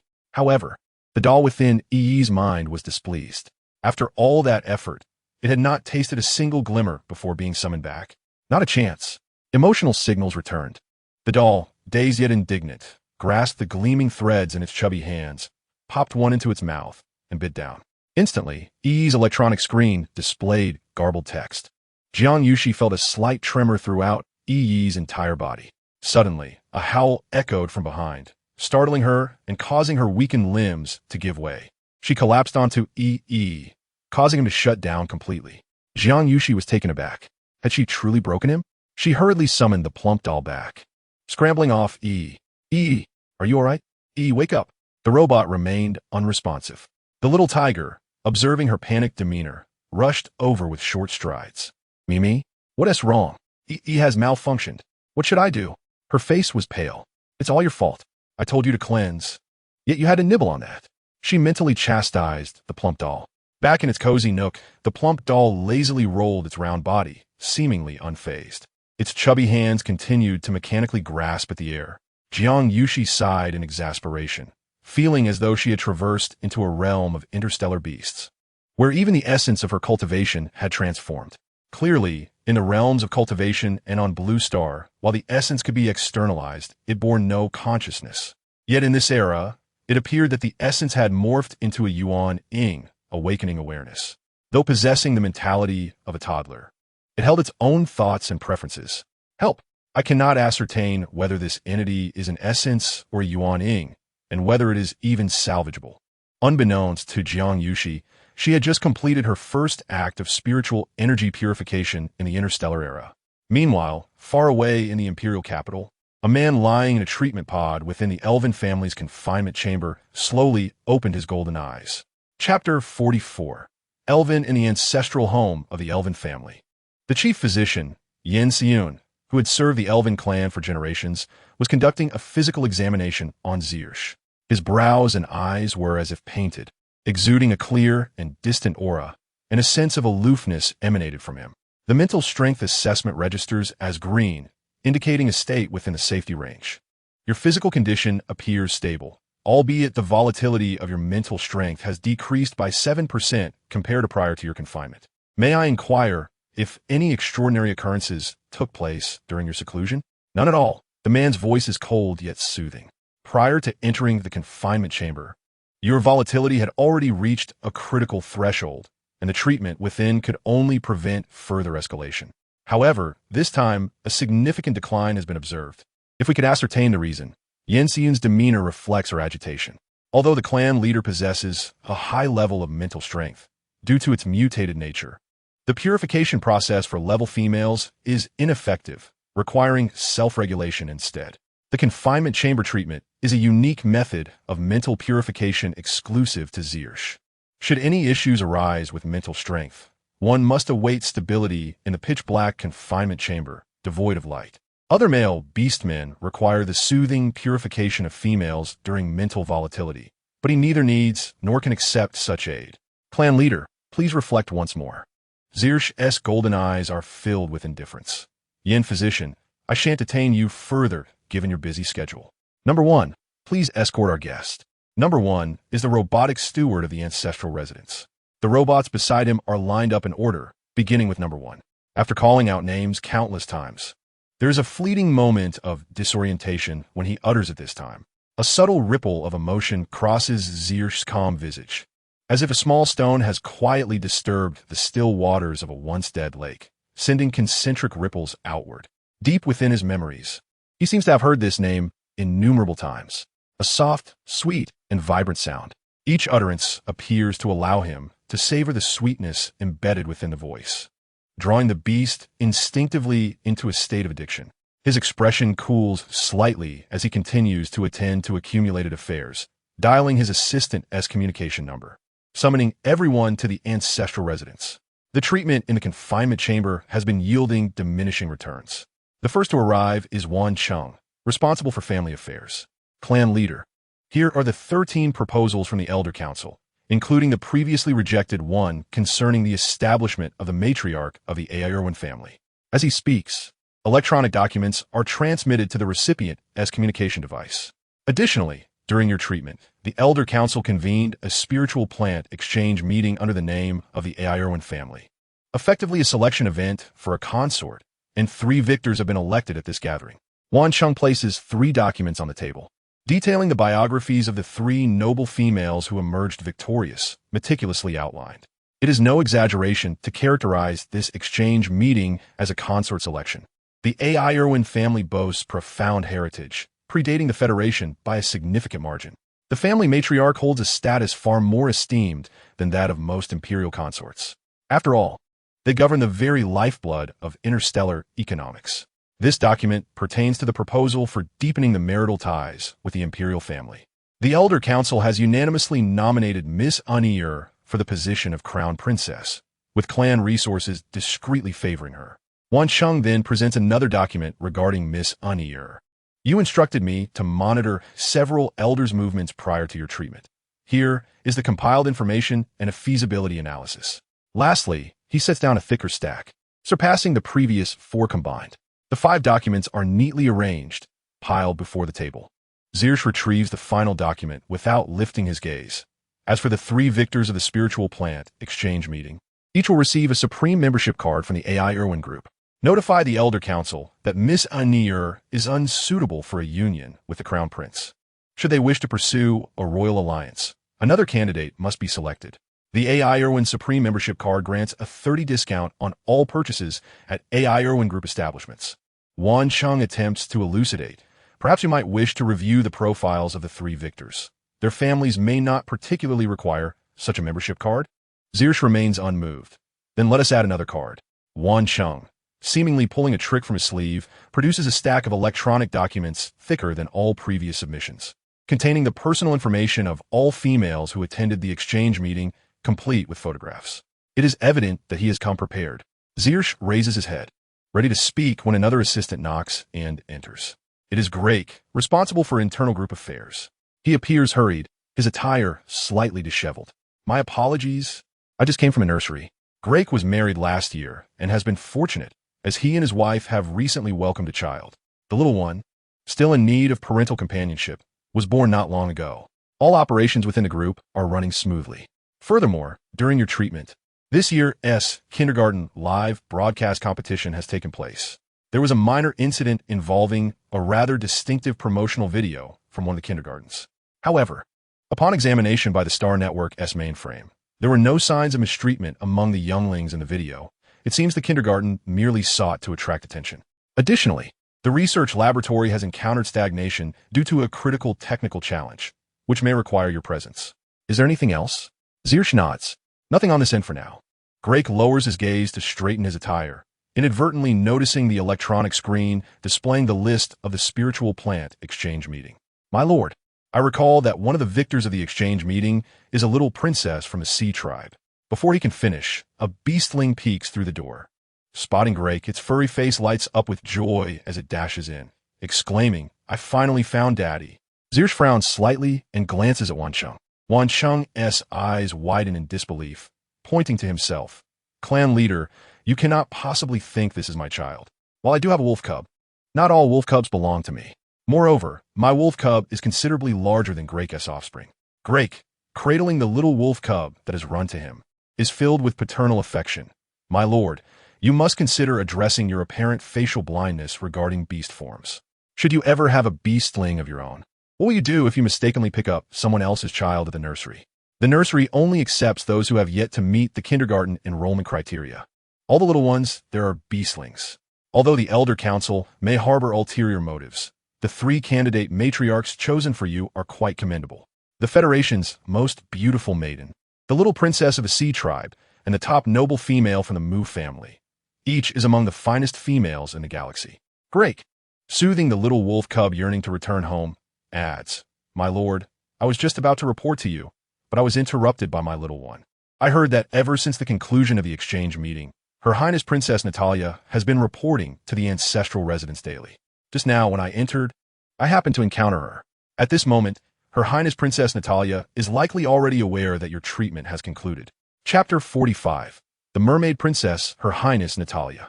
Natalia is the sole heir of the Sea tribe's leader, the Mermaid King. Aside from her unknown mother, this esteemed little princess is, in every sense, beyond reproach. As the only little princess of the Sea tribe for millennia, The extent of Natalia's favor is beyond words. Her illustrious lineage, exceptional mental strength, and breathtaking beauty have rendered her one of the most sought-after females across the galaxy. Furthermore, this little princess possesses a gentle temperament, devoid of the arrogance and capriciousness common among many females. The Mermaid King has proclaimed that only the most outstanding male beastmen of the galaxy are worthy of his little princess. As the wealthiest individual in the galaxy, Zerg is undoubtedly among the candidates for the Sea Tribe's little princess as a mate. The recent Lingji Exchange Conference hosted by the Erwin family saw the aquatic princess enjoying numerous privileges as a victorious participant, including access to the Grand Hall of the Erwin ancestral home. Wan Cheng. Zerg's expression grew increasingly frigid. Wan Cheng protested vehemently, asserting that it was a privilege granted by the elders. The aquatic princess held the token. How could he dare to obstruct her? Perhaps she would be the future matriarch. Moreover, like the elders, he harbored his own selfish motives. What if the legend of the mermaid princess were true? Wouldn't that mean salvation for the clan? Immediately, Zerg ordered the escort of Her Highness Natalia back to the aquatic embassy. His tone left no room for dissent. Just as Wan Cheng was about to comply, the attendant returned after delivering the physician. Master, Her Highness Natalia is waiting in the hall and wishes to meet with you. After a brief pause, the attendant added, Master, the lady-in-waiting of Her Highness has stated that they will not leave until they see you. In my humble opinion, Master, Her Highness Natalia is unwilling to depart without meeting you, Grek remarked. To him, that aquatic princess was not one to easily relinquish her desires. With no other option, Zerg had to personally meet the aquatic princess. In the Grand Hall, Natalia was leisurely savoring the blue jade prepared by the servants. Blue jade, a type of spiritual plant, is renowned for its beautifying properties and is favored by females. Her fair fingers delicately pinched the pale blue petals, her movements graceful. Upon entering the reception room, Zerg found himself momentarily entranced. This scene felt oddly familiar. Blue? It shouldn't be blue. In the next instant, he chastised himself for such thoughts. Blue jade was inherently blue. How could it possibly be of another hue?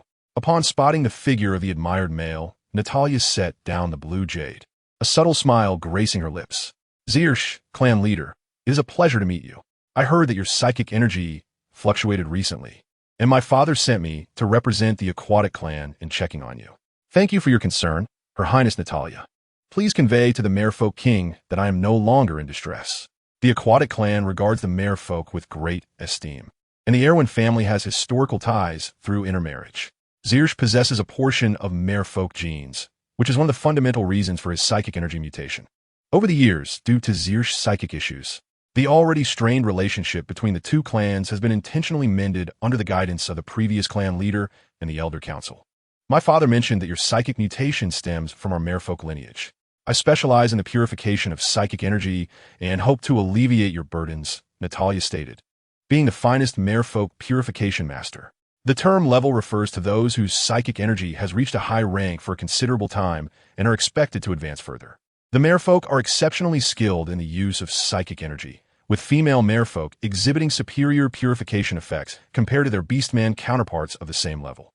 I appreciate your goodwill, Her Highness Natalia, but I've already found a method to stabilize my psychic energy. Zerg continued to decline.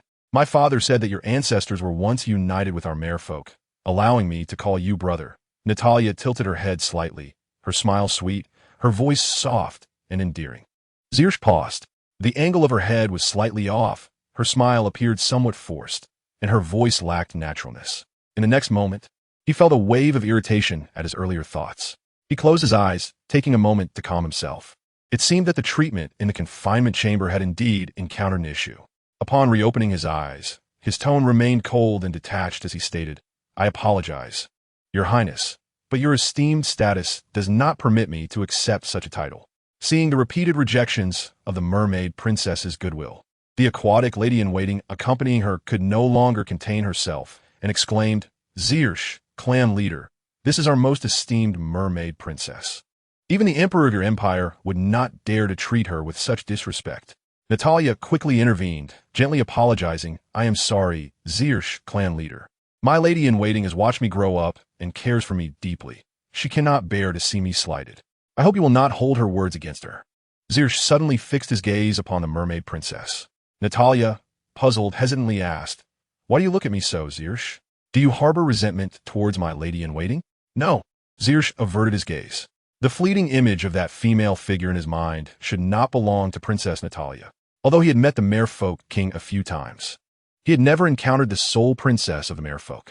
Moreover, throughout his life, he had mostly interacted with females who were his mother, having never been close to any female other than her. "Thank you for not holding it against my lady-in-waiting. You truly are, as my father described, an exceptionally good male." Natalia's voice was innocent and charming. In the distance, two aides were gossiping while observing the scene. "Wow, this aquatic princess has already started calling him brother. Impressive. She's gained a significant advantage over her rivals." Wan Cheng was astonished.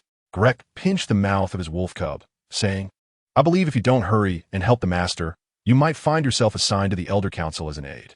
He and Wan Cheng were subordinates raised by the family from a young age for the master. They understood their master's temperament well.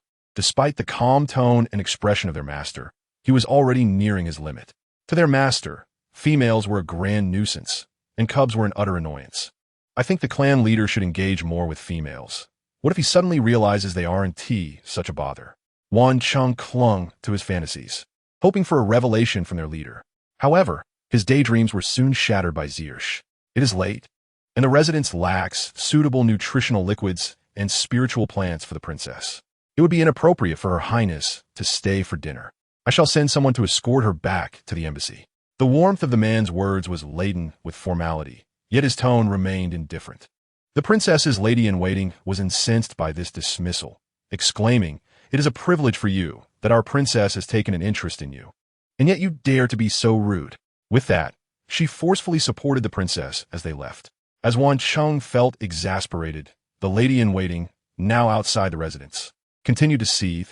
"The Erwin family is being too oppressive. I will certainly report this to the king." "Do not worry, it is merely a male. If you like him, the king will surely make him your consort," the lady-in-waiting reassured Natalia, who offered no rebuttal, her lips curving into a gentle smile. Chapter 46. Last week's assessment results.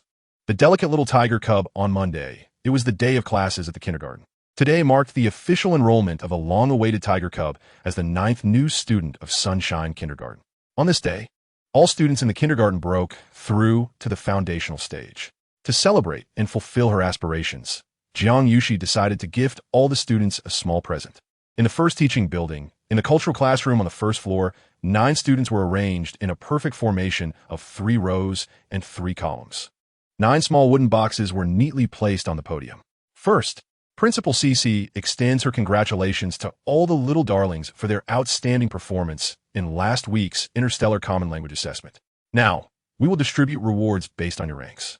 In the live broadcast room, loyal fans who watched on Friday were astonished.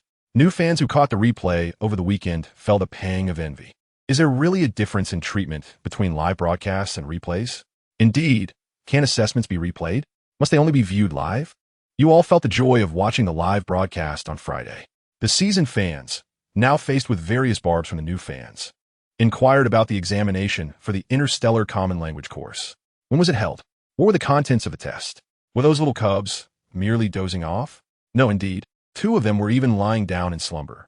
The esteemed XXXNGHCHNGM generously rewarded the host during the live stream, simultaneously ascending to the top of the daily rankings. XXXNGHCHNGM responded with a simple one. The veteran fans were taken aback. CHNGM. What do you mean by him? Within the WeChat group named Guarding the Sunshine, the members erupted with excitement. The following messages ensued.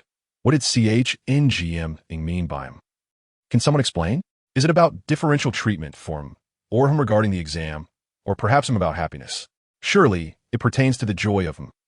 As if the shock wasn't sufficient, the esteemed figure casually announced, the top scorer is the tiger cub. In a manner that seemed rehearsed, a little female cub declared in the Interstellar Common Language Assessment. The first place goes to the beloved Yun. The white little tiger, sitting upright at his desk, proudly meowed.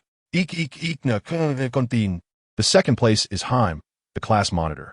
Haim's small face was serious. I lost to a little tiger cub. XXXNGHCHNGM added. The third place is Du LS. Du LS fair little face radiated shy joy. The The fourth place is G11O. G11O, you must strive harder. You have fallen out of the top 3. The remaining little ones shared the 5th position. G11O Hungerhead, 4th place. The fans were astounded. The ranking announced by CHNGM is exactly the same as what the little female cub said. So the last live broadcast truly involved an examination. Your broadcast and my broadcast seem to be quite different. I also feel that what I watched with CHNGM was not the same live broadcast. Those who saw the live broadcast last week are fortunate. The replay only shows the cubs sleeping, along with the little white tiger and the revelation of Fair's deeds. The veteran fans fell silent in the live stream, turning to the Guarding the Sunshine group with renewed fervor. Fortunately, a truthful beast emerged to clarify the confusion. Don't say anything. What CHNGM referred to was the order in which the cubs opened their eyes while sleeping last week. If you don't believe it, check the replay for comparison. It truly is the order of opening eyes. Isn't this assessment a bit trivial? Who knew game could be played this way? My kindergarten days lacked such entertaining games. If it were based on the order of opening eyes, I should win first place every time. After all, my kindergarten teacher said I was the most rambunctious child, never quiet. Some parents thought of their own cubs who had dozed off during the broadcast. A fleeting thought crossed their minds, but they dismissed it. Perhaps the cubs were simply too exhausted to stay awake. According to past examination customs, the first place was 5 little red flowers, the second place was 3, the third place was 2, and the remaining children would all receive 1 flower. While the little tiger cub beamed with pride, Jiang Yuxi playfully gave him a light tap, including Fair. However, due to Jiang Yuxi and Fair committing significant mistakes, the rewards of little red flowers were revoked for this assessment. Jiang Yuxi and Fair were taken aback, their eyes wide in shock. Jiang Yuxi buried his face in his paws, lamenting, "My little red flowers, my first little red flowers are gone." Fair's face contorted in dismay. "I can't believe they really deducted my little red flowers. How does XXUNZHing remember this?" The expressions on these 2 cubs can make me laugh for an entire year. I have material for this year's memes. Share it in the meme group, haha. Deductions must happen. Let's see if the little beasts dare to misbehave again. Only XXUNZHing has such methods. Moreover, Jiang Yuxi and Fair would each lose an additional 20 little red flowers starting this week, until all 20 were deducted before any could be awarded again. The little tiger cub and little Fair could hardly believe such a turn of events. The 2 cubs exchanged glances, attempting to dissuade XXUNZHing from her course of action. The little tiger cub took the lead, letting out a soft whimper. Jiang Yuxi shot him a glance. Do you have a problem? The little tiger cub quickly shrank back, adjusting his posture and nodding meow no. I'm exceptionally well behaved. Little Fair's astonishment surpassed even the deduction of his little red flowers. Is this it? My good friend is so cowardly? I thought he would strive to make XXUNZHing reconsider the deductions. He has utterly lost face in the cub community. Fair attempted to argue. XXUNZHing, I protest. Oh, then tell me, why you protest? She was eager to hear the cub's reasoning. I merely asked to borrow his student ID for a moment. I didn't send him to kindergarten to deceive you for food. I didn't ask him to come to school to find me. I merely prepared the system. He is hungry. I am innocent. Fair exclaimed passionately, his big, dark eyes fixed on her without blinking. Jiang Yuxi struggled to suppress her laughter as she looked at the small tiger cub, who appeared even smaller on the expansive desk, and asked with mock seriousness, Jiang Yuxi, do you have anything else to say? The little one named was momentarily startled, and then his big, blue eyes brimmed with tears, wavering on the brink of spilling. He weakly opened his mouth and uttered a soft meow. Fair was correct. It was all his fault. His voice was both delicate and resolute. His previously straight back gradually slumped. What fault does the little tiger cub possess? He is merely hungry. XXUNZHing, please do not punish the little tiger cub. He is still just a cub. The little tiger cub truly evokes sympathy. The little cub did not intentionally deceive for food. If he could find food, why would he come to kindergarten to ask Fair for it? Only CHNGM observed the little tiger cub, deep in thought. This little white tiger surely did not hail from the imperial lineage. In the royal family, even the youngest cubs would never exhibit such a weak and vulnerable demeanor. For a moment, the small and helpless little tiger cub stirred the hearts of the live stream audience, who fervently advocated for him. Of course, those expressing concern for the fragile little tiger cub would never anticipate that, in the days to come, they would all face repercussions for their misguided sympathies. Chapter 47. The first rule of kindergarten: do not speak without understanding. Not only the audience, who were oblivious to the truth and the little cubs present, but even Feyre, who had once witnessed the little tiger cub's fighting spirit, was captivated by the little tiger cub's superb performance and began to reflect on whether he had been too harsh. Only Jiang Yuxi remained unmoved. Since Jiang Yuan had already acknowledged his fault, the previously stated punishment terms would still apply. Punishment follows wrongdoing. This is the principle. As for little Feyre, it seemed he had yet to recognize his own mistakes. I am punishing you because you violated the agreement with your parents by sneaking into the outer city, which is the first reason. Secondly, you failed to inform your parents of the danger you encountered, instead choosing to conceal it out of sheer mischief. Over the past few days, having learned from the planet's leader about the significant differences between the inner and outer cities of AST, I now comprehend how perilous it was for little Feyre to wander into the outer city. This has further solidified my resolve regarding my intentions. If the planet's leader does not approve my proposal, I shall persist in applying until it is accepted. To refuse her once, twice, or thrice is one thing, but can one truly reject her 100 or even 200 or 300 times? Moreover, it is noteworthy that even the planet's master was somewhat swayed by her proposal. Phil had not anticipated that such a blunder would lead to a reprimand from his parents at home, only to face yet another punishment at school. Given that little Phil had yet to grasp the gravity of his mistake, Xiao Hong decided to deduct 2 more points, bringing the total to 22. Astonishingly, further deductions were made. At this point, Phil was rendered utterly speechless, fearing that uttering even a single word would result in the loss of yet another point. Jiang Yuan silently rejoiced at having narrowly escaped a similar fate. He had long been acquainted with the unwavering decisiveness of the little female. Apart from the classmate who had just been called out, the other children eagerly approached to receive their points. The joys and sorrows of young ones rarely intersect. Regardless of their standings, the children receiving points were filled with delight, except for the 2 who had been penalized. With grim faces, they watched enviously as their peers joyfully collected their rewards. Director Shishi was indeed resolute in punishing the little tiger cub.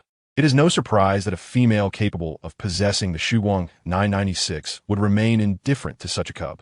Embrace the little tiger cub. Phil certainly deserved the punishment, as he had not even recognized his own errors.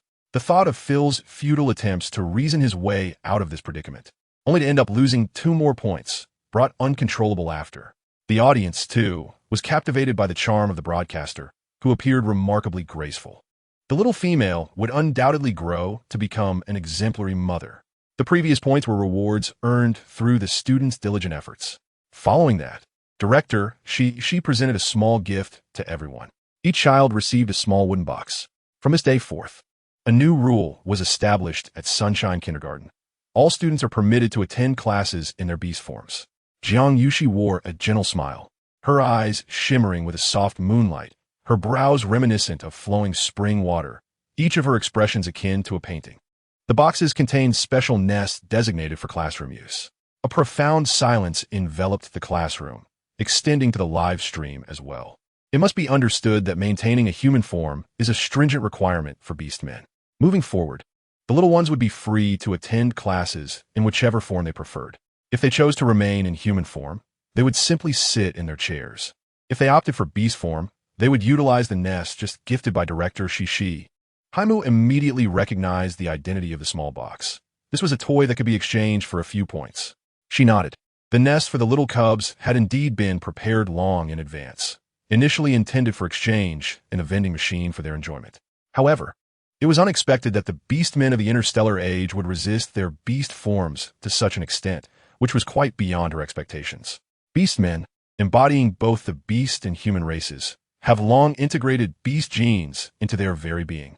Yet, due to the fear instilled by mental powers and primal instincts, they shun their beast forms. This has severely hampered the cultivation of beastmen. In her view, the beastmen of the interstellar era possess far superior talents compared to the spirit beasts and humans of the cultivation world.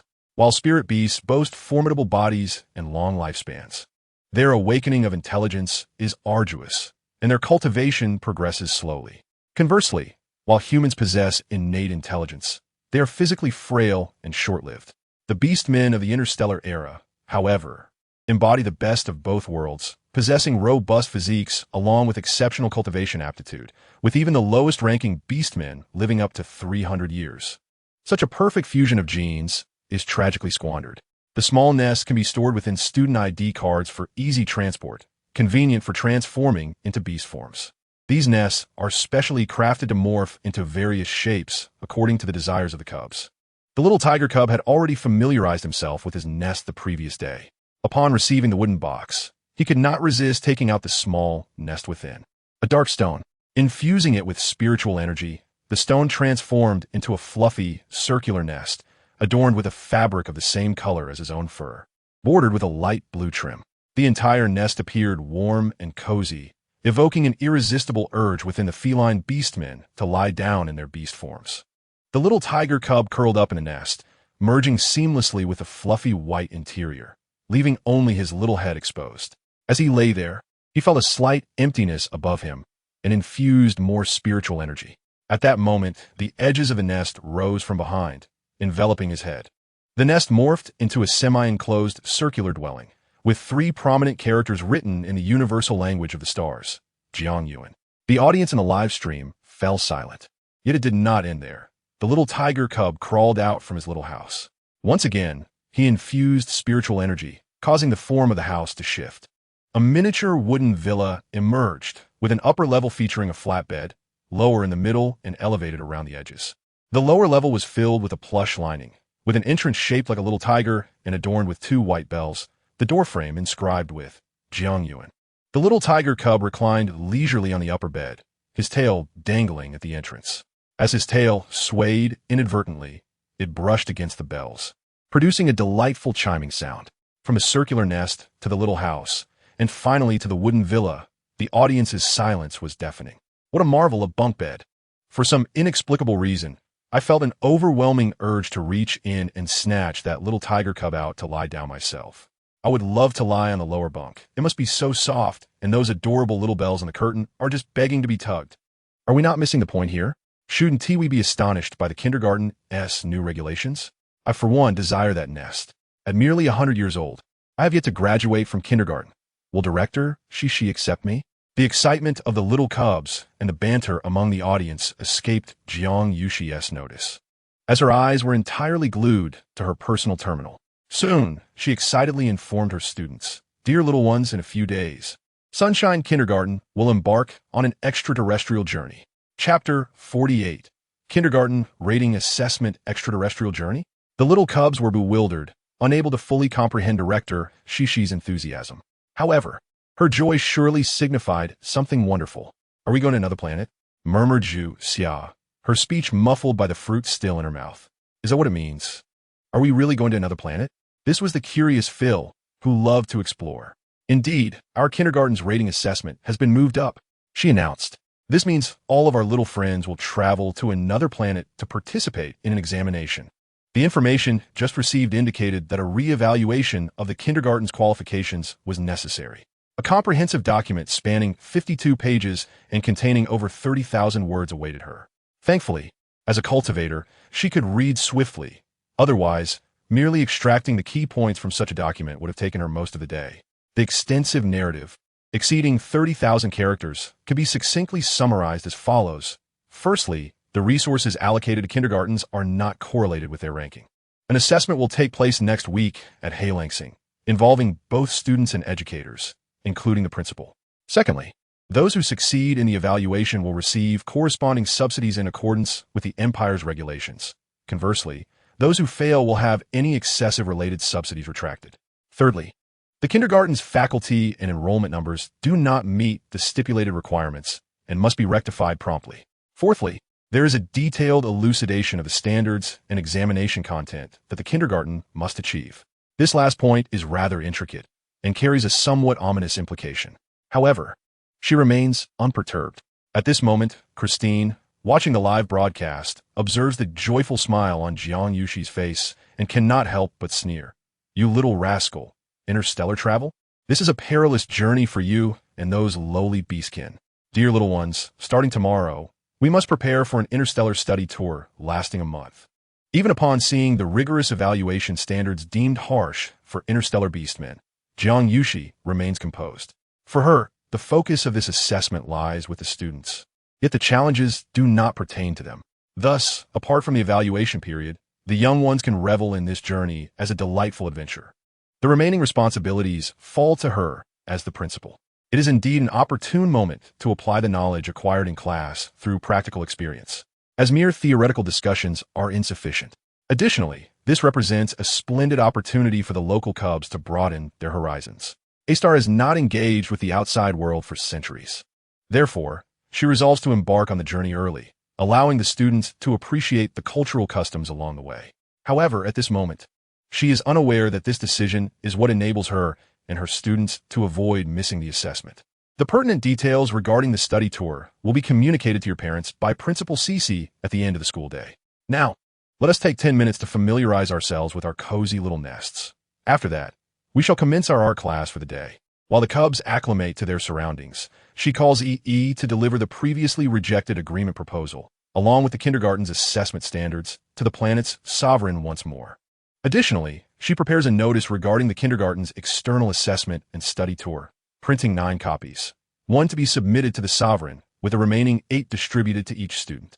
Save for Jiang Yuan. EE mechanically complies with the directive. Jiang Yuxi purses her lips. Ever since she assisted EE in clearing its memory, it seems to have malfunctioned, now appearing somewhat dim-witted. Alternatively, it may have reverted to its pre-refinement state, resembling an emotionless automaton. She must find time to re-examine it in the coming days. Otherwise, managing the upcoming assessment alone will be overwhelming. Once the agreement is approved, more students will enroll, and EE's cold demeanor will create a disconnect with the newcomers, which is entirely incongruous with the theme of Sunshine Kindergarten. As for the agreement proposal, the planet's sovereign cannot refuse this time. After discussing the issue of cubs with genetic disorders, she had previously negotiated with the sovereign. Her intention is to facilitate the enrollment of all eligible cubs on the planet, including those with severe genetic conditions, with tuition fees to be resolved through discussions with their parents. However, she was politely rebuffed by the sovereign, who she clearly saw was torn and reluctant. The rationale presented was that, although the empire lacks explicit regulations forbidding severely afflicted cubs from attending kindergarten, large planetary institutions have historically denied admission to such individuals. This decision stemmed from a past incident where a genetically unstable cub's erratic mental state led to the tragic death of a female educator. The sovereign's concerns were rooted in ensuring her safety. Nevertheless, over the weekend, accompanied by the sovereign, the Secretary General, and other officials, she traversed the inner city, visiting families raising cubs. She discovered that most of the so-called severely afflicted cubs were merely slow to awaken their intelligence or had blocked meridians. With proper cleansing and guidance in their training methods, all issues could be resolved. Unfortunately, after 2 days of earnest persuasion, the sovereign has evaded her attempts for further discussion. Initially, she had hoped to negotiate until the sovereign accepted her proposal. However, unexpectedly, she found herself presented with a challenge upon awakening. Even those with ill intentions have contributed to her predicament. The kindergarten's assessment criteria stipulate that the number of enrolled students must exceed 40% of the total eligible cub population in the region. Since A-Star only has one Sunshine Kindergarten, this region encompasses the entire planet. Thus, to succeed in the evaluation, the student body must consist of at least 50 individuals. Unless the sovereign wishes to see Sunshine Kindergarten cease operations, her proposal's approval is imperative. The term study tour is novel to the cubs. Although they understand it involves an outing, their lack of first-hand experience leads them to focus on the rewards of their cozy nests and the school regulations. The concept of a customizable nest that can morph in shape while maintaining their beast form during classes is particularly intriguing to them. However, the audience in the live broadcast differs. They are seasoned beastmen well-versed in the world. The bespoke nests, though technologically feasible, are often prohibitively expensive for ordinary families.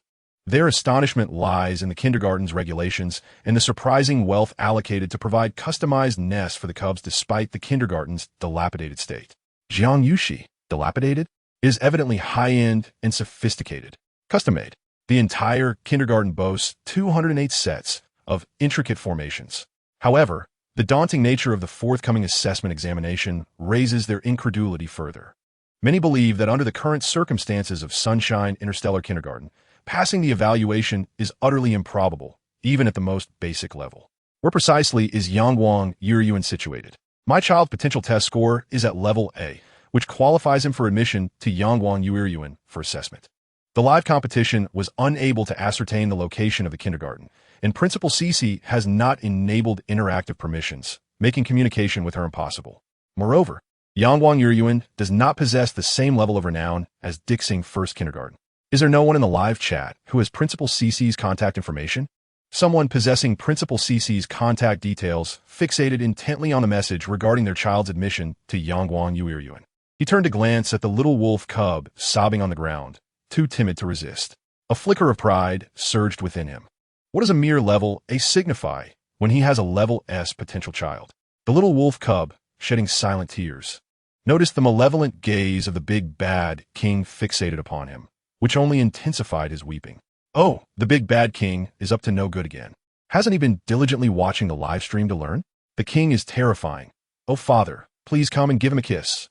The individual, disdainful, withdrew his gaze. Thinking the little one cried too much, surely Principal Cece would not appreciate that. Perhaps it would be better to train him further before sending him over. Unaware that he would soon receive another thrashing, the little wolf cub felt relieved that the big bad king's attention was finally diverted from him. Frederick habitually rotated the ring on his left hand, his fingers exhibiting distinct knuckles, executing the motion with a deliberate elegance that conveyed a sense of dominance and poise. Asta, he mused with a chuckle, yet his voice emerged with a husky allure.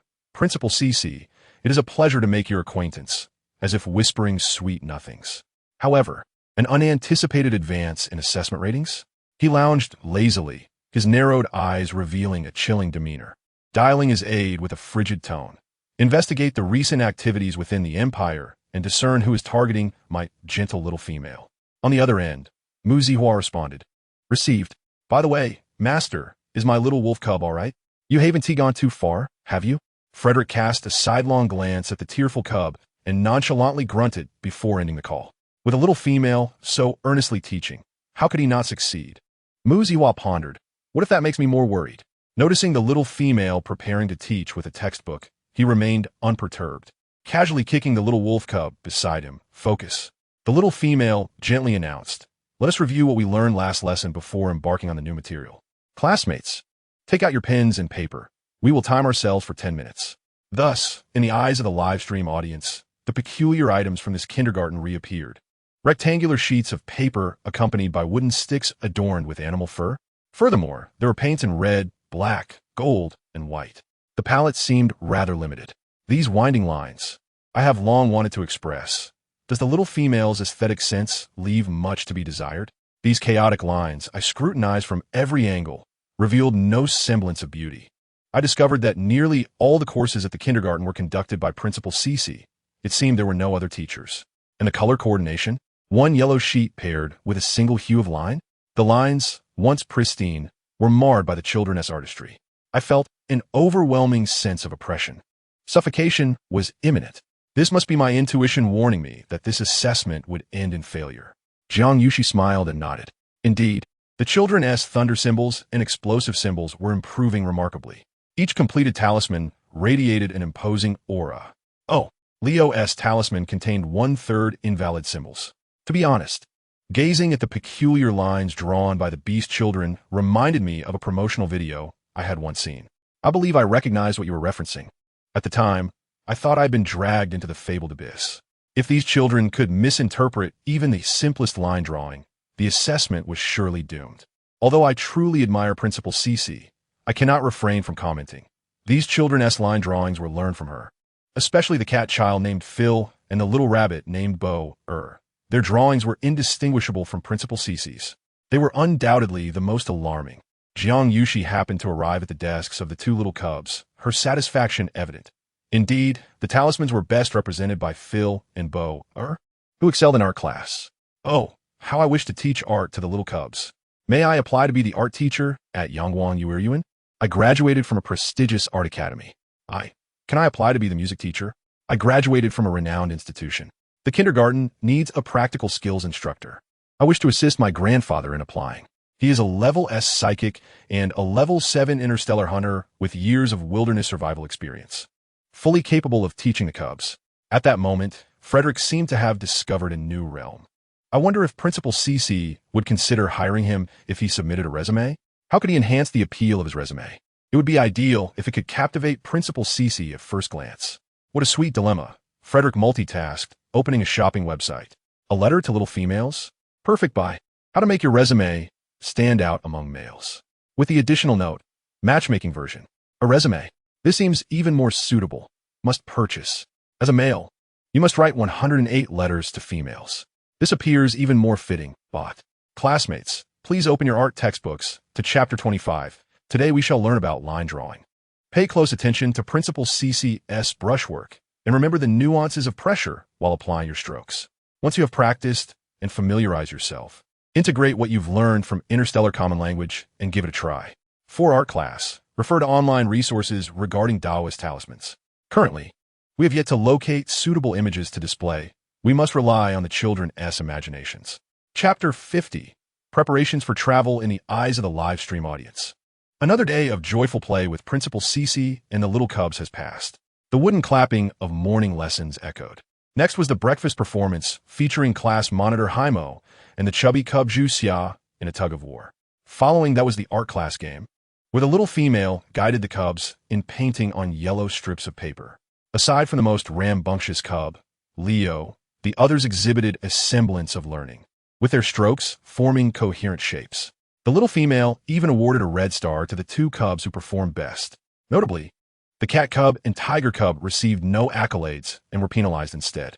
Then came the handicraft class, where each cub was assigned a peculiar pot to toss in strange items: leaves, roots, fruits, branches, and various stones and metals, while chanting some incantation with odd gestures.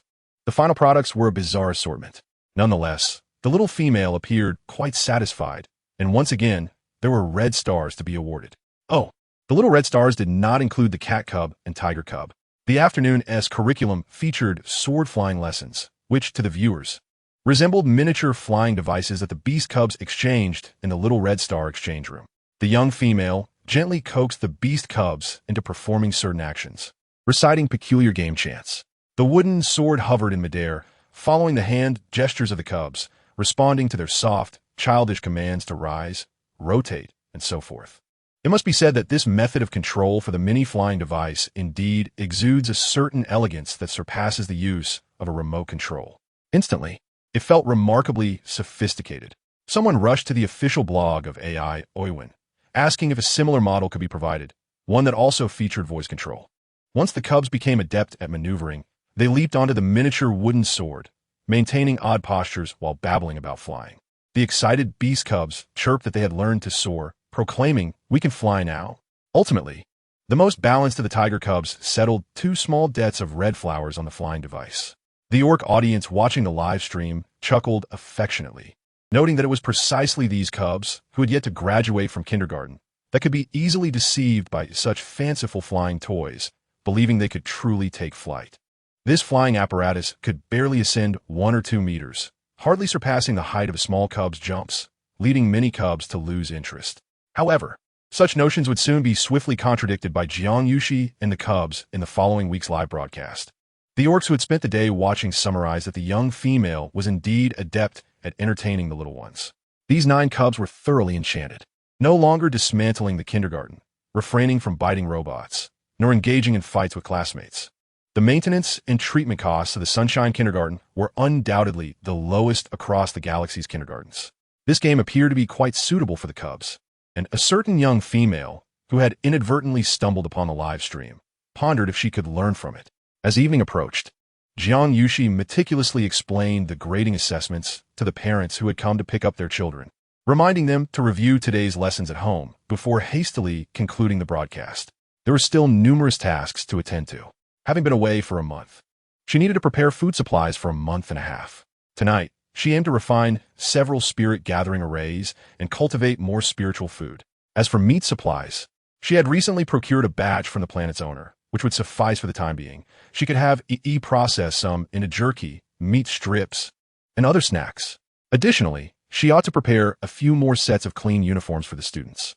Furthermore, she needed to stockpile defensive arrays and protective talismans for the cub's safety while out and about. The defense array on their student IDs could only withstand an all-out attack from a Foundation establishment stage cultivator, which was insufficient. Since they were going for assessments, they likely would not have the chance to venture into the wilderness, so accommodations for their magical tools should be prepared, albeit not urgently. As for travel tools, nothing was more suitable than flying swords. She could distribute several to the cubs. Importantly, she needed to prepare spatial magical tools for the cubs as well. Otherwise, the supplies would have no place to be stored. Fortunately, among the batch of wood previously procured, there were some with spatial attributes, though their quality and durability were lacking.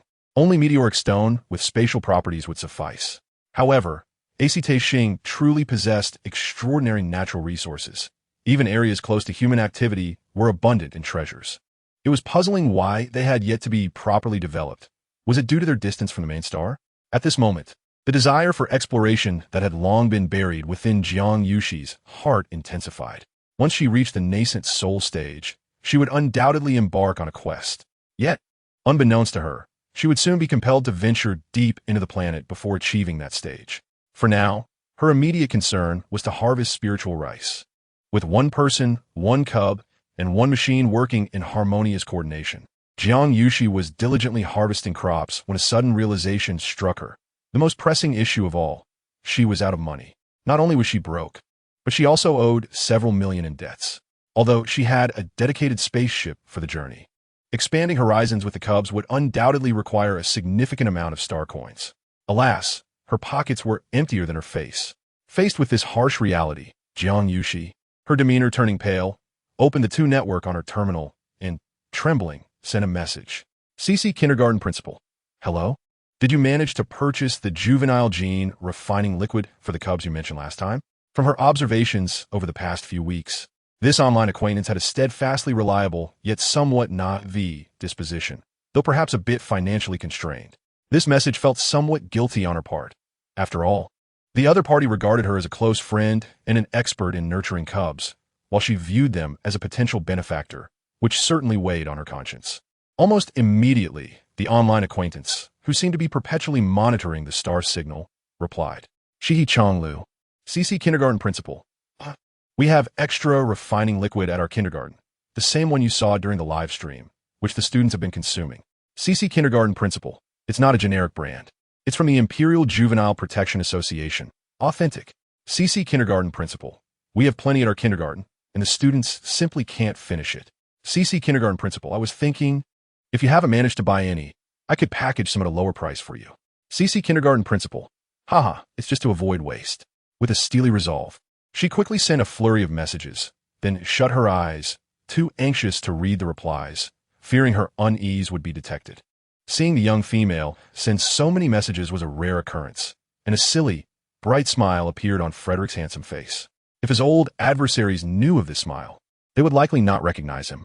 The young female had indeed come to regard him as a good friend, carefully remembering even the most casual remarks he had made. Shihi Chonglu, I haven't bought it yet. I would be immensely grateful if you were willing to sell me some. I absolutely cannot take advantage of you. Shihi Chonglu, the purchase of juvenile gene refining liquid is quite challenging. I am willing to pay you double the market price. Double. Jiang Yuxi's eyes sparkled with excitement. In the next moment, she reluctantly declined. CC Kindergarten Principal, let's stick to the original price. However, I can't send it by express right now. It will have to wait until next week. CC Kindergarten Principal, you can send me your delivery address first. Frederick's cheerful expression shifted to one of triumph as he casually sent over an address. Chapter 51, Feedback from Sunshine Live Teaching Cooking Class. Jiang Yuxi stared at the address sent by the other party, momentarily stunned. This address was not. She quickly pulled up the notification document she had received earlier that day, carefully comparing the 2 addresses. Aside from differing house numbers, the rest was identical. What a coincidence! This would save a significant amount on interstellar shipping costs. The price difference between local and interstellar shipping was not trivial at all. Her dark, glistening eyes sparkled with joy. CC Kindergarten Principal, then I will send it to you directly. Shihi Chonglu, transferred 100,000 star coins. Shihi Chonglu, this is a deposit. Please be sure to accept it. For such a straightforward online acquaintance, Jiang Yuxi quickly accepted the transfer. Now, her expenses for the study abroad program were secured. CC Kindergarten Principal, Received, transferred 100,000 star coins. CC Kindergarten Principal. I will not be polite. XX. The head of the kindergarten mentioned that she would send some of the peach pastries they had previously discussed, allowing you and the little one to savor them together. And you would surely enjoy them. XHCH Ing Li responded affirmatively, expressing his certainty of enjoyment. As for the little female's suggestion to taste them together with the cub, he naturally chose to ignore it. He casually opened his terminal to send a communication. I must embark on a distant journey with an uncertain return date. You and BLIK may handle matters concerning the alliance on your own. Unless the Empire and the Federation jointly attack, do not disturb me. By the way, I have taken your little wolf cub. With that, he picked up the whimpering cub and vanished. At that moment, MZ Hu, upon receiving the message, quickly dashed towards the innermost office of the base. On the way, he collided with BLIK. You run, I run too. BLIK followed him to the largest office in the base. As expected, the room was completely empty. BLIK wondered where everyone had gone, recalling that they were present in the morning, supposedly to watch the live stream for learning purposes. MZ, who coldly replied that he had taken the cub away. Taken away? Where did he go? Did he venture outside to beat up your wolf cub? MZ, who gritted his teeth, stating that he had left the base with an uncertain return date. BLIK was taken aback. What? That rascal has run away? Does he suddenly feel like changing careers and no longer wishes to be the star pirate leader? Years ago, the rascal had expressed boredom with being a 5-star general in the Federation, wanting to indulge in the life of a star pirate. Since leaving the Federation, apart from necessary battles, he had remained within the confines of the base. BLIK had once thought the rascal would mold and rot in the base. Upon hearing that FLIDLK was not in the office, BLIK naturally referred to him in a familiar manner. MZ, who shot him a glance, pretending not to hear.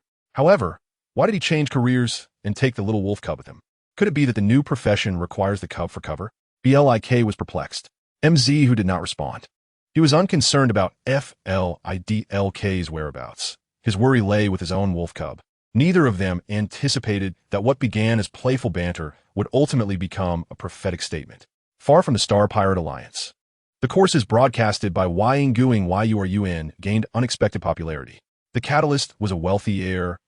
While watching the kindergarten's cooking class livestream, purchased over 1 million star coins worth of ingredients based on the youngling's recipes, only to be ridiculed by rivals within his circle.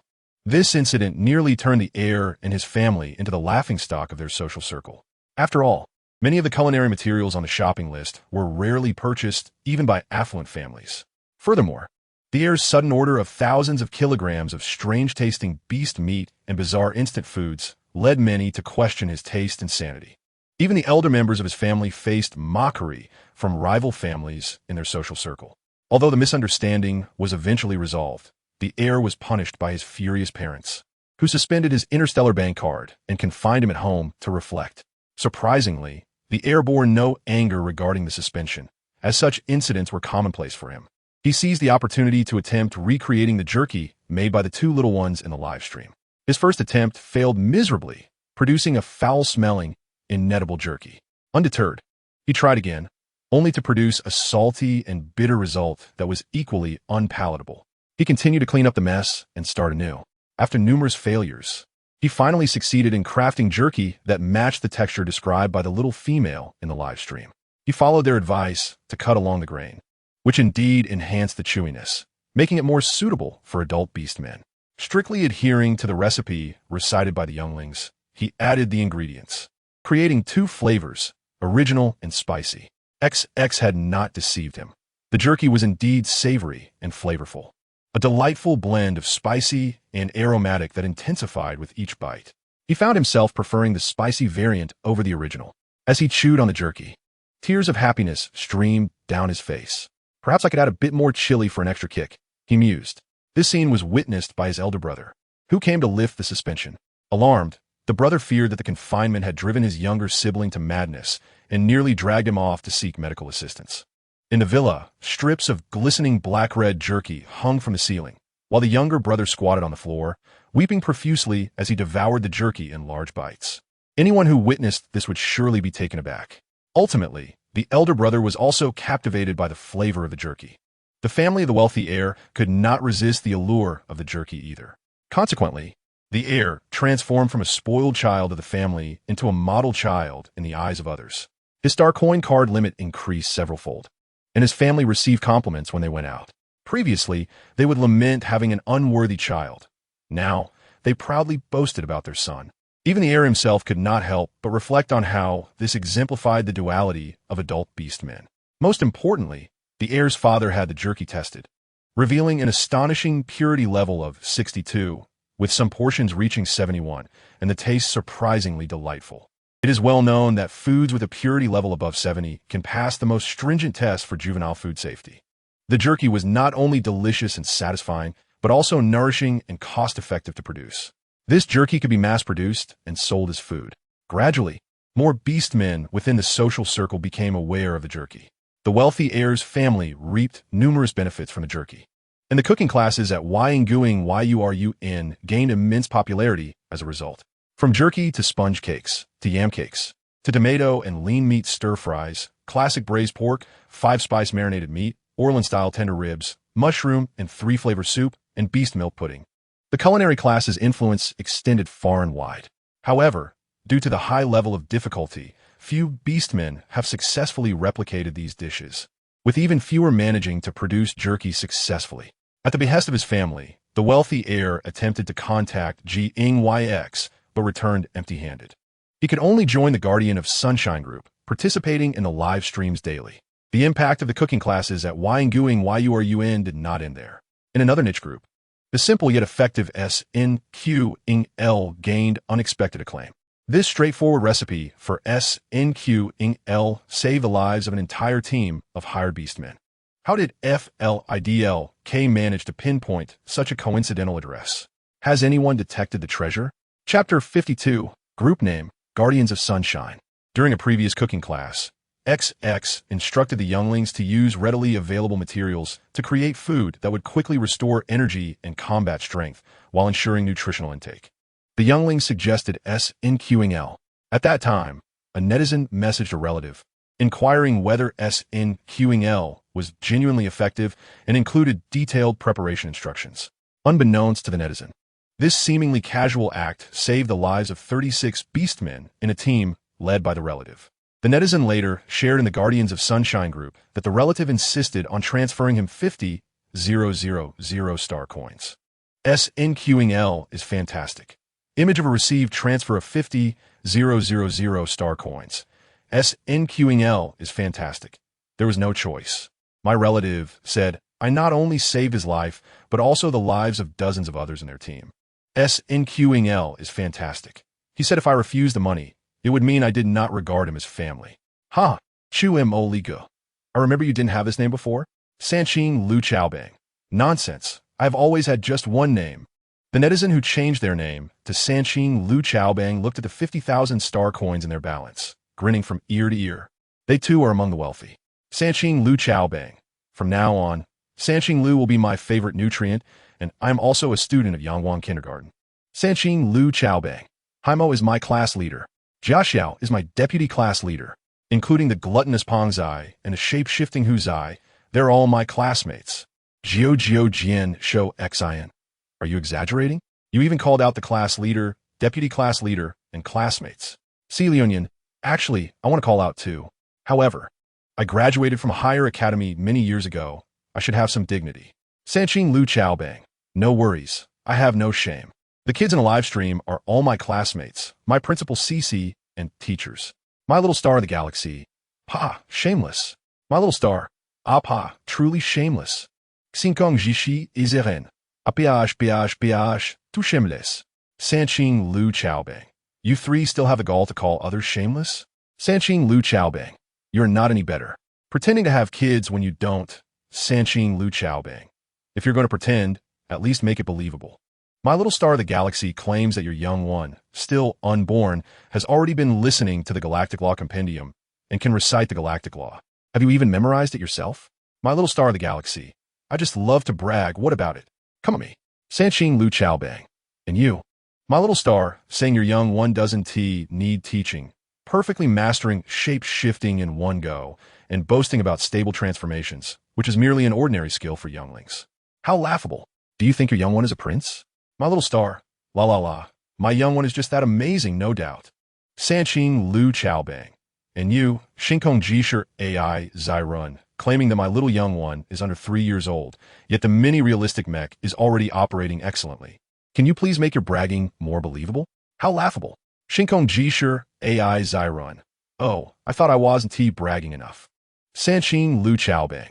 There are many pretending to have kids online, but only you three stand out for being so excessive that your ages and marital statuses were exposed by friends and family. Being childless is one thing, but you are still single. Sanqing Lu Chaobang.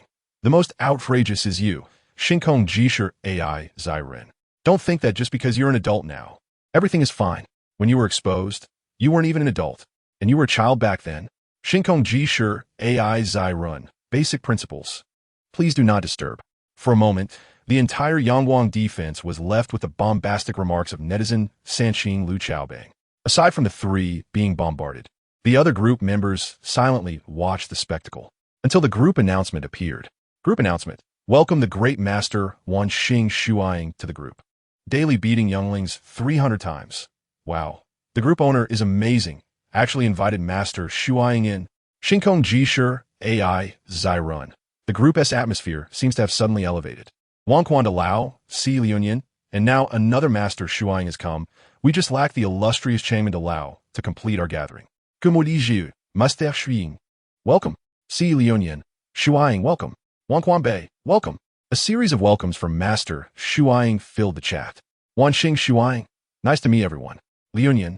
When the group owner tricked me into joining, they said you were also in the group. Turns out it was true. Si Liunian. Yes. The group only lacks the illustrious Changming de Lao now.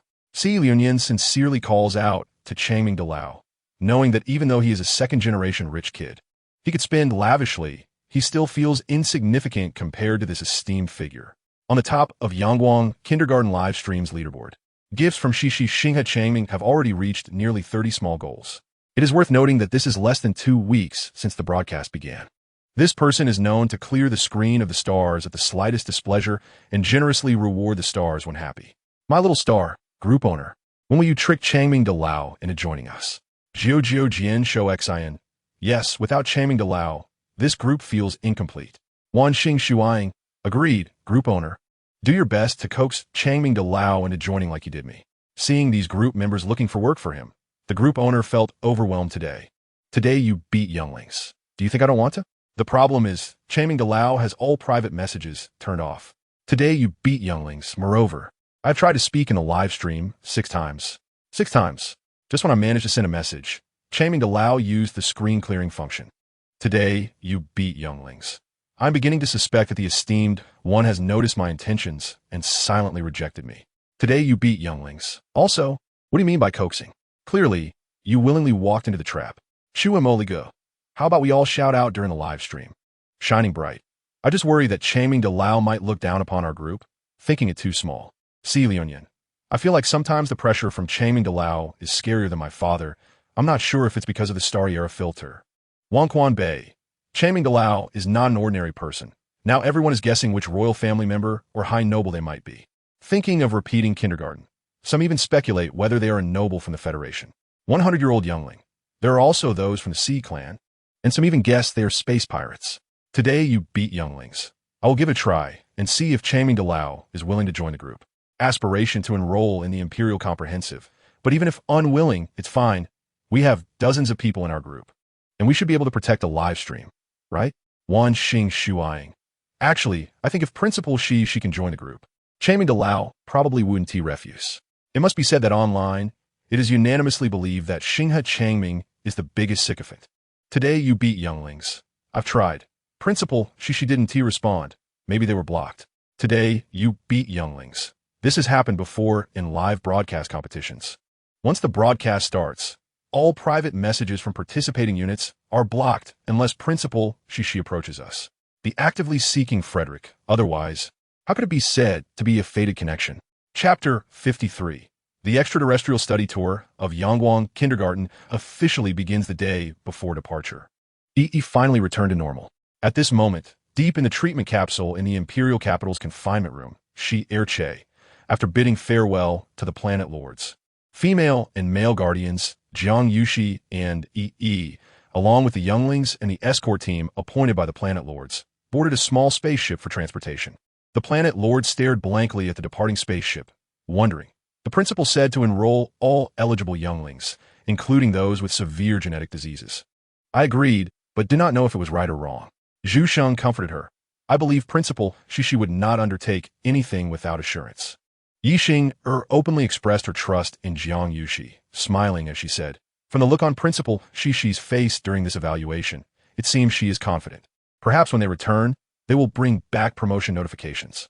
Yixinger's partner Luan In naturally stood by his beloved wife, exclaiming indeed. Soon our ACT Xing will become a planet with a kindergarten of the highest caliber. The mention of a premier kindergarten ignited a fervor within the hearts of the orcs present. The planet's leader enlightened the assembly.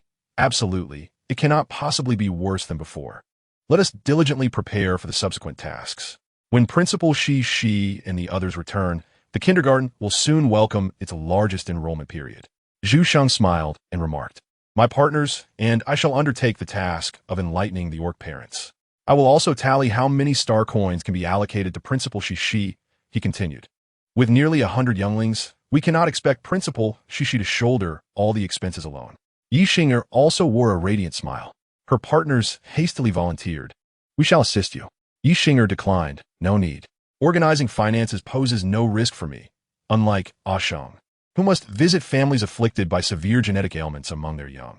You and the planet leader's partners should work together to expand the kindergarten's perimeter according to Principal Shishi's blueprints. Consider it a delightful surprise for her and the little ones. Yixinger's partners nodded in agreement. Very well. We are adept at this task, and will ensure that Principal Shishi and the younglings are thoroughly satisfied. The previous reconstruction of the kindergarten had been led by these few male orcs, and entrusting this work to them gave Yixinger great confidence. The planet leader nodded. Let's recruit another batch of orcs for the guard team. A guard post will be established at the kindergarten entrance to swiftly handle any unforeseen incidents. The male parents present brightened at the mention of the guard team, a position that provided a stable livelihood. The planet leader, having noticed their interest, casually remarked, parents who join the guard team will be given priority for duty at the kindergarten. The parents were further enticed. The leader feigned a troubled expression, lowering her voice just enough for all to hear. However, the planet's income has been devoted to the kindergarten's construction these past few years, and the available star coins are limited. The salaries for this batch of guards may be modest, just enough to make ends meet. One male parent boldly declared, a modest salary is of little concern. The paramount importance lies in personally safeguarding our planet's younglings. Each family has several male orcs, and even if one is occupied with guarding, the family can still thrive. Who would indeed desire the opportunity to protect their young ones while earning salary? The planet leader, ensuring everyone could hear, assigned tasks. Zhu Sheng, when you notify families with younglings regarding enrollment, please also mention the recruitment for the guard team. It is imperative that every family is informed. Expand the kindergarten's perimeter fivefold according to the blueprints. Do not alter the interior just yet. Besides those responsible for daily sowing and harvesting, no one else is permitted within the kindergarten. Before departing, Jiang Yuxi entrusted the entrance tokens for the kindergarten to the planet leader, asking her to arrange for someone to oversee the crops in the plantation and to allocate half of the harvest as compensation for the caretaker orc. Naturally, the planet leader seized this opportunity, delegating the task to her male partner. Zhu Sheng and Yixinger could only lament their inability to compete. Thus began a grand reform of the kindergarten, as Jiang Yuxi and the younglings, destined to be inscribed in the annals of reform, conducted their lessons via live stream aboard the spaceship. The planet leader instructed the 10 orc guards she had brought along to rotate 2 at the entrance while the others rested in the adjoining suite. My dear ones, do you remember what Principal Shishi taught us? When we are out, how should we conduct ourselves? Hey Mo obediently raised his hand, stating, we must not run around carelessly, and if there is something amiss, we must promptly inform Principal Shishi. We must not converse with strangers. Jiang Yuxi nodded and turned to Zhu Xia. Your turn. Zhu Xia was a key subject of monitoring in her eyes. You must not accept food from others, even if it appears delicious. Zhu Xia clenched her tiny fist, her expression grave. She then turned to another subject of scrutiny. And you? Fea Tsilzit Hiahit. Speaking in a soft voice, we must not wander off. We should stay together with the other younglings. If there is an issue, we must seek out the class monitor, Teacher Yi, or Principal Shishi. She then addressed the final subject of concern. It's your turn. who could run and jump in public spaces. Liao voida siligri. Jiang Yuxi could not fathom why Liao, a fox type, behaved like a husky, often proving difficult to restrain and seemingly unable to resist gnawing on things, a habit she wondered where he had picked up. Although they were on a journey, it was still class time, and thus they would adhere to their daily routine, rising and attending classes punctually. Understood? Teacher E and the two class monitors were tasked with supervision. She prepared her students for the day's lesson. Play is acceptable, but learning should not be neglected. The talented younglings are striving ahead, and my students must not falter. She understood the principle that those who are complacent may suffer losses while the humble may reap benefits. I am willing to share your burdens, she declared. Hey Mo, with a serious expression, nudged the nearby Jia Xiao, affirming, we understand, Principal Shishi. Jiang Yuxi felt a profound sense of reassurance regarding Hey Mo. Such ambition and responsibility in a youngling are rare. She doubted she could surpass Hey Mo's diligence. For this lesson, we shall focus on reading. Everyone, please take out your books. During the 2 days aboard the spaceship, Jiang Yuxi planned to restrict the younglings' activities to the suite as much as possible. My heart beams with an anti-smile. Another day of being deceived into bearing male younglings. I wonder what colors the little ones prefer for their sacks. I've noticed this live stream room is filled with enthusiasts of the ancient culture of Blue Star. Even the term sack has resurfaced. Principal, she must be wary of Zhu Xia being lured away by food, as she certainly has an easily deceived demeanor. I wish to speak on behalf of the chubby youngling. I merely adore eating a little and am not foolish. That fox-type youngling truly resembles a canine orc, exuding a dog-like demeanor. I suspect that the most significant repair costs for the kindergarten thus far stem from the damage done by the fox-type youngling to the furniture and play area. Indeed, that feline youngling should cease running about. What if another youngling is born from such antics? Haha. Meanwhile, within the Akusu family, Elena was comforting her daughter. The transfer point has been arranged. You need not worry. Christine nestled against her mother, cooing softly. I knew you loved me the most, mother. Knowing that your mother cherishes you, be sure to diligently follow Lady by Piao's teachings. Elena's lips curled into a gentle smile, although her eyes bore no trace of warmth. Chapter 54.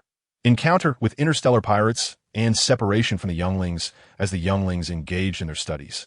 Jiang Yuxi conversed casually with the spaceship's pilot outside, attempting to glean any useful information.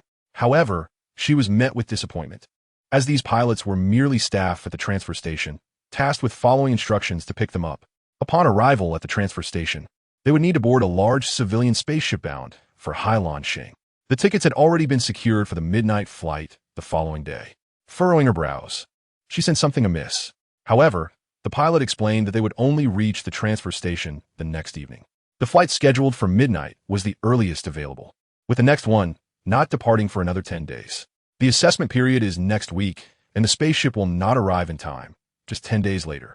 With no other option, she returned to her suite to inform the little ones that they must stay close to her and teacher E. If that proves insufficient, they should follow the uncles from the guard team. After all, in her view, the 10 male orc guards posed no challenge, whether it be formations, talismans, or even medicinal powders. Even E had mentioned that he did not need to deploy destructive weapons against this group. The guard primarily served to intimidate and assist the little ones in their daily lives. Subsequent events proved these guards to be rather ineffective.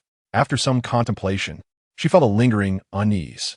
She distributed protective talismans and charms among the little ones. She prepared more of the mesmerizing powder, akin to a potent version of a sleeping drug, capable of incapacitating a golden core cultivator for an entire day and night.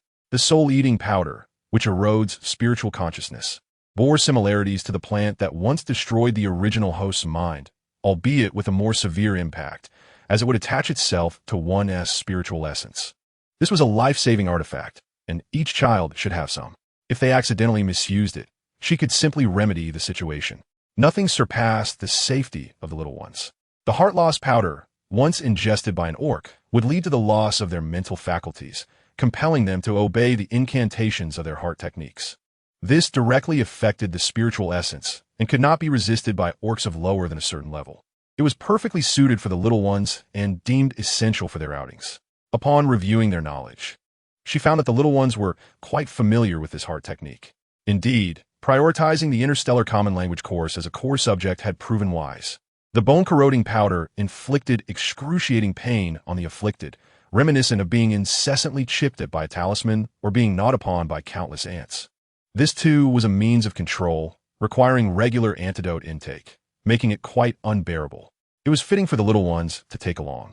Moreover, she ensured they carried sufficient quantities of rejuvenation pills, spirit-gathering pills, concentration pills, and bone-repairing pills. To prevent any child from forgetting, she crafted healing items into pill form. While those meant for combat were in powder form, the pills bore no side effects, so even if the little ones forgot, it would not be detrimental if they consumed them in error. As for the powders, they could be tossed at enemies without hesitation, especially since the little ones had already ingested detoxification pills in advance and had nothing to fear. Furthermore, powders were convenient for throwing at foes during confrontations. Regarding talismans, the swift movement talisman enabled rapid relocation, an essential for escape which the children might need, so she prepared in abundance. The fireball and ice sealing talismans were basic and had limited offensive capabilities. For instance, the ice sealing talisman could only freeze within a 3-meter radius, thus necessitating a larger supply. The binding talisman, given the current strength of the little ones, could only restrain lower-level orcs for 15 minutes and higher-level ones for 10 minutes, which might not suffice for their escape, so she decided to prepare more. The lightning calling and explosive talismans bore significant destructive power, which could be crucial should the little ones encounter formidable foes, thus requiring ample preparation. The teleportation talisman, distinct from the swift movement talisman, allowed for short-distance teleportation and was more effective. Since it was the little one's first journey far from home, they must have plenty. After some consideration, she instructed the little ones to recite the incantation for the teleportation talisman once more. Aside from Zhu and Leo, who stumbled through it, the other children recited it flawlessly. The class monitor and vice monitor were tasked with ensuring that any students who had not memorized the text continued to study from their books. After giving her instructions, Jiang Yuxi focused on distributing the equipment, avoiding the live broadcast equipment. Additionally, the fire-repelling and shield talismans were indispensable for both home and travel. Given the formidable nature of the previous talismans, the little ones would likely need to use 2 for their protection. After fully equipping the children, she believed that, barring any unforeseen incidents, this gear would suffice for them to safely and joyfully navigate the next month and a half. However, as fate would have it, an unexpected event did occur. When a spaceship docked at the transit station, it suddenly came under a minor-scale pirate attack. The live broadcasting device was on the verge of collapse under the barrage of firearms. At that moment, she was torn between lamenting the cost of the broadcasting device and worrying about the impact of the interruption on the competition. While she and EE defended the little ones and the guard team from the pirate assault, they failed to anticipate the attack coming from behind by Zhu Xia and Leo. These two seemed oblivious to danger, naively playing with talismans during such a tense moment. In the darkness, a childish voice rang out, followed by the activation of a talisman. Chasing the wind and chasing the sun, shifting shapes and phantoms, traversing the heavens. In the blink of an eye, 1,000 miles. Zhu Xia waved the teleportation talisman, infusing spiritual energy into the runes. The talisman activated, instantly transporting the 3 little ones, Haimok, Phil, and Bernie, away. A child's voice followed, reciting, chasing the wind and chasing the sun, shifting shapes and phantoms, traversing the heavens, in the blink of an eye. 1,000 miles. Another talisman was activated, wrapping the little tiger, Duo, the reciter Leo, and the broadcasting equipment in light before they too vanished. Jiang Yuxi hurriedly attempted to bind the surrounding space with her spiritual energy. However, Zhu Xia's innocent voice startled her, causing her energy to spill forth. Chasing the wind and chasing the sun, shifting shapes and phantoms, traversing the heavens, in the blink of an eye, 1,000 miles. Very well. This time the teleportation talisman had whisked away Gaksha, BR, and the mischievous Zhu Xia. Consequently, all 9 little ones had vanished, leaving the guard team, E, and her to exchange bewildered glances. Her vision darkened, and a throbbing pain enveloped her head. She could not discern whether it was from dizziness or anger. Truly, those were mischievous children. She would not hold back when she found those 2 little rascals. Meanwhile, the audience in the live broadcast room, anxious during the attack, frantically attempted to contact the Empire's enforcement team, only to discover that the broadcast had been enveloped in a blinding white light and abruptly ceased. The pirates assigned to carry out the task were baffled. How had the mission already progressed halfway before they even began? The person who placed the order had not mentioned that there were undercover agents on the other side. Chapter 55. Jiang Yuxi's fiery outburst with her temper flaring. Jiang Yuxi shed her usual gentle demeanor, her expression now devoid of emotion, and the flames in her eyes could likely incinerate those two little troublemakers multiple times over. Who considered himself fearless as a robot, felt a chill in his circuits, let alone the orc guards. The guards, witnessing their petite and delicate director smile, felt an involuntary shiver run down their spines. "You lot, can you handle these pirates?"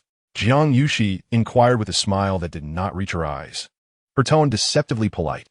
"And no, perhaps." The orc guards gulped nervously as they surveyed the chaotic battlefield nearby. These were notorious pirates, and they had not encountered such threats in years on Act Shing. She turned to Yi. "You should assist as well. Let us wrap this up quickly so we can find the children." Yi was reluctant. He was a guard robot specifically designed for the little female, bound by a singular imperative, to protect her at all costs. "Go on, I will be fine," she said, her tone gentle yet imbued with an undeniable firmness. Yi remained motionless. Unable to resist, she finally spoke. "This is an order. If I am still your only acknowledged master, then act according to my command." The synthetic body of Yi trembled slightly.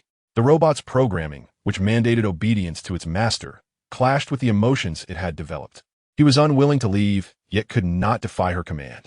Clinging to a flicker of hope, he prayed that his soul master would reconsider her decision. She patted Yi's shoulder, her voice resolute. "Go on, I will be fine, and the cubs will be safe too." She reassured Yi while providing solace to the members of the guard team. As the guard team and Yi engaged in battle, she retrieved a crystal-clear lotus lamp from her spatial bracelet. The lamp's base was crafted from stone, featuring 9 petals that resembled jade, stone, and wood, vividly lifelike as if a real lotus were blooming. Each petal harbored a wick, gently burning and emitting a warm, soft glow. This was the soul lamp she had created for the cubs, equipped with a tracking function. Infusing it with spiritual energy, the soul lamp began to rotate slowly. She attentively sensed the information conveyed by the lamp. The trio of Heimo, who had been the first to be teleported away by that mischievous Zhuxia, should have halted their transmission by now. Yet they were still moving at a constant speed, likely transported onto some form of vehicle. Meanwhile, the two troublemakers who had taken her along were still darting away rapidly, one heading south and the other north, growing ever more distant. At such a pace, they would soon exceed the sensing range of the Jiao Zhuan Liandang within half a day. Her inner flames burned more fiercely. These two troublesome rascals were still incessantly using teleportation symbols. Seeing that the guard robot and male beastmen around the little female were engaged in battle and unable to intervene, those lurking in the shadows were ecstatic. The little female was left unprotected by any beastmen. It was time for them to strike. With that, 3 elite male beastmen surged forward. The domineering and fierce spiritual energy of the male beastmen enveloped the lone, frail female. Amidst the battlefield yet ever vigilant towards the little female, was filled with dread. Jiang Yuxi, seething with rage, smiled ironically. The timing was perfect. She had been longing for an outlet for her fury. Her voice was gentle, yet it carried a chilling, murderous intent. With her left hand cradling the lotus lamp, she withdrew a large stack of talismans from her spatial bracelet with her right. Harnessing her spiritual energy, she activated the runes without the need for incantations, casting them towards the 3-star bandits who charged at her. Explosion talismans, wind blade talismans, ice cone talismans, water arrow talismans, and lightning strike talismans. The scene turned brutally difficult to describe. As for the spiritual energy, she scoffed contemptuously. The spiritual consciousness of the nascent soul stage overwhelmed and suppressed them. In an instant, the 3 male assailants hiding in the shadows lay sprawled on the ground, 2 dead, 1 injured. She held the soul lamp and slowly approached the only surviving beastman. The opponent's spiritual energy shattered, blood streaming from his 7 orifices as he curled up on the ground, clutching his head tightly. "I can accept your aggression towards me, but I will never allow you to extend your claws toward my students. Whoever crosses the line, I will ensure their claws are severed cleanly, leaving not a trace behind." A wooden sword materialized out of thin air, plunging directly into the heart of the male beastman. His agonizing scream was abruptly silenced. In mere moments, The ultimate weapon within Yi's chest lost its targets one after another. Throughout it all, a faint smile graced her face, her tone excessively soft. The attackers in the distance, upon witnessing the unfolding events, felt a chill run down their spines, their hearts racing like thunder. How could this little female be so sinister? The order giver had clearly stated that she was merely a powerless little noble with no background, whose death would go unnoticed. She calmly withdrew the sword, warm crimson blood dripping from the tip onto the ground. Who could have anticipated that this seemingly frail little female, on the verge of collapse, had just decisively ended the lives of 3 male beastmen? She did not pause her movements, circling the battlefield, wielding the unremarkable wooden sword. This bizarre behavior instilled fear in the hearts of the surrounding beastmen. They could no longer afford to underestimate this seemingly defenseless little female. After completing a full circle, she returned to her starting point. Infusing her spiritual energy into the wooden sword, it began to emit a faint glow, penetrating the seemingly indestructible ground. The blade embedded itself 20 centimeters deep into the earth. The Star Bandits, witnessing this, nearly lost their minds, terror-stricken. How could this sword possess the same sinister quality as that little female? The petite figure, barely reaching their chests and appearing as if a gust of wind could topple her, softly muttered a few indistinct words. A circle of light emerged from the path she had just traversed, converging in midair to form a semicircle. Following that, a clear incantation resonated in the ears of all present. What unfolded next was a scene that would forever remain etched in the memories of the beastmen. Threads of light extended from the illuminated circle, precisely ensnaring all the assailants. The little female stood before them, her empty right hand clenching as if to grasp the ensnared beastmen, tightening their binds until their bodies could no longer withstand the pressure, dissolving into blood mist. If there are any of you left alive, remember to return and inform those behind you. Those who dare to provoke me shall face retribution, no matter how far they may be. Her voice was soft yet resonated with a chilling, unending murderous intent. Amidst the swirling blood mist, the diminutive yet exquisite figure instilled fear in the hearts of the beasts. In that moment, the security beasts at the transfer station and those from AC Taixing were paralyzed with terror, unsure whether to rejoice for having escaped the clutches of the Star Bandits or to fear that this little female had not yet quenched her thirst for blood. Chapter 56. Elven Transport Fleet, a small-scale defensive battle against the Star Bandits had concluded. The surviving staff at the transfer station were busy clearing the aftermath. The guard team and Yi had returned to Jiang Yuxi's side. As if recalling something, she addressed 2 of the male beastmen from the guard team. Zhuxiao Papa, Leo Papa, am I correct? The summoned Zhuxiao Papa and Leo Papa felt a chill run down their spines, shivering as they nodded. Yes, yes. Zhuxia and Leo's disobedience and mischief warranted punishment. The 2 fathers would not intervene, would they? What seemed like a courteous inquiry carried an undercurrent of formidable menace. The 2 fathers eagerly shook their heads. No, we won tea. Please proceed with the punishment. Once the cubs were punished, they could not be penalized further. At that moment, Zhuxiao Papa and Leo Papa reached an unspoken consensus. Jiang Yuxi chuckled softly. Thank you both for supporting the kindergarten's educational efforts. The members of the guard team felt a wave of trepidation. There was no way they would dare to withdraw their support. What is the true origin of this small female? In a mere moment of turning around, she transformed her enemies into a mist of blood. Such methods, enigmatic and unpredictable, instill terror in the hearts of beasts. Setting aside the combat prowess of this small female, that robot alone is nearly unmatched. Within a span of merely 10 minutes, it has vanquished over 30 members of a band of nearly 100 beastly space pirates, surpassing the combined efforts of them all. Both are glaringly formidable harbingers of death. The anxious supervisor of the transit station approached to negotiate, expressing gratitude for assisting in repelling the pirate gang. Jiang Yuxi looked up, her gaze so piercing that the supervisor instinctively stepped back. She took a deep breath, closing her eyes to calm her emotions. The staff were innocent victims, and she felt it was her presence that had dragged them into this predicament. She understood all too well that this seemingly ordinary act of plunder was aimed directly at her. She had been overconfident, believing that with her and EE present, along with numerous talismans and magical artifacts, they could protect the little ones. However, upon reopening her eyes, her emotions had completely settled. Yet only she knew the boundless intent to kill that lay suppressed deep within her heart. I apologize, this is a healing potion. I hope it will aid your injured. She retrieved a substantial amount of potions from her spatial bracelet and handed them to the supervisor. During the chaos, our younglings became separated. Might you be able to dispatch a small spacecraft to assist us in searching for them? The supervisor hesitated, noting that many beasts were injured, and only a few could still stand. There were not enough hands to spare for such a task. Fortunately, this transit station had few passengers. Otherwise, calming the frightened travelers would have been quite a challenge. Moreover, the small female's bizarre methods had frightened many beasts to the point of paralysis, making it unlikely that any would willingly take on this task.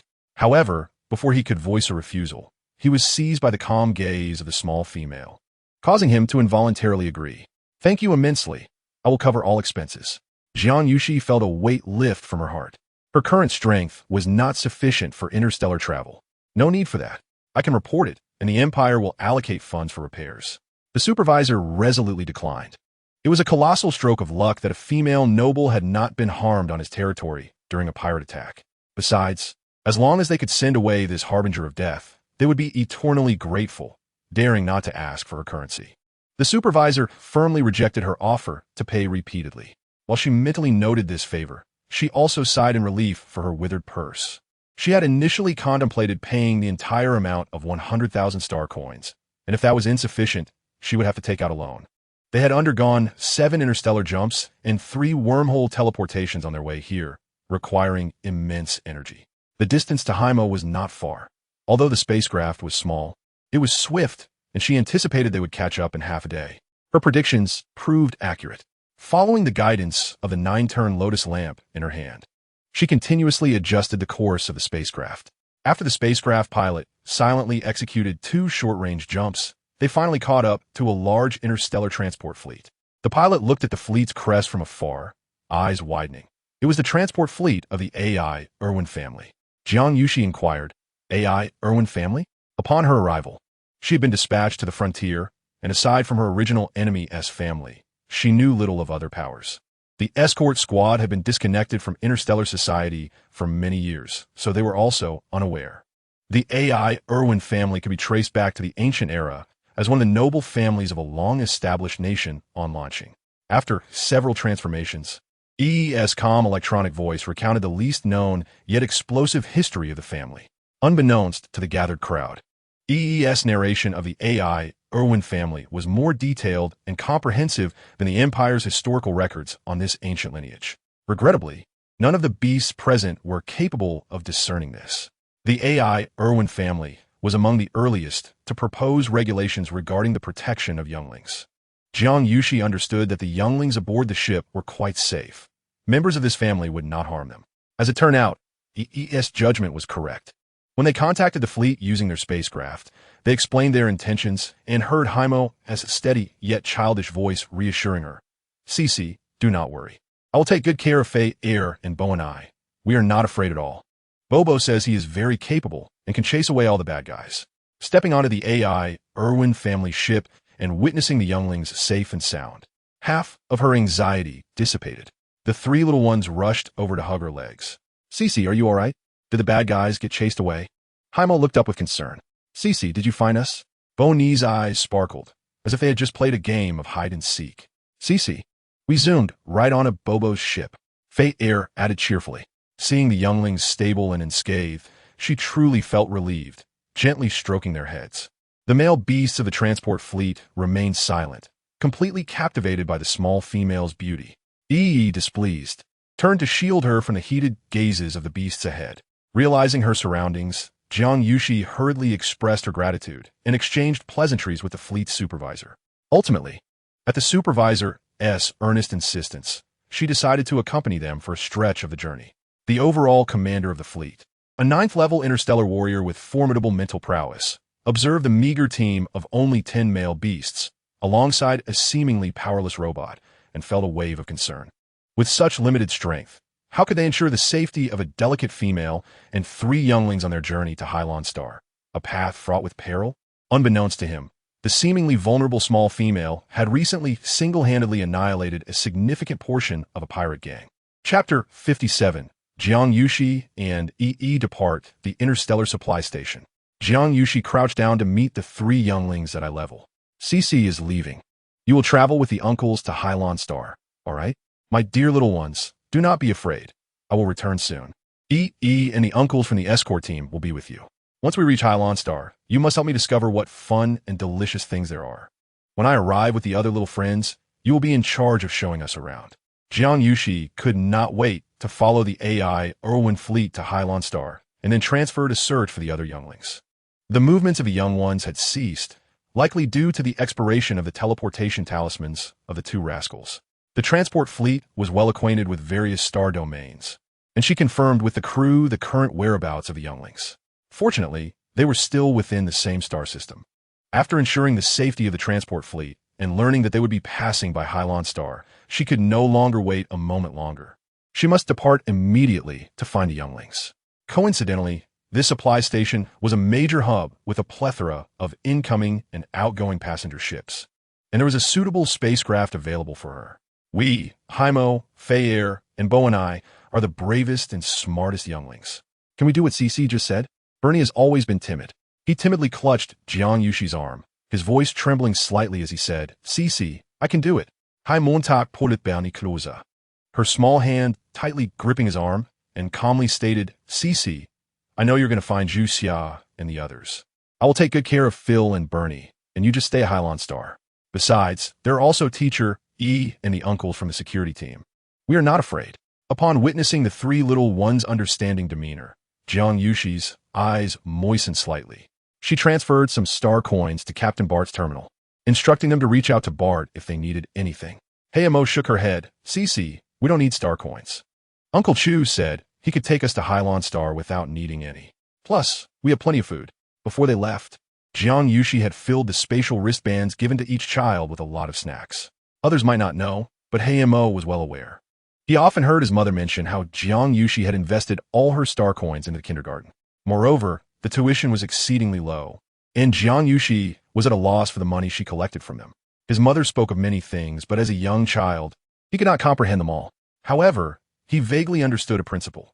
The Jiang Yuxi, who should have had an abundance of star coins, had become quite poor after assuming the role of their director.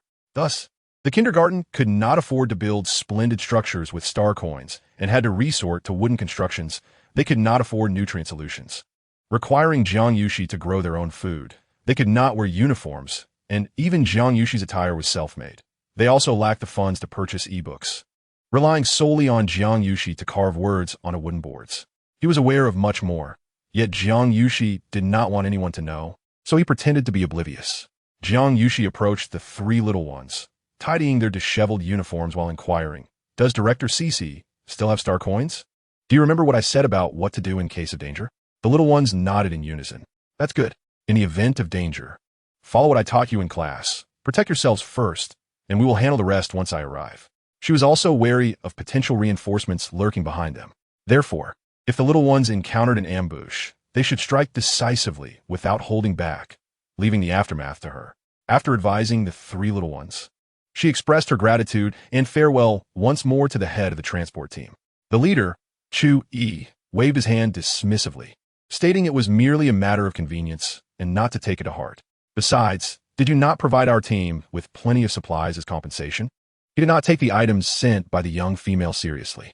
After all, as a prominent figure of the Erwin family, what valuable goods had he not seen? However, he did not anticipate that this notion would soon be challenged in a matter of days. Watching the young female depart alone on the passenger spacecraft, the supplies finished. Everyone returned to their ship. Chu Yi's subordinates were puzzled. Captain, were we not taking a detour? Why has the course suddenly changed to pass by Hylon Star? Chu Yi smiled thinly. You must have misremembered. And how many times must I remind you to call me Captain? As he said this, he silently scoffed. Could they afford to take a detour? They should take note of the household management model robot beside the young female. What was its background? On the very first night of entering the transport fleet, it had stealthily approached his bedside in the dead of night, demanding he alter the route to Hylon Star. He, a level 9 interstellar warrior with formidable mental prowess, had been effortlessly subdued, just as he prepared to sound the alarm for the fleet. The robot had ruthlessly crushed him with its mental power, commanding him to change course. At that moment, he had been utterly flabbergasted. The Patriarch's mental power. As an elite disciple who frequently attended training sessions at the ancestral home, he was no stranger to Zerg's mental prowess. Thus, when the robot released its mental energy, he surrendered without resistance. He simply could not win, be it in mental strength or combat prowess. But when had the Patriarch become so barbaric? Hadn't he always adhered to the etiquette of nobility? Even before a mental outburst, he had managed to arrange all matters calmly. To quietly approach him in the night and resort to coercion was far from noble behavior. Moreover, as the Patriarch, altering the route should have been a simple matter. Why the need for such secrecy? Therefore, when a young female expressed her desire to leave alone, he did not dare to obstruct her. Hadn't he, the robot, been silently observing nearby? Shortly after the young female's departure, the robot turned its attention to the three little ones. In the silence, Phil suddenly spoke. "Teacher E, are you leaving too?" The day before, when Jiang Yuxi mentioned she was going alone to find the other children, Teacher E had stood outside Jiang Yuxi's room motionless for the entire night. When Phil had stepped out to relieve himself, he had nearly been frightened by Teacher E. "Hey Mo," realizing the situation, looked at Teacher E understandingly. "We will obediently follow Uncle Bart." "Teacher E, you should go help Director Cece find the other children." Bernie bobbed his head like a chick pecking at grain. Ever since the awakening of its self-awareness, the robot he had initiated contact with the young ones for the first time. It extended its hand, gently stroking the heads of the three little ones. Its voice imbued with warmth. "I will return soon." With that, it turned and departed. The three little ones left behind remained unperturbed. Mo took the other two and approached the head. "Chu E. Uncle Chu, I have a business proposal I would like to discuss with you." Chu E found it exceedingly amusing to see such a tiny snake clan child earnestly wanting to discuss business with him. "What kind of business do you wish to talk about, little one?" It was rare to encounter such an understanding and obedient child, so he decided to indulge them for a while. Chapter 58. Mo's live broadcast. The first interaction on the third day after the live broadcast from Yangwang Kindergarten was interrupted. The beastmen who had been monitoring the situation discovered that the broadcast had resumed. They informed one another and flocked to the live stream. Upon entering the broadcast room, the beastmen were charmed by the close-up of Mo's fair and delicate face. The newcomers were almost entranced by Mo's enchanting visage. As Mo adjusted his body, the audience could clearly see only three little ones present. "Class monitor, you are so adorable. I want to pinch your cheeks." Finally, the broadcast is back. "Is everything all right? I heard they encountered a gang of space pirates. Why are there only three little ones? What happened? Where is my universe's most gentle and beautiful director Jiang? What about my vice monitor and my 6 well-behaved classmates? Well-behaved Zhu and Leo. Dizzy. Yes, yes. And where's our powerhouse? Teacher E. Where's this place? Where have the little ones gone?" In front of the camera, Mo wore a serious expression, diligently fiddling with the broadcasting equipment. With 3 small tables hastily brought in, Phil and Bernie placed their small hands on the table, maintaining a proper and obedient sitting posture that made the fans in the broadcast room exclaim in delight, unaware that the broadcast equipment had already started. Mo continued to tinker for a while before finally believing he had set everything up correctly. He returned to his seat, retrieved the textbook for today's early reading. Principal XX remarked that when faced with fearful situations or emotional instability, one could take out the textbook and read aloud. As the class monitor, he would not falter. Phil and Bernie were surely terrified. Flipping to chapter 10, he was about to begin reading when laughter erupted from a nearby male orc. "Who is that?" "I hear a male orc's voice." He looked up to see Uncle CHY. Realizing he had interrupted the little one's studies, CHY quickly silenced himself, gesturing with his claw that there was nothing to worry about. "Ah, which male dog is laughing? It certainly isn't the voice of the guard team. They never disturb the little ones while they are studying." Observing the live chat, everyone was blaming him for interrupting their learning. CHY had no choice but to apologize. "I was simply curious, having never seen such well-behaved little ones streaming their studies before, and I meant no harm. There really is a male dog. It is not the voice of any male or teacher we know." CHY protested. "I'm not of the canine tribe. Moreover, how can you use foul language in a stream meant for the young?" CHY was displeased. CO is a type of plant. Ah, the chat was flooded with exclamations. This was the first time CHY had witnessed such a striking outcry. The sheer volume of the text almost deafened him. Could he not simply watch the little one stream quietly? His annoyance intensified. After all, this was a top 100 rank stream. Such a lack of decorum among these orcs was disappointing. So touching. "First time, male dog, we forgive you." I have already stated that I am not a canine orc. Be quiet. We do not wish to know your lineage. We only want to interact with the little ones. Dare you read our comments to the little ones? Dare you let the little ones interact with us? What is there to fear? CHY scoffed. Little ones, please pause for a moment. Your audience is eagerly requesting to interact with you. The three little ones' eyes widened in surprise. Uncle CH, what does interaction mean? EM questioned, puzzled. We're fans. Is it the kind we eat? Phil blinked his bright eyes, his long lashes resembling a tiny fan. Do they want us to eat? But we have already finished breakfast. Bernie patted his little belly. Content, and unable to consume more. CHY glanced at the live stream, where the view count stood at 9,000, then looked back at the three bewildered little ones. Do you not ever interact with the audience in your kindergarten's live stream competition? This live stream competition, funded by the ARWN family, focused on the interaction between the audience and the little ones. In essence, it allowed those orcs longing for offspring to engage with the young ones and relish the joys of nurturing. Noting their confusion, CHY explained, well, have you greeted or chatted with the uncles and aunties in the stream? No, sobi. We have never interacted. Crying into our little handkerchiefs, sob. No greetings, and certainly no chatting. Our audience is pitiful. Every time they tune in, it feels like a one-man show. Sob. I want to see a one-man show too. The three little ones shook their heads in unison. Uncles and aunties in the live stream want to chat with you. Is that all right? CHY found it hard to believe.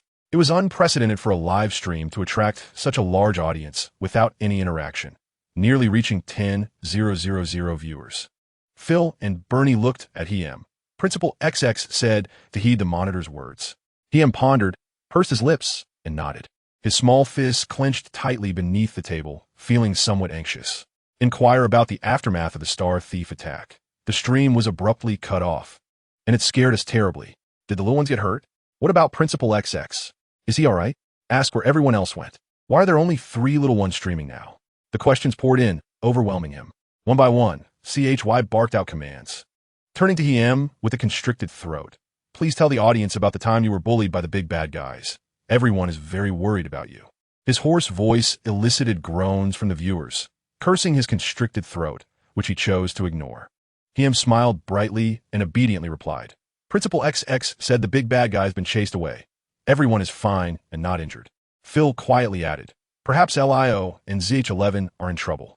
Without needing to pick up a shell, he already knew that after being found by Principal XX, ZH11 and LIO would face dire consequences. What is wrong? Is it the chubby one and that annoying little fox? As if anticipating the confusion of the viewers, Bernie explained cheerfully, LIO and ZH11 made a mistake. They went off to a really far place. Him quickly added, we got separated. Principal XX and Teacher Y are looking for the other little ones. We're with Uncle BT. We are very safe on Uncle CH's spaceship. That orc named BT, I know him. He is the captain of the guard team. Uncle CH is such a good person, an incredibly good person. In Bernie's sparkling eyes, the starlight shone so brightly it could dazzle anyone. Watching Bernie's overflowing admiration, CHY felt a bit dizzy, as if he had drunk some expired fake wine. This was the first time he had been looked at with such reverence by a little one. In a daze, he felt as though he stood 10 meters tall, capable of knocking down even the clan leader XRCH with a couple of punches. Chapter 59. The Little Ones live stream. Having been flattered by little Bernie, Captain CHY had now taken on the role of the live stream as moderator, responsible for managing comments and addressing queries. Indeed, the little ones suddenly appeared on my spaceship. What? Such a gentle male orc like me certainly provided them with delicious treats for comfort right away. Bah, you're the rude one. Your entire family is rude. The flight path conveniently passed by the destination of the little ones, so of course I brought them along. That little female went off to find other little ones, and the robot went too. What? How would I know where the little ones went? Certainly, we exchanged contact information. The little female insisted on repaying me. Hilarious. Do I look like a male orc in need of travel expenses for little ones? The little ones guard team is stationed at the door. This suite is specially designated for their activities. Next to it is the room for the little ones to rest. They are currently streaming a class in the hall. Little Hiem mentioned they hadn't T-streamed for 2 days and were still competing. They borrowed my streaming equipment. A mere set of streaming equipment? As if I would not have one. I have already stated that I am quite wealthy. My name is CHY. You may check the Star Network for verification. G? The one from the RWN family? Yes, Indeed, the CHY from the RWN family. Finally, the viewers in the live stream recognized his esteemed identity, and CHY grinned widely. Little female? Robot?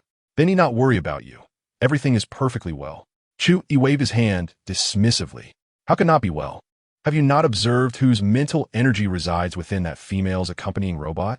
Though he had been momentarily swept away by fervor, believing he could defeat the clan leader Zerg with just 2 punches, rationality soon returned, and even if granted 100 times the courage, he would not dare to strike at Zerg, despite their clan leader publicly claiming to possess only one form of mental energy. The significant members of the clan were well aware that Zerg's mental energy had undergone mutation, now perilously close to an advanced form, with an unfathomable level of attack power. Only a madman would dare to challenge an advanced male of such caliber. Enough already. Are you not finished? Do those little ones not have classes to attend? Must they endure your incessant prattle? A deadly triple inquiry silenced the viewers in the live stream. Chu-E signaled for the black ink cub to commence learning. The black ink stood up, mimicking the usual demeanor of Principal CC. Today is Saturday, a day that should have been a holiday. However, we missed classes a few days ago, so the weekend must be used to catch up. The black ink produced a wooden plaque. Thursday morning is cooking class, followed by film studies in the afternoon. Friday morning is art class, and the afternoon is for planning lessons. Daily morning readings remain unchanged. This is the travel study curriculum specially devised by Principal CC. We promised Principal CC that our studies would not fall behind. Uncle, aunties, you must watch us in class. Bernie's sparkling eyes were now fixed on the camera. The high-definition smart camera promptly zoomed in on Bernie's face. Breaths hitched. The viewers in the live stream experienced a sensation identical to that which Chu-E had felt when Bernie had charmed him. Look, must see. Uncle is here. The little darling is melting my heart. I assure you, dear aunties, I shall not leave the live stream for even a moment today. Observing the viewers' enchanted comments, Chu-E felt a swell of pride. You may only watch from afar, while I am present in the flesh. Aunties and uncles in the live stream, you may also bring your little ones to join us in reading. Read? Definitely follow along. The black ink picked up his textbook and began, Jisu Ji. Shou Jing Du. Wan Wu Bingzwa. Wu Iguan Fu. He deliberately slowed his pace, allowing the viewers to follow along with their little ones. This was how Principal CC had first guided them in reading. The audience in the live stream, charmed by the little ones, genuinely began to recite along, including Chu-E, who had completely succumbed to the allure of the cubs. Jisu Ji, Shou Jing Du, Wan Wu Bingzwa, Wu Iguan Fu. 20 minutes later, they completed a reading of the Qing, Xi and Jing. The black ink, in a sweet voice, asked, "We're done, right? Did you remember, dear uncles and aunties? We must speed up our recitations." After Principal CC had led them through it once, the pace was then quickened. Finished. We're done. Following the little ones' reading made me feel utterly serene and invigorated. Indeed, these cubs in a live stream are my greatest source of spiritual nourishment.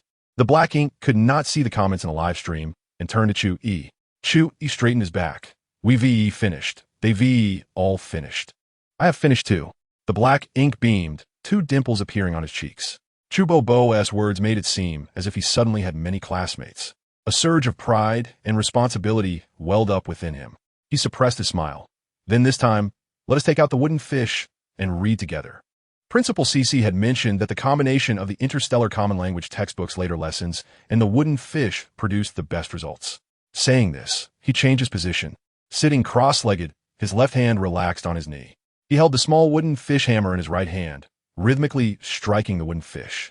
Jisu Ji, Shou Jing Du, Wan Wu Bingzwa, Wu Iguan Fu, Quan Nai Tian Nai Dao Dao Anai Jio, Gui Jian Yu Jing, Jing Yu Fu Ming, Shu Ji Yi Dai Wei Yu, Shu Hun Yi Dai Ling, Hun Shu Shi Ling Shi, Hun Ying Shi Ling Dong, Xu Yi Zizi Shi, Ying Du Zevang Kvo. Accompanied by the resonant and crisp sound of the wooden fish, an invisible wave of mental energy emanated from the striking point and the mouths of the 3 cubs, spreading out like ripples across a lake.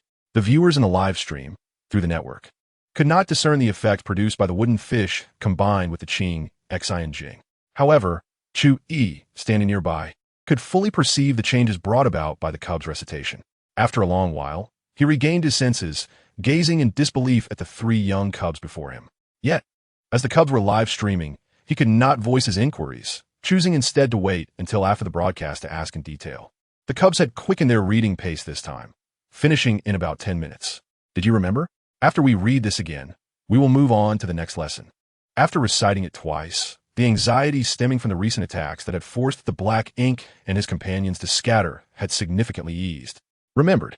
Indeed, every time I hear the cubs reciting from the textbook, I feel a profound tranquility within. Treasure cubs, treasure kindergarten, treasure live stream. A lifetime of love. What the cubs just recited was the chapter from the Qing, Xi and Jing, right? The name is indeed fitting. It truly clears the heart. I now feel as if all the worldly chaos has distanced itself from me. I believe the next chapter is the Ning Shinju, right? That one is also delightful. As someone who graduated from kindergarten decades ago, I am shamelessly coveting their textbook. But if the kindergarten were to publicly share the content of their curriculum, I would abandon my dignity. I too covet it, especially the cooking class materials. I too wish to cast aside my pride. Observing the comments in the live stream, Chuyi's expression grew complex. In Chapter 60, the kindergarten curriculum, after reciting the Qing, Xi and Jing for the third time, the Black Ink, while flipping through the textbook, inadvertently lifted his gaze and noticed Chu Bo's expression resembling that of someone in distress. After a moment of thought, he softly remarked, "Chu Bo, if you need to, you can go." Upon hearing this, Phil and Bernie turned to look at the adult beast man who appeared to be in need. The live stream was suddenly flooded with disgust. Their essay sent. This live stream has been invaded by an unpleasant aroma for the first time. Surely he hasn't tea already? Chow is a type of plant. How revolting. Quickly take care of it. Spare the cubs, and us as well. Even if you are Chu E, you cannot relieve yourself indiscriminately. Everyone, let us maintain decorum. I am consuming nutrient liquid. I am eating nutrient paste, which is coincidentally yellow. Watching the viewers' comments, Chu E's face turned a deep shade of anger. That expression was so dire that even Bernie, who idolized him, could not help but gently remind him, "Chu Bo, you can raise your hand to excuse yourself during class." He assumed Chu E was too shy to leave the classroom during the lesson. However, Principal Cece had mentioned that if one needed to relieve themselves, they could simply submit a request. Phil also quietly urged him, "Chu Bo, you should go. We will wait for you to return before continuing class." The Black Ink nodded in affirmation of Phil's words, setting the wooden fish hammer down. In that moment, the three cubs completely regarded Chu E as one of their classmates. They seemed to be afraid of being overheard by the elder aunties in the live broadcast room, as well as feeling shy in front of their beloved CHBB. Hence they spoke in hushed tones. However, despite the quietness of the little ones, the high-quality live broadcasting equipment used by CHY captured every word with crystal clarity, allowing the audience of beastmen in the live stream to hear everything. Please, if you want to support, just go ahead. Don't delay the little one's class. J. Show some decency. Having unintentionally received flack from the well-meaning children, CHY could only soften his facial expression, managing a smile as he said, "BB doesn't want to go to the restroom. BB sees that you all have textbooks, but BB does not." As he uttered the last few words, the tall and robust male beastman appeared to lower his gaze in a semblance of dejection, his face a portrait of melancholy. Ugh, last month's nutrient solution has all come back up. How could a fully grown male beastman call himself BB? So disgusting, I can't bear to watch. How can you even say that? I couldn't bear to listen.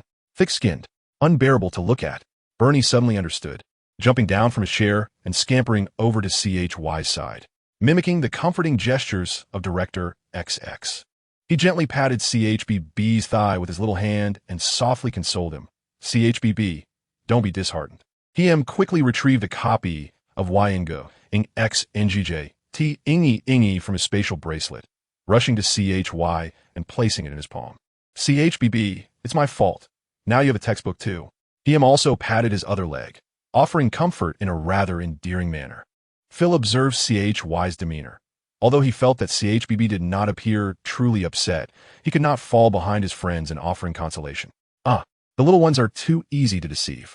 CHY, you scoundrel. How could you so easily trick the little ones into giving you their textbooks? The little ones are too naive. Indeed, they cannot outsmart a fully grown beast man with 800 ulterior motives. How infuriating. It's the elders' fault for letting the little ones fall into this trap. Please share the textbook. Casting a glance at the comments in the live stream, CHY donned a sly smile reminiscent of the wolf enticing Little Red Riding Hood.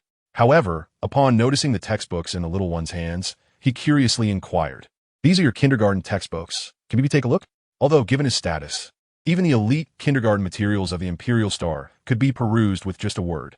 He sensed that this particular book was exceptional based on the previous reading performance of the children. The weight of the textbook felt feather-light to a ninth-tier male beast man. It bore the weight of 1,000 burdens in his mind. He nodded affirmatively. Yes, of course. Director XX said textbooks are meant for everyone to see.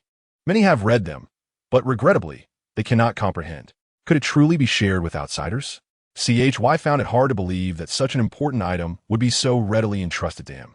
Bernie, unsatisfied, clung to his leg. CHBB. You are not an outsider. You are our CHBB. CHY was utterly charmed by Bernie's adorable antics, feeling his heart swell with affection. Yes, yes, I am your CHBB. He mimicked the children's innocent speech, his voice reaching new heights of endearment. Last year's nutrient solution has been thrown up. Our CHBB is throwing up. Shameless. The filter has shattered. Is this truly one of the high-ranking executives of the RWN group, the so-called god of war? J. Get lost. What is your surname?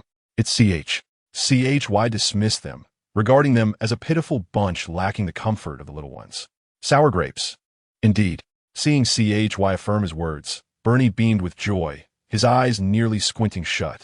As the older classmates rallied to continue the lesson, he breathed a sigh of relief, realizing that they had almost forgotten that CHBB did not have a textbook. He nearly faltered in his role as class monitor. Still shaken, he resumed, striking the wooden fish. In utmost emptiness, maintain calm. All things coexist. I observe the return. After the final recitation of the Heart Sutra, he reminded the new student, CHBB, please turn to the next chapter. Bernie smiled sweetly at CHY, whispering, it's time for the concentration decision. Observing CHBB signal him, he smiled as if he had just savored honey. This CH fellow is quite something. Look at how he charms Bernie. Bernie, don't be deceived by him. I feel a pang of jealousy. I've nurtured this little one for so long, only for a smooth-talking fraud to whisk him away. Recalling the comments from the audience nurturing their cloud-based little ones, CHY suddenly remembered he was watching a live stream. What is the purpose of a live stream? Of course, it is for tipping. His hands continued to move. WICHYUC, I tipped the streamer with a fan light. Congratulations, WICHYUC, I has become a fan of the live stream. WICHYUC, I tipped the streamer with a galaxy of stars. WICHYUC, I tipped the streamer with a spaceship. WICHYUC, I tipped the streamer with an interstellar fleet. CHY resolved to become the #1 patron of the little ones. A series of gift announcements followed, and the barrage of insults in the live stream came to a halt. It seems they can't continue cursing. This CHBB is indeed wealthy. He is really tipping. That is already 5 million star coins. So, should we continue insulting him? Forget it, let us not. By the way, have you all noticed that the esteemed CH Ing hasn't appeared in the live stream for many days? CH Ing hasn't abandoned us, has he? No, please. CH Ing is the most powerful benefactor for the little females and the little ones. CH Ing, where are you? Please come back. Seeing the messages in the live stream calling for CH Ing's return, CHY, feeling displeased, opened the tipping leaderboard. Damn, the beautiful old-fashioned national essence slipped from his lips. Chapter 61, CHJZ's Culinary Class. 23, 24, 25, 30, 31, 32. A total of 32 small goals worth star coins. What is this top rank? Who is that? CHY's expression was one of disbelief. He thought he could not afford this top rank. However, in an instant, he was filled with rage. Where did this lunatic come from, tipping over 30 billion star coins just to watch a kindergarten live stream? The competition had not even been underway for 2 weeks. Who did he think he was, the richest in the galaxy? Suddenly, he froze at the thought of the interstellar tycoon. No, this XXX Ing H Ing CH Ing M Ing could very well be the richest in the galaxy. Recalling the robot that always followed the little female, he suddenly realized, so, the top rank is one of his own people. Why didn't anyone say so? The clan leader is indeed something else. So he has a beloved female, and yet he keeps it under wraps. What is there to be shy about? He is still so young, with such thin skin. Completely oblivious to his misjudgment of the clan leader online, CHY basked in the joy that the ARWN family would soon have a matriarch. A matriarch and little ones. The ARWN family would soon have an heir. He hastily shared this discovery with his friends within the clan. Weichi Yukai remarked that the top contributor was preoccupied with matters and had not abandoned the live stream. He kindly informed the anxious netizens in the live chat about various concerns and speculations. Do you know the esteemed Chongming? Weichi Yukai replied, of course. He had a knowing look, as if he had long seen through everything. During the last attack at the transit station, the esteemed Chongming was not present in the live stream. He chuckled. Who says he wasn't there? He may not have been in the chat, but he was on site. However, such words should not be spoken aloud. It's been several days. Where could the esteemed Chongming have gone? What else could it be? He's likely off wooing the little females. Weichi Yukai stated, there are matters to attend to. The live streaming platform belongs to us. The top contributor is our clan leader, and the little females are our matriarch. This is all our kin, our own cubs. Regardless, gifts should be sent. He intended not only to send gifts himself, but to rally others to join in as well. This newfound revelation caused Chu Yi's reward effects to flood the live stream. This effect makes the screen a bit crowded. It's quite congested. Chu Bobo noticed that Chu Yi was distracted during class and called out softly, Chu Yi simulate benevolently, thinking, these are indeed my own cubs. It's no wonder I find them increasingly endearing. As they transitioned to cooking class, Bernie approached, handing him a cooking textbook, gently reminding him to stay focused during class, which was essential. Chu Yi nodded vigorously, acknowledging his mistake. Bobo knows it's spicy. Bernie smiled sweetly and hurried back to his seat. Mo and Phil had already efficiently prepared the alchemy furnace and herbs. They had established their foundation and were ready to attempt concocting elixirs. This lesson, they planned to practice the Shisue Dan. Principal Shishi stated that the raw materials for Shisue Dan were quite common and inexpensive, making it ideal for practice. Jiang Yuxi expressed gratitude for the abundant spiritual energy in the interstellar era, which had made even rare treasures in the cultivation world commonplace. Bernie flipped the switch on the alchemy furnace to preheat it. Indeed, Jiang Yuxi had specially customized this high-tech furnace for the little ones. It was very convenient for cubs who were still unskilled in controlling their spiritual energy. Mo counted the herbs, half a lotus, chuan wei grass, and golden branch leaves. Returning to his position, Bernie glanced at his two companions and then at Chu Yi, who was quietly reading a textbook in the corner. He pondered for a moment and gently tugged on Mo's sleeve. Mo looked up in confusion. Bernie gestured for Mo to look at Chu Yi. Oblivious to the cub's gaze, Chu Yi was puzzled. Mo nodded, and Bernie immediately beamed with joy, darting over to Chu Yi's side. His eyes sparkling. Chu Bobo, come join us. Let's do it together. Chu Yi's breath caught in his throat. With the cub's hand in his, he bent down and took small, hesitant steps toward the camera. Once the furnace temperature reached 1,000 degrees, they could add the dye sure. Phil flipped through his textbook, explaining that the dye sure required more time to melt. Thus, it should be the first to be added. As the set temperature was achieved, the color of the indicator lights on the furnace changed from red to green. Bernie still held Chu Yi's hand and gently urged, Chu Bobo, it's your turn to add it. Mo thoughtfully pushed a piece of dye sure in front of him. Phil, holding the book, looked at him encouragingly. Yi, entirely captivated by the adorable cubs, was utterly lost in his thoughts. Under their watchful eyes, he tossed the stone into the furnace. Mo immediately applauded, praising, Chu Bobo, you are amazing, as if he had accomplished something extraordinary. After 10 minutes of melting in the furnace, Phil adjusted the control valve to continue heating. The temperature inside the furnace rose further, and the dye sure transformed into liquid. Bernie quickly performed the alchemical gesture. Impurities from the dye sure floated up from the furnace. Mo hurriedly grabbed a box to collect them. The temperature reached 1,800 degrees. Bernie shook Chu Yi's hand again, saying, Chu Bobo, it's time to add the Qing foam. Mo kindly handed him a small green piece. Hurry and add it, Phil softly urged. In a daze, he obediently tossed the small piece into the furnace. Wow, Chu Bobo, you did it again, exclaimed Mo, his voice filled with exaggerated excitement. Chu Yi's rationality was overwhelmed by the cub's sweet praises, and a sense of pride welled up within him. Indeed, Chu Yi was that remarkable. He could even take on Xier with confidence. In the neglected live stream, the watching beastmen were quickly consumed by jealousy. Retract my previous insults towards Chu Jiazi. I cannot coexist with him. Why was I born when he exists? I am so envious. Why is it that the cubs praise him and not me? I can throw those grasses in the most graceful arc. The cubs can only praise me. Chu Jiazi has completely succumbed to the charms of the cubs. How disgraceful. The mighty Chu Tianjianshan has been easily swayed by a few words from cubs. He probably thinks he is truly amazing now. I cannot blame the cubs for being too innocent, too understanding, too adorable, or too considerate. I can only blame Chu Jiazi for being too cunning. May his curses fail. Curses 1. Curses 1008.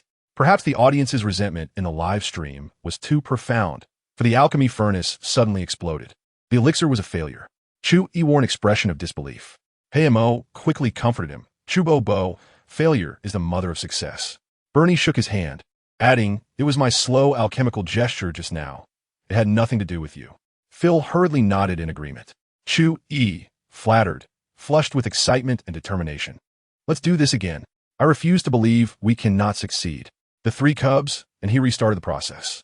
The second batch of Shisui Dan was successfully completed without incident, yielding 10 beautiful elixirs adorned with intricate patterns. "Chu Bo, you are incredible."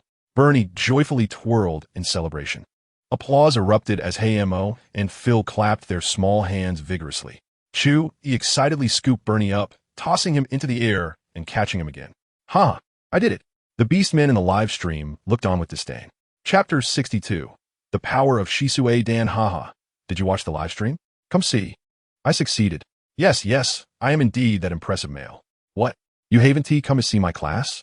Hurry up, or I will beat you when I get back. Oh dear, I don't want that. But the cubs keep praising me, saying I am the most incredible beastman, the very best. Come on, hit me. I'm standing here. Let me take it, weakling.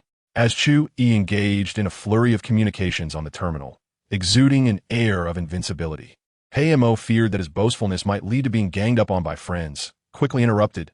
"Chu Bo, this is your first time successfully refining Shisui Dan. It's all for you." Chu Bo is so childish. Principal Shishi was right. Even adult beastmen needed to be pampered. Chu Yi was overjoyed, hardly able to believe he held 10 round elixirs. Really? Are they truly all for me? Bernie nodded and inquired. "Chu Bo, have you mastered the knowledge from earlier?" Chu Yi, resembling a chick pecking at grains, nodded repeatedly. "I have indeed." "Chu Bo, you must practice the alchemical hand seals," he urged. Phil chuckled quietly beside him. Just moments ago, both the hand seals and the knowledge were imparted by Bernie, and clearly, Chu Bo had not grasped them fully. Chu Yi nodded once more, fervently assuring, "All right, I promise to practice diligently." Bernie acknowledged this with a satisfied nod, patting his warm, rough hand. "Chu Bo, have you consumed the Shisui Dan? We shall protect you." Chu Yi paused, looking down at the black pill in his hand. He had assumed the black pill was merely a toy for the cubs. The live stream erupted with amusement at his shocked expression. "Ha! Chu Yi's astonished face could entertain me for 30 years. You asked for it, go ahead and eat." He probably didn't expect that he would have to consume the final product himself. Observing the black pill, he glanced at the 3 cubs fixated on him. Mo, noticing his hesitation, assumed he was frightened and encouraged him, stating there was nothing to fear with Phil and Bernie present. Phil and Bernie's performance in their extracurricular classes was second only to Doris in the entire class. Chu Yi, however, could not comprehend the connection between eating the black pill and the cub's presence. Reflecting on the ingredients, he realized there was no significant danger. They were merely harmless substances, and as a level 9 beastman, he would undoubtedly be fine. With that thought, he swallowed all the black pills at once, startling the cubs greatly. "You can't eat that. Spit it out." Hai Montag exclaimed anxiously. The principal had only ever allowed them to consume 1 each. Chu Yi responded, "It dissolves instantly. There's no spitting it out." Bernie and Phil exchanged determined glances, affirming, "Form the formation." Mo solemnly declared, "We will protect you." The 3 cubs then guided Chu Yi to sit cross-legged on the ground. Mo stood a meter away, his brow furrowed, his small face tense with seriousness. Bernie and Phil were by Chu Yi's side, retrieving pens, paints, and various peculiar items from their spatial wristbands. Phil held a palette with his left hand and a brush with his right, creating colorful designs on the pristine floor, while urging Chu Bo to pay attention. Bernie nodded, producing a bottle of cub nutrition solution from his wristband and offering it to Chu Yi, signaling him to drink. Chu Yi, bewildered, took the nutrition liquid into his mouth, tilting his head back and gulping it down. It had a pleasant taste, sweet with a hint of something unique. He spat out the bottle, smacking his lips, still in the mood to comment on the flavor. Bernie shot him a resentful glance, wondering how Chu Bo could be so similar to Zhu Xia. Watching the cubs appear as if facing a formidable enemy, Chu Yi thought they were starting a new game and smiled at them. Soon, however, his smile faded. The swallowed black pills ignited a growing heat within him, radiating from his stomach and spreading throughout his body. An overwhelming urge to revert to his beast form surged, intensifying with each passing moment. The bracelet on his wrist glowed red. What is happening to Chu Jiazai? Is he experiencing a surge in mental power? The cubs are doomed. Cubs run. Is the black pill he just ingested poisonous? That can't be. The items the cubs played with were harmless. We all chewed on them as kids. It must be that Chu Jiazai's mental power is malfunctioning. Chu Yi clutched his chest, fighting through the pain. Get out. Call for Bobo to come in. Every bone and muscle in his body fell as though they were shattering and reconstructing, causing excruciating agony. He feared losing control and harming the nearby cubs, and could only hope his team would arrive swiftly to suppress him. Phil, who had successfully set up the isolation and protection formations, sighed in relief, no longer worried that Chu Bobo would inadvertently harm other adults. The principal had claimed that good cubs would not intentionally cause trouble for others. As Chu, he held onto the hope that his teammates would arrive soon. Bernie grasped him, his fingers resting on his wrist, initiating the process. Chu, he felt an increasing heat, as if his very flesh might ignite. He shut his eyes, gritting his teeth, his face contorted as beads of sweat rolled down. Suddenly, a refreshing sensation coursed from his forehead throughout his body.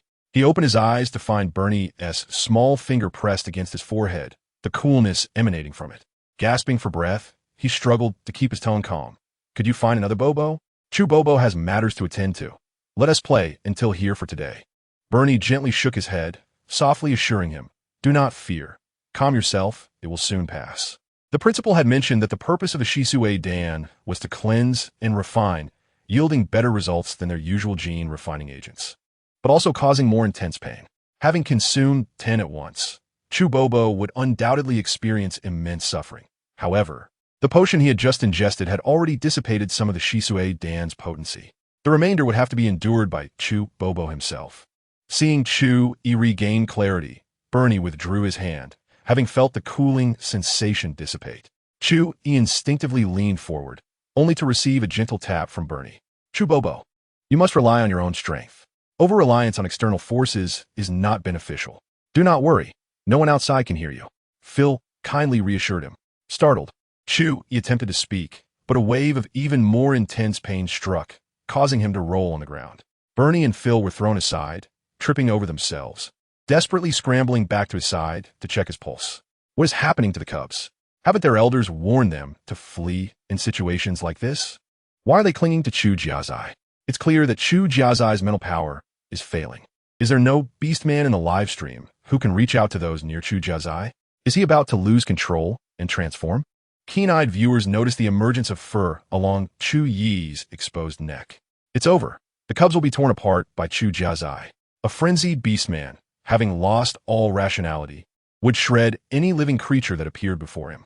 At that moment, friends from his tribe, summoned to watch the stream, wore grim expressions as they urgently notified his teammates.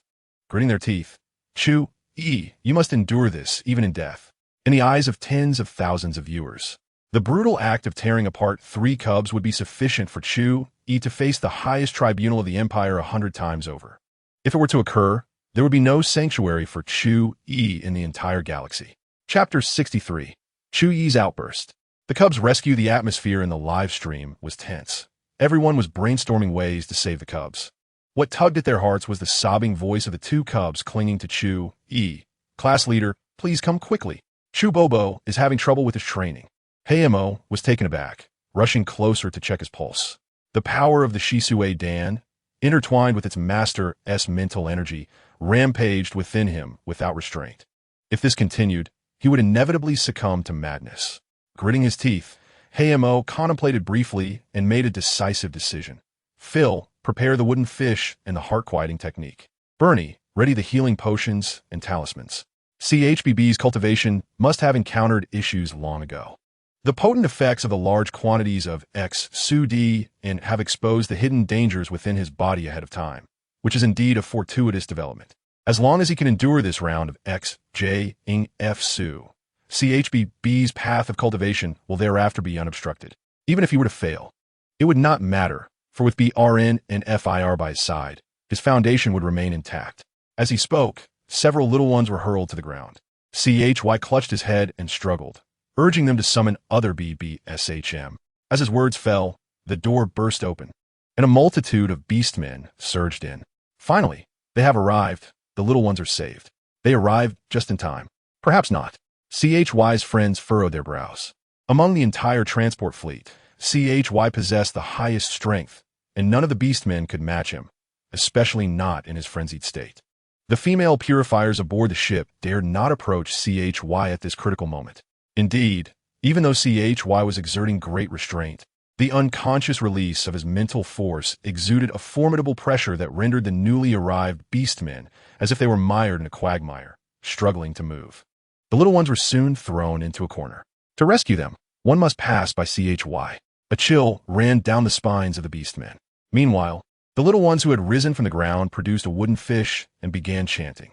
One unveiled a stack of talismans, igniting and throwing them in CHY's direction, connecting BRN, the talisman paper, and CHY in a line of white light. Another audacious little one rushed forward, wrapping his arms around CHY.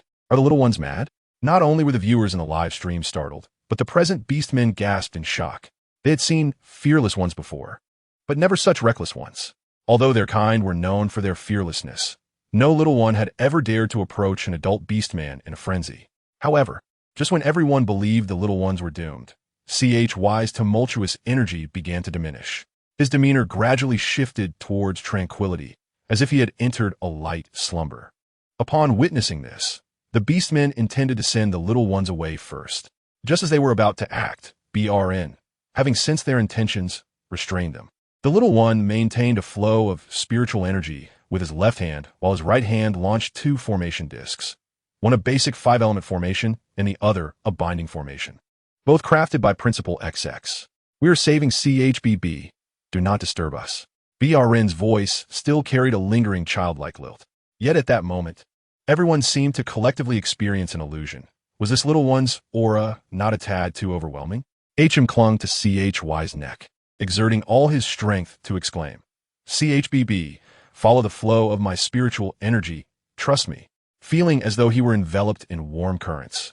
CHY hazily complied. What transpired next appeared to the onlookers as if a scene from a science fiction film. While in slumber, CHY's form gradually transformed from human to beast. The formation drawn by FIR was overwhelmed by the expanding beastly physique. The sofa and the little ones' chairs were crushed, and several of the little ones were squeezed out. Observing the increasingly immersive transformation of CHBB, the three little ones turned pale, their lips cracked, their sweat-drenched bodies trembling faintly. Clearly, they were expending tremendous energy. They sighed in relief. The situation had indeed stabilized. HM remarked, thankfully, FIR and BRN are here. FIR and BRN echoed. Thankfully, the class leader is here. The three little ones thought in unison. CHY remained oblivious to his fortune. The three little ones he encountered each possessed unique talents, perfectly resolving his current predicament. Although FIR and BRN did not excel in their interest expansion classes, they frequently studied and discussed together, demonstrating a remarkable synergy. It is worth mentioning that the content of the interest expansion classes at Y Nguyen, Y Yuryu N was medicine. HM excelled in language classes and had the most profound understanding of various cultivation methods and techniques. Among the entire class, only HM could select the most suitable technique for him in the shortest time and guide him to modify his cultivation with spiritual energy at the most opportune moment. Only HM had this assurance. Had it been any other little one, they would not even be able to select the technique, let alone guide him with spiritual energy. Everything unfolded with perfect timing, as if it were fated. CHY's life was not meant to end. Long after, when the interstellar world entered an era of universal cultivation, people would truly realize how swift the reactions of the three little ones had been, how correct their actions were, and how fortunate CHY was. Yet at this moment, the viewers in the live stream and the beastmen present remained oblivious. They exchanged puzzled glances, gazing at the massive creature peacefully slumbering, unable to comprehend the situation. It was all too bizarre. Traditionally, the response would be to forcibly subdue the rampaging beastman, inject sedatives, and confine him. Yet CHY was not rampaging. It was HM who spoke up to clarify. CHBB is tired. He needs a good sleep. Do not disturb him. Then, regardless of the reactions of those present, he took out a recovery potion, chewed it, and once again resumed striking the wooden fish. The two sets he had just produced were crushed by CHBB. The other two little ones mirrored his actions. The Tao that can be spoken of is not the eternal Tao, and the name that can be named is not the eternal name. All were working together to assist CHY in his advancement. This scene had never been witnessed before. Aside from the three little ones' childish voices, no one else spoke. However, the silence did not last long. A pressure entirely different from before emanated from the Golden Giant Lion. The adult beastmen displayed expressions of sheer disbelief. Their captain was about to advance. The viewers in the live stream quickly sensed the anomaly. CHY's friends wore solemn expressions. Others might be unaware, but they knew well. 50 years ago, after CHY's grievous injury, he had been deemed by the clan's finest healer as having no possibility of further advancement, and he might even face regression. The finest physicians and purifiers of the galaxy gathered at the Erwin family, dedicating 6 months to their research, ultimately managing to preserve his existing 9th-level combat prowess and psychic power. However, the previous assertions were overturned in that moment. Chu-Yi astonishingly advanced in front of tens of thousands without any peril, all while he was blissfully asleep. He attained a psychic power of level 10 and combat prowess of level 10. Almost all witnesses were left in a state of disbelief. Did Chu Jiabi really level up? Did he just take a nap? Is level 10 combat prowess so cheap? Chu-Yi remarked, level 10 combat prowess is merely a trifle. Is this the might of a war god? It weighs heavily on my heart. Except for the 3 cubs who had anticipated this outcome, upon witnessing Chu Bobo's advancement. They too were utterly exhausted.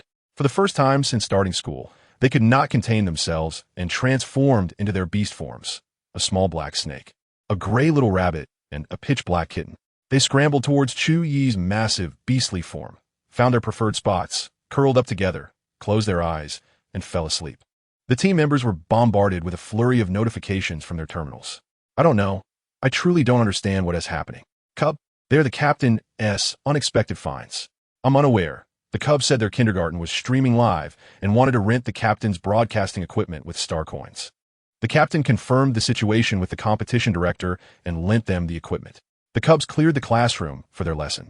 The captain insisted he was the Cubs' creditor and wanted to observe on-site, which was indeed rather absurd. I genuinely don't comprehend. Upon receiving news from Team Lin, we rushed over. As you can see, I still don't know. I want to know what is going on too. All right, we will cease the live broadcast for now. We can only clarify the details once the captain awakens. Thus, amid the silent objections of the audience in the streaming room, the broadcast was forcibly terminated. Hey, preoccupied with the prospect of earning money from the broadcast, was thwarted by Chu-Yi's interruption. Following the cutoff, some expressed joy while others were filled with anxiety, and some were seething with impotent rage. They slept soundly until nightfall. Chu-Yi awoke from a refreshing slumber, feeling rejuvenated. He stretched his body luxuriously. Suddenly, there were 3 thumps, as if something had fallen to the ground. He extended himself even more, and the 3 cubs tumbled to the floor, waking up and rubbing their eyes. Chubobo, you're awake. Chubobo, you've grown so big. Chubobo, we fell down. Only then did Chu-Yi realize he had transformed into beast form and hastily shifted back to his human shape. He picked up the 3 cubs from the ground and sniffed them. It's those 3 little ones. Why did you all turn into beast forms? Haven't you mastered the perfect transformation yet? It's not that. We were just too tired. Chu-Yi playfully countered, and the cubs bore no discontent, though the nearby beast man could no longer hold his tongue. Captain, you're still calling them cubs? If it weren't for them, you would have been finished today, and we would have too. Indeed, boss, why didn't you quickly take suppressants when your psychic power was unstable? Chu-Yi suddenly recalled that just before losing consciousness, he had nearly lost control of his rage. He immediately checked himself. I leveled up, he exclaimed in shock. The team members glared at him with resentment. Chubobo, you leveled up. Chubobo, the method you practiced had issues, but it was remedied during your advancement. It's no trouble. Chubobo, the internal injuries you had are now cleared. You won't feel pain anymore.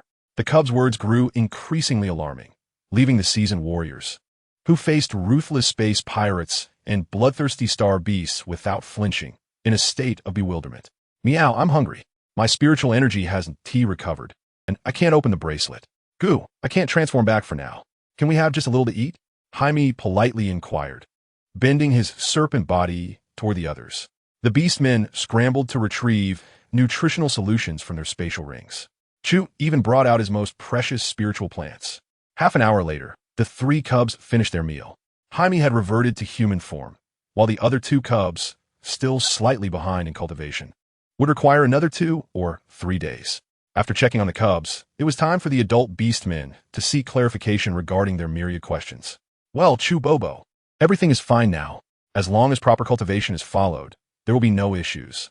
Jaime handed him a book titled Universal Language of the Galactic Sun, instructing him not to damage it again. Chu cherished it as a treasure, swiftly storing it in his spatial ring.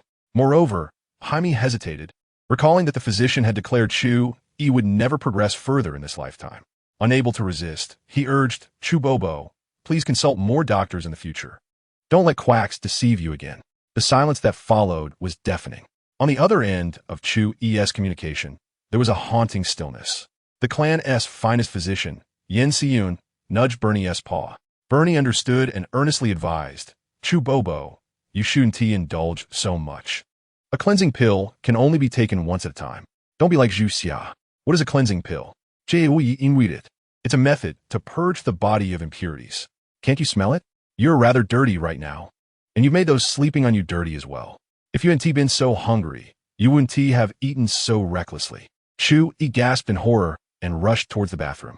Cleansing pills are a required course in our kindergarten cooking class. We have to take exams.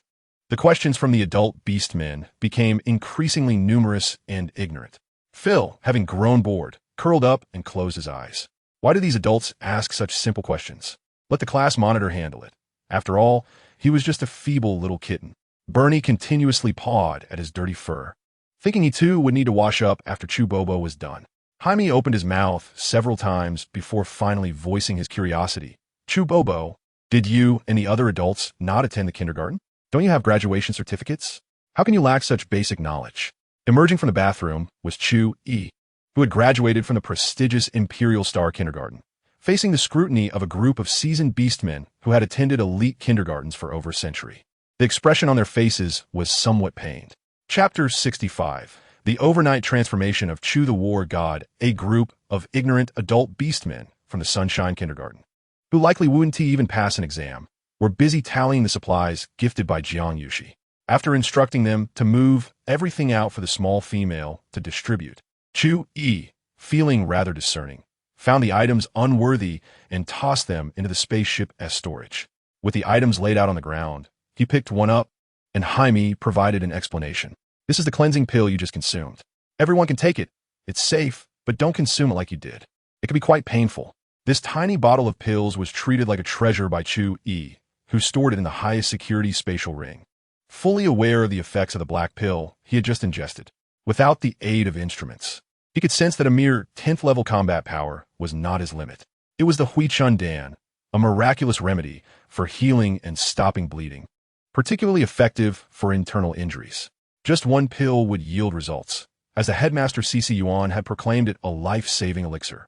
This divine medicine must be meticulously preserved.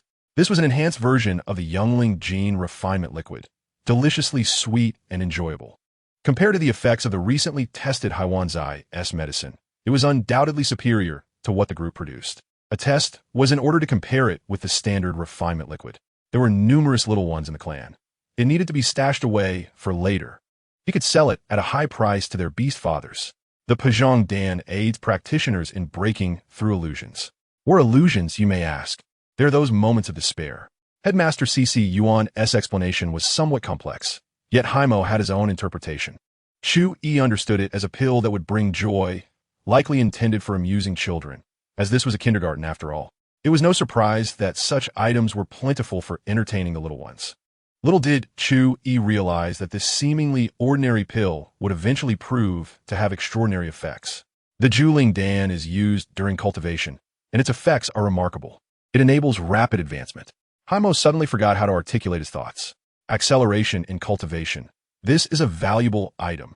Chu's eyes sparkled. He quickly marked it for safekeeping, completely oblivious to the envious gazes of the other beastmen around him, as well as the furious shouts from Yen Siyun on the other end of the communication device. The Huiyuan Dan swiftly restores combat power and stamina. The Pajing Dan is consumed during breakthroughs to enhance success rates. The reason it wasn't necessary for him to consume it was that his internal strength was already abundant, nearly overflowing. Indeed, for decades, despite being deemed incapable of advancement, Chu Yi had never relinquished his efforts. The Guban Peiyuan Dan was perfect for him at this moment, as it would stabilize and reinforce his foundation. Chu Yi hastily swallowed one. It had a pleasant taste, a delightful balance of sweet and sour. The Changshin Dan strengthens the body and enhances physical constitution. They occasionally consume it now. Headmaster C.C. Yuan mentioned that it was akin to beans, safe to eat at will. Chu Yi swallowed another. Oh, this flavor was also delightful. A refreshing and sweet taste. The Ningxin Dan enhances mental strength. The phrase enhances mental strength echoed repeatedly in the ears of the beastmen. However, they quickly regained their focus. This was likely a pill for temporarily boosting mental strength. Such potions do exist in the stars, albeit at exorbitant prices with significant side effects. The beastmen have never had a tradition of cultivating mental strength, let alone any concepts of enhancement. Initially determined by potential value, one could only reach a certain level, with mental strength gradually increasing with age. The potential for mental strength is akin to a container. Once established, it cannot be expanded. A cascade of pills left the listeners in a daze. The pills in your hands were all personally refined by Headmaster C.C. Yuan, with exceptionally good effects. How to assess them? Observe their shape and patterns. The plumper and rounder they are, the better. The more aesthetically pleasing the patterns, the more effective they are. Look, this pattern is much more attractive than the one we just refined. With each of Haimo's comments, Chu Yi trembled as he stored the items in his spatial pouch. His expression resembling that of a pauper suddenly struck rich. I've struck gold. The once proud Chu Tian, who believed he had seen all the finest things, was no more. Clutching his spatial pouch, Chu Yi wept profusely. The matriarch was exceedingly generous. From now on, in life, he would be the matriarch's beast, in death, her ghost. Those who supported the patriarch and the chaotic unions with the Merfolk princess were his enemies. Even the Elder Council would face his wrath if provoked. After all, he had now reached the 10th level. He was no longer afraid of being captured and confined in the Black Room for reflection. The clan's Black Room could not contain a 10th level warrior. Reflecting on the Black Room he had once avoided, Chu Yi now felt a peculiar eagerness to overturn it. Headmaster C.C. Yuan was truly remarkable. All these were taught by her. Our kindergarten's curriculum was also penned by Headmaster C.C. Yuan. She diligently writes every day, diligently carving her knowledge into our education. We are preparing to build a library. Soon, there will be an abundance of books to read. We are here to participate in the kindergarten evaluation and rating. Inside the room, the innocent chatter of several little ones filled the air. Speaking of textbooks, Chu Yi finally remembered the question he had wanted to ask. Little one, how did you strike that wooden fish while reading in class? The wooden fish. Chu Yi nodded, striving to express his thoughts. How did you manage to read the text while striking the wooden fish, making Bo feel so comfortable? Goo refers to mental strength. Finally, Bernie, having completed a thorough cleansing, was carried out by the guards. Mental strength? Another round of silence ensued. Were the little ones referring to the same mental strength they had in mind? While reading, one follows the energy flow route I just taught you. And when reciting, you attach your mental strength to the voice. This is the way. Haimo covered his mouth, stifling laughter. The expressions of Chu, Uncle, and the children were quite amusing. Meow, meow, meow. Chu Bo. Even if you're a great beastman, you must not neglect your studies. Headmaster C.C. Yuan once said, live and learn. Meanwhile, on the other end of the communication line, Yan Xiyun, recalling the Ningxin Dan she had just heard about, was struck by an incredible thought. Mental strength cultivation. Jiehui, please inquire whether they have classes on how to control mental strength. Yan Xiyun said ominously. Just now, I instructed you to bring back the pills for analysis. Did you pretend not to hear? If you dare to ignore me again when your mental strength erupts, don't come seeking my assistance. Chu, he shrank his neck. Even the mightiest warrior must fear the physician. Reluctantly, he turned to the three little ones for answers. Unsurprisingly, he received unexpected responses, resulting in a plethora of incredulous expressions. Finally, class leader Haimo summarized, these are all things we learned during class in kindergarten. Headmaster C.C. Yuan said that once this evaluation is successful, We will have so many new classmates and new teachers. Haimo even used his small hands to draw an enormous circle in the air. The beastmen present understood. So, you are enrolling new students in kindergarten. Noted. On the other end of the communication line, the quack doctor Yin Xian remarked, new teachers? Understood. This news rapidly spread from the transportation team, becoming a focal point of attention. Meanwhile, oblivious to the developments, the seemingly inconspicuous guards watched in confusion as the transportation team, including their leader Chu Yi, busily went about their tasks. Unbeknownst to Jiang Yuxi, class leader Haimo had already taken significant steps toward realizing her goal of expanding student enrollment for the kindergarten, while also completing a substantial portion of the plan to recruit new teachers. What the Interstellar Beastmen did not anticipate was that during Haimo's next broadcast, there would be an unexpected surprise. The little ones felt quite pitiful. They had grown so much yet had not even received their kindergarten diplomas. Chapter 66. The Exiled Star. Following the launch of Haimo's second livestream, the first livestream of Yangwang Kindergarten resumed. It featured the little tiger cubs Jiang Yu and Leo and Doris. They, along with the livestream equipment, were transported to a distant planet using Leo's repeatedly utilized teleportation talisman. In the depths of a deserted forest, the livestream device malfunctioned. Fortunately, in the end, Liao managed to repair it. From his second live broadcast room of Yangwang, he was captivated by the little ones. They finally discovered traces of other beastlings. However, why are there only 2 little ones here? Where's this place? It seems a bit off. The little ones appear to be in the wild. Is this some new type of exercise?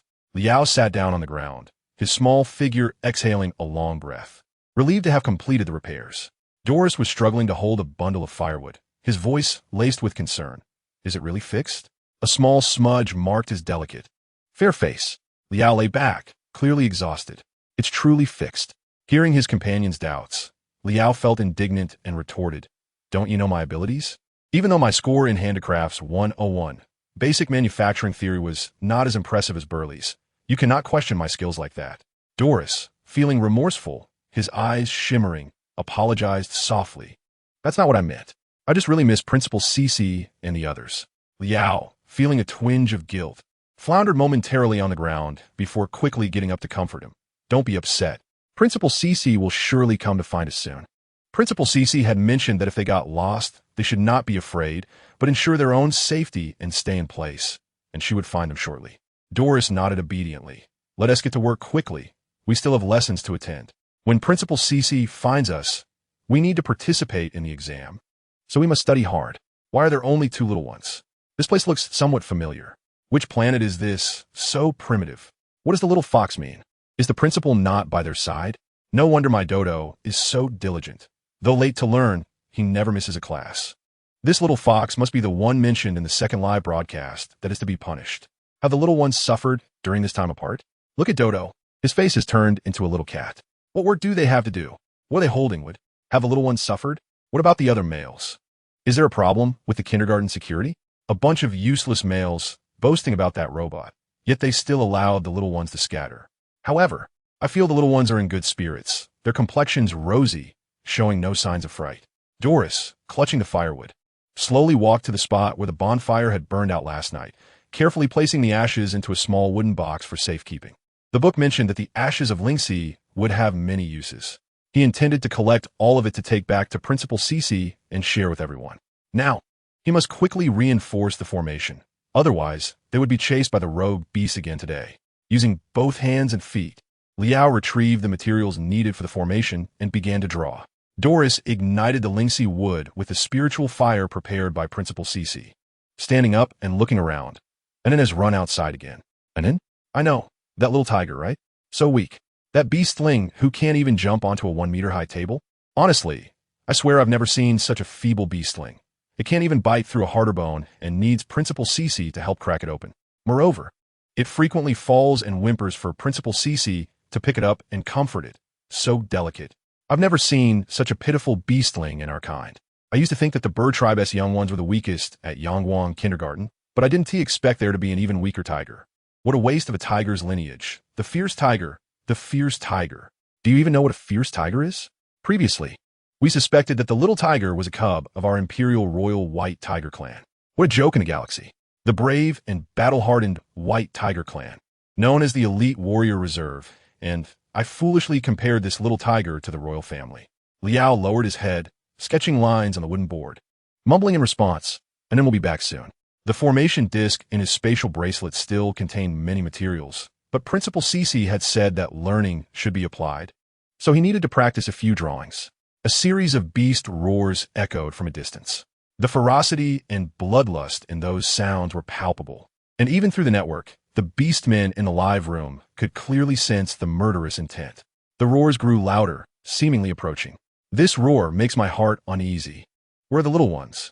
Why hasn't anyone found them yet? This roar feels wrong. I feel something is off too. It seems to unnerve my mental state. As a rank beastman, when I heard the roar, my scalp tingled and a chill ran down my spine, as if I were being targeted by a ferocious beast. Where did the little ones run off to? Is it the Abyss Star Beast clan?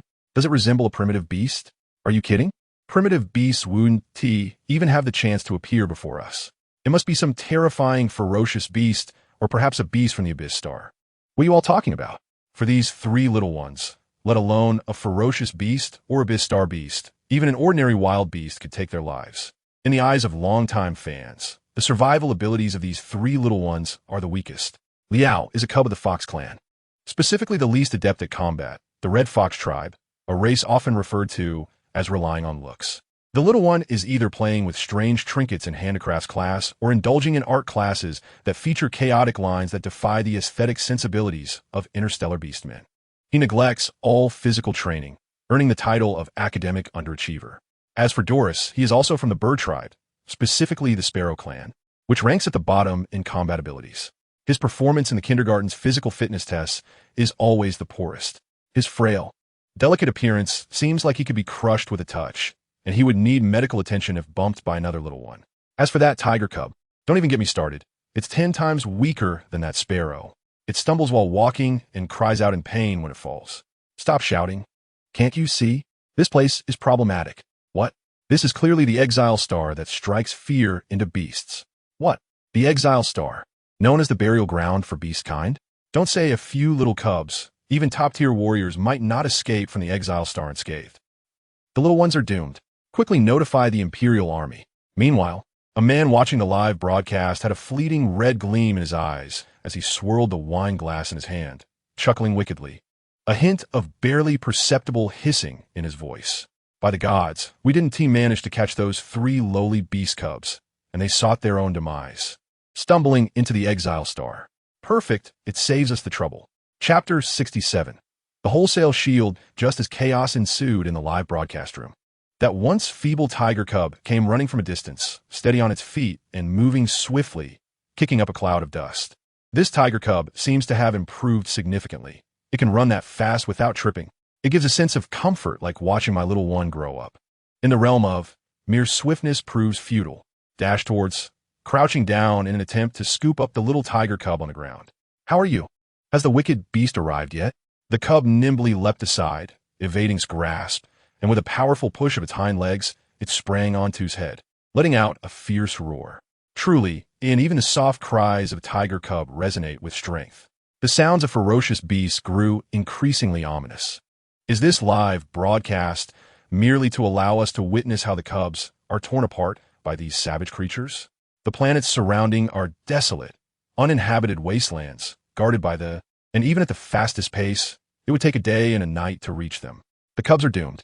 Refers to the beastmen whose mental prowess has completely unraveled, rendering them incapable of reverting to their human forms. Serves as the final exile for these. Often referred to as the warrior's grave, for those banished here are typically soldiers who sacrificed their lives for the Empire. Witnessing the inevitable demise, stood up with the hopeless cub still perched atop its head, striding towards another doomed creature. With a distant gaze, it looked towards the towering mountains.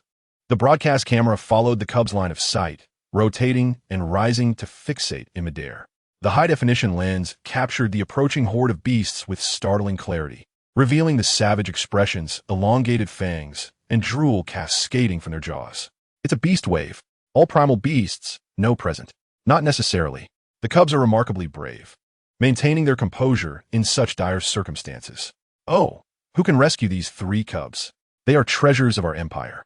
The beast wave edged closer, Yet a protective barrier held firm a kilometer away, crafted by in accordance with the sect's mountain protecting formation. It was simple to draw and deploy, providing exceptional defense. What is this? This light curtain seems vaguely familiar. Are the cubs equipped with a shield? How splendid. Do not rejoice too soon. This shield appears to only repel beasts below level 8, and it must be devoid of any. Each was once a battle-hardened male beastman, regardless of their former strength. Upon becoming they possessed a minimum combat power of level 9, unyielding to pain or death. The savage beasts, thwarted by the barrier, began to lash out violently against it, causing the curtain to tremble, exhibiting signs of imminent rupture. 1 second, 2 seconds, 10 seconds. It's agonizing. The shield is on the verge of breaking. Indeed, after enduring relentless assaults from all directions, the light curtain shattered and vanished. The frenzied beasts, now aware of the cub's scent, became even more deranged. It shattered. Tears welled in his large eyes, overwhelmed with sorrow. The recently destroyed barrier was his own creation, failing to meet expectations. Observers in the live stream felt their hearts shatter at the sight of grief. Some wept openly, while others could not bear to close their eyes, dreading the impending brutality. At this imperial headquarters, his eyes brimmed with fury as his fist struck the conference table.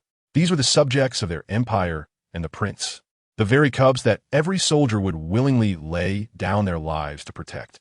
Yet now, they could only helplessly watch as the beast cubs were torn apart and devoured.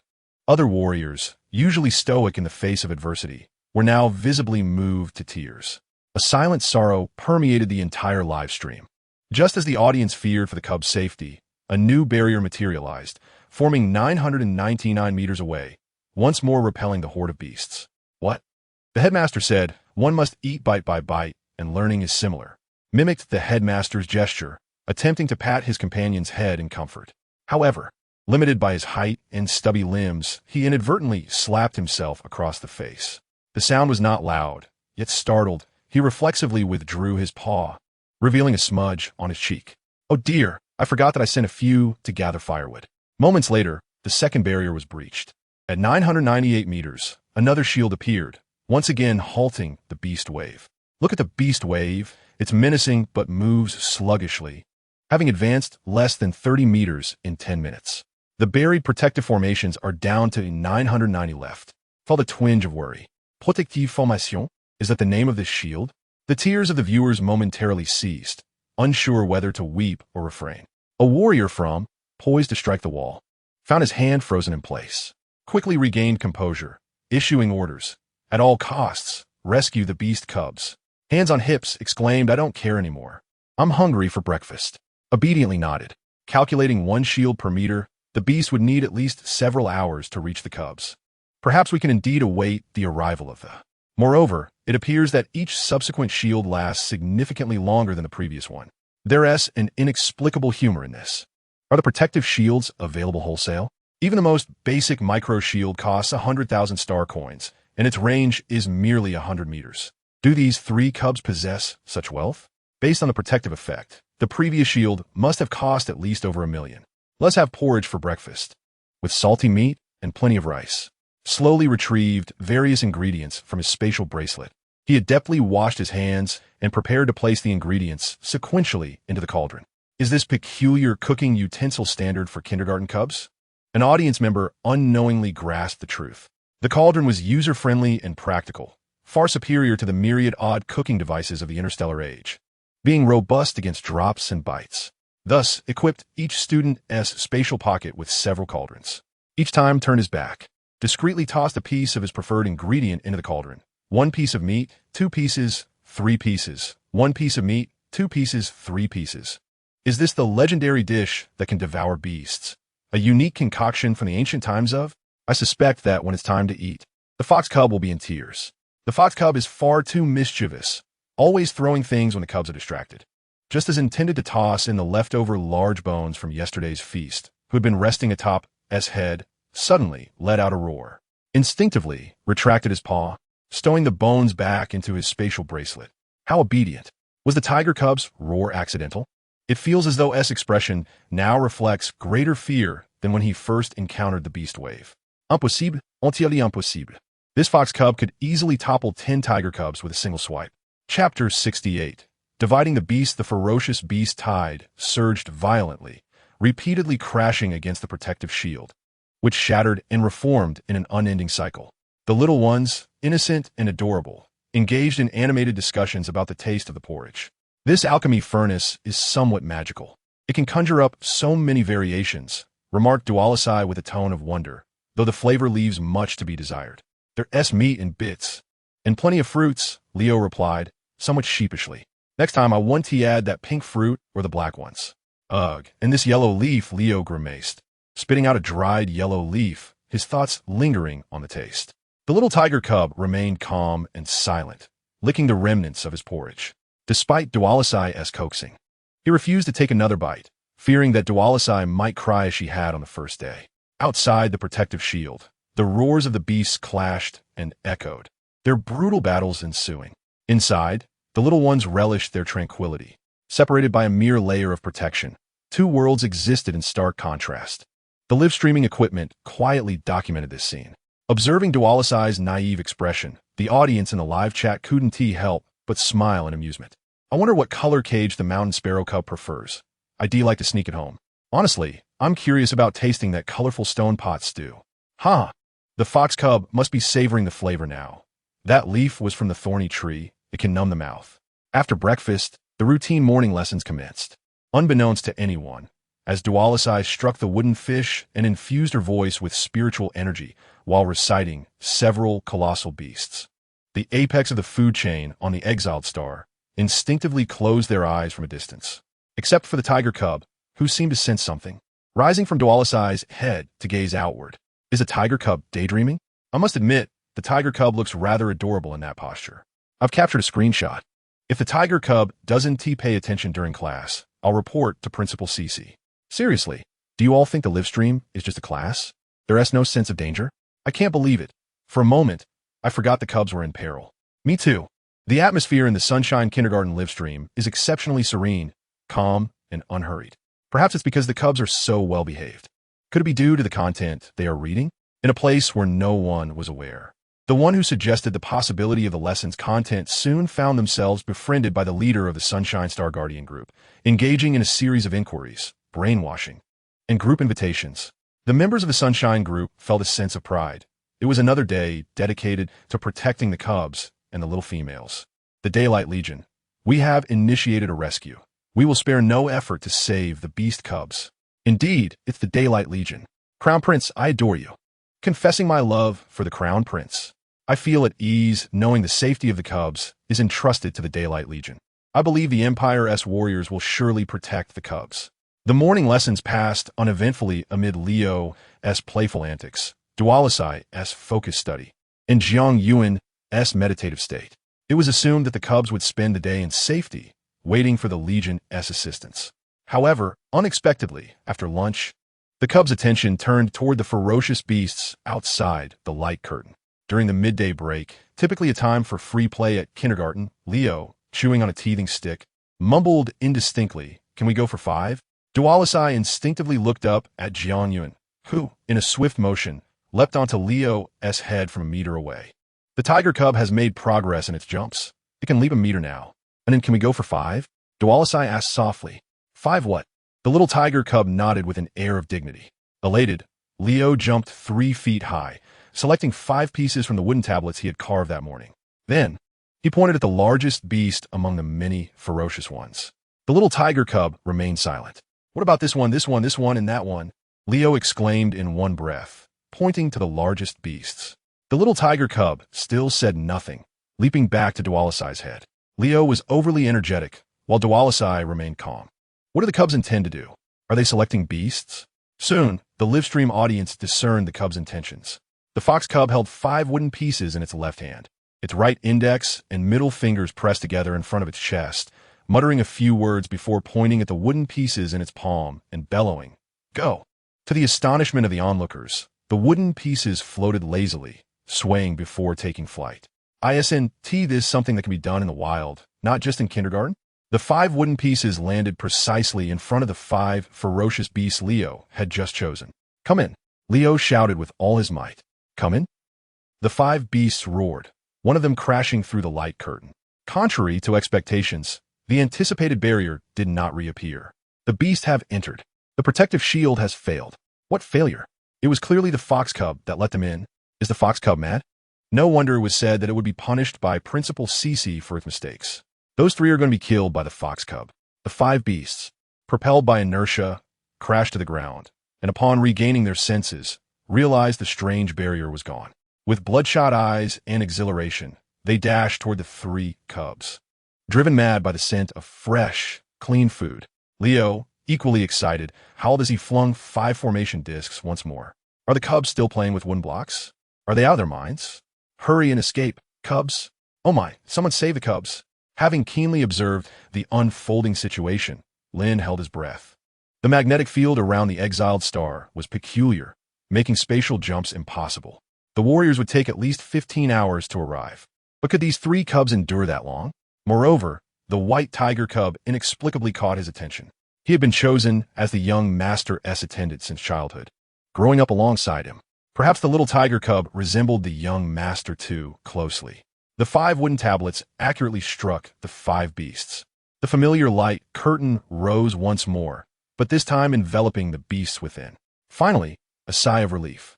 The fox cub is too mischievous. It must be severely punished. Duo, which one do you like? You choose first. If it weren't for my knowledge that they were choosing beasts, I would have thought they were sharing snacks at kindergarten. Choosing what? Which beast will eat whom? Let us split into 3 nests? Duo blinked around eyes, curious. Mountain Sparrow Cub, what are you thinking? With your little frame, you're not even enough for 1 Beast-S bite, and you want to split into 3? S face was contorted in pain as he struggled to make a decision. Finally, with a resolute heart, he raised a finger and declared, I also wish for 3, let S divide 2. Taken aback, quickly raise another finger in agreement, nodding repeatedly, 2. Despite being the worst in mathematics, with even the most basic arithmetic eluding him, only ever distributed the fierce beasts according to the fingers he had held up. Is the fox cub still reluctant? Have the cubs lost their minds, or have I? May I timidly inquire, do the tiger cubs not get a share? There are 3 fox cubs and 2 mountain sparrow cubs, but what about the tiger cubs? They seem to be bullied. Do you really think it's like a kindergarten sharing snacks? Is it fair? A group of orcs, misled by the cubs, engaged in a discussion about the fairness of distributing fierce beasts in the live stream. Chapter 69. Formation Plate, slaying fierce beasts after and had divided the fierce beasts. Retrieved a special seat from his spatial necklace. With a graceful leap, he seated himself upon the high chair, exuding an air of nobility, reminiscent of a sovereign surveying his domain. This, of course, was contingent upon the absence of tiger cubs in the desolate mountains and the presence of bloodthirsty, cruel beasts along with 2 plump cubs. Your Highness, you also enjoyed looking down from heights in your youth. So, it truly seems there is no share for the tiger cubs. Though the beasts were divided, there lingers a sense of the tiger cubs being isolated. What then? Is the purpose of the cubs dividing the fierce beasts? For what reason? Naturally, and aimed to test their learning outcomes. The 5 fierce beasts, enveloped in a light screen, approached the cubs with thunderous strides, halting abruptly. They were forcibly restrained by the formation controlled by. Blinked his large eyes, contemplating, this distance is just right. It 1T disturb. Otherwise, would be in for another round of punishment from. With pride, tilted his little head upward, of course. This was a distance he had determined after enduring numerous beatings. Are you placing the fierce beast before us to play? Indeed, it was intended as a form of play. The fox cub leaned closer to one of the fierce beasts, its chubby finger tapping the light screen, murmuring, sword rain. Countless light swords materialized within the screen at his command, and with another gentle tap, he commanded, go. The light swords darted toward the target with astonishing speed, slicing through the coarse, thick hide of the fierce beast, causing crimson blood to surge forth, transforming it into a blood beast. Felt a tinge of disappointment. The power was still insufficient. Had it been a completed product, the vile beast would have been vanquished instantly. As the fierce beast writhed in pain, it became increasingly frenzied. Bewildered, observed the furious beast before him, its gaping maw larger than his entire body. In the illusionary formation of, he had encountered even uglier vile beasts, many of which had been devoured whole. Each time he was consumed, he faced severe punishment from. Such vile beasts could not intimidate him. Fireball. Countless fireballs hung in the light screen. Go. The rain of fireballs rained down upon the fierce beast, filling the air with the aroma of roasting meat. The beast was not yet dead, and pouted in annoyance. This vile beast is a bit formidable. Water ball. Another barrage of countless water balls. Go. The water balls pierced the fierce beast's body like daggers. The frenzied beast exhibited signs of attempting to break free from the light screen, but, unfazed, picked up a piece of wood from the ground and hurled it at the beast. The fierce beast, having broken free, was swiftly ensnared once more. The fierce beast appeared confused, and its frustration grew. His chubby little face puffed up like a pufferfish. It broke free again, just a minute in. Clearly, the formation plate crafted by it should be able to control these vile beasts for at least an entire class period. When will I become as formidable as? As he pondered dreamily, strands of shimmering light entwined the fierce beast, tightening until they snapped and vanished. The beast suffered deeper wounds, exposing bone. Sword rain, water ball, fireball. It was still the cute voice of, yet the audience, having witnessed the terrifying capabilities of the fox cub, dared not regard it as ordinary. 10 minutes later, the fierce beast let out its final roar, crashing heavily to the ground, stirring up a cloud of dust. As the light screen dissipated, pursed his lips, furrowing his brow in contemplation, pondering where the flaw lay. According to his expectations, 3 formation plates should have sufficed to slay the vile beast, yet he had employed 5. There lingered a sense of resentment and frustration in the beast's final cry. That wooden block which defeated the fierce beast was carved by the fox cub this morning. Wasn't he it? I watched the entire process. Those wooden blocks were indeed made by the fox cub this morning. I had thought they were mere toys. What is the name of this fox cub?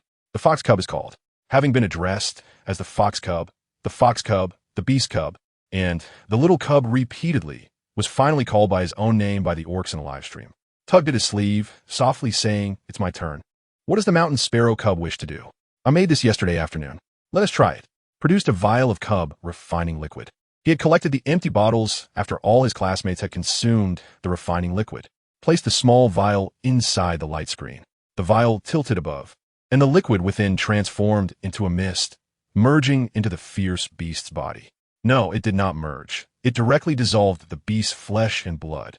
The fierce beast is actually being corroded. This is a 7th-tier rock beast, renowned for its defensive capabilities. Is this poison created by the mountain sparrow cub yesterday? Indeed, it was poison. Had discovered it during his gathering. This place surprisingly held such a treasure. The books mention that this type of herb was quite rare. During dinner preparation, he had used another pill furnace to create the bone-melting liquid. As the name suggests, it is capable of dissolving even bones. However, this small vial was evidently insufficient. Blinked and rummaged through his spatial bracelet, finally producing another vial of liquid, which he handed to. This was also made yesterday. Let us test its effect. This was concocted from herbs discovered the previous day.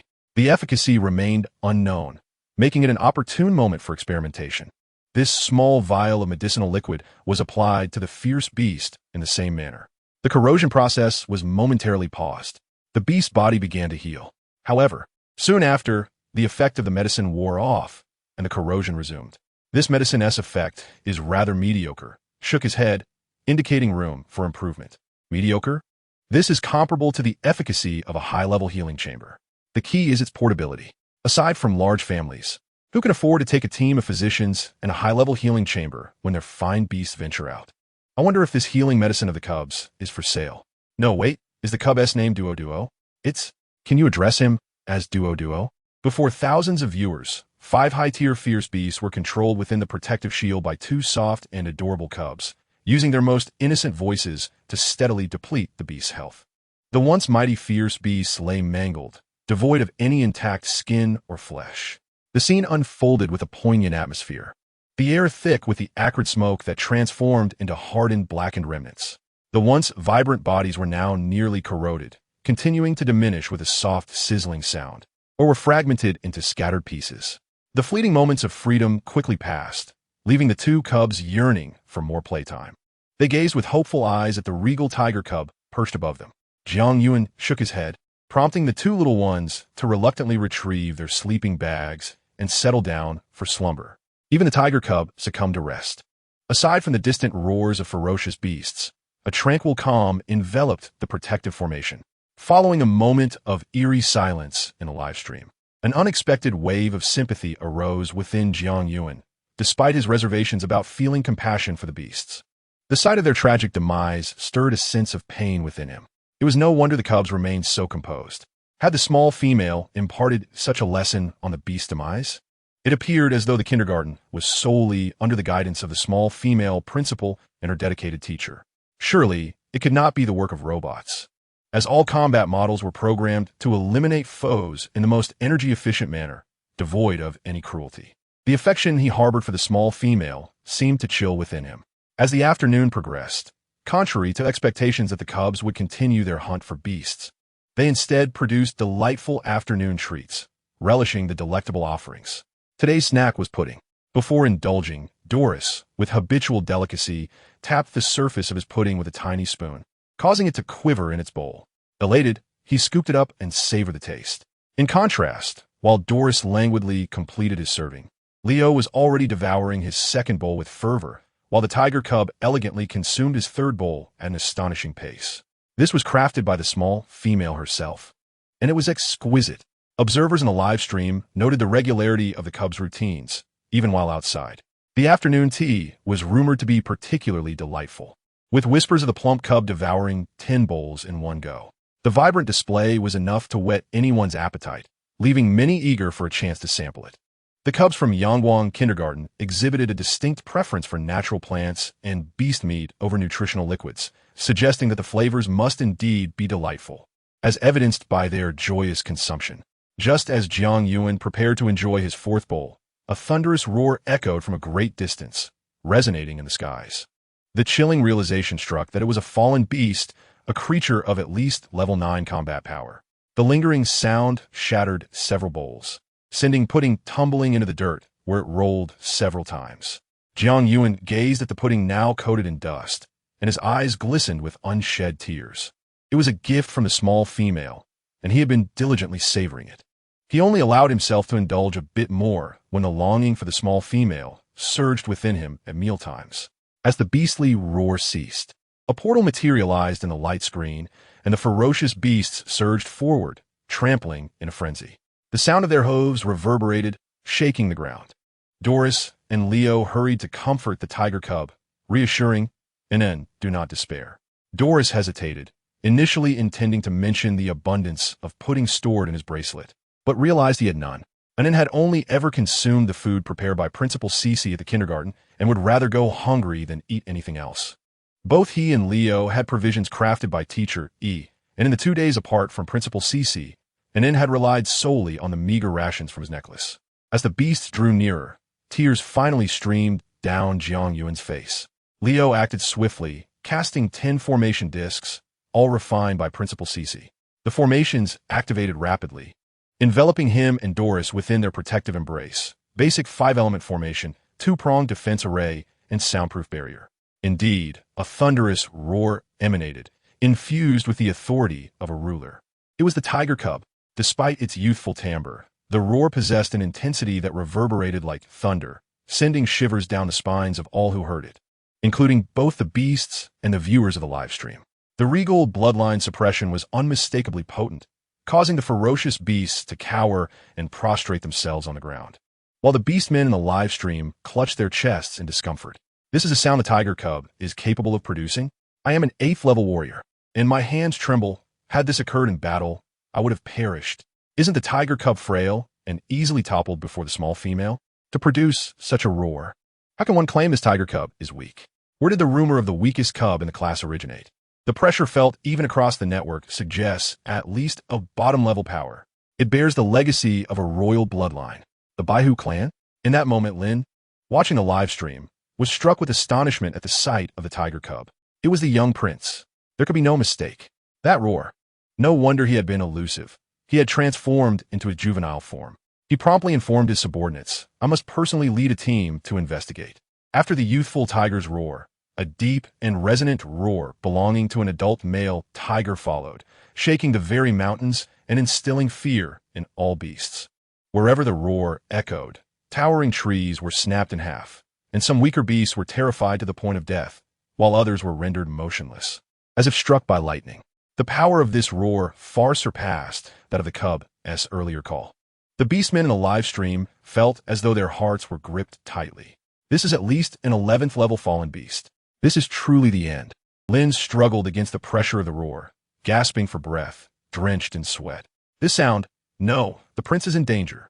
He exerted every effort to steady himself. Closing the live stream, once he regained his composure, he hastened away, dialing a secure, encrypted signal. I found the prince at the Exile Star. Meanwhile, another viewer of the live stream, with eyes glinting with a manic crimson glow, watched the tiger cub with maniacal glee. At last, I have found you. You are indeed still alive, she won. A trace of blood stained her lips, remnants of injury inflicted by the tiger cub. As she laughed, more blood trickled from her mouth, a consequence of the adult tiger's roar. You again, Shi Ting.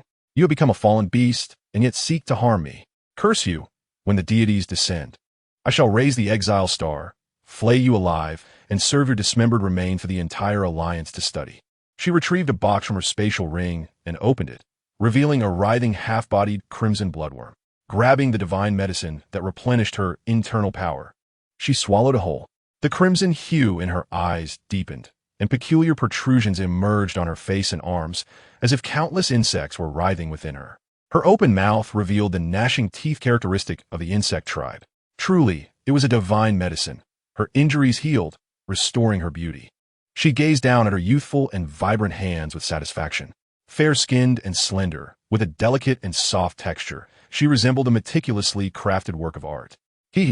Sure Yiting, you have now become a fallen beast. Yet I remain the same as I was in my youth, perhaps even more beautiful and alluring. The beauty that could topple nations, an unparalleled status, boundless wealth, and the adoration of countless starry beasts all belong to me now. Even a higher position is within my grasp. I'm not the mouse in the gutter you speak of. I am the future and hope of the Beast clan. She gazed into the mirror, gently caressing her smooth face, her eyes filled with obsession. This is truly me, ageless and eternally youthful. Her fingers lightly flicked her cheek, feeling the firm resilience beneath her touch. As long as the divine descends, all that I desire will come to fruition. Her whispers, reminiscent of a lover's, revealed the wild ambitions within her heart. Chapter 71. The initial display of the little milk tiger's combat power, even when confronted with formidable opponents. Jiang Yuan exhibited no signs of panic. He stood protectively in front of Doris and Leo, crouching, baring his teeth, emitting a low growl from his throat. His gaze was resolute, imbued with a fierce fighting spirit. Truly a fallen beast, capable of shattering the protective barrier with mere sound. The mountain sparrow and fox cubs must be frightened.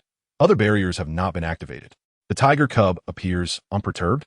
Will the tiger cub not return to the barrier? Though it may prove useless. It seems the tiger cub wishes to face the challenge. Even knowing the tiger cub has no chance of victory, I still feel proud of it. Having readied themselves, Lin reopened the live stream room, glancing at the myriad of comments flooding the screen, and smiled with pride. Beasts? Fallen beasts, what of it? Even if His Highness faced those exiled stars, he would not be intimidated. The White Tiger clan is known for its prowess in battle. Fear? That word does not exist in His Highness's lexicon. Moreover, behind His Highness stands the Empire's offspring, who would never retreat even a step. At this moment, the tiger cub felt no fear. Rather, it thought, anyone who comes near shall be bitten. This is the cub raised by the little female. No one shall take it away. Meanwhile, Leo and Doris, shielded by an array of soundproofing, pressure, and energy isolation, wore expressions of relief, having narrowly avoided the painful reverberations of Anan's voice. As for the vile beasts, entrusting them to Anan was wise. She would surely defeat the wicked beasts outside, just as she had done previously. No matter how formidable the vile beasts, Anan always triumphed, resulting in their swift demise. They then resumed their unfinished afternoon tea, carefree and indulging in snacks. They chatted about which vile beast was the ugliest, whose voice was the most pleasant, and which was the dirtiest, embodying a serene slice of life. Seeing the appearance of the two cubs behind the protective barrier, I too wished to pull out 2 bottles of nutrients and enjoy while watching. Indeed, quite disjointed. How were these 3 cubs raised? How could they possess such audacity? The 3 weakest cubs in the entire kindergarten, yet each bolder than the last. Their combat power is entirely unexpected. I agree that the tiger cub's power is surprising. But what about the other 2? Shouldn't we discuss their financial backing? Casually tossing around protective barriers worth hundreds of thousands or even millions is the hallmark of a family with deep pockets. Wealth is also a form of power. Otherwise, Why do the statistics from last year's data show the ratio of 937 between nobility and commoners in the top 100 of the combat power rankings across major academies? No matter how powerful the beastmen are, they fear mechas unless they achieve top-tier combat power. Let us hope the three cubs can wait safely for rescue. As the shock of the tiger's roar faded, the surviving ferocious beasts were driven towards the cubs. Witnessing this, Jiang Yuxi glanced back at the two cubs within the protective formation and decided to take the initiative, aiming for a swift resolution. At this moment, Lin thought, truly, His Highness always considers his subjects. Meanwhile, Jiang Yuxi thought, fortunately, the little female's cubs were not frightened. They should eat more, for if meat fell off the little female, it would be a great loss. Before long, the little milk tiger, usually cradled in the little female's hands, let out a battle cry and charged into the horde of beasts like a bolt of lightning. The unique, golden psychic energy of the White Tiger clan enveloped its claws, and each swipe through the air felled a ferocious beast, regardless of whether they were 3rd, 4th, 5th, 6th, or even 7th or 8th tier beasts. There was no difference to Jiang Yuxi, merely more swipes to be made. If a distinction were to be made, perhaps it would be akin to the difference between soft tofu and aged tofu. The little milk tiger moved with such speed that even the most advanced livestream cameras struggled to capture its form clearly. The beastmen in the livestream could only glimpse fleeting glimmers of platinum as the ground trembled from the impact of a fallen beast. Today, the term weak will be redefined by this tiger cub. Is it the same tiger? Watching this little milk tiger slay ferocious beasts, I find it utterly unimaginable. Lin, witnessing the live stream from Yangguang Kindergarten for the first time, stared at the flickering screen in confusion. Weak? Is that referring to His Highness? Even in his juvenile form, his blade-like claws could rival the sharpest weapons of the Empire. Not to mention those sharp teeth capable of reducing a 4th-tier beast bone to shards at just 1 month old. Considering His Highness's current form, he should be around 3 to 5 months old. Lin, whose family had been the Emperor's guards for generations, was well acquainted with the growth characteristics of the White Tiger clan. In just half an hour, the battle concluded. The adult beastman's palm-sized little milk tiger, now with its fluffy, soft white fur stained crimson with blood, stood atop a mountain of slain beasts, howling triumphantly. Though its voice was small, the grandeur of its presence was unmistakable, exuding the majesty of a king. I was intimidated by a little milk tiger. I suddenly feel like a waste. If it were me, I would have a 9 to 1 chance of losing against this wave of beasts. Wow, what a big shot. If it were me, I'd definitely be the first to perish. Hold on, 9 to 1 chance? If I run for 9 minutes, the ferocious beast would only be 1/5 sated. Lin, truly, His Highness's combat power should not be underestimated. Other Beastmen viewers, incredible, truly remarkable. No wonder he is of the royal White Tiger bloodline, a naturally gifted warrior. Jiang Yuxi, his fur is dirty again. If the little female were here, she would coax him into taking a bath. Another day without the little female. What a difficult situation. As the battle concluded, Doris and Leo dispelled the formation and rushed over. Anin, you were so amazing. This was Doris's admiration for the little milk tiger. When will I be able to be that impressive? This was Leo's yearning. Jiang Yuxi shook the blood off his body and leapt down from the mountain of corpses. The wind brushed against him, carrying a whiff of the sticky scent of blood. The little tiger cub's demeanor noticeably changed. He looked at Leo, who was lively and energetic, narrowing his eyes. The little tiger cub's expression seems off. Has it gone mad from the kill, intending to turn its wrath on the other two cubs? Oh no, please don't. In response to the ignorant remarks of the orcs, Lin coldly snorted, impossible. His Highness would never harm the citizens of the Empire, especially not 2 innocent younglings.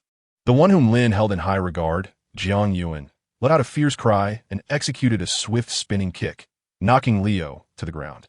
Lin, who had absolute trust in His Highness, was petrified. How is this possible? His Highness truly struck at defenseless children. His shock was not yet abated as he watched His Highness deliver a series of blows to the small, helpless child after knocking him down. Lin was frozen, then broke into a panic, exclaiming, "Your Highness, please stop. What are you doing? Those are the Imperial younglings you vowed to protect with your life." The Imperial Crown Prince, who had once sworn to safeguard the younglings, unleashed a flurry of punches and kicks upon the humanoid child, who stood a full meter taller than him, causing him to wail in distress. The diminutive, 16-centimeter tall milk tiger lamented, "If you're naughty, I'll use the SHNXing F. if you disobey. I'll chase you. If you separate me from my nest and little female, I'll beat you up. Chapter 72. Is music class serious? The entire live stream was filled with Leo's cries. Please stop. I won't do it again. He sobbed. It hurt so much. Principal Cece, please come quickly. Anina's going to break my nest. Duo, my nest, my nest. Duo Yuxi, sitting nearby, shrank back, tightly pursing his lips, too afraid to look at the chaos ahead. Anina's anger was terrifying.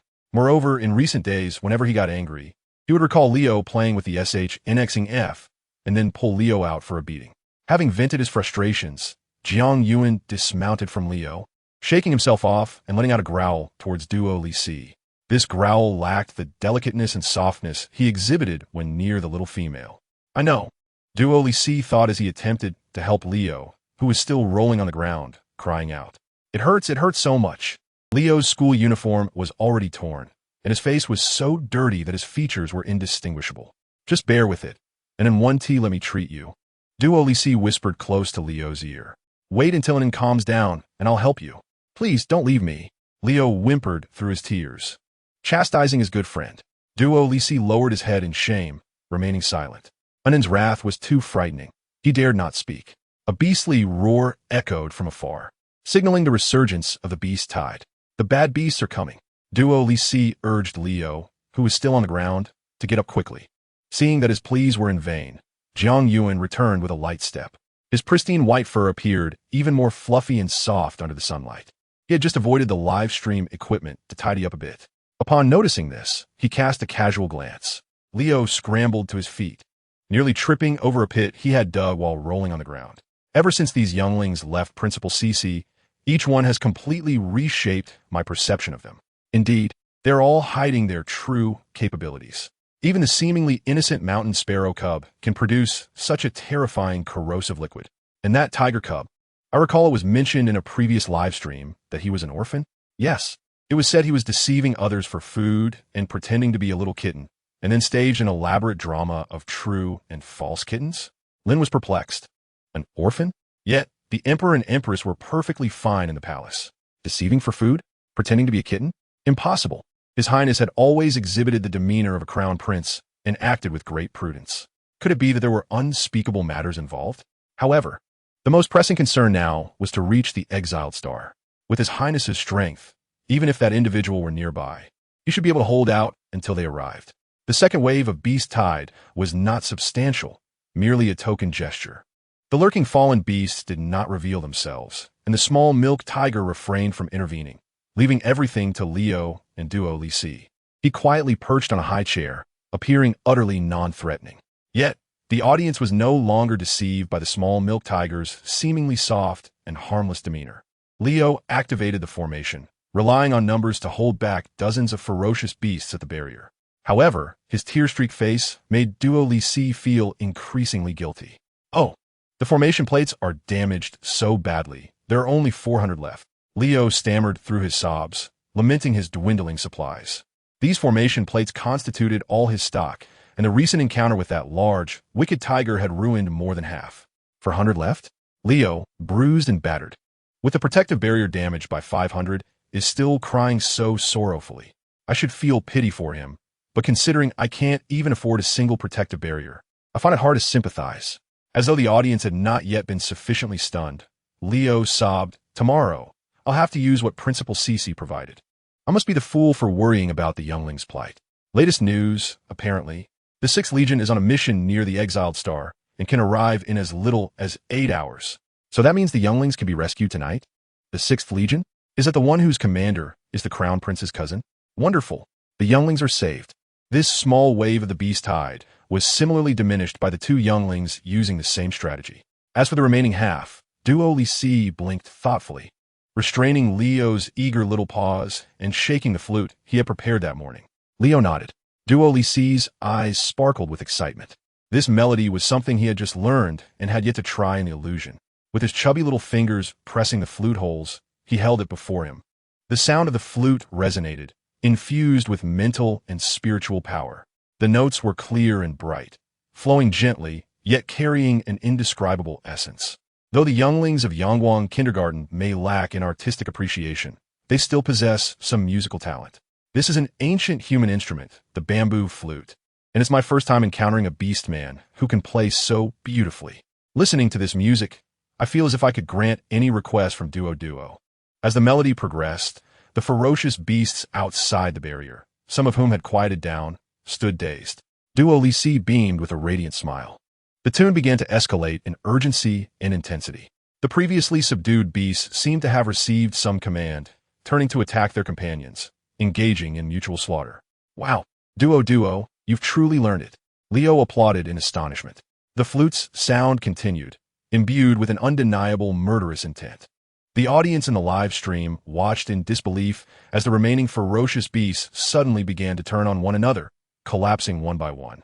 These beasts can't reach the younglings and instead turn on their companions? How ungrateful. They were supposed to hunt the younglings together. And now they're attacking their own kind. Are they fools?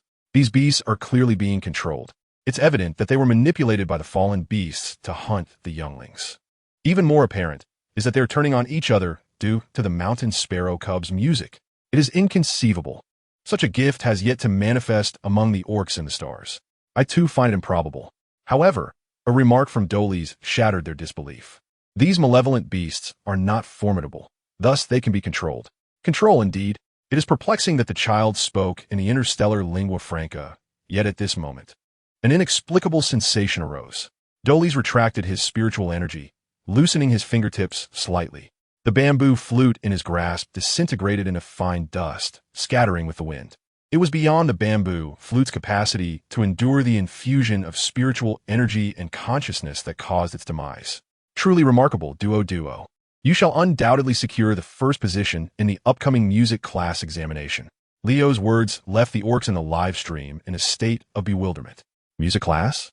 Controlling and hypnotizing ferocious beasts with flute music. Is this what you at Yongwang Yuiryuan deem as music? Is your music class truly a legitimate one? Chapter 73.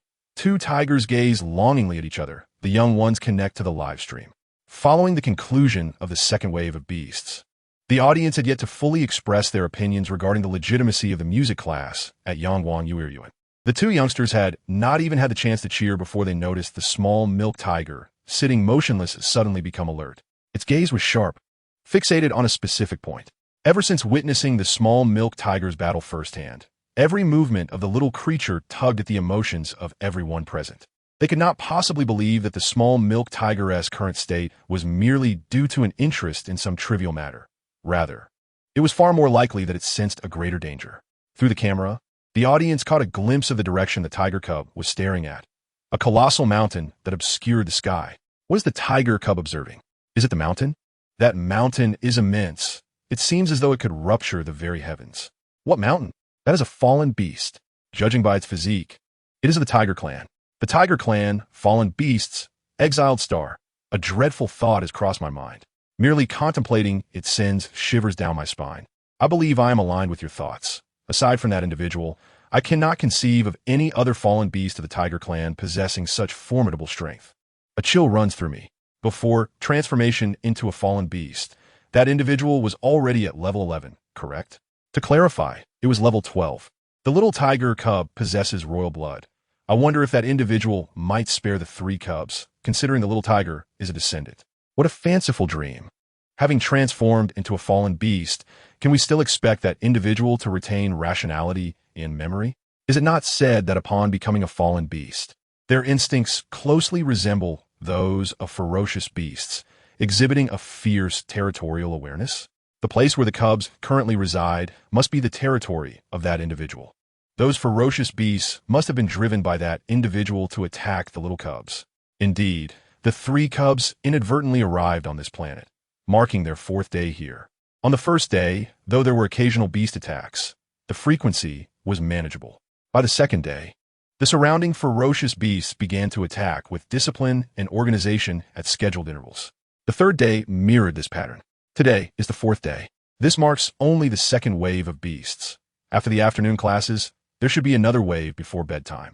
Aside from a morning cultural class, the remainder of the time was spent devising various strategies to cope with the minor beast tides. They had become quite accustomed to it. Aside from the absence of Principal Shishi and other classmates, their life here bears little difference from that in kindergarten. Recess includes playtime in the amusement park with a multitude of malevolent beasts. Furthermore, it facilitates the display of knowledge acquired in art class, crafts, music, and other subjects. Indeed, Principal she was correct. Reading thousands of books does not compare to traveling thousands of miles. True knowledge is gained through experience. Within the kindergarten, the array of advanced protective formations is so abundant that their usual academic achievements are difficult to showcase. In the illusory castle of the amusement area, the experiments conducted are also not comprehensive enough. Just like the previous corrosive agent, the actual rate of dissolution is significantly slower than that in the illusion. The formations and hypnotic melodies are similarly affected. A roar escapes from the small milk tiger, its tender tiger's roar. If the opponent advances, it shall fight. This serves as both a warning and a declaration of war. Is this the terrifying nature of a naturally combative race? In the face of that individual, it dares to express its intent to battle first. The beasts are astonished to see the distant tiger mountain gradually diminish until it vanishes entirely. The little tiger cub maintained its posture for quite some time, waiting to confirm that the male tiger across had abandoned its offensive before relaxing its body, lying down on the chair, and closing its eyes for a light slumber. Observers gazed at Jiang Yuan's diminutive form, easily grasped by an adult orc's hand. It had instilled a profound sense of security.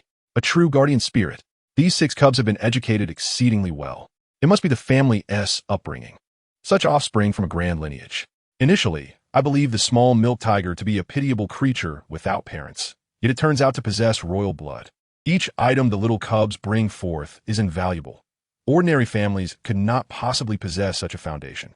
If my offspring could attain a fraction of their abilities, I would be content. What grand lineage are you referring to? Their knowledge was all acquired in kindergarten, you know? Have you not realized that their music class is anything but conventional, and the art class is even less so? The wooden plaque in Leo's hand contains lines that reflect the content learned in art class. Surely, you cannot genuinely believe that these younglings, including the little female, possess true aesthetic issues? The ones with genuine aesthetic problems are we ignorant orcs. As the audience remained puzzled, one netizen succinctly articulated the crux of the matter. Aside from the art class, do you truly think the other subjects are conventional? I have watched all the replay videos from this kindergarten no fewer than 30 times. And not a single course is simplistic. It is evident that this netizen had been holding back for quite some time. I too shared this sensation, but was at a loss to verify it. Unfortunately, this live stream lacks interactive capabilities, and there is no means for holographic projection. I wonder if the kindergarten administrator is doing this intentionally. Perhaps they wish to prevent us from influencing the cubs' learning? After all, according to that individual's earlier remarks, these classes are of such importance that they must be pursued with undivided attention. Just because this live stream lacks interaction does not imply that others are similarly constrained. Brother, are you unaware that Yangwang Yuan has branched out? I just came from the class monitor's live stream. While they cannot conduct holographic projections due to environmental limitations, they can still converse with the cubs. Wait, are these cubs not separated? Each has started their own broadcast, and we still cannot establish contact? A revelation struck the bewildered beast. Quickly, inform the class monitor. Thus, the black ink cubs, who were actively broadcasting lessons to the interstellar audience, were inundated with a flood of viewers in the chat. Class monitor, Leo, and the others have begun broadcasting. You must connect with them swiftly. They are in a perilous situation. Class monitor, please notify Principal Shishi at once. As Chu E perused a barrage of comments, he wondered, Leo? Jiang Yuan? Dolis? Who are they? Why must we urgently connect when they begin broadcasting? Go on, do not create chaos. Simply focus on attending the lesson. CHY initially believed it to be a despicable tactic against his family, especially given that the current live stream room contained merely 3 younglings, who indeed appeared quite vulnerable. To his surprise, the trio engaged in their studies abruptly halted, their eyes fixed upon him without a blink. Did you just say it was Lion and do? The large, expressive eyes of HIM sparkled with curiosity. They are our classmates. I believe I heard Bo mention that Do and the others have also begun their own broadcasts. The little rabbit hopped from its desk to the adjacent one, its tiny paws earnestly shaking CHY's large hand. This morning, CHY insisted that he too was a student and ought to attend class. Should he skip class, he would resort to throwing a tantrum on the floor. Consequently, The original trio of desks and chairs transformed into 4 sets, arranged in a 2-by-2 formation. Were it not for the imposing presence of Captain CH, the formidable CHDHNSHN, it is likely that the furnishings would not have fit in the room at all. Classmates? CHY was taken aback. HIM set down the textbook in his hands and scampered to CHY's side, exclaiming that they were merely mischievous classmates who had strayed, and that XUNZH and was on a quest to find them.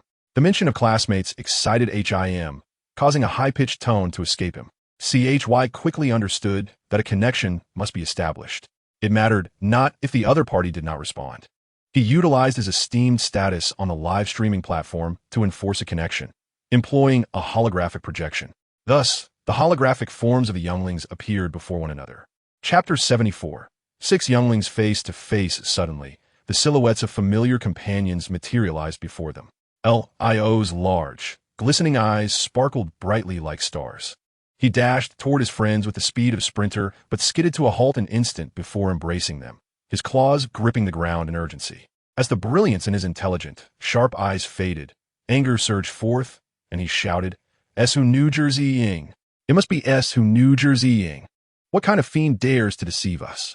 He leaped back 3 meters, bouncing in protest while vocally declaring, "If you think you can fool me, you are sorely mistaken."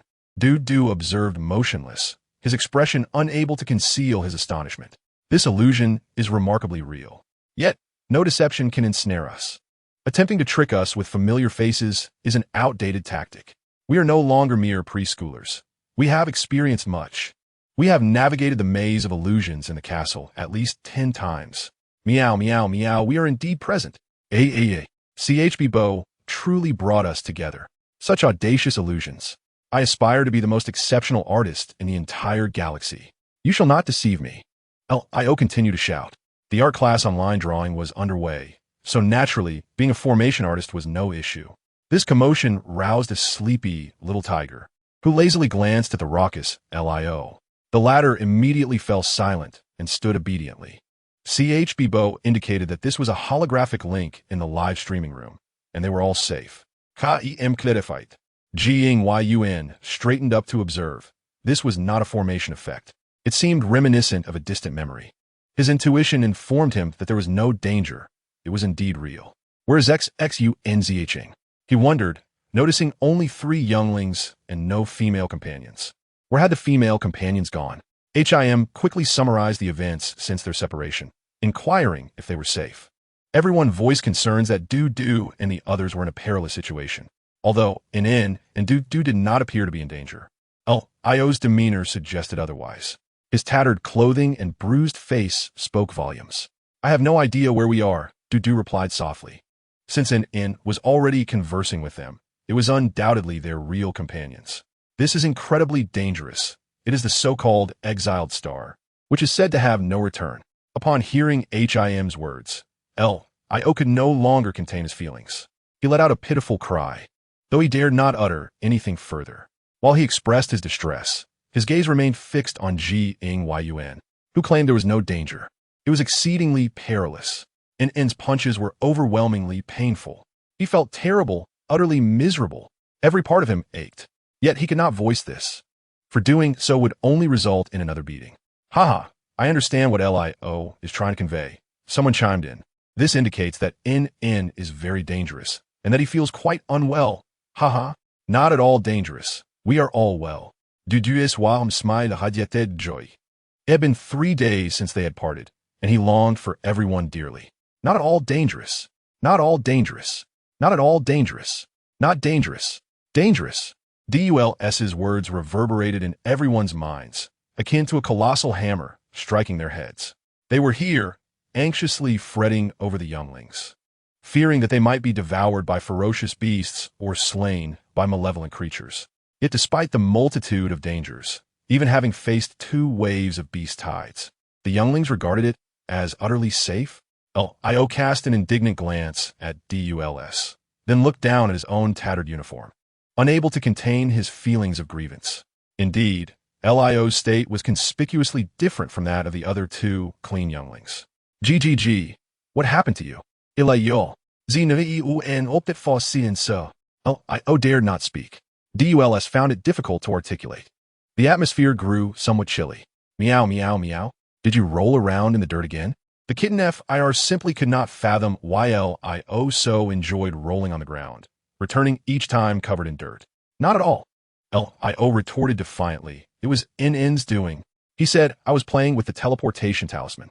Once uttered, LIO felt a pang of fear. But upon seeing Yun remain silent, he gathered courage and continued to express his grievances. It was NN's fault. I was in grave danger. It was not good at all. XXUNZHing, where are you? Hurry and come find us. Class monitor, quickly help me scold NN. Upon hearing that LIO was being punished for this matter, HIM could not bear to listen. LIO sought the support of FIR and BN. FIR, BN, help me scold NN. The little rabbit and kitten, however, chose to ignore this plea and continue chatting with Doo yet. At that moment, Lin, who was watching the live broadcast, felt his head lower with each accusation from the fox cub, his shame deepening. Meow, meow, meow, you all are well. Doo excitedly shared with his friends. This place is so much fun. Look, this is Ling XM. There are so many. I even gathered a lot of it. He gestured towards the burning pile of firewood. Satisfied, he received 3 gasps of astonishment in response. This hobby of scavenging is truly befitting of our beast-kin's younglings, sharing the collected refuse with friends and treating it as treasure. I saw Doo place that ash in a box this morning, storing it in spatial gear. Perhaps he will share it with his good friends upon returning. As anticipated by the online viewers, I found an abundance of spicy treasures, and upon my return, I shall generously share them with all of you. The onlookers gazed at the little cub as if it had stumbled upon an extraordinary treasure. Its chubby hands cupped to its mouth as it whispered to its companions, fearful that others might come to snatch away its precious find. It is true that not every family can share the same door, nor can all cubs play together. Without needing to glance, I already discerned the unfolding events. As expected, the 2 beastly cubs leaped with joy. Even the typically composed HMO could not suppress a smile. However, Doris, ever so discreet, surveyed the surroundings, cautiously eyeing the live-streaming camera before leaning in closer, lowering her voice. I have discovered even more delightful items to share with you all. This little mountain sparrow is indeed remarkably generous. It is true that despite gathering what seemed like refuse through much effort, it is willing to share with its peers. Yet, upon noticing the camera, was the mountain sparrow guarding against us? What a heart-wrenching thought. Am I, a fully grown orc, truly perceived as a threat to their gathered scraps? Such thoughts are unwarranted. Of course, if I were 3 years old, I might feel differently. To that brother, the little ones have rightly guarded against you. Indeed, they are a group of innocent cubs, finding joy in collecting and sharing bits of refuse, a simple pleasure I have not felt in many years. I wonder where the other 3 cubs are merrily rummaging through their own treasures, unbeknownst to the viewers. What they dismiss as mere refuse collected by the cubs may ultimately transform into coveted treasures. In Chapter 75, the talisman fireworks burst forth. The long-separated cubs exchanged warm greetings. Aside from Leo, who believed that finding his friends would halt Jiang Yuan's mischief and babbled incessantly, he was swiftly silenced by Hei Mo's casual remark. Principal Shishi said that both you and Zhu Xia have erred and must accept punishment. A promise made by both your fathers as well. Leo fell silent, halting his complaints. Reflecting on Principal Shishi's punishment, he contemplated allowing Anin to continue his mischief for a few more days. Thus, the afternoon slipped quietly away. Before the class ended, Duo announced the closure of the livestream, met with a flurry of disapproval from the comments on Hei Mo's side. Doris's cherubic face displayed hesitation. They could indeed continue the livestream, but they were uncertain if Principal Shishi had sufficient balance. Leo appeared bewildered. Jiang Yuan, uninterested in matters of the livestream, was merely eager to see the little female. Ultimately, it was Chu Yi's suggestion that resolved the dilemma. What if Principal Shishi is watching the livestream? Jiang Yuan replied, then let us continue the livestream. This decision allowed the 2 live-streaming orcs to witness a splendid festival of fireworks. The night enveloped the forest in silence, with only the flickering glow of the bonfire lit by Doris since morning and the holographic projections of light twinkling in the dark. The 3rd wave of little beasts approached. Unlike the previous 2, it arrived quietly. Only when the fierce beast drew near could one glimpse the vast number concealed within the blood-red hues. Hundreds of them. It is a beast tide, yet another beast tide. Did the cubs disturb the beast's nest? It must be the scent of blood. The fierce beasts they previously killed were not properly disposed of, thus attracting so many more. Impossible. Even fierce beasts understand to avoid danger. With a little milk tiger present, and given how many fierce beasts have perished before, how could so many come forth to meet their demise? Is it that one? The little milk tiger must be his descendant. Does he truly wish for it to perish? It remains uncertain whether it possesses royal blood. Aside from royal blood, I cannot conceive of any tiger clan having such formidable cubs. I believe it to be the royal prince's offspring. I have compared it, and this white tiger cub's beast form is identical to the young royal prince who once wandered. Lin remained speechless. The viewers are quite imaginative, still referring to it as a cub, when the prince has not even laid eyes on a female.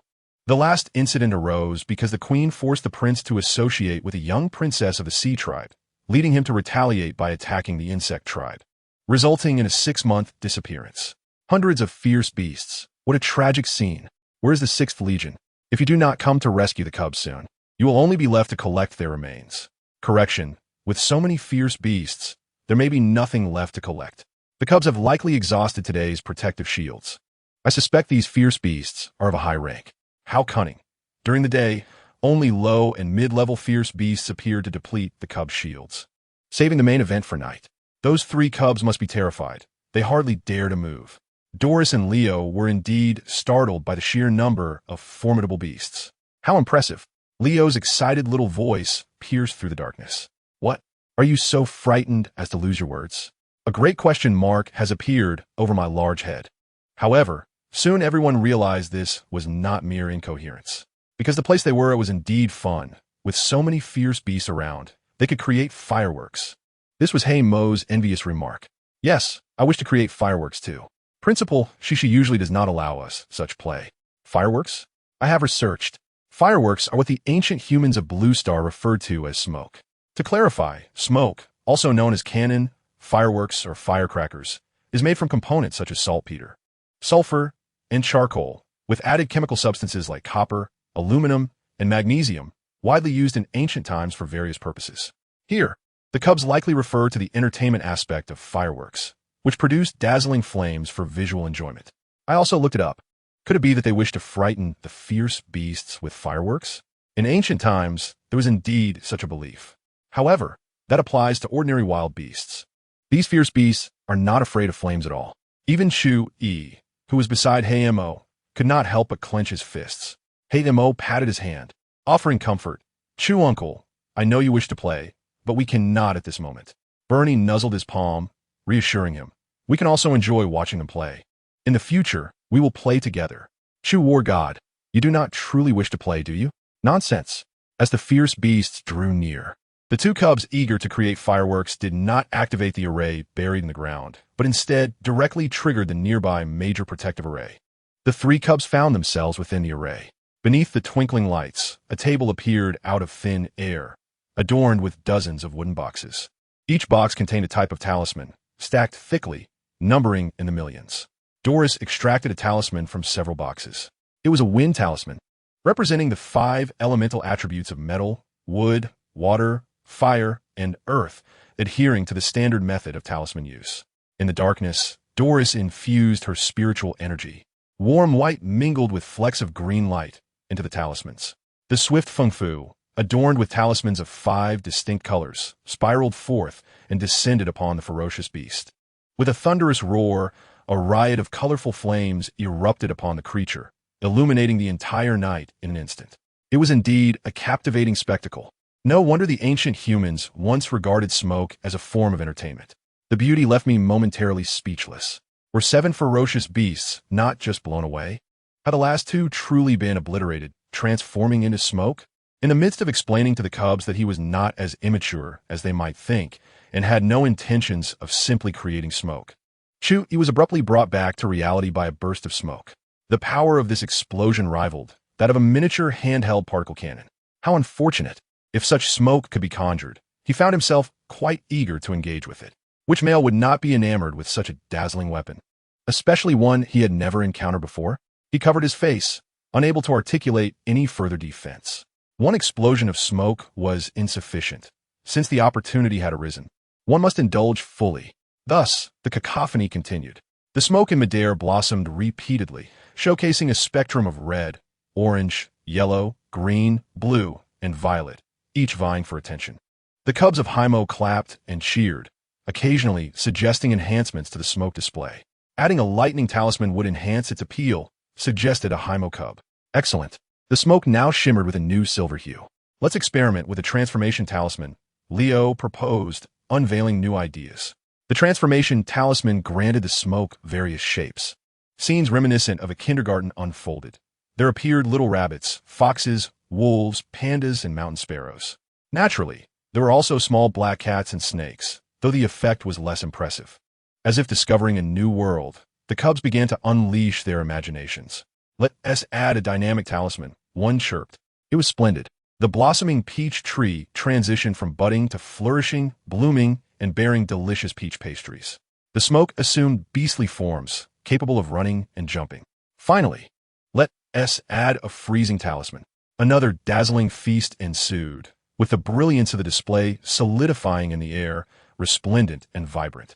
After the grand fireworks celebration, the 6th Legion arrived. The smoke festival lasted a full 2 hours, and only now had the talismans on the table been exhausted. Leo wished to continue, but Jiang Yuan bellowed, "No more." Reluctantly, Leo lowered his hand from the spatial bracelet. The assembled beastmen, including Chu Yi, pondered how such potent life-saving weapons could be treated as mere toys. Lin remarked, "As expected of your highness, your foresight is remarkable." The thoughtful prince internally scoffed, reflecting on how none of the transformation talismans manifested any female forms. Did they still wish to play? Such dreams were futile.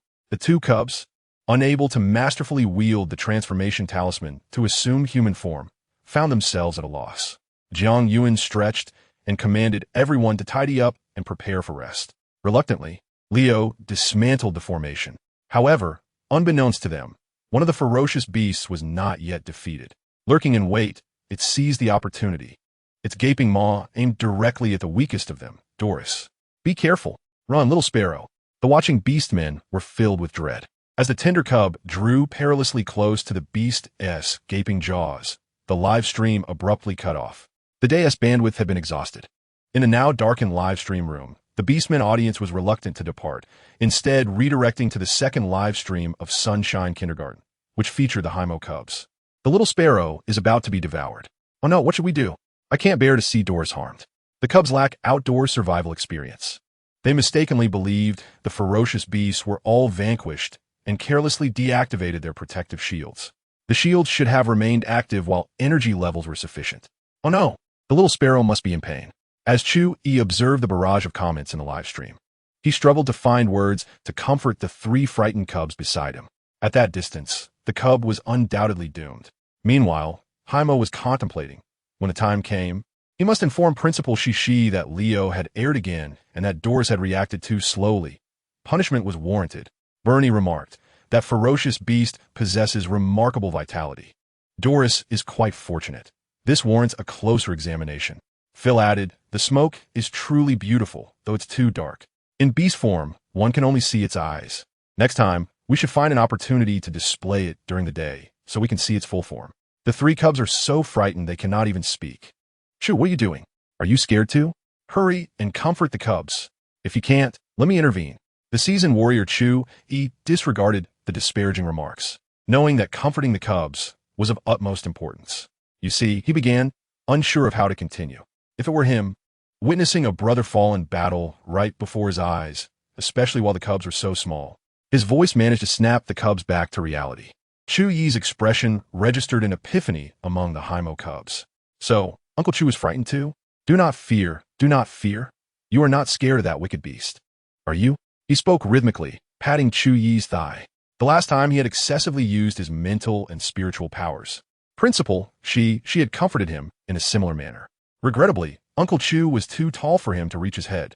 With remarkable agility, Bernie leapt onto Chu Yi's shoulder, gently rubbing his fluffy face against Chu Yi's cheek and neck, cooing reassuringly. "I told you Chu was useless. He couldn't comfort the cubs, and now the cubs are comforting him. Why do I feel like the cubs aren't really afraid?" The little black cat glanced at his 2 companions, then at Chu Yi's expression, before finally fixating on the live stream that Chu Yi had opened. "I am so worried for the little sparrow."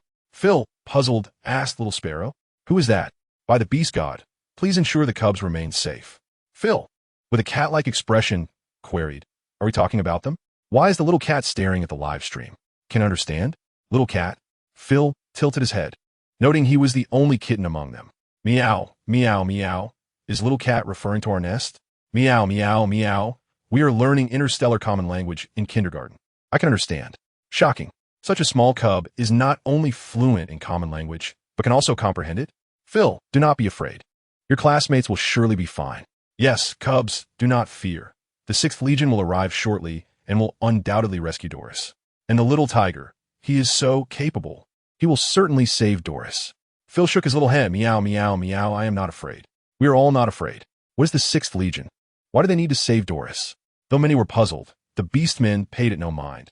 Their sole focus was to reassure the cubs and prevent any lasting psychological scars. However, Phil was correct. Doris truly required no one to come to his rescue. After the live stream ended, the ferocious beast, poised to bite Doris, was cleaved in two by a powerful surge of sword energy. The formation inscribed upon the school uniform has been activated. The usual playful scuffles among the youngsters can be overlooked, but when faced with genuine malice, the various formations on the school attire are far from mere ornamentation. Witnessing this scene, Leo's previously buoyant spirits, which had just been uplifted by a recent indulgence, were abruptly dashed. A profound sorrow welled up within him, and he burst into tears. How could this happen? When Enen was nestling, the formations remained utterly still. Before Doris could offer any consolation, Leo's weeping, which had only just begun, was suddenly quelled by a single piercing glance from Jiang Yuxi. Leo resolutely declared, I shall not be an artist. I will become the most formidable fashion designer, creating the most magnificent robes in the world. They will withstand all of Enen's punches. Clenching his tiny fists, he spoke with unwavering determination. Doris, fearing that Leo might resume his tears, refrained from shattering his lofty dreams. The school uniforms crafted by Principal Cece had been damaged, even when Enen was just a little one. Once Enen matures into a grand figure, the robes fashioned by Leo would likely prove inadequate against Enen's might. Having soothed himself, Leo extracted a small villa from the spatial wristband, a must-have for any outing. In the dark, he transformed into his beastly form. From the tattered remains of the school uniform emerged a diminutive red fox cub, which swiftly darted into the villa to clean itself. Doris, too, followed suit, as a little plump bird hopped out from the uniform, bobbing its head adorably. Jiang Yuxi scrutinized the fox and the bird with a discerning eye. Leo's beast form was frail, with a too-sharp snout, oversized ears, and fur lacking in purity, perpetually soiled. Doris's beast form, on the other hand, was exceedingly small and weak, lacking a neck or waist, adorned with an unsightly mix of red, yellow, gray, and black feathers. The critical gaze shifted to one of vigilance as the small milk tiger adjusted its posture. However, the little female surely found them endearing. During a previous grooming session, she had mentioned never having seen the beast forms of other cubs. How could she dare to groom others, lift them high, and shower them with affection? Such thoughts were utterly inconceivable. As the cubs drifted off to sleep within their villa, the forest returned to tranquility. In the dead of night, a fleet of starships anchored on the planet, a beacon of hope for all beastmen, the lifeline for the cubs, the 6th Legion's operational fleet. The small milk tiger's round ears twitched gently as it unconsciously shifted positions to continue its slumber. The next day, contrary to expectations of a broadcast cancellation, the cubs commenced their normal broadcast. At the very moment the sunlight live stream began, it was inundated with throngs of beastmen. The little mountain sparrow, which had stirred the emotions of countless beastmen throughout the night, appeared once more in the same position, desperately clutching a bundle of wood. Observers were left questioning whether there had been a technical glitch or if they were witnessing a replay rather than a live stream. The barrage of comments clamored for differences, seeking evidence of Doris's survival. Wasn't the mountain sparrow wearing the same outfit yesterday? While Doris was away, they represented the Sunshine Kindergarten. Thus, only the school uniform remained in the wristband. Moreover, the uniform was imbued with protective and cleaning formations, essential for both home and travel. Alas, it was indeed clutching that same bundle of wood yesterday. Doris would never do such a thing. This was something he had picked up early that morning. Wasn't there a mark of dirt on his face yesterday? Doris did not always scavenge wood and end up filthy. Yesterday was an unfortunate incident. Did anyone notice that? Why is the little one so still? It must be a replay. It's just buffering. Doris was simply taken aback. Poor mountain sparrow. What happened to that fierce beast last night? I want to tear it to shreds for the cub's vengeance. It must have been a painful escape for the little one. Why did this happen to the cubs? Where are their guardians? We have lodged complaints with the Cub Protection Association and the Supreme Tribunal, hoping for answers. Add 1 to the complaints. After the live stream was interrupted last night, we have filed a joint report and are awaiting results. If the cubs were with the kindergarten, then the head of the kindergarten bears undeniable responsibility. Mere negligence and supervision is sufficient for sentencing. A flurry of complaints flooded the live stream chat. The beastmen were engulfed in an array of emotions, anger, grief, and sorrow, until Leo came bounding in, inadvertently knocking Doris to the ground, scattering the wood he had been holding. Something's wrong with the visuals. The screen is moving. This segment wasn't part of yesterday's broadcast. This is not a replay. Thank the ancestors. How did the mountain sparrow escape from the ferocious beast last night? Doris appears unscathed. Relief was swiftly followed by questions. However, these queries were soon addressed. It was the 6th Legion. Just moments ago, Doris had been startled by the overwhelming number of beast warriors from the 6th Legion. As the mist dissipated, figures emerged. Anyone who turned to see such a multitude of adults would be frightened. Doris was a somewhat shy and introverted cub. Initially, at the request of Principal CC, he felt bashful greeting the unseen aunties in the live stream each day. In stark contrast, Leo thrived in the company of people, becoming increasingly excited with the larger the crowd. After being reprimanded by Jiang Yuxi for his raucous behavior that morning, he was now overjoyed and scampering about among the throngs. This was Leo's nature, quick to forget after scolding. Are these the beast warriors of the 6th Legion? Did they arrive just in time to save the cubs last night? For the first time, I find the 6th Legion so reliable. I shall never speak ill of them again. But why have they not taken the cubs away yet? Why have they not yet taken the cubs? The fleet commander, Vyson, felt his forehead tighten with rage. The fleet had arrived in the dead of night, intending to quietly retrieve a few cubs and leave, primarily to avoid direct confrontation with the fallen beasts. However, an unexpected anomaly, a tiger cub possessing the aura of a high-ranking beast, had ensnared their rescuers within a peculiar barrier. The fleet struggled to establish contact with the ground forces, sending down warriors in succession, only to find themselves ensnared like dumplings in boiling water. Frustratingly, it was not until all warriors, including those from the fleet, had landed that this hidden tiger cub emerged with an air of elegance and grace. Despite all precautions, no one had anticipated the antics of these 3 little cubs. They had assumed it was the work of the fallen beasts. What misfortune had befallen them? Anguish throbbed in Vyson's chest.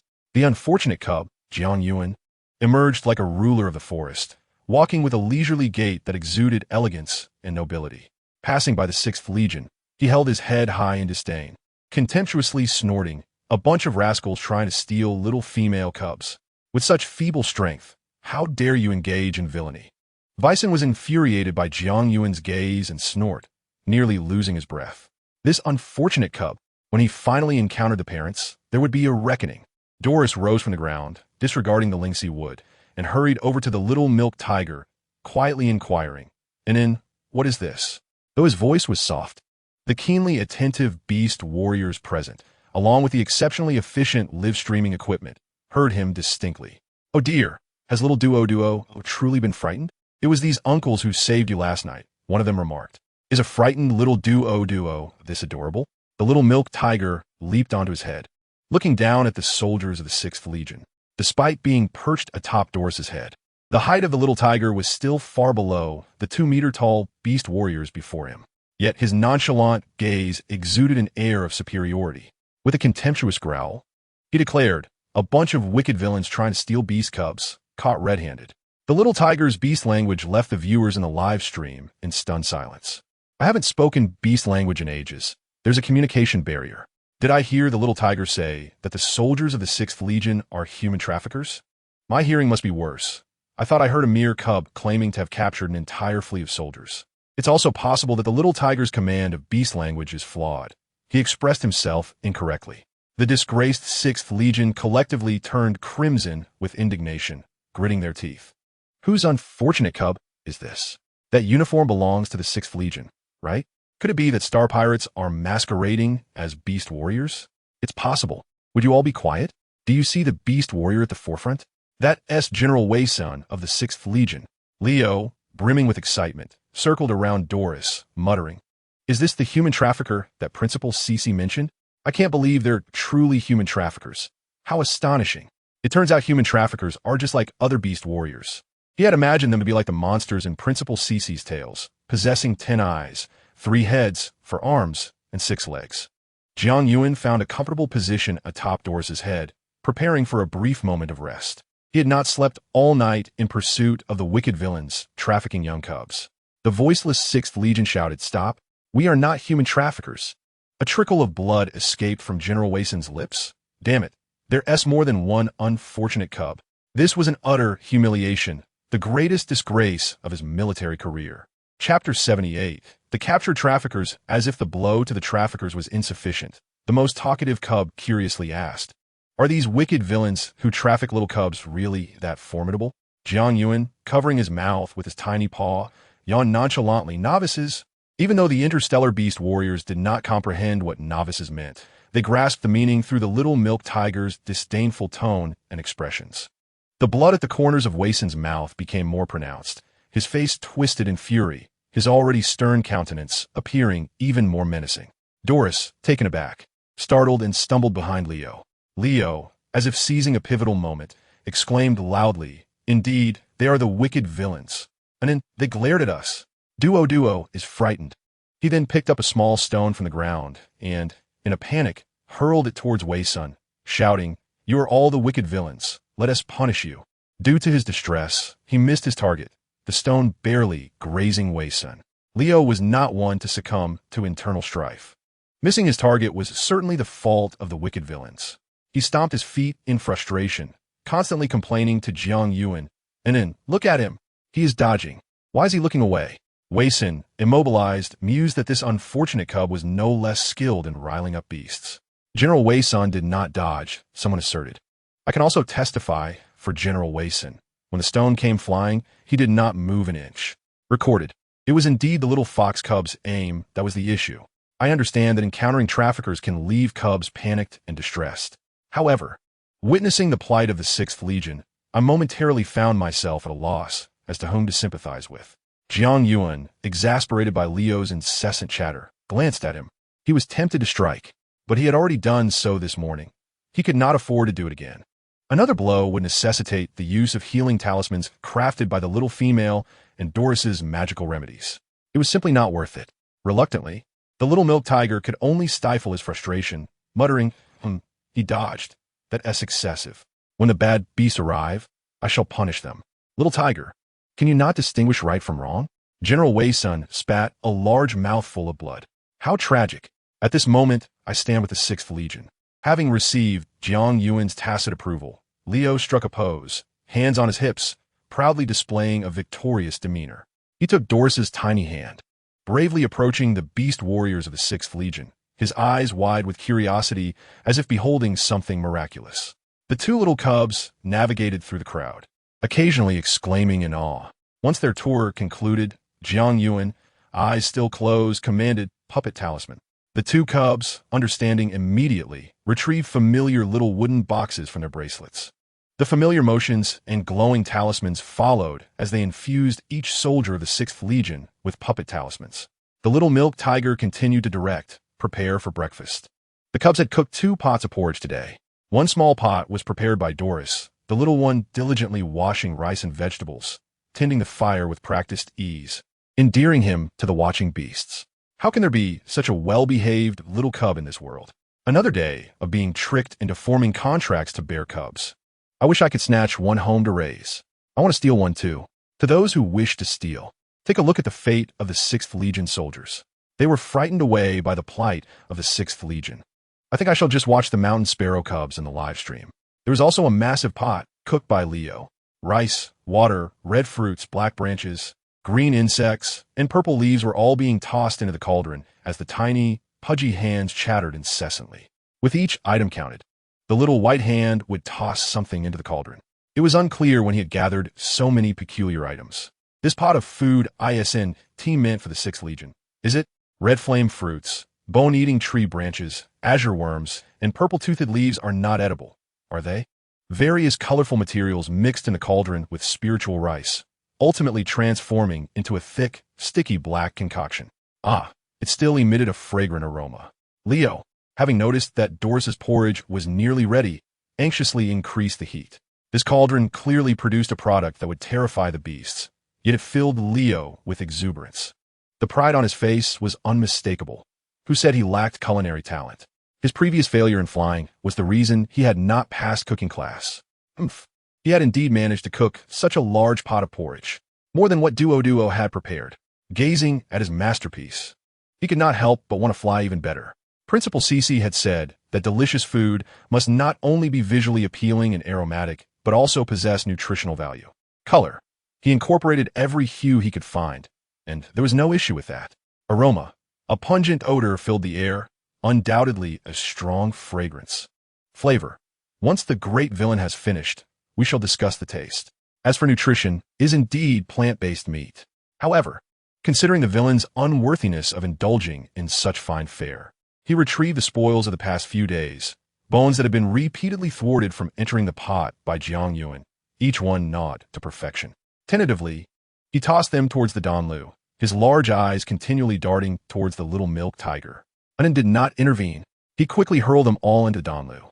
The concoction within was quite thick, with the bones landing atop the porridge. After a moment of contemplation, he poured water into the Donlu until it submerged the bones. This pot of ingredients truly rivals the wares of the Blue Star's Cultural Research Institute from the bygone era. The last time my child retrieved something from who knows where, it bore an uncanny resemblance to this. Perhaps the taste of that was even slightly superior. If word spreads, in the future, everyone will steer clear of the natural food that this little fox cub has touched. After boiling on high heat for 10 minutes, the 2 pots of porridge were finally ready. The 3 little cubs quietly enjoyed the breakfast prepared by Doris. As Doris ate, he pondered why today Donlu did not produce a plethora of items. However, despite the quantity not increasing, the flavor had significantly improved. Jiang Yuan, unusually, took an extra bite compared to the previous days. Next came the segment that the orc audience of the live broadcast had been eagerly awaiting. Just as Leo was about to ladle the porridge, the little milk tiger unexpectedly piped up. Doris, the detox pill. Called upon, Doris appeared puzzled, and then approached Leo's Donlu to examine it closely. After identification, Doris looked at Leo in astonishment. Leo was truly impressive, capable of concocting such a formidable poison. Any great villain who partakes would surely meet their demise within 10 minutes. It turned out everyone had misjudged Leo's abilities. You are remarkable, Doris praised.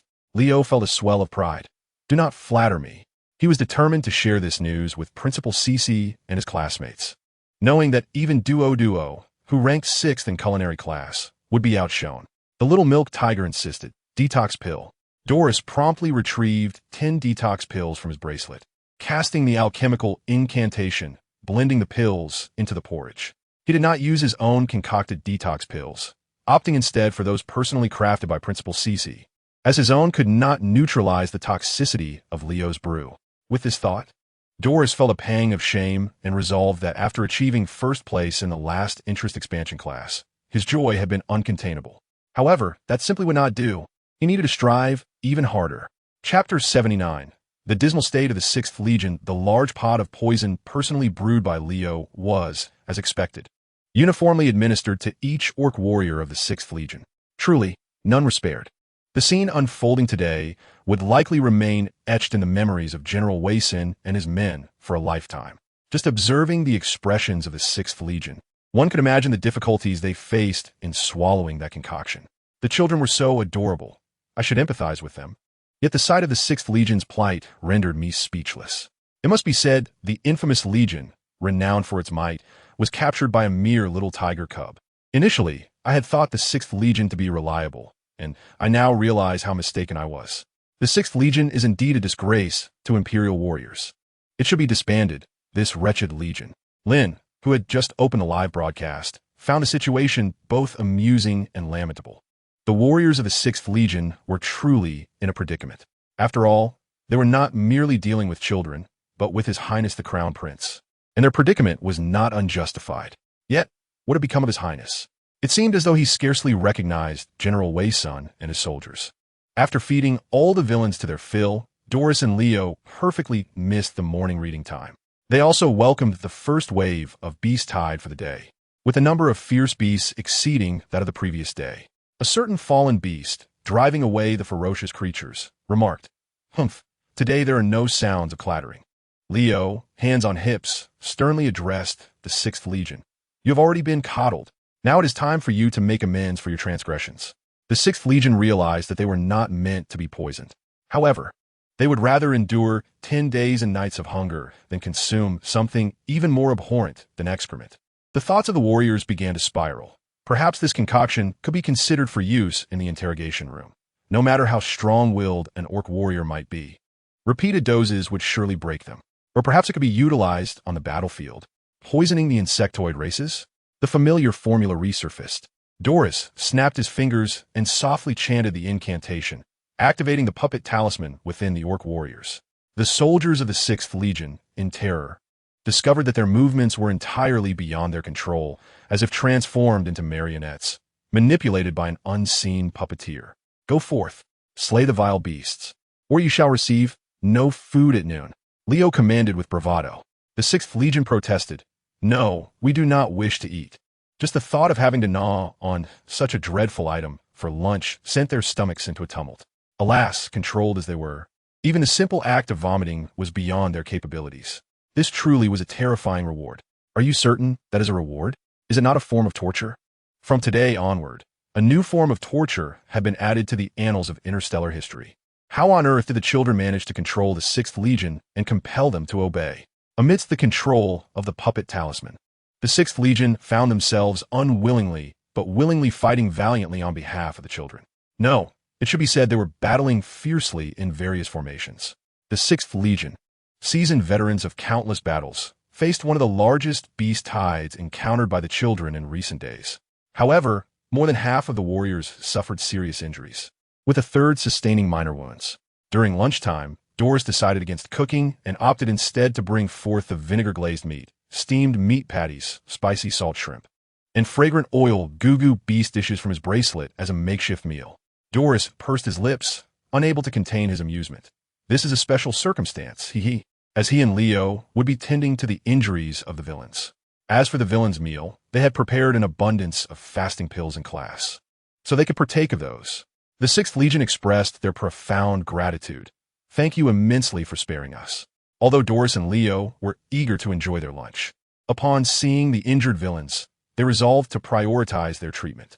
The lightly injured orcs were entrusted to Leo, who utilized both healing talismans and medicinal remedies.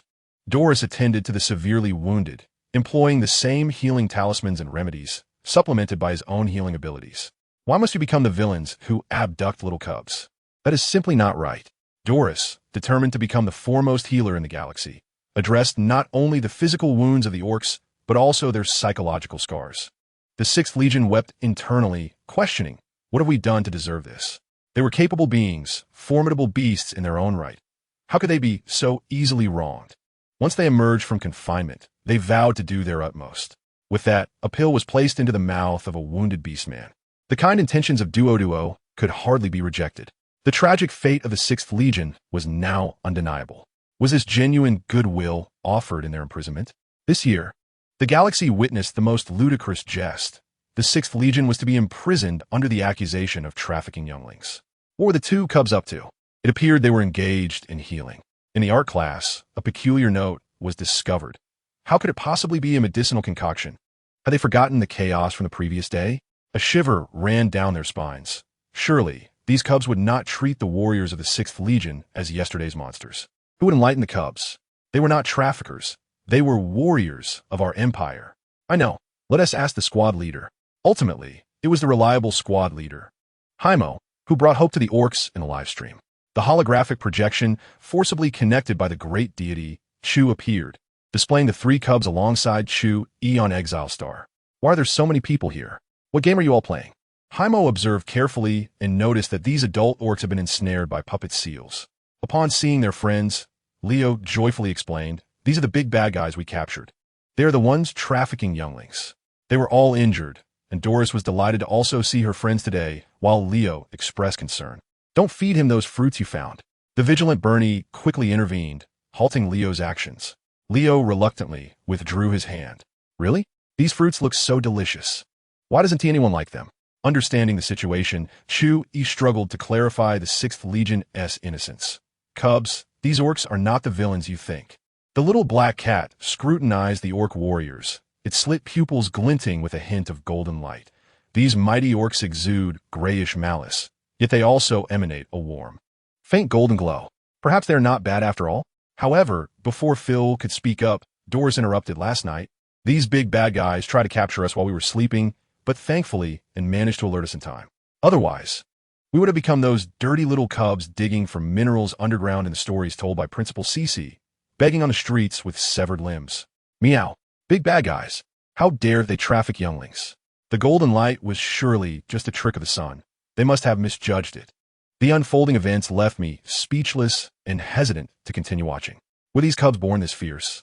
The 6th Legion lamented. Another trio of unfortunate cubs. This is suffocating. Chapter 80. The Sunlit Legion and Teacher Allen. Regardless of the barrage of comments in the live stream or Chu Yi's fervent attempts at explanation, the cubs unanimously believed these orcs to be the notorious traffickers, and had declared that last night these villains had attempted to sneak away with them while they slept. Thankfully, and had discovered their plot in time. Otherwise, they would have ended up as the filthy little cubs from Principal Cece's tales, with severed limbs begging on the streets. Humph. Big bad guys. Chu Yi, struggling to reason with the other cubs, attempted to explain to the calm and composed Haimo, but was silenced by a mere glance from the squad leader, swallowing his words. Uncle Chu, don't say another word. Have you forgotten that you were just deceived by a quack? With a troubled heart, Chu Yi silently cried. Yet, upholding the spirit of the beast way, he fought for the 6th Legion's chance at survival. These warriors, these so-called bad guys, must be turned over to the Empire. We cannot deal with them privately, nor can we use them as scapegoats. Intending to speak on behalf of the warriors, Chu Yi struggled to rephrase his words under the penetrating gazes of the 5 cubs, ultimately apologizing to the brothers of the 6th Legion. Upon hearing this, the 5 cubs regarded him as if he were some peculiar species. Even the small milk tiger, previously napping, opened its eyes to observe him. Chu Yi questioned what? Jiang Yuan looked at him with disdain. Where did this legal ignoramus come from? Haven't you learned about Empire law and galactic law? They all firmly asserted that these orcs had to be handed over to the Empire. Haimo sai, setating ze sai, unso ju. Killing is against the law. Hearing this, Chu Yi breathed a sigh of relief. The lives of the 6th Legion's warriors had been spared. Yet, he soon realized the damage to his image in the eyes of these cubs. He desperately sought to explain. However, the cubs' impression of him was deeply entrenched. To them, explanations sounded like mere excuses. In the end, he could only comfort himself with tears. If my image is tarnished, so be it, as long as I can save the lives of these warriors. Time passed, as Bernie and Phil learned from Doris's healing techniques, continually correcting and preventing Leo from complicating matters further. It was mealtime. The sumptuous dishes in the first live stream contrasted sharply with the plain fare of the second. Doris fluttered her long eyelashes like a small fan, speaking quickly yet gently. We haven't violated any rules. Today is a special circumstance, as we must heal these big bad guys. There isn't enough time. Although Principal Cece had filled each cub's bracelet with food, they were still expected to fend for themselves during their travels. Previously, they had assisted in meals, letting Zhu Xiao cook with the ingredients from their bracelets. Zhu Xiao excelled in culinary classes. How envious! Bernie voiced the sentiments of the other 2 cubs.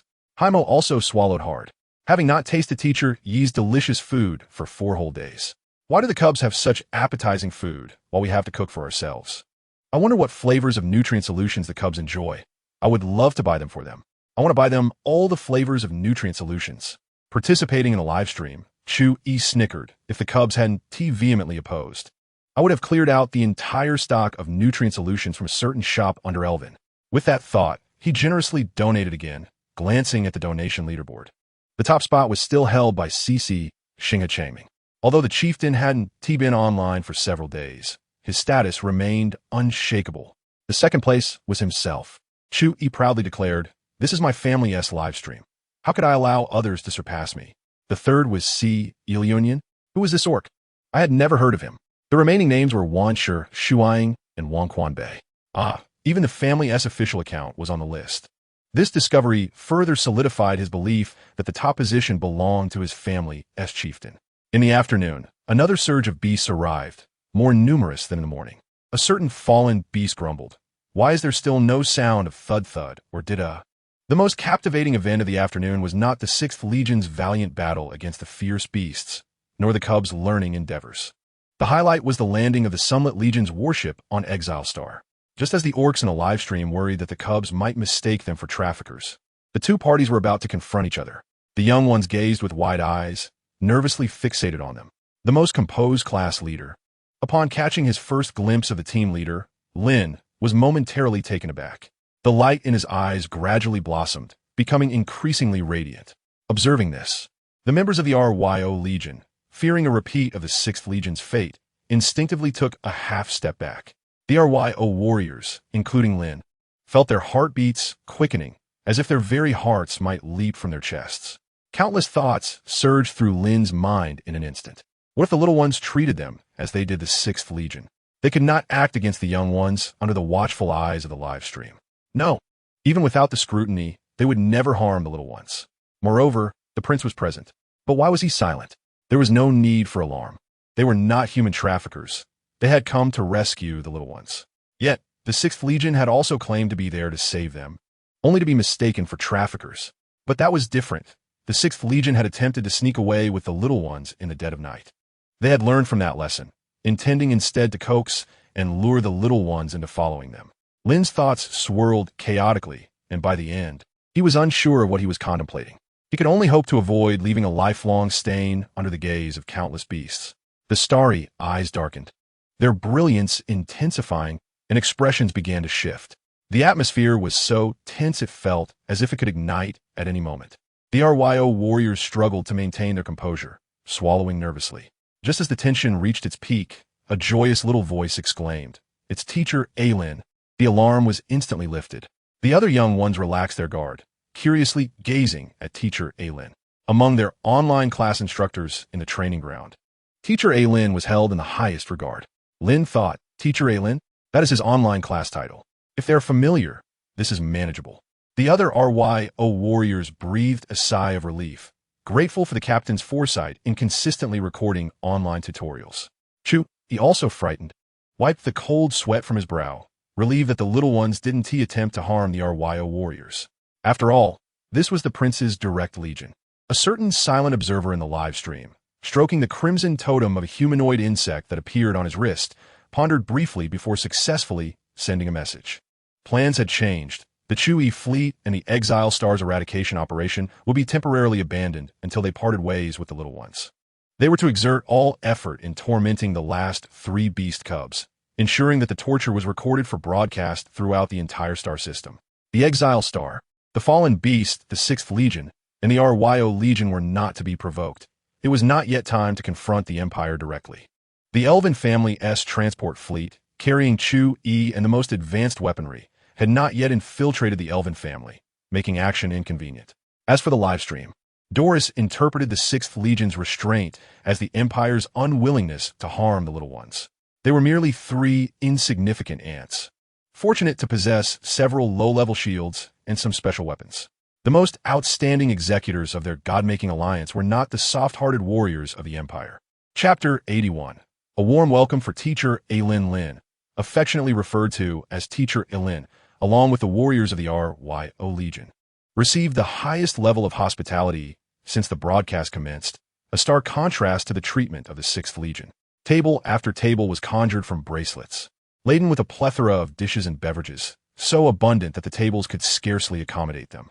Doris and Leo buzzed around like diligent little bees, eager to cater to the class leader's esteemed Teacher Aylin. Dried meat, peach crisps, yam cakes, osmanthus cakes, taro cheese balls, meat sandwiches, sweet beans, soup dumplings, egg tarts, and milk were all laid out with meticulous care. Doris and Leo thoughtfully arranged the seating according to the number of guests at each table, striving to ensure everyone had a share. However, Doris, favoring what he deemed the most delectable treats, milk and egg tarts, as well as the dried meat prepared by Haimo, secretly piled extra servings on a Lin's table. After arranging the food, he contemplated the lack of beverages and retrieved a drink preparation station and ingredients from his spatial necklace. The sounds of chopping, clattering, shaking, and stirring filled the air. Soon, passion fruit tea, family fruit tea, and various milk teas were presented on the table. The RYO warriors were reluctantly seated by Leo, who tugged and pulled them into their places. The holographic projections of the little black cat Phil and the little rabbit Bernie spun around them, with the most curious ones hovering near Teacher Aylin. Haimo stood obediently by Teacher Aylin's side. Teacher Aylin, Chubobo, says, "I'm only a holographic projection now. I'm sorry I can't personally entertain you," Haimo lamented, wishing he could truly meet Teacher Aylin. "But don't worry. Duo and Leo will help me host you and your good friends." The innocent admiration in Haimo's eyes was evident. He misunderstood those around him as good friends, just like he was with Phil and Duo.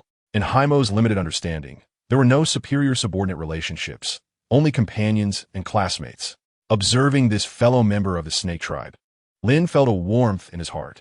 For a moment, he forgot this was merely a holographic projection and instinctively reached out to stroke the snake cub's head, only to pass through it. Haimo, perceptive and understanding, adjusted his angle, placing the top of his projected head under Lin's hand, feigning a nuzzle. Then, he looked up at Teacher Aylin with an expression seeking praise. Having soothed countless young ones over the years, it was the first time Lin felt this kind of affection from a cub, warming his heart. "Teacher Aylin, please have some." Doris, holding the last cup he had prepared with a hint of nervousness, placed it beside Lin. This drink contained many treasured ingredients, and he had crafted it exclusively for Teacher Aylin, ensuring no one else had the same. He was anxious about being discovered for his favoritism. The soldier, firmly seated by Leo, hesitated, glancing at Lin with a troubled expression. "Captain, are we eating or not? The little ones are so warmly welcoming. If we don't eat, it feels terribly wrong. But if we do, we can't shake off the image of the unidentifiable substances fed to the 6th Legion this morning and their grim fate, which protests both physically and psychologically, despite how appetizing these dishes smell and look." The 6th Legion members, standing by, were told to eat as they pleased, remaining silent once they began. Chu-Yi was envious, wondering why the little ones flocked around General Lin the moment the RYO Legion arrived. It was indeed a difficult choice. If it were me, I would also succumb to the little ones' enthusiasm. Is the 6th Legion reveling in their misfortune? This is the first time I've so directly experienced the meaning of the phrase "unable to refuse such hospitality." Suddenly popped his head out from beside LN, placing his hands on LN's thigh and straining on his tiptoes, innocently gazing up at his class leader, LN Elosh. "Why haven't we eaten yet? Is it because of that little brat who was beaten by our royal prince? Did he get beaten again today when no one was watching? His clothes and face were all dirty." LN felt a surge of guilt, shame, and a complex array of emotions that momentarily short-circuited his mind, leading him to command, "Eat." As soon as the words left his mouth, he regretted it, but he restrained himself. Military orders are as firm as a mountain, no matter how much they resisted. The warriors of RYO resolutely complied. With a determination to face death, they trembled as they reached for the food before them. In those brief seconds before they shoved the food into their mouths, countless comforting thoughts swirled through their minds. Although it was made from natural plants, if the little ones could eat it, so could they. The natural plants might be a bit unpalatable and slightly radiated, but what had they not gnawed on during battle? The physical constitution of adult beastmen was not something the little ones could compare to. Moreover, it had already been confirmed that cooked natural food was edible. It was nothing to worry about. The taste was merely a bit lacking. They had eaten things from the Old Culture Research Institute before. Besides, this was a gesture from the little ones. If they had to die, so be it. Resolutely embracing the spirit of severing one's own wrist, they closed their eyes, opened their mouths, and went for it. However, the moment the food entered their mouths, everyone froze. How tender and fragrant it was, sweet and delightful. This one was sweet beans. The little ones had smaller bowls, and he finished his in one go. No, it was clearly soft and glutinous, even stretchy. The flavor was extraordinary. This one was glutinous rice balls. Meat. It was minced meat, the first time they had tasted such delicious meat. Savory, tender, juicy, salty, fragrant, fresh, with a hint of sweetness when savored carefully. The outer skin was equally delightful, possessing a fragrant, chewy texture that made it enjoyable to bite into. This one was a meat sandwich. This flavor was truly exquisite, crispy and rich in dairy aroma, with filling inside that had a soft, crumbly texture. This was a simple version of peach crisp. The outer skin was fried, naturally fragrant and crispy. Before the first bite, They wore expressions akin to those about to face the guillotine. After tasting, they were overcome with ecstatic delight. Thus, the audience and all the beastmen present witnessed a frenzied battle at the dining table. Damn it, that's mine. Didn't you see everyone has their own portion? Get lost. Who said we each get one? In our legion, meals are based on strength. Just wait. When we return to the training ground, I'll beat you to a pulp. Hey, put down what you have. What are you doing? Taking advantage of the chaos. Taking advantage? Clearly, you two were the ones arguing. What is wrong with me helping myself a little? N had yet to eat and was dumbfounded watching his subordinates. They were such good actors. To appease the little beastmen, they were putting in so much effort. Each one was performing so convincingly, without a trace of theatricality. Realizing this, N felt a sense of urgency. It was bad. He knew his acting skills were surely inferior to those of his subordinates. He couldn't let the little ones down. Him watched and Osh, remaining still, lips pursed, ears slightly flushed, feeling a tinge of disappointment. LN, don't you like it? A surge of courage and confidence suddenly welled up in LN. Wasn't it just acting? He could do it. I like it. I really enjoy it, he proclaimed, shoving the food into his mouth. The moment it entered, he understood. Chapter 82. I want to become a guardian as impressive as you. It turned out, there was no acting, only genuine emotion. How could those fellows possess such remarkable acting skills? After swallowing, he found himself reminiscing about the culinary creations he had once tasted. What had he eaten in the past? Dark culinary disasters. As he observed Osh eat several dishes without selecting the jerky specially placed beside him, DLS felt anxious and silently nudged the jerky closer to LN. What is DD doing? N still didn't T notice. HIM pursed his lips. Diadis nujid again. Do you want General N to try the jerky? Now Ellen noticed. Diadis, too flustered to feel shy, directly shoved the jerky into LN's hand, tilting his little head up with anticipation, speaking, Osh, you must try this. It's super delicious. What is so tasty about jerky? However, if the little mountain sparrow wants me to eat it, I would be willing. N was puzzled, but since it was a gesture from the little one, he unhesitatingly put it in his mouth. The jerky was a staple food they carried during battles. Although beastmen in the Starry Realms had gotten used to drinking nutrient solutions, these solutions could not guarantee the energy consumption of warriors during combat. They had to consume specially made jerky. Unlike the massive energy supply provided by jerky, its taste was enough to make warriors avoid it at all costs. Therefore, usually, warriors would rather starve than touch jerky, not even a single bite. This was also why LN had completely overlooked the jerky, even though it was right at hand. Not just him, but all the other warriors felt the same.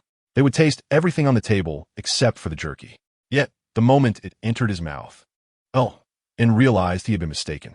It was entirely different from the jerky they had eaten during wartime. The jerky that the little one had handed him bore no trace of the characteristic stench of beast meat.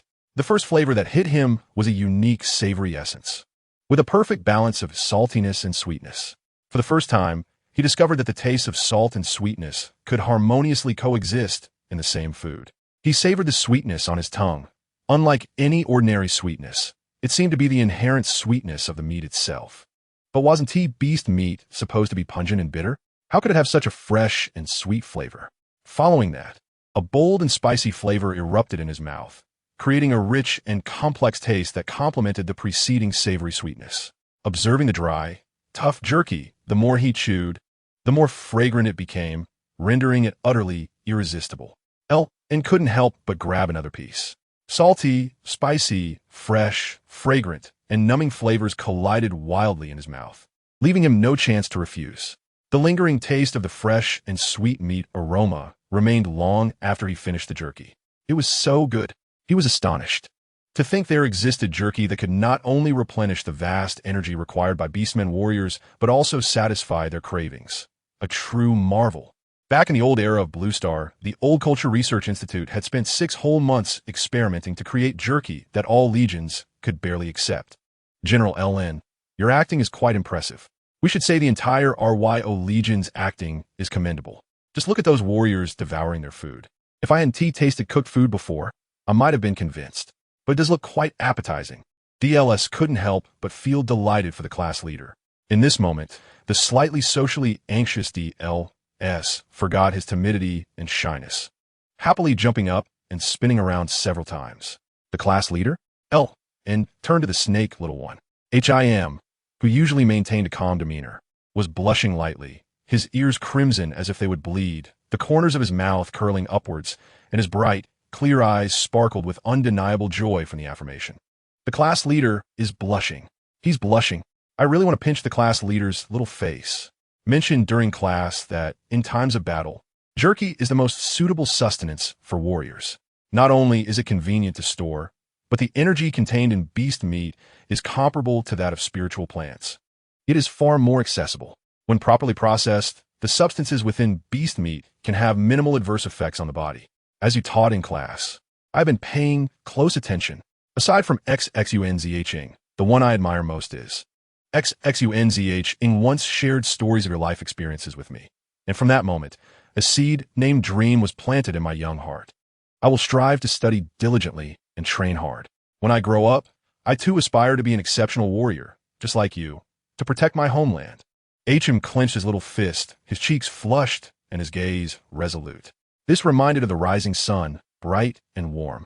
His classmate, the Beast Man, felt a pang of jealousy. How could a general earn the adoration of such an adorable little beast? Had they known back then, they would not have refused the online courses at the young beast training ground. Who knows? Perhaps it would be them who are now revered by the little ones. How I feel like I have swallowed a sour fruit. Bitter, astringent, and sour. I am honored to become the goal you pursue. I await you in the Imperial Legion. Stood, saluted with a military gesture, and made a solemn promise to the little one. How touching. They in general seem to be reciprocally devoted. How infuriating. Those eyes lacked decorum, they just peed. Him felt a surge of excitement, mimicking gestures and returning the salute, his big eyes smiling like crescent moons. Him is truly delightful when he smiles. It's rare to see so joyfully beaming. Oh dear, what do you mean by I await you in the Imperial Legion? TSK. Classmate Beastman silently exchanged glances with his companions. Becoming the light for the little ones, the general must be overjoyed inside. Beastman rolled his eyes, his expression a mix of disbelief. Who would have thought the general could speak so charmingly? Beastman C grinned, silently responding to his companions with a smirk. My classmates are truly my mirrors. I told myself I wasn't envious at all, yet the metallic reflection on the wall betrayed my ugly, jealous facade. I lament the narrowness of my own heart. Beastman A, growing increasingly envious, rudely snatched the jerky from his hands, ignoring the rest on the table. He's doing it on purpose. Isn't he? Looked up. General, allow us to taste the jerky specially made for you by the little ones. Let us see if it is sweet and tender. Beastman A murmured inwardly. After tasting it, he felt even more envious. The flavor and texture were indeed unparalleled, but a sourness bubbled up within him. The savory, spicy jerky now had a hint of bitterness. Thinking of their current luxurious treatment, all thanks to, his heart brimmed with jealousy, enough to form a small stream. Beastman B and Beastman C, seeing his expression, could not resist snatching the jerky from his plate, leaving none for him. After tasting, their expressions mirrored Beastman A's. Truly, brothers in arms think alike. Beastmen A, B, and C. Once we return to, we must contact the online course coordinator for the Young Beast Training Ground. General, this flavor is far superior to that of our Legion. Beastman A remarked, his tone dripping with envy. Beastman B and C nodded in agreement, their envy palpable. Could it really be that delicious? Impossible. Beast meat is notoriously unpalatable. If it weren't for our male Beastman genes demanding energy from such foul-tasting sustenance, who would dare gnaw on it? While writing about the jerky, I savored numerous pieces of dried beef jerky. It was delicious, with a sweetness unique to beef jerky, becoming more addictive with every chew. I truly wrote about the taste, not merely out of craving. When I first wrote about HM making jerky, I could have chosen another type of food, yet beef jerky is simply too delectable to resist. HM, you teach me to fight and nurture my growth. I wish to become like you. Chapter 83. The 6th Legion cleanses its name. Just as everyone was debating whether jerky was indeed edible, Li appeared out of nowhere. His cheeks rosy like a ripe apple, hands on his hips, boasting, of course, this flavor is made by our end, and received a score of 90. Proudly, he held up 8 fingers, looking as if he himself had earned the 90. Look at that proud little beast. I just want to douse him with cold water and tell him he is 1 finger short. Ha ha ha. Li says 90, but only shows 8 fingers. Those chubby little paws look so tempting, I could just bite them. Clearly, the little fox's math skills leave much to be desired. Mdu lowered his head. His face flushed as he silently helped Li raise another finger. Mdu is so cute, blushing. Why are you shy, little sh&q? It's not like you miscounted your fingers. Proud Li miscounted, beams with delight, while the correcting Mdu blushes crimson. Haha. General, the jerky. Although Beastman C felt envious, he did not forget the matter at hand. Cleared his throat, inquiring about the jerky. This jerky was indeed urgently needed by the Legion. It was made by me and GXO, following the textbook's recipe, HM stated candidly. Is it the jerky we made in the last cooking class? Wiley and I, thought to himself. Wasn't it delicious? XXUNZHang's textbook is what we used. There are other flavors, but the large beastmen favor spicy, so made plenty. The commotion at the table drew the attention of other little ones, who excitedly gathered around, eager for knowledge. Just as HM was about to share the recipe, and the other 3 beastmen quickly intervened. That was close. They nearly became the disgraced figures of the Imperial Legion who deceived the little beast cubs for their recipes. Thinking of this, cast a guilty glance at the little prince resting atop Mdu's head. The little prince had just reprimanded the cubs, and they could not allow him to overhear the recipe. And the beastmen A, B, and C firmly refused the little one's request for the recipe, insisting it must be discussed with you NZHing. But we mentioned how to make it during our live class. I could not comprehend why it was forbidden. UNZHing stated that these were basic recipes, and there was no need for secrecy. The wooden tablets in the library contain the true, confidential recipes, but their current abilities are insufficient to replicate them. We are soldiers of the Empire, and we cannot take your kindergarten's recipes for free. The matter of the jerky will be formally negotiated by the Empire with your UNZHing. Although he knew the little beasts might not understand, felt it necessary to say so.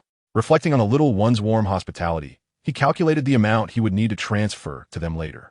Beside them, Chu Yishuang, who had long been simmering with jealousy, sauntered over with arms crossed, immediately launching into derision.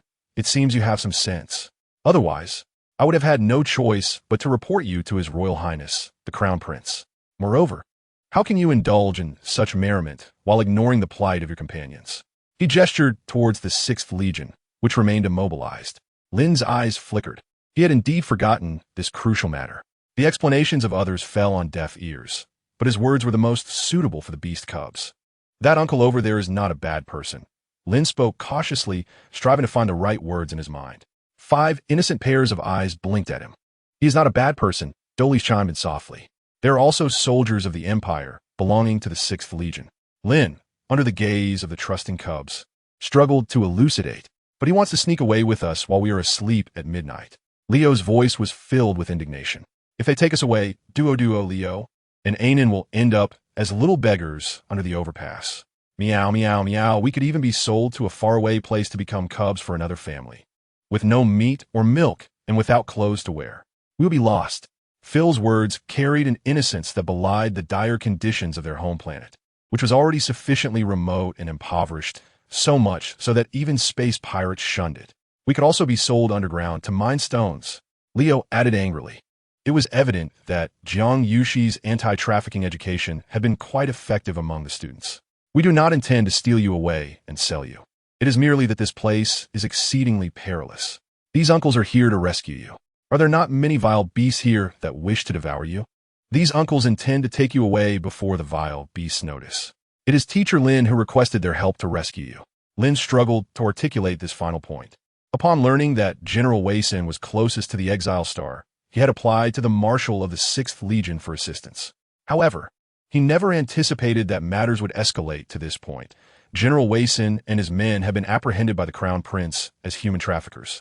Upon hearing Lin's account, the 5 cubs turned their gazes towards Jiang Yuan, seeking his judgment. The little milk tiger opened his eyes impatiently. Danger? What danger is there on this planet? Apart from those big bad beasts, none can fight. Yet his psychic senses revealed no signs of deceit from the beast man.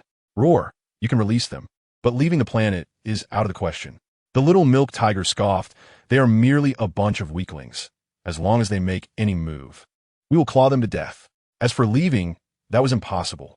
He had promised the little female that if they got separated, he would wait for her in the same place. Thus, the warriors of the 6th Legion were released from their confinement by Leo and Dolis. As for the puppet talisman, Doles chose to disregard its existence. Anan only mentioned wanting to release them, not to retrieve the talismans. Lin was momentarily stunned, having thought the issue lay with the cubs. He could never have imagined that the one refusing to leave the exile star was his own prince. Since their encounter, the prince had not given them a single glance.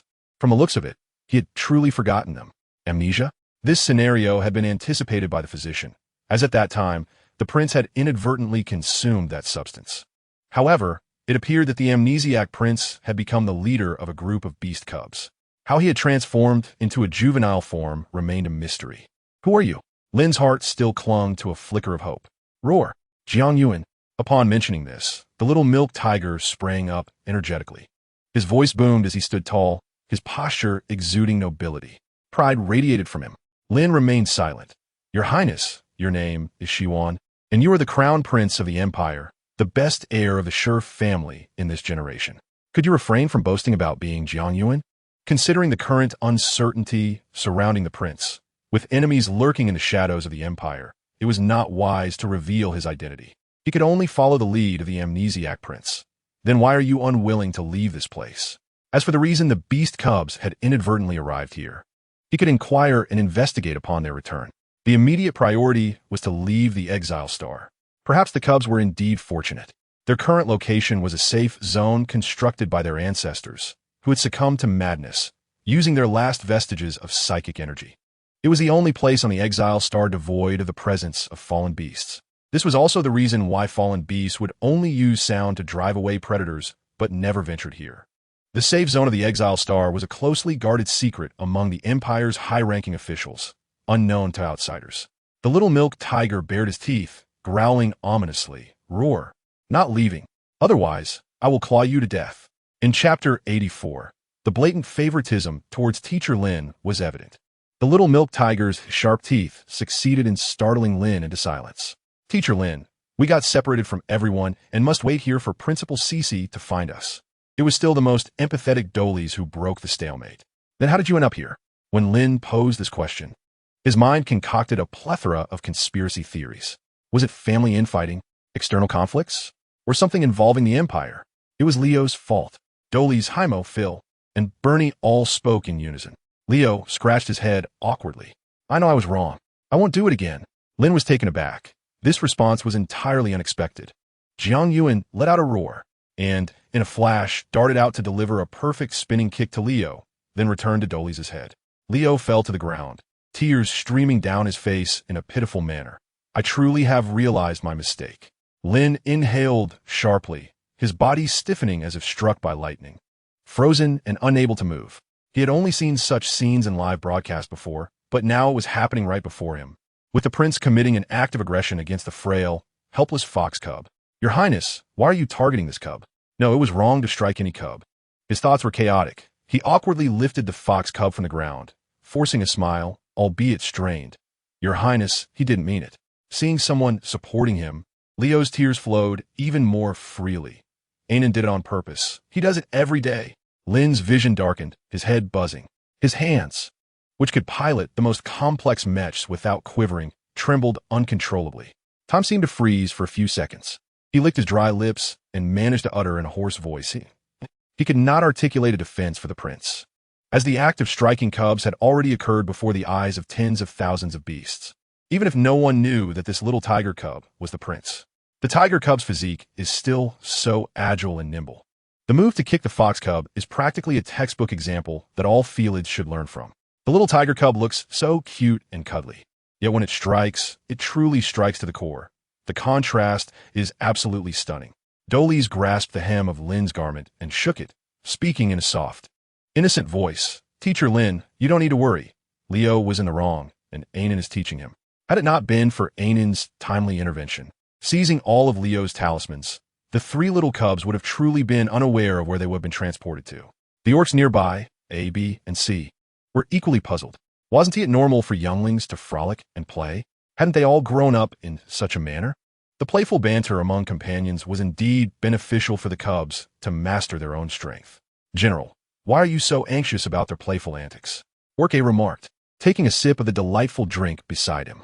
The flavor was exquisite, a harmonious blend of tangy sweetness accented by a subtle fruit and tea aroma. Unable to resist, Orc A took another hearty gulp, slurping audibly. Rin, feigning calmness, released Leo and chuckled awkwardly. Indeed, haha.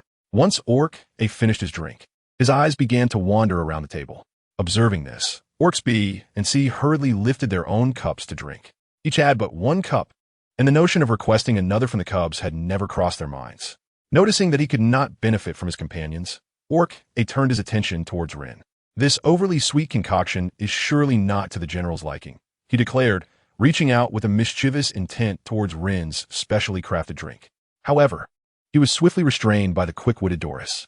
With a furtive glance, Doris pressed his small paws firmly against the bamboo cup, stammering, "Tish, this cup is specially made for A. Rin." His voice dwindled to a whisper. Doris fretted. Did everyone notice that their drinks are different from A. Rin's? What should I do? The cub's anxious demeanor piqued the curiosity of A, B, and C, who gathered around him teasingly. Doris was so tense he was nearly sweating.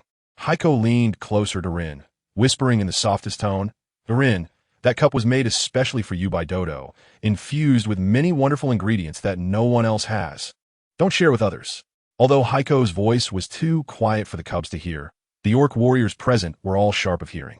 Of course, the viewers in the live stream were also privy to this exchange. This is the cub's blatant favoritism towards General Rin. The little sparrow cub, doing this for the first time, appeared quite guilty. The Daylight Warrior remarked, "I inexplicably feel a bit envious." This sentiment was shared even by the recently liberated 6th Legion. The members of the 6th Legion appeared disheveled, a stark contrast to the Daylight Legion. Weezin approached with a grin that barely concealed his teeth, his smile strained. "General Rin, you are quite fortunate." He had never anticipated that a routine emergency rescue operation would lead to such an embarrassing situation, instigated by none other than a still nursing little tiger cub. As he contemplated this, he shot a fierce glare at the resting Jiang Yuxi. Little did he expect to suffer such humiliation under the gaze of countless orcs. His eyes darkened as they fell upon the floating live stream equipment. He could easily imagine how the online viewers were mocking the 6th Legion behind their backs. Weezen's glare was imbued with malice. Understanding the treatment of the Daylight Legion compared to that of the 6th Legion underscores the importance of having a good leader. At that moment, Leo returned with several cups of drink. "No need to fight. I can make more for all of you." The drinks in his hands bore an uncanny resemblance to the mixed porridge from the morning, even without opening the lids. The orcs present could detect an unusual scent wafting from the cups. Weezin felt a twitch at the corner of his eye. The ominous aroma brought back memories of the toxic substance forcefully shoved into his mouth that morning. He restrained himself. They were still live streaming, and he could not afford to further tarnish the 6th Legion's reputation. Why do the cub's creations always differ from everyone else's? It feels as if consuming it might lead one to reunite with their ancestors. The most concerning aspect is that he particularly loves cooking. Has he ever tasted the products he creates? Seizing the opportunity, while everyone's attention was diverted to Leo's proud creations, Doris hurriedly thrust the specially crafted drink into Rin's hands, whispering urgently, "Rin, drink quickly," fearful that others might overhear. As the cups clinked together in haste, a small amount of liquid splashed out, releasing a hint of energy. This caused Rin to pause, locking eyes with Weezin. The latter, filled with resentment, spoke with a tone laden with bitterness. "General Rin, you should drink this thoughtful gift from the cub." His gaze subtly indicated the live stream equipment. Rin understood, promptly downing the contents in one go. As expected, a warm, healing energy coursed through him, ultimately settling at the site of his hidden injuries, quietly initiating their restoration. The effect was comparable to the finest healing potions in the army. Weezin was infuriated. The substance in Rin's hand was far purer, gentler, and more abundant in energy than the potions and pills the cubs had provided for their injuries that morning. In the fleeting moment, their eyes met. Both made a silent pact. They would discuss it further upon their return. In the unnoticed corners of the live stream, the sound of notifications echoed, announcing, "The Sunshine 3rd livestream has begun." The audience was astonished. Did the other 3 cubs also start streaming? Naming the stream proved challenging, as they feared the auto-generated titles might overlap. Chapter 85. The Sunshine 3rd livestream begins. King Zhuxia, the stoutest of the cubs, lounged languidly in a rocking chair, exuding an air of leisure and relaxation, his chubby face radiating contentment. Surrounding him were several adult male orcs, diligently massaging his shoulders and hands, while one male held a broad branch overhead to shield him from the sun. Gassio and Boar quietly read nearby. What a sight, quite painful to behold. Their sycophantic expressions make my skin crawl. The two males, whose hands are broader than the cub's shoulders, are absurdly using both hands to knead one shoulder. They're practically curling their fingers. My eyes hurt. I need to see an ophthalmologist. What a display of affectation. How shameful. Look at those 6 males, delicately pinching shoulders and using the force of their fists to massage the air. Did their fists even touch the cub? They brought disgrace upon all male orcs in the galaxy. Though the cub is a bit plump, does he truly require 6 males to attend to him? 2 for shoulders, 2 for hands, and 2 for feet? King Zhu, what shall we feast on tonight? A coarse voice queried, edged with a high pitch. King Zhu, you mentioned something grand for tonight. Another male chimed in, his tone similarly eager. The 6 male orcs, unwilling to be outdone, clamored around Zhu, vying for his favor, fearing neglect. This live stream is teeming with male orcs. Zhu, a king? Has the plump cub ascended to royalty? To be fair, the plump cub truly does resemble a ruler in his 3 palaces and 6 courtyards. Are the plump cubs hunting on the hunting planet? Hunting Planet 584, with several males beside him being key members of the renowned Cheetah Mercenary Corps. Such a decline in morals, to see 6 shameless orc males commit such disgraceful acts. What does doing something grand mean? Zhu rolled over, allowing his back to be massaged, nodding contentedly, his eyes nearly closing in relaxation. How did the meat you soaked fare, my dear cubs? A male orc swiftly darted out from beside, his expression obsequious, his high-pitched voice still clipped. Your Majesty, Zhu, rest assured that the tasks you entrusted to us have been meticulously executed. All the beast meat has been cubed and skewered, and along with the twigs, has been marinated with the potion you provided, diluted with 10-fold pure water, and soaked for 15 hours, followed by a 3-hour curing process. Another male orc glided out gracefully, kneeling beside Zhu, his voice still pitched. My king, the 10 pots of braised delicacies you prepared this morning have been simmering for an hour and will soon be ready. The lingering tone sent a shiver through the air. Nearby, a burly male orc presented a cup of sweet water to Zhu, his movements gentle, carefully feeding it to him, wiping away any spilled droplets with tender care. It was hard to accept. Had they not been fawning over a chubby little figure, I might have thought this was an extravagant courtship scene. What had the chubby one done to earn such deference from the vice-captain of the Cheetah Mercenary Corps? There was a hint of strength in this, as the vice-captain, known for his cold demeanor, served the little one with the humility of a devoted spouse. The school bell rang, signaling the end of class. Jiaxia Ao and Bo Air stowed away their books, preparing with methodical precision. The eager orc hurried to curry favor with the 2 youngsters. Was it not enough to please Zhu? Now, even these 2 young ones were vying for attention. The expression on his face suggested he was fearful of losing his chance. As the high-tech barbecue stall, the braised meat station, and the beverage preparation area were all set up, Zhu lounged in a rocking chair, swaying gently. Zhu, it's time to get to work, urged Jiaxia Ao.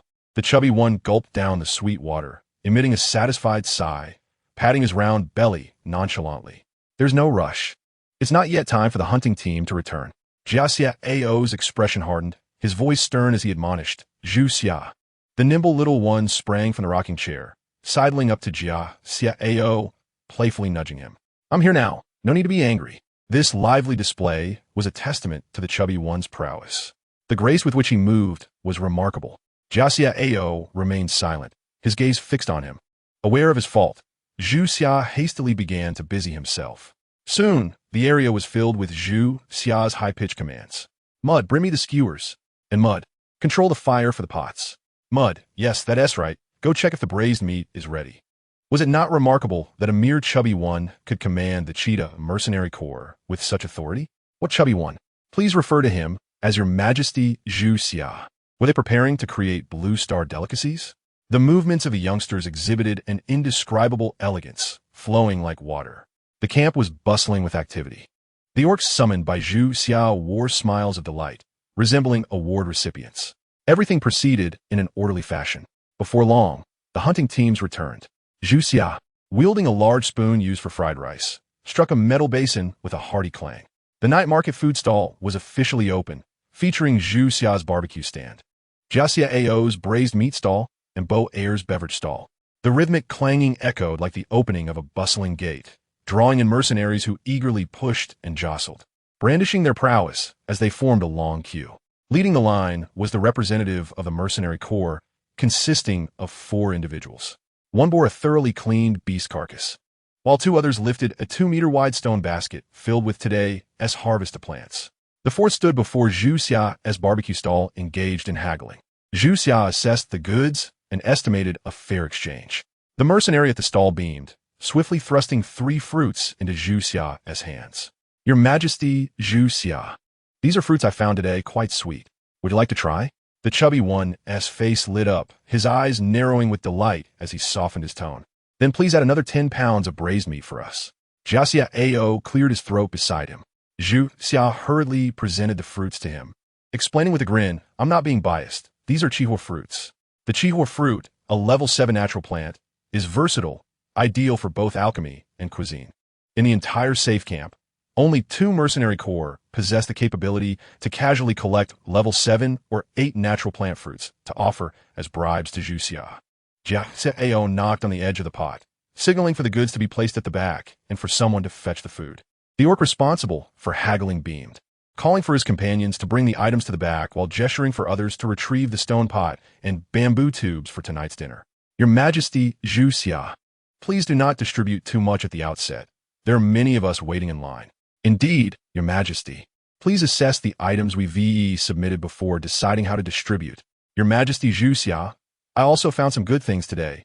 Please reserve some for me." The chubby one proudly thrust his round belly forward. "Your Majesty, I always keep my promises. Whenever we start a live stream, everyone shall have a share of dinner. Tonight, there would be 4,000 pounds of braised meat, 3,000 pounds of skewers, and a drink for everyone." Jiaxia Ao gestured for the orcs from the Cheetah Mercenary Corps behind him to help lift the pot lid. "Live stream?" The orc mercenaries in line glanced up at the live streaming equipment overhead, instinctively bowing in respect. This was their source of sustenance. It warranted reverence. The orcs gathered around the live stream, engaging in animated discussions post-bow. The live streaming equipment had finally arrived. Otherwise, judging by the previous methods of consumption, I feared I would starve from longing. Who could argue?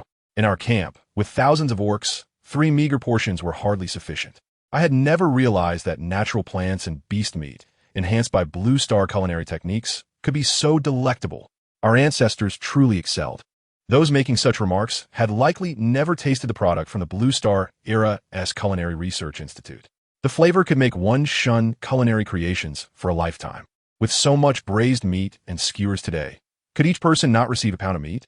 I particularly enjoyed the large intestines. They were infused with flavor, rich and oily, with a unique chewiness. How could even the intestines of animals be prepared so exquisitely?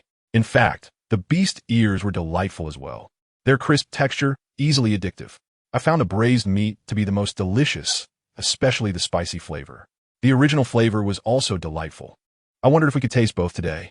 The beast hooves were cooked to perfection, separating the meat from the bone with a tender bite, melting in the mouth without feeling greasy, no matter how much one consumed.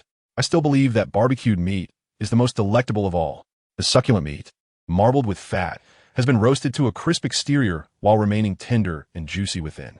Even more enchanting is the deliberately charred fat, releasing a subtle aroma that dances and sizzles upon the skewers.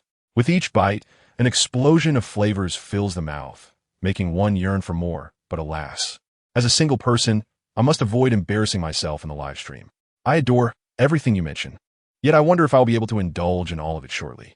After savoring the grilled and braised meats, the most satisfying moment comes with a refreshing drink that cleanses the palate.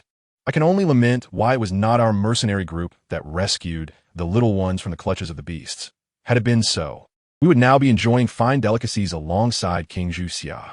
The fortunes of the Cheetah mercenary group this year truly evoke my envy. It is uncertain what stroke of luck they have encountered. Previously, that vice leader managed to procure some elusive Sanqing Lu or Sanqing Shui, sustaining their entire group without any resources until rescue arrived. It is disheartening that King Zhu Xia has once again favored them with special provisions. The keen-eyed mercenaries noticed the first batch of barbecued skewers being served, and Zhu generously distributed 10 skewers apiece to the cheetah members working hard behind the scenes. Zhu remarked that anyone could find themselves starved, except for the chef. Moreover, these are individuals protected by King Zhu. How could one watch others feast while harboring desires themselves? Furthermore, it is certain that the first serving of braised meat from Jiang will also be allocated to the cheetah members first.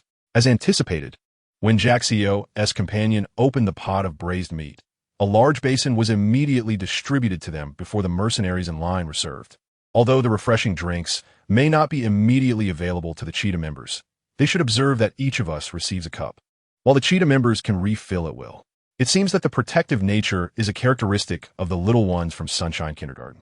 One must wonder about the peculiar fondness of the individual who expressed a liking for intestines. Imagine the sensation of biting into one, with the contents spilling forth. Evidently, the cheetah mercenary group has indeed rescued the little ones, and they deserve our heartfelt gratitude. The fervent expressions of these mercenaries suggest that they are not merely indulging the little ones in games, but genuinely crave the food. The description of that substantial skewer of roasted meat has successfully tempted me, yet upon opening the takeout from the Old Arrow restaurant, my appetite vanished instantly. The cheetah mercenary group appears to be relishing their meals genuinely. Is there no sensory sharing feature in this live stream? I have long wished to voice my discontent. While the first live stream may have its reasons, the second being inconvenient during interstellar travel is understandable, but this third live stream, situated in a secure camp with a stable star network, ought to have such a feature. Must they be so stingy? I shall lodge a complaint with the headquarters of the live streaming platform. Calm down. The live streaming platform does not concern itself with whether the kindergarten has holographic sensory perception. The sight of a group of beastmen driven mad by culinary delights from Blue Star is quite a spectacle. I wonder if anyone is managing this live stream. As the comments flood in, there is a strong demand for the activation of the holographic sensory function. The little ones are swift in their actions. Yet no matter how fast they are, they cannot prevent the queue of mercenaries from growing longer, which includes not only the mercenary group, but also scattered mercenaries and interstellar hunters. However, without exception, no matter how fierce the beastmen may be, they exhibit a demeanor of decorum in front of the little ones, strictly adhering to the new regulations established since Zhu arrival. The new regulation states that during dinner time, exchanges of food must occur in the order of the previous day's competition, in an orderly manner without noise, allowing the little ones to determine the quantity of food exchanged. After all, the last mercenary group that attempted to forcibly seize food from the beast cubs was collectively expelled from this safe camp. This is the first time this camp has shown such unity and exclusivity. The mercenaries lament that if more come, will there be enough food for all? 110 skewers of barbecued meat. All the fatter ones, please. The second batch of roasted meat is ready. Zhu, using hand gestures, sends the skewers into the large basin carried by the mercenaries. Jiang has rolled up his sleeves, standing tall, diligently scooping braised meat from the pot while reciting 20 pounds of tendon meat, 5 pounds of intestines, and finally 5 pounds of vegetables. Upon hearing the mention of vegetables, Zhu scoffed. Which beastman picked so many herbs yesterday? Shouldn't they be discreet about foraging? They should be asking for meat. Even Zhu's words are not heeded. Such audacity! Jiang, without lifting his head, coldly replied that none of the dishes prepared these days contain vegetables, and upon returning, they will report this to Headmaster Cici. Zhu has a fondness for meat, eggs, and dairy, but detests vegetables. In the past few days, since being away from Headmaster Cici, it has been like a bird released from its cage, indulging in a feast. Jiang suspects Zhu has gained at least 5 pounds. It is a temptation that cannot be resisted. The mercenaries in the camp know of Zhu's love for food and will offer him any delicious finds. After being prohibited by Jiang, it has turned into a clandestine affair. Bernie's cold drink stall is also immensely popular, catering to thousands of beastmen. 1 drink per beast. It would be too much for any other little one, but Bernie is the top athlete in the class. His stamina and endurance are unmatched. With the aid of advanced technology and spiritual energy, serving thousands of cups is no burden for him. Yet, Bernie gazes perplexedly at the ever-growing line, feeling that there are more and more uncles around these days. Is it not customary for these uncles to venture into the forest and not return to the camp for days? For the sake of a meal, the mercenaries return to the camp daily. The viewers of the live stream guessed correctly. There's indeed a Beast-Man specifically managing this live stream. As more voices called for the activation of the holographic sensory function, the Beast-Man in charge pondered for a moment and then activated it.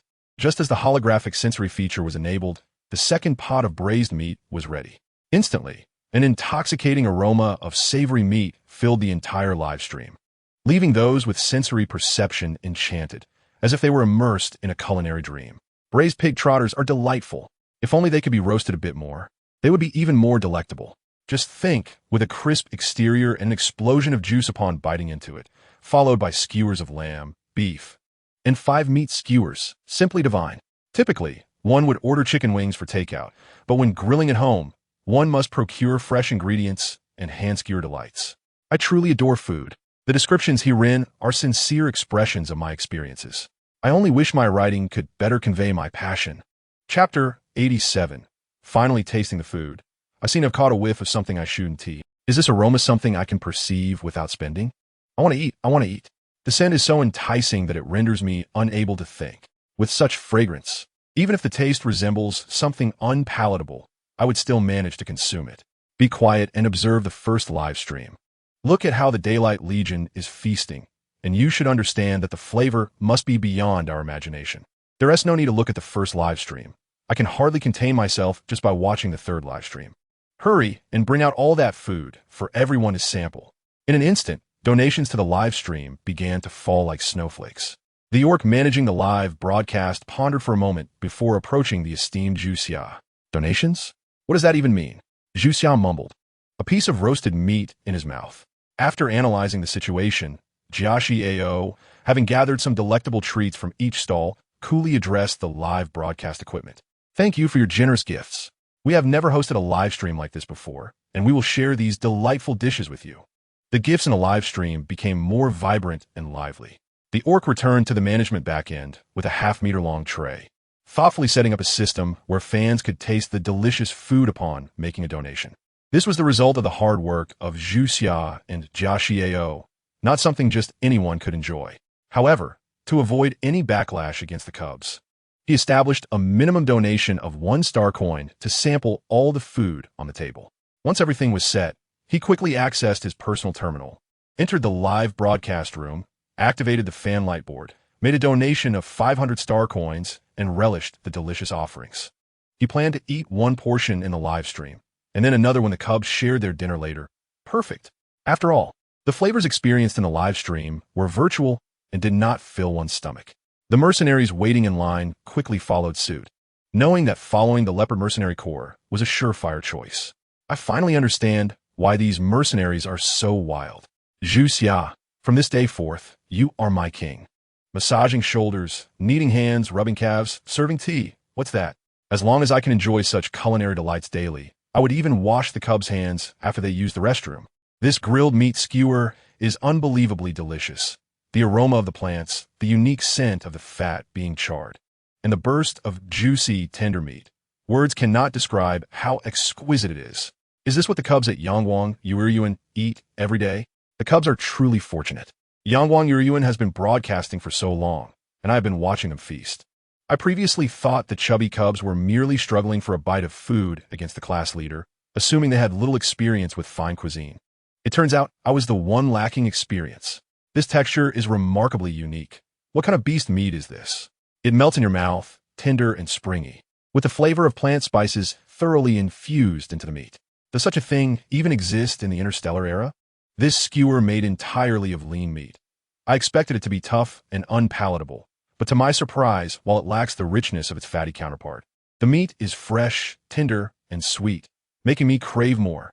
Are the chubby Cubs utilizing their unique skills to carve out a niche for themselves in the safe camp? No wonder our teacher often advised us to possess a skill when venturing into the world. This portion seasoned with red spice is astonishing. It tingles and numbs my mouth. Yet the more I eat, the more addictive it becomes. I can't stop. It's exhilarating. After finishing 1 skewer, sipping on a sweet and sour cold drink is refreshing. Were these strips?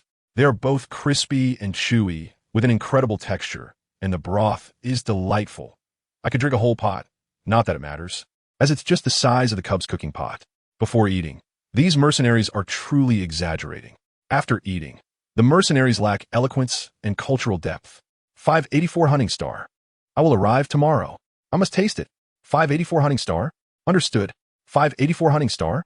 Got it. I'm already packing my things. Halfway through packing, I realized I am a female and cannot venture to Hunting Star alone. I have finished eating. Administrator, are you there? Quickly reset and allow me to make another donation to increase the tasting opportunities. Indeed, I request an increase in tasting opportunities. If you do not set this up, do not let me find out who is managing the live broadcast backend. Startled by the frenzied orcs in the live broadcast room, the administrator hurriedly reset the settings. However, everyone was still dissatisfied. Our interstellar holographic perception technology allows us to only taste 50% of the food's flavor. Aromas halved, flavors halved. If it tastes this good at only 50%, what could it possibly be like at 100%? I dare not imagine. Enough talk. I absolutely must go to 584 Hunting Star. I will contact the mercenary corps immediately. Now, looking at the cubs in the kindergarten, I feel each one possesses remarkable skills. The desire for my cub to attend Yangwang Yuan grows stronger. If my cub were to study at this kindergarten, could they also prepare such delicious food? Could I have my cub make meals for me every day at home? To the one above, confirmed, your cub is indeed your biological child. My cub could prepare original flavor jerky, spicy jerky, peach crisps, yam cakes, egg tarts, milk, roasted meat skewers, and braised pig trotters after school. Brother, your menu leaves nothing out. And you are watching this live broadcast as if it were a food show? For those who wish to cook themselves, you can refer back to previous replay videos. I recall several lessons were cooking classes featuring detailed videos and recipes of the cub's cooking. The ingredients have bin ordered. Starting tomorrow, I will experiment according to the recipes. With my mouth watering, I have already opened the first live stream, enjoying it alongside General Lin's sumptuous spread. Thank you for the reminder. However, General Lin's table appears to be a dessert spread, which does not quite match this all-meat feast. Administrator, when will the chubby cubs prepare us a spread similar to General Lin's? For price, I guarantee the donations will be sufficient. What a splendid idea. Could we perhaps place orders in the future? For price, I remember Zhu Xia was the top performer in the kindergarten cooking class, the best in cooking. Zhu Xia sweated in front of the grill. He thought to himself, so this is what study traveling is about, having fun while enjoying meat. For the past few days, with the class leader absent, the vice class leader and BER had completely allowed him to indulge in whatever he wished. It was truly a paradise as described by Principal Shi. He adored study traveling. Meanwhile, the cubs of Zhu Xia faced a subtle danger. Chapter 88. The third squad encounters assassination and sustains injuries. In front of the snack stall, Zhu Xia was counting the exchange goods from the 3 interstellar hunters before him, when suddenly, several mercenaries sprang from the side and pounced on the weakest BER. The top athlete, BER, slightly sidestepped and narrowly evaded the attack. The leopard mercenaries behind the cubs and the orcs waiting in line reacted promptly, directly engaging the mercenaries who attacked BER. Such reckless individuals, how bold they were. Did they think that Zhu Xia and his fellow cubs were isolated and defenseless in this camp? Not to mention that the culinary creations crafted by the cubs had already won the hearts of all the orcs in the camp. The innate protective nature of the interstellar orcs could not bear to see the cubs harmed under their very noses. As early as the second day after the cubs appeared, they had established an agreement with the mercenaries in the camp. All orcs could exchange prey or plants for the cubs' delicacies, under the condition that they must protect the cubs unconditionally in times of danger. A series of new regulations were set in place to safeguard the interests of the beast cubs. During this period, Zhu Xia promptly activated the protective array to ensure that the food at their stall remained unaffected. The orcs clashed, dust swirling around. An unbearable sight for the food-loving Zhu Xia. This protective formation, having been improved, effectively shielded against dust and similar debris. Zhu Xia, with a huff, meticulously arranged the formation, yearning to continue grilling when suddenly she stumbled on level ground. It was as if something had tripped her, yet upon closer inspection, the ground was smooth and unblemished. An interstellar hunter at the stall reached out to steady Zhu Xia, affectionately ruffling the pudgy arm of the little one. Be careful, little cub. The hunter's face bore a gentle smile, causing Zhu Xia to blink in confusion, absent-mindedly rubbing her arm, which felt as if it had been stung. Something felt amiss, yet she could not articulate it, dismissing it to focus on grilling the skewers. What happened to the chubby cub? Is he cold? It seems he suddenly touched his bare arm. What are you thinking? Lady Zhuxia is by the grill, but this grill is truly unique, unlike our interstellar cooking tools. I think I've seen sunshine cubs, each seemingly with their own. Those orcs that just jumped out wanted to take the cubs away, right? Could it be that they found the cubs' food too delicious and wished to bring them home for daily culinary delights? What a beautiful thought. Just scheming. The commotion quickly subsided. After all, the members of the cheetah team and the lined-up mercenaries were numerous. Once the troublemaking orcs were thrown outside the camp and banned from re-entering, the queue resumed its order. However, many orcs were left with bruises from the altercation, their wounds visible on their faces and necks. Some orcs, having accidentally injured their chests, simply removed their shirts. Is it really that serious? Dozens against 5? Are those attacking orcs so formidable? The orcs protecting the cubs are all injured? Clearly, they took advantage of the fight to turn on their own. Goodness, is this personal animosity? I don't think it's that simple. Indeed, it was not straightforward. For a wounded mercenary, while delivering supplies to his team, kept making faces in front of several cubs, occasionally letting out pained groans. Bo-Er silently observed the injured orc, assisting at the braised meat stall after distributing the drinks. 20 pounds of braised meat, 20 pounds of vegetables, 10 pounds of tendons, and 3 pounds of beast ears. As he filled the last 10 pounds of tendons, Bo-Er steadily piled one plate after another. Did they say 10 pounds of tendons? This is already 3 plates. It must be 30 pounds. Now I understand why these mercenaries are injured. They were supposed to be renowned for their exceptional skills. Yet dozens of orcs were beaten black and blue by 5 orcs that seemed to come out of nowhere. It turns out they were here to garner sympathy from the cubs. Indeed, these beast cubs have never encountered the perils of the interstellar beast world, making them easily deceived. Not just these 3 cubs, but others too. I've learned that these cubs easily fall for this trick. The cubs indeed found this tactic effective. They clearly recognized that the large orcs were groaning in pain, and many of the injuries were self-inflicted. They had witnessed it all, yet these uncles had protected them. Since arriving in this place, the cubs had hardly been apart from the large orcs. Whatever they wished for, these large orcs would strive to procure it for them. When the large orcs discovered delicious or fun things in the wild, they would stow them in their pockets and hand them to the cubs upon return. This form of exchange differed from the stall's barter. It required no reciprocation from the cubs, known as unconditional gifts. Zhuxia and the others remembered this well. Thus, they noticed that whenever food was exchanged with orcs bearing metals, there would always be discrepancies in the pricing. The mercenaries, well aware of their advantage, left with self-satisfied smiles, leaving the orcs who could not partake in the fight gritting their teeth in frustration. As dusk descended, the last rays of the sun faded, and the night market's operating hours drew to a close. After bidding farewell to the final queue of orcs, the remaining food belonged to the cheetah mercenaries and the 3 cubs. While dining, Jiaxia and Bo-Er noticed Zhuxia diligently eating while frequently taking breaks to rub her arm. This was not characteristic of the gluttonous Zhuxia.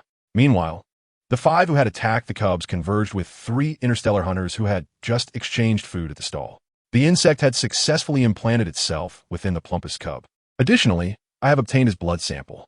You 5, return to the base treatment chamber and recuperate well. I will request an upgrade elixir for each of you from the higher-ups.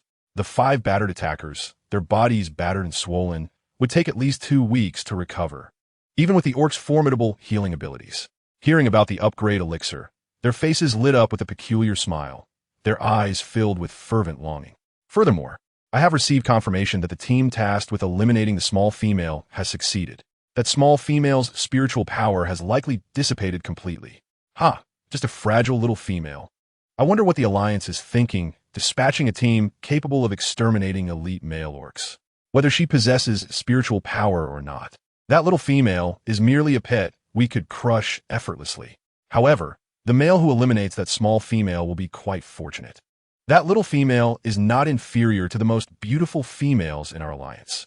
On a distant planet, the so-called pet, Jiang Yuxi, clutched her chest, feeling the emptiness within her spiritual sea.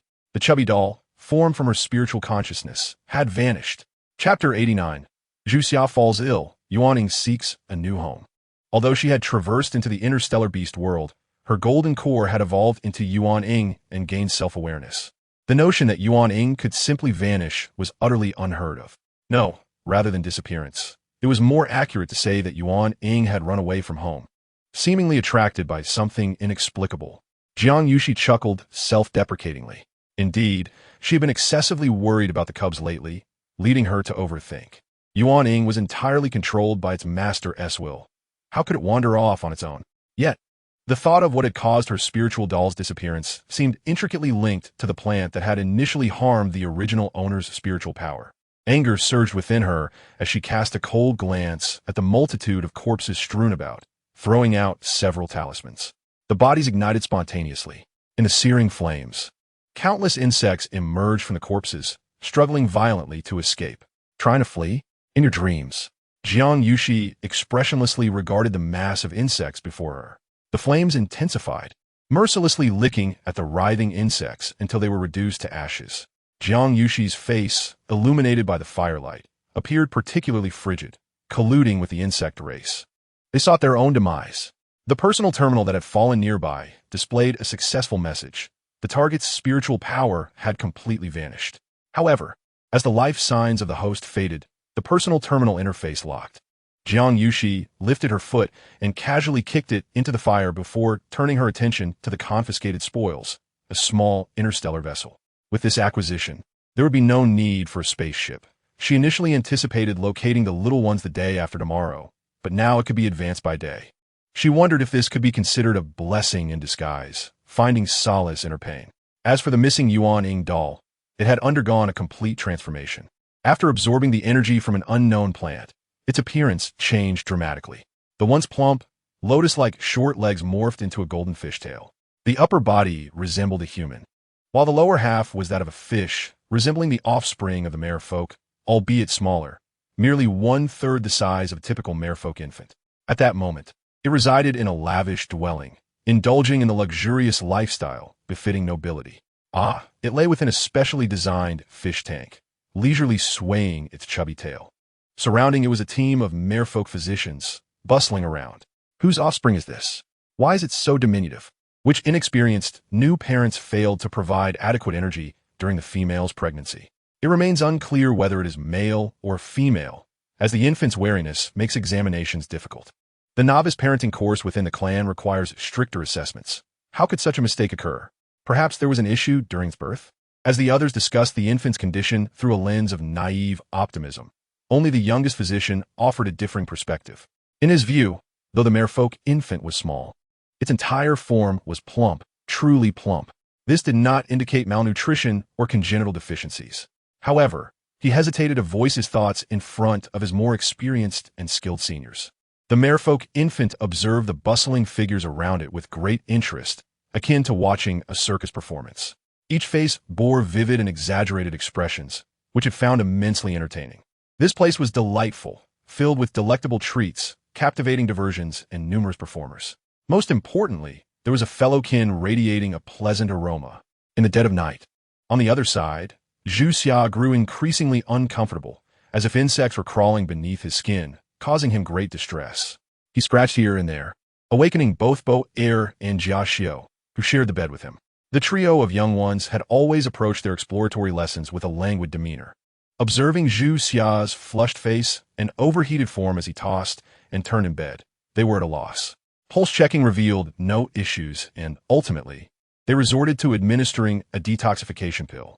It seemed ineffective, so another was given, yet it still did not alleviate his discomfort. Zhu Xia only grew more distressed. Finally, the three young ones exhausted all healing pills and talismans at their disposal. Only then did Zhu Xia cease his feverish state, his body temperature returning to normal. The sensation of insects gnawing at him vanished, bringing him immense relief, like finally quenching one's thirst with a cold beverage after a day spent under the scorching sun. The trio, with half-closed eyes resting on their chins, pondered the cause of Zhu Xia's distress. Jia Xiu theorized it was due to Zhu Xia's indiscriminate eating, while Bo Er believed it stemmed from an inability to acclimate to the environment. Zhu Xia suggested it was because he had eaten too much at night, resulting in an excess of heat. The three young ones, in their innocent voices, engaged in a spirited debate, each refusing to concede. They ultimately decided to document the situation thoroughly, so they could discuss it with their classmates later.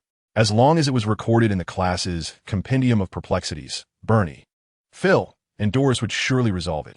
Otherwise, Principal Shishi would assist. At that point, it would no longer concern the three of them. Following the discussion, The young ones felt their worries dissipate, and they peacefully drifted off to sleep. Meanwhile, within Zhu Xia, the dormant insect eggs, having absorbed sufficient energy and blood, hatched. The crimson larvae emerged, feasting voraciously within him. Unaware of their hunger or satisfaction, the freshly hatched larvae gorged themselves. Eventually, they became so stuffed that they dizzily crawled to Zhu Xia's consciousness, where they promptly collapsed and fell into a deep slumber. At that moment, the larvae's ghastly crimson bodies seemed to undergo a transformation, subtly hinting at a golden hue. In a distant galaxy, at the experimental base, receiving reports of task completion, the team of genetic biologists awaiting feedback from the larvae found themselves increasingly frustrated. Over 3 hours had passed beyond the scheduled time, and the experts' faces grew grim. In a fit of rage, one expert smashed the laboratory to pieces. A bunch of useless fools. What completion of a task? They are all worthless, and they dare to apply for advanced divine insects? If the task is not completed, the rewards come swiftly. It appears the mission has failed. Inform them that the task will continue tomorrow. The team leader smiled as he adjusted his golden spectacles, speaking in a gentle tone. Just as everyone was puzzled by the doctor's unusual amiability, the male beast man referred to as the doctor smiled again, saying, of course, if tomorrow's task also fails, the next batch of experimental subjects will be them. The remaining experts were filled with excitement. They regarded this as an opportunity to dissect, study, and modify the elite seeds of the Alliance. They were not concerned about the success of tomorrow's mission. Rather, they eagerly anticipated the chance to analyze the seeds. If they were seeds, they would undoubtedly endure longer in the experiment, providing more comprehensive and detailed data. The entire expert team collectively felt their eyes welling up, and various changes appeared on their faces, some with antennae, others with peculiar patterns or strange protrusions. Only the male beast man referred to as the doctor remained unchanged. Chapter 90. The Sunshine Classroom begins. Another beautiful day dawned.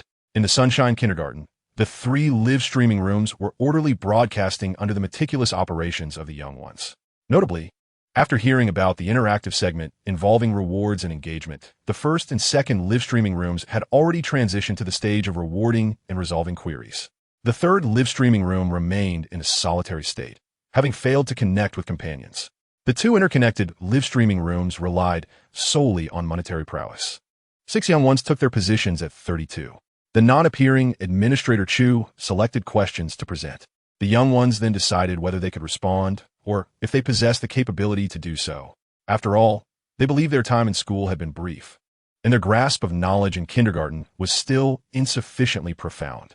With their wishes fulfilled, the beastmen in the live-streaming rooms began to showcase their skills, flooding the screen with long-standing inquiries. The first question came from a female beastman who had managed to secure the initial opportunity for clarification. Young ones, what is that spiritual do you mention in cooking class? I substituted spiritual dew with purified water, and it seemed I created Sanqing dew. However, after forcefully administering it to my beast husband, he had to be rushed to the hospital for emergency treatment. Chu Yi, with a face contorted in discomfort, calmly articulated the query. Could it be food poisoning? The ingredients for Sanqing dew are all toxic, so improper handling could lead to distress. Bernie, who had already regained human form, looked on with wide eyes. Hey Mo elaborated on the refined method of producing Sanqing Lu, leaving no detail unaddressed. Even more comprehensively than the culinary classes at that time, it was almost as if he was guiding them through the process step by step. One could assert that anyone willing to engage could master it. Regarding Sanqing Lu, the young ones made improvements after class. The resulting concoction tasted better, provided more energy, and was considerably safer. With the consent of director Shi, this enhanced version of Sanqing Lu has been widely adopted across various industries on Acite. Receiving excellent feedback, the youngsters were indeed generous, willing to share their refined recipe with us.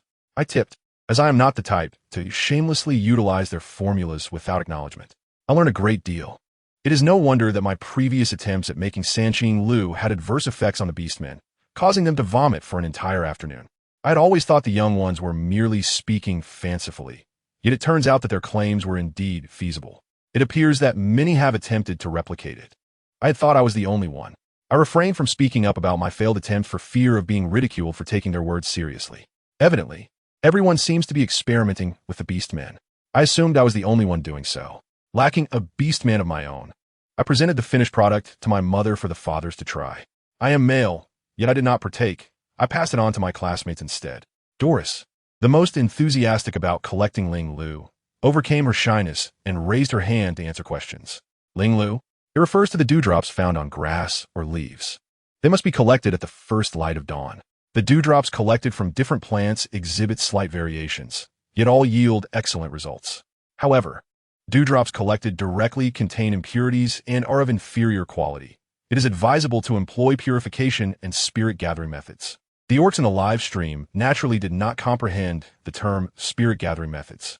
Nonetheless, they understood the word purification. In the starry realm, anything associated with purification is deemed a luxury, pursued by all. Consequently, a flurry of messages erupted. Doris furrowed her brow, pondering for a while before cautiously asking, "Auntie, is it far from where you live? If it's not too far, I can send you 2 talismans." She retrieved 2 talismans from her bracelet. "Is this the product from our class?" "Smoke, smoke. Danger, danger." Witnessing a spectacular display involving explosive smoke, the orcs no longer underestimated the artworks produced by these youngsters in their art classes. Upon seeing the familiar little slips of paper, their bodies and minds screamed of danger. Danger? Knowing the context, Chu-Yi explained that each little slip of paper serves a different purpose, and these particular slips pose no harm. However, gifting little slips? The individuals in the live stream were incredibly fortunate to encounter such gullible youngsters. Nonetheless, with Chu-Yi present, they could forget about taking advantage of the young ones. A female orc in the live stream provided a star system address.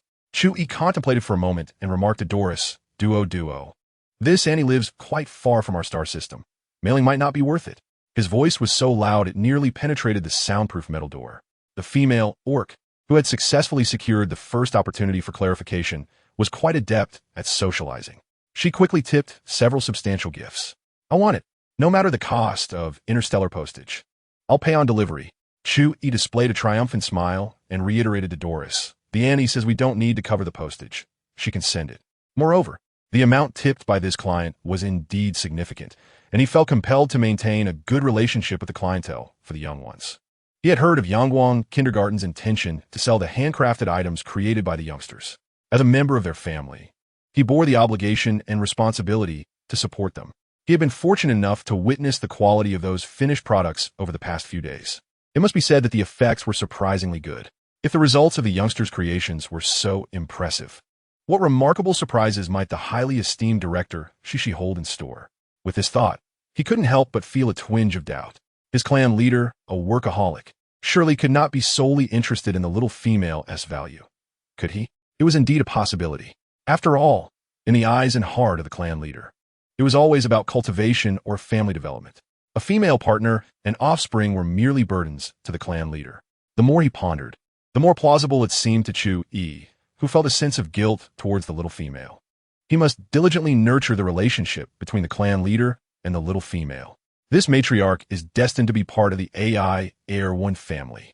Doris carefully wrapped the 2 talismans in paper and asked Chu-Yi for his online nickname, diligently recording it.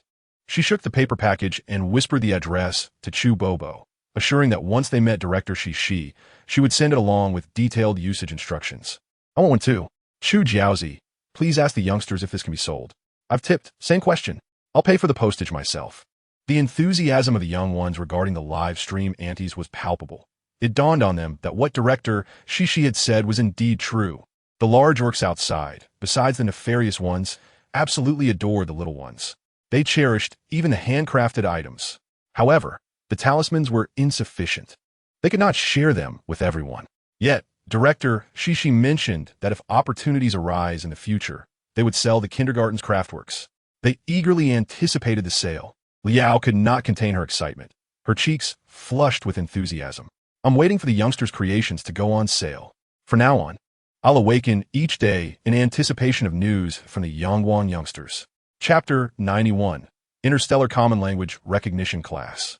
Upon the announcement of the sale, not only were the orcs in the live stream, who adored the youngsters, overjoyed, but those in the Yangguang group who had already tasted the fruits of success were equally exhilarated. The knowledge and products they had crafted based on the teachings from the live stream classes illuminated the significance and potential of Yangguang Kindergarten as curriculum. Whether it was the Interstellar Common Language class, physical education, or arts and crafts, the culinary classes were plentiful. Each outcome was sufficient to astonish the interstellar beast world. They could hardly fathom the monumental achievements the cubs raised under such education would attain in the future. These accomplishments would elevate them to heights unattainable by the orcs in their lifetimes. Furthermore, some orcs with profound insights into the interstellar landscape, nurtured by their families, vaguely sensed that the interstellar beast world might undergo monumental changes due to Yangguang kindergarten. However, they could not envision, or perhaps dared not imagine, the extent of these changes. Now, this knowledge, which should belong to the closely guarded secrets of great clans, was being openly disseminated by this little-known kindergarten with unreserved candor. Even the orchestrators seemed indifferent to the matter. This compelled them to indulge in conspiracy theories while uncontrollably consuming the bait laid before them.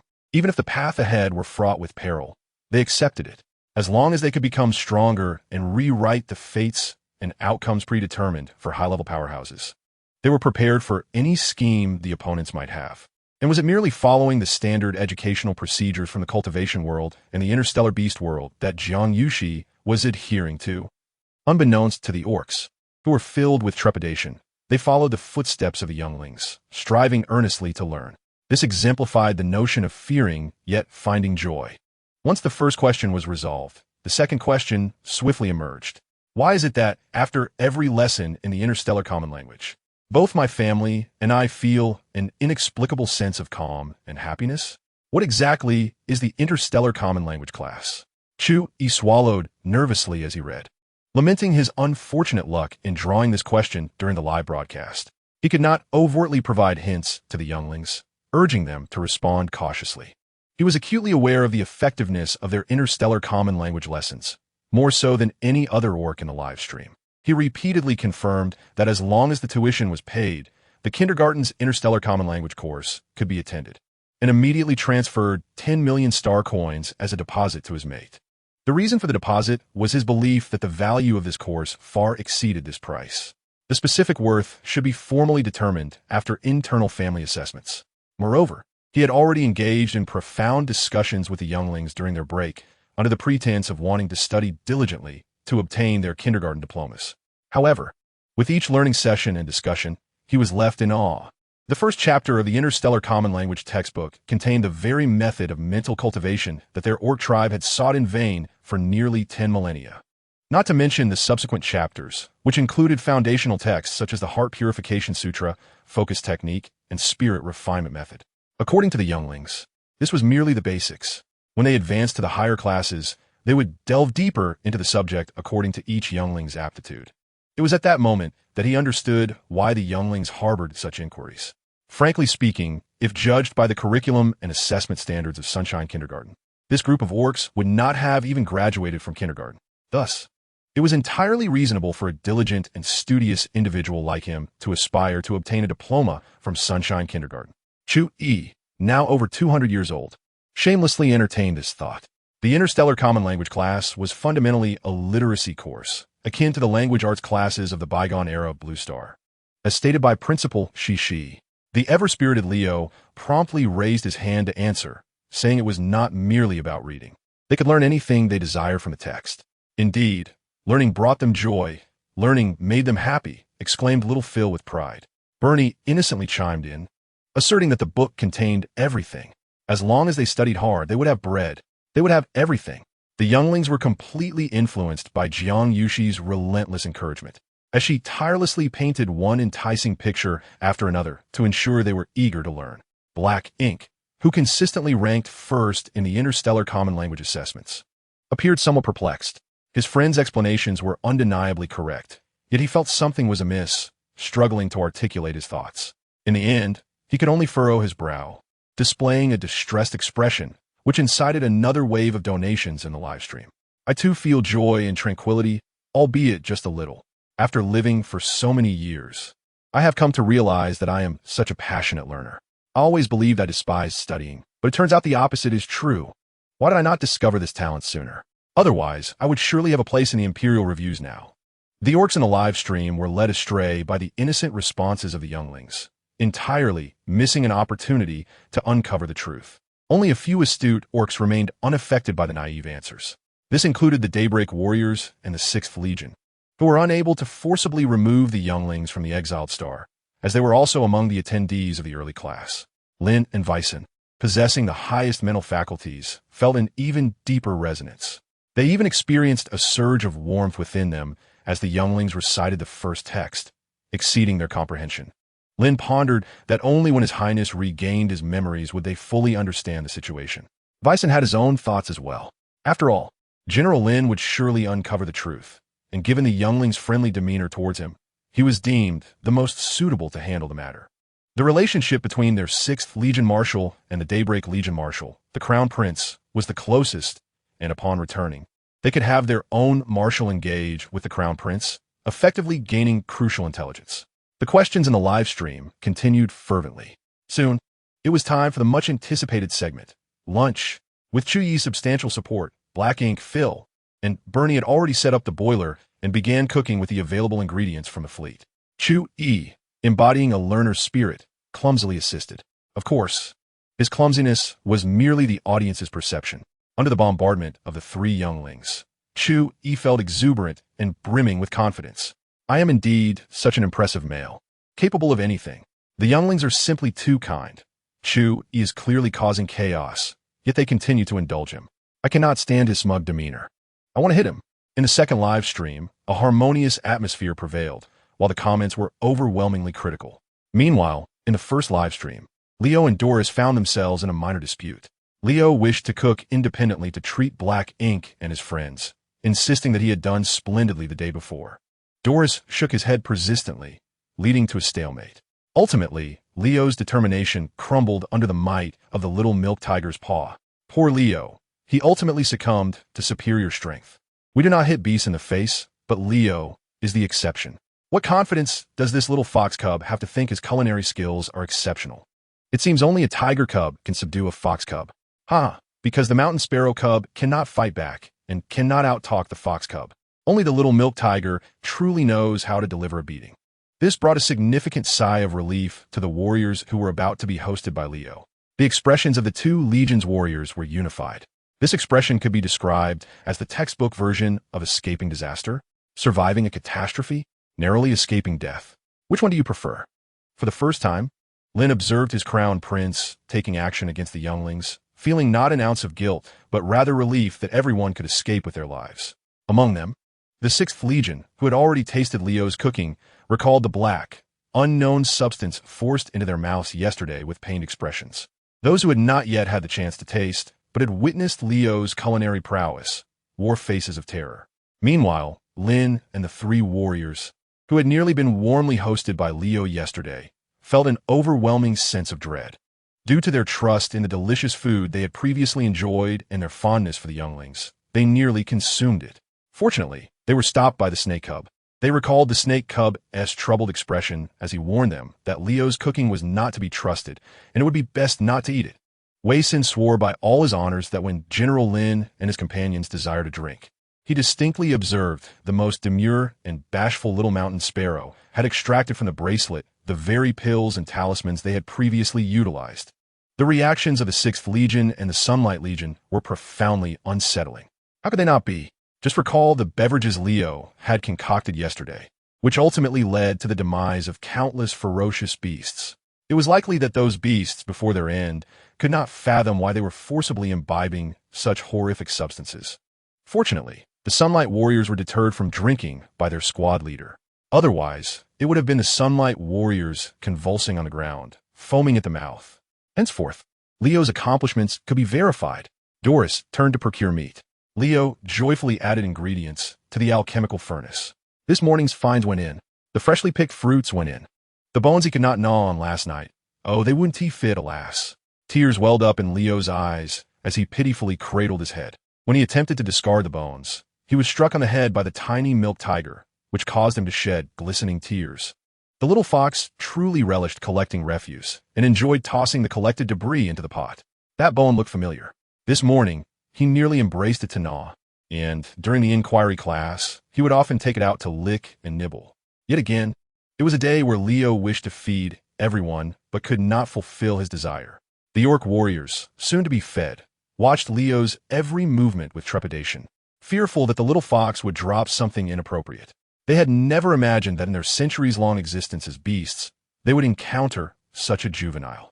That fragile creature, in their eyes, could effortlessly sway the emotions of all. It was indeed terrifying. The poison would take effect in merely 8 hours, causing profuse bleeding and a gruesome death. The fruit was deadly, rotting the body within 3 hours, dissolving flesh and blood. And what of the bone? Safe with no side effects? The Sixth Legion, which had nearly broken their teeth on hard objects yesterday, gazed at the familiar bone in sudden realization. No wonder it was such a pristine, large bone.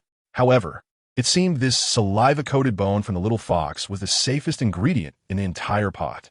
The little milk tiger, disturbed by the thundering heartbeat near its ear, glanced helplessly at the large orcs, finding them rather unsteady. Observing the little milk tiger's selection of ingredients, the orc warriors were momentarily dazed. Was it true that in the eyes of the juvenile, poisonous items were permissible to consume? Only things tainted by other saliva were barred from the pot? Truly, what a group of both fearsome and perilous younglings. At that moment, the warriors' impressions of the few juveniles synchronously shifted, except for Lin, who furrowed his brow, scrutinizing the little milk tiger atop Doris's head. Was the young master testing the poison? Lunch was soon prepared. This large pot of food was crafted with care by Doris. The previous porridge had not contained such an abundance of ingredients. This was pickled salted egg yolk from our school, exceedingly delectable, and this our own pickled salted bones. Absolutely splendid. And this, from the most formidable beast among those troublesome ones last night. And then saved the finest meat for us. This dish, both crisp and sweet. Where did it come from? I didn't tea at it. Doris's expression underwent a rapid transformation of joy, confusion, and realization within a mere 3 minutes. I understand now.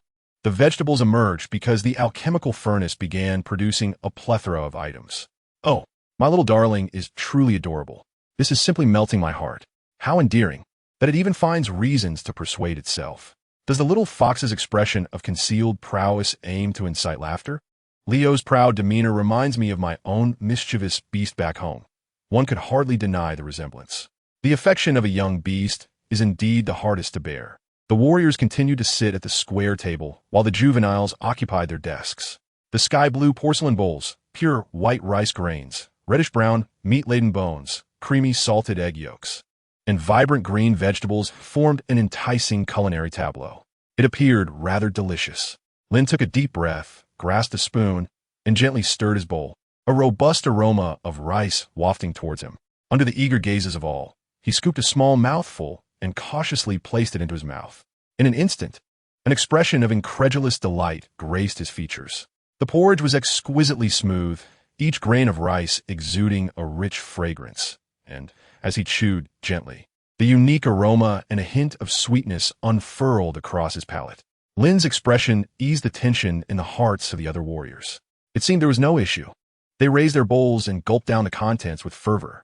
At that moment, their expressions aligned with Lin's.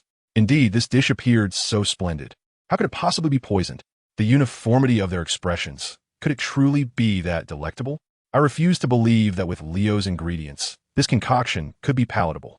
Yet the expressions of the Imperial warriors suggested otherwise. It was genuinely delightful. Amidst their debates, the warriors' expressions shifted to one of anguish. Chapter 93. Shishi Yuan Zhang. The mud has finally found us.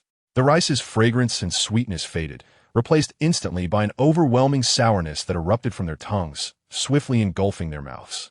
Even if they attempted to expel it immediately, it was futile. What was happening? Had they just consumed it only to vomit it out? Why were some warriors not only retching, but also gagging? Their faces bore a striking resemblance to that of the Sixth Legion yesterday, when they were forcibly fed. Goodness, they were gagging and rolling their eyes. Was it truly that intense? However, just as the sourness threatened to completely dominate their mouths, an unprecedented savory and salty meat flavor surged forth, leaving a lingering taste that would not soon dissipate. The warriors who had not vomited experienced a shift in expression, turning to one of relief and surprise. Was this a prank? Was the show beginning? Were they amusing the juveniles or themselves? I never realized our live stream had such Na'vi orcs. How dare they think that the Imperial warriors, including the prince's own troops, would indulge you in such antics? Touch your own face. Does it match? Upon that reflection, it truly was. Who could be worthy enough to amuse the undefeated Sunlight Warriors? The warriors were horrified to discover the ordeal was far from over.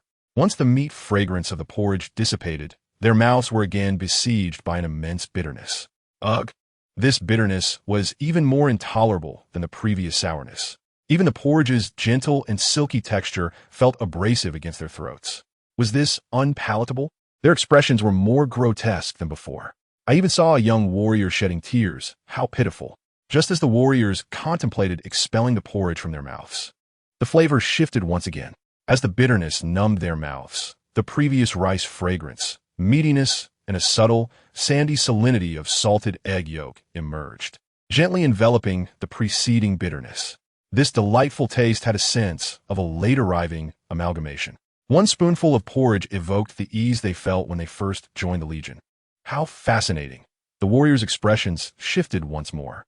Today, I was fortunate enough to witness a vibrant display of facial expressions. The small bowl in hand evoked mixed feelings among the soldiers, a peculiar blend of affection and disdain. It remains a mystery how these two young ones managed it. The flavor of the rice porridge oscillated between being exceptionally delightful and utterly repugnant, adhering to the principles of not disappointing the children's goodwill and avoiding waste. The soldiers summoned their fortitude from rigorous training, maintaining stoic faces as they consumed the porridge. Was it delicious or not? Regardless of the taste, judging by their expressions, it was evident that their sentiments were unanimous. My curiosity was piqued, eager to hear the soldiers' evaluations. Lai Ao's countenance mirrored that of the soldiers, shifting like a painter's palette. As for Oli C, he relished every bite, diligently scooping spoonfuls into his mouth. His youthful visage radiated the innocence of a child who relishes his meal. Occasionally, he would smack his lips, pausing to savor the flavor, his face reflecting undeniable satisfaction. Ah, this Danlu seems to have conjured a delightful array of flavors. It possesses a hint of goodness, a touch of unpleasantness, and a minor capacity to expand one's meridians. The little milk tiger remained steadfast, consuming only a small portion before feigning drowsiness. Although last night the larger beastman stood guard, he would not entrust the safety of these two cubs to anyone else. After all, they were young females raised in captivity. In Jiang Yuxi's eyes, during his wakeful hours, the cubs were engaged in their nursery activities, learning, playing, eating, and sleeping. Only at night, when the little female required his company, would these cubs depart the nursery. Observing the soldiers' expressions, I knew the porridge would not be palatable. Yet, what could possibly be the matter with the cubs? Were they truly enjoying it? If I were not aware of the soldiers' character in the Empire, I might suspect they were merely putting on a performance. The little mountain sparrow cub was savoring it too enthusiastically. Lin approached the little milk tiger, attempting to strike up a conversation with His Royal Highness. Jiang Yuan revealed his tiny fangs. This large beast man was truly bothersome. He was either watching him or trying to whisper sweet nothings. How he longed to swat him away. Lin halted, sensing the prince's growing impatience. Ever since their descent onto the exiled star, he had been unable to converse privately with the prince.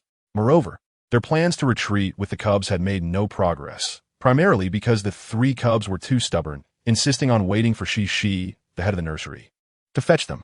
Under normal circumstances, they could forcibly take the cubs away, but with the prince present, who would dare act against him?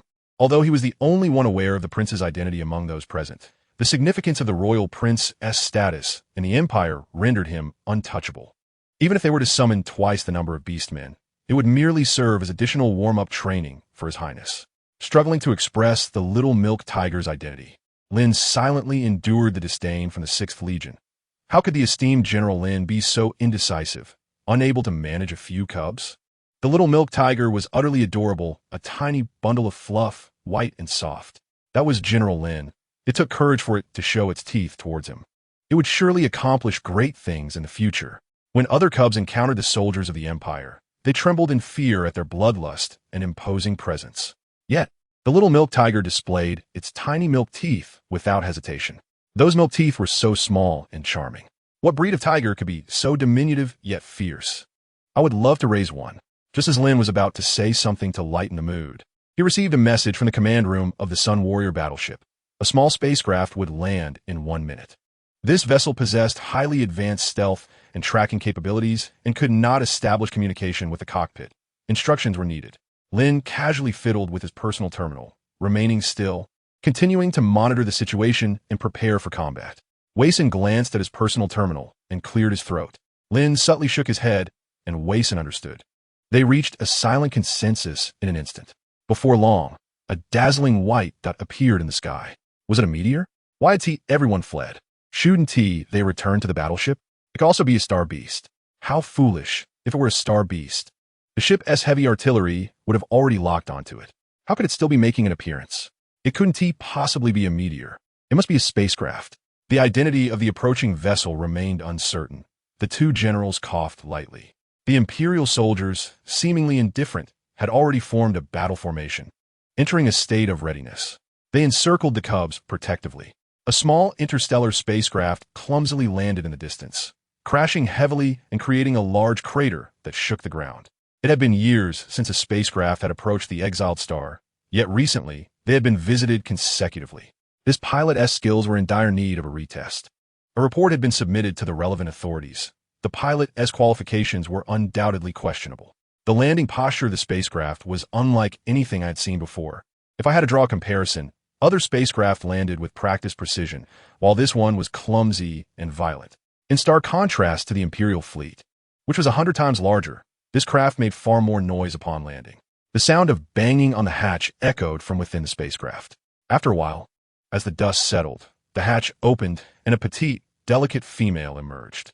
It was Jiang Yuxi. Chapter 94. The double standards of the little milk tiger. The little female leaned against the hatch, unsteady on her feet. Despite her pale complexion, she could not conceal her refined beauty, reminiscent of the first bloom of the Empire's snow cherry blossoms, delicate, enchanting, and exquisitely fragile, captivating the hearts of beasts. Snow cherry, the most beautiful, alluring, and precious flower of the Empire, known for its fragility. A gentle breeze tousled her hair and garment, further accentuating her delicate form. What a beautiful female! Within a minute, I must know every detail about this little female. Upon seeing her for the first time, I had already imagined 180 names for future beast cubs. This is what my future mate looks like. Oh my goodness, it's Headmistress She. She truly has arrived. The cubs have been incessantly mentioning waiting for her, and I thought they were just being playful. Headmistress She's actions always exceed our expectations. How could a little female possibly set foot on the exiled star? Such tasks should be left to the males. It is hard to imagine the courage Headmistress She must possess to tread upon this land. I am deeply moved. Duoli Si and Lai Ao cheered loudly, fluttering towards Jiang Yuxi like two dancing butterflies. Faster than their voices, Jiang Yuan sprinted forward. Previously, in the live stream, viewers could occasionally catch a glimpse of the little milk tiger battling fierce beasts, a fleeting white figure. Yet at this moment, the little milk tiger's speed was such that even that fleeting white was invisible. In the blink of an eye, the little milk tiger had already collided into Jiang Yuxi's embrace. Swift yet gentle, it seemed it had mastered its strength better. Jiang Yuxi assessed the little milk tiger's weight. It has lost weight. It appears this picky little fellow hasn't been eating well these past few days. When will you finally arrive? Meow, meow, meow. I have been waiting for you for an eternity. I am utterly longing for you, to the point that I cannot eat or sleep. The keen-eared orc warrior, apart from the pattering of two humanoid cubs, can only hear the feeble cries of a young tiger. Lin once again felt the shock as if struck by lightning. This speed towards the female, this affected voice, this feigned weakness, could it truly be His Royal Highness, the Crown Prince? In an instant, he was overwhelmingly certain of the little milk tiger's identity, yet hesitated. Perhaps, just perhaps, he might have mistaken the beast, but that familiar mental energy unmistakably belonged to His Highness. Oh, there's so many wicked beasts here, I am so frightened. The little milk tiger's voice trembled, utterly pitiful. Lin's mind was a muddle. This cannot be His Royal Highness. No. Meow, meow, meow, my little paws hurt.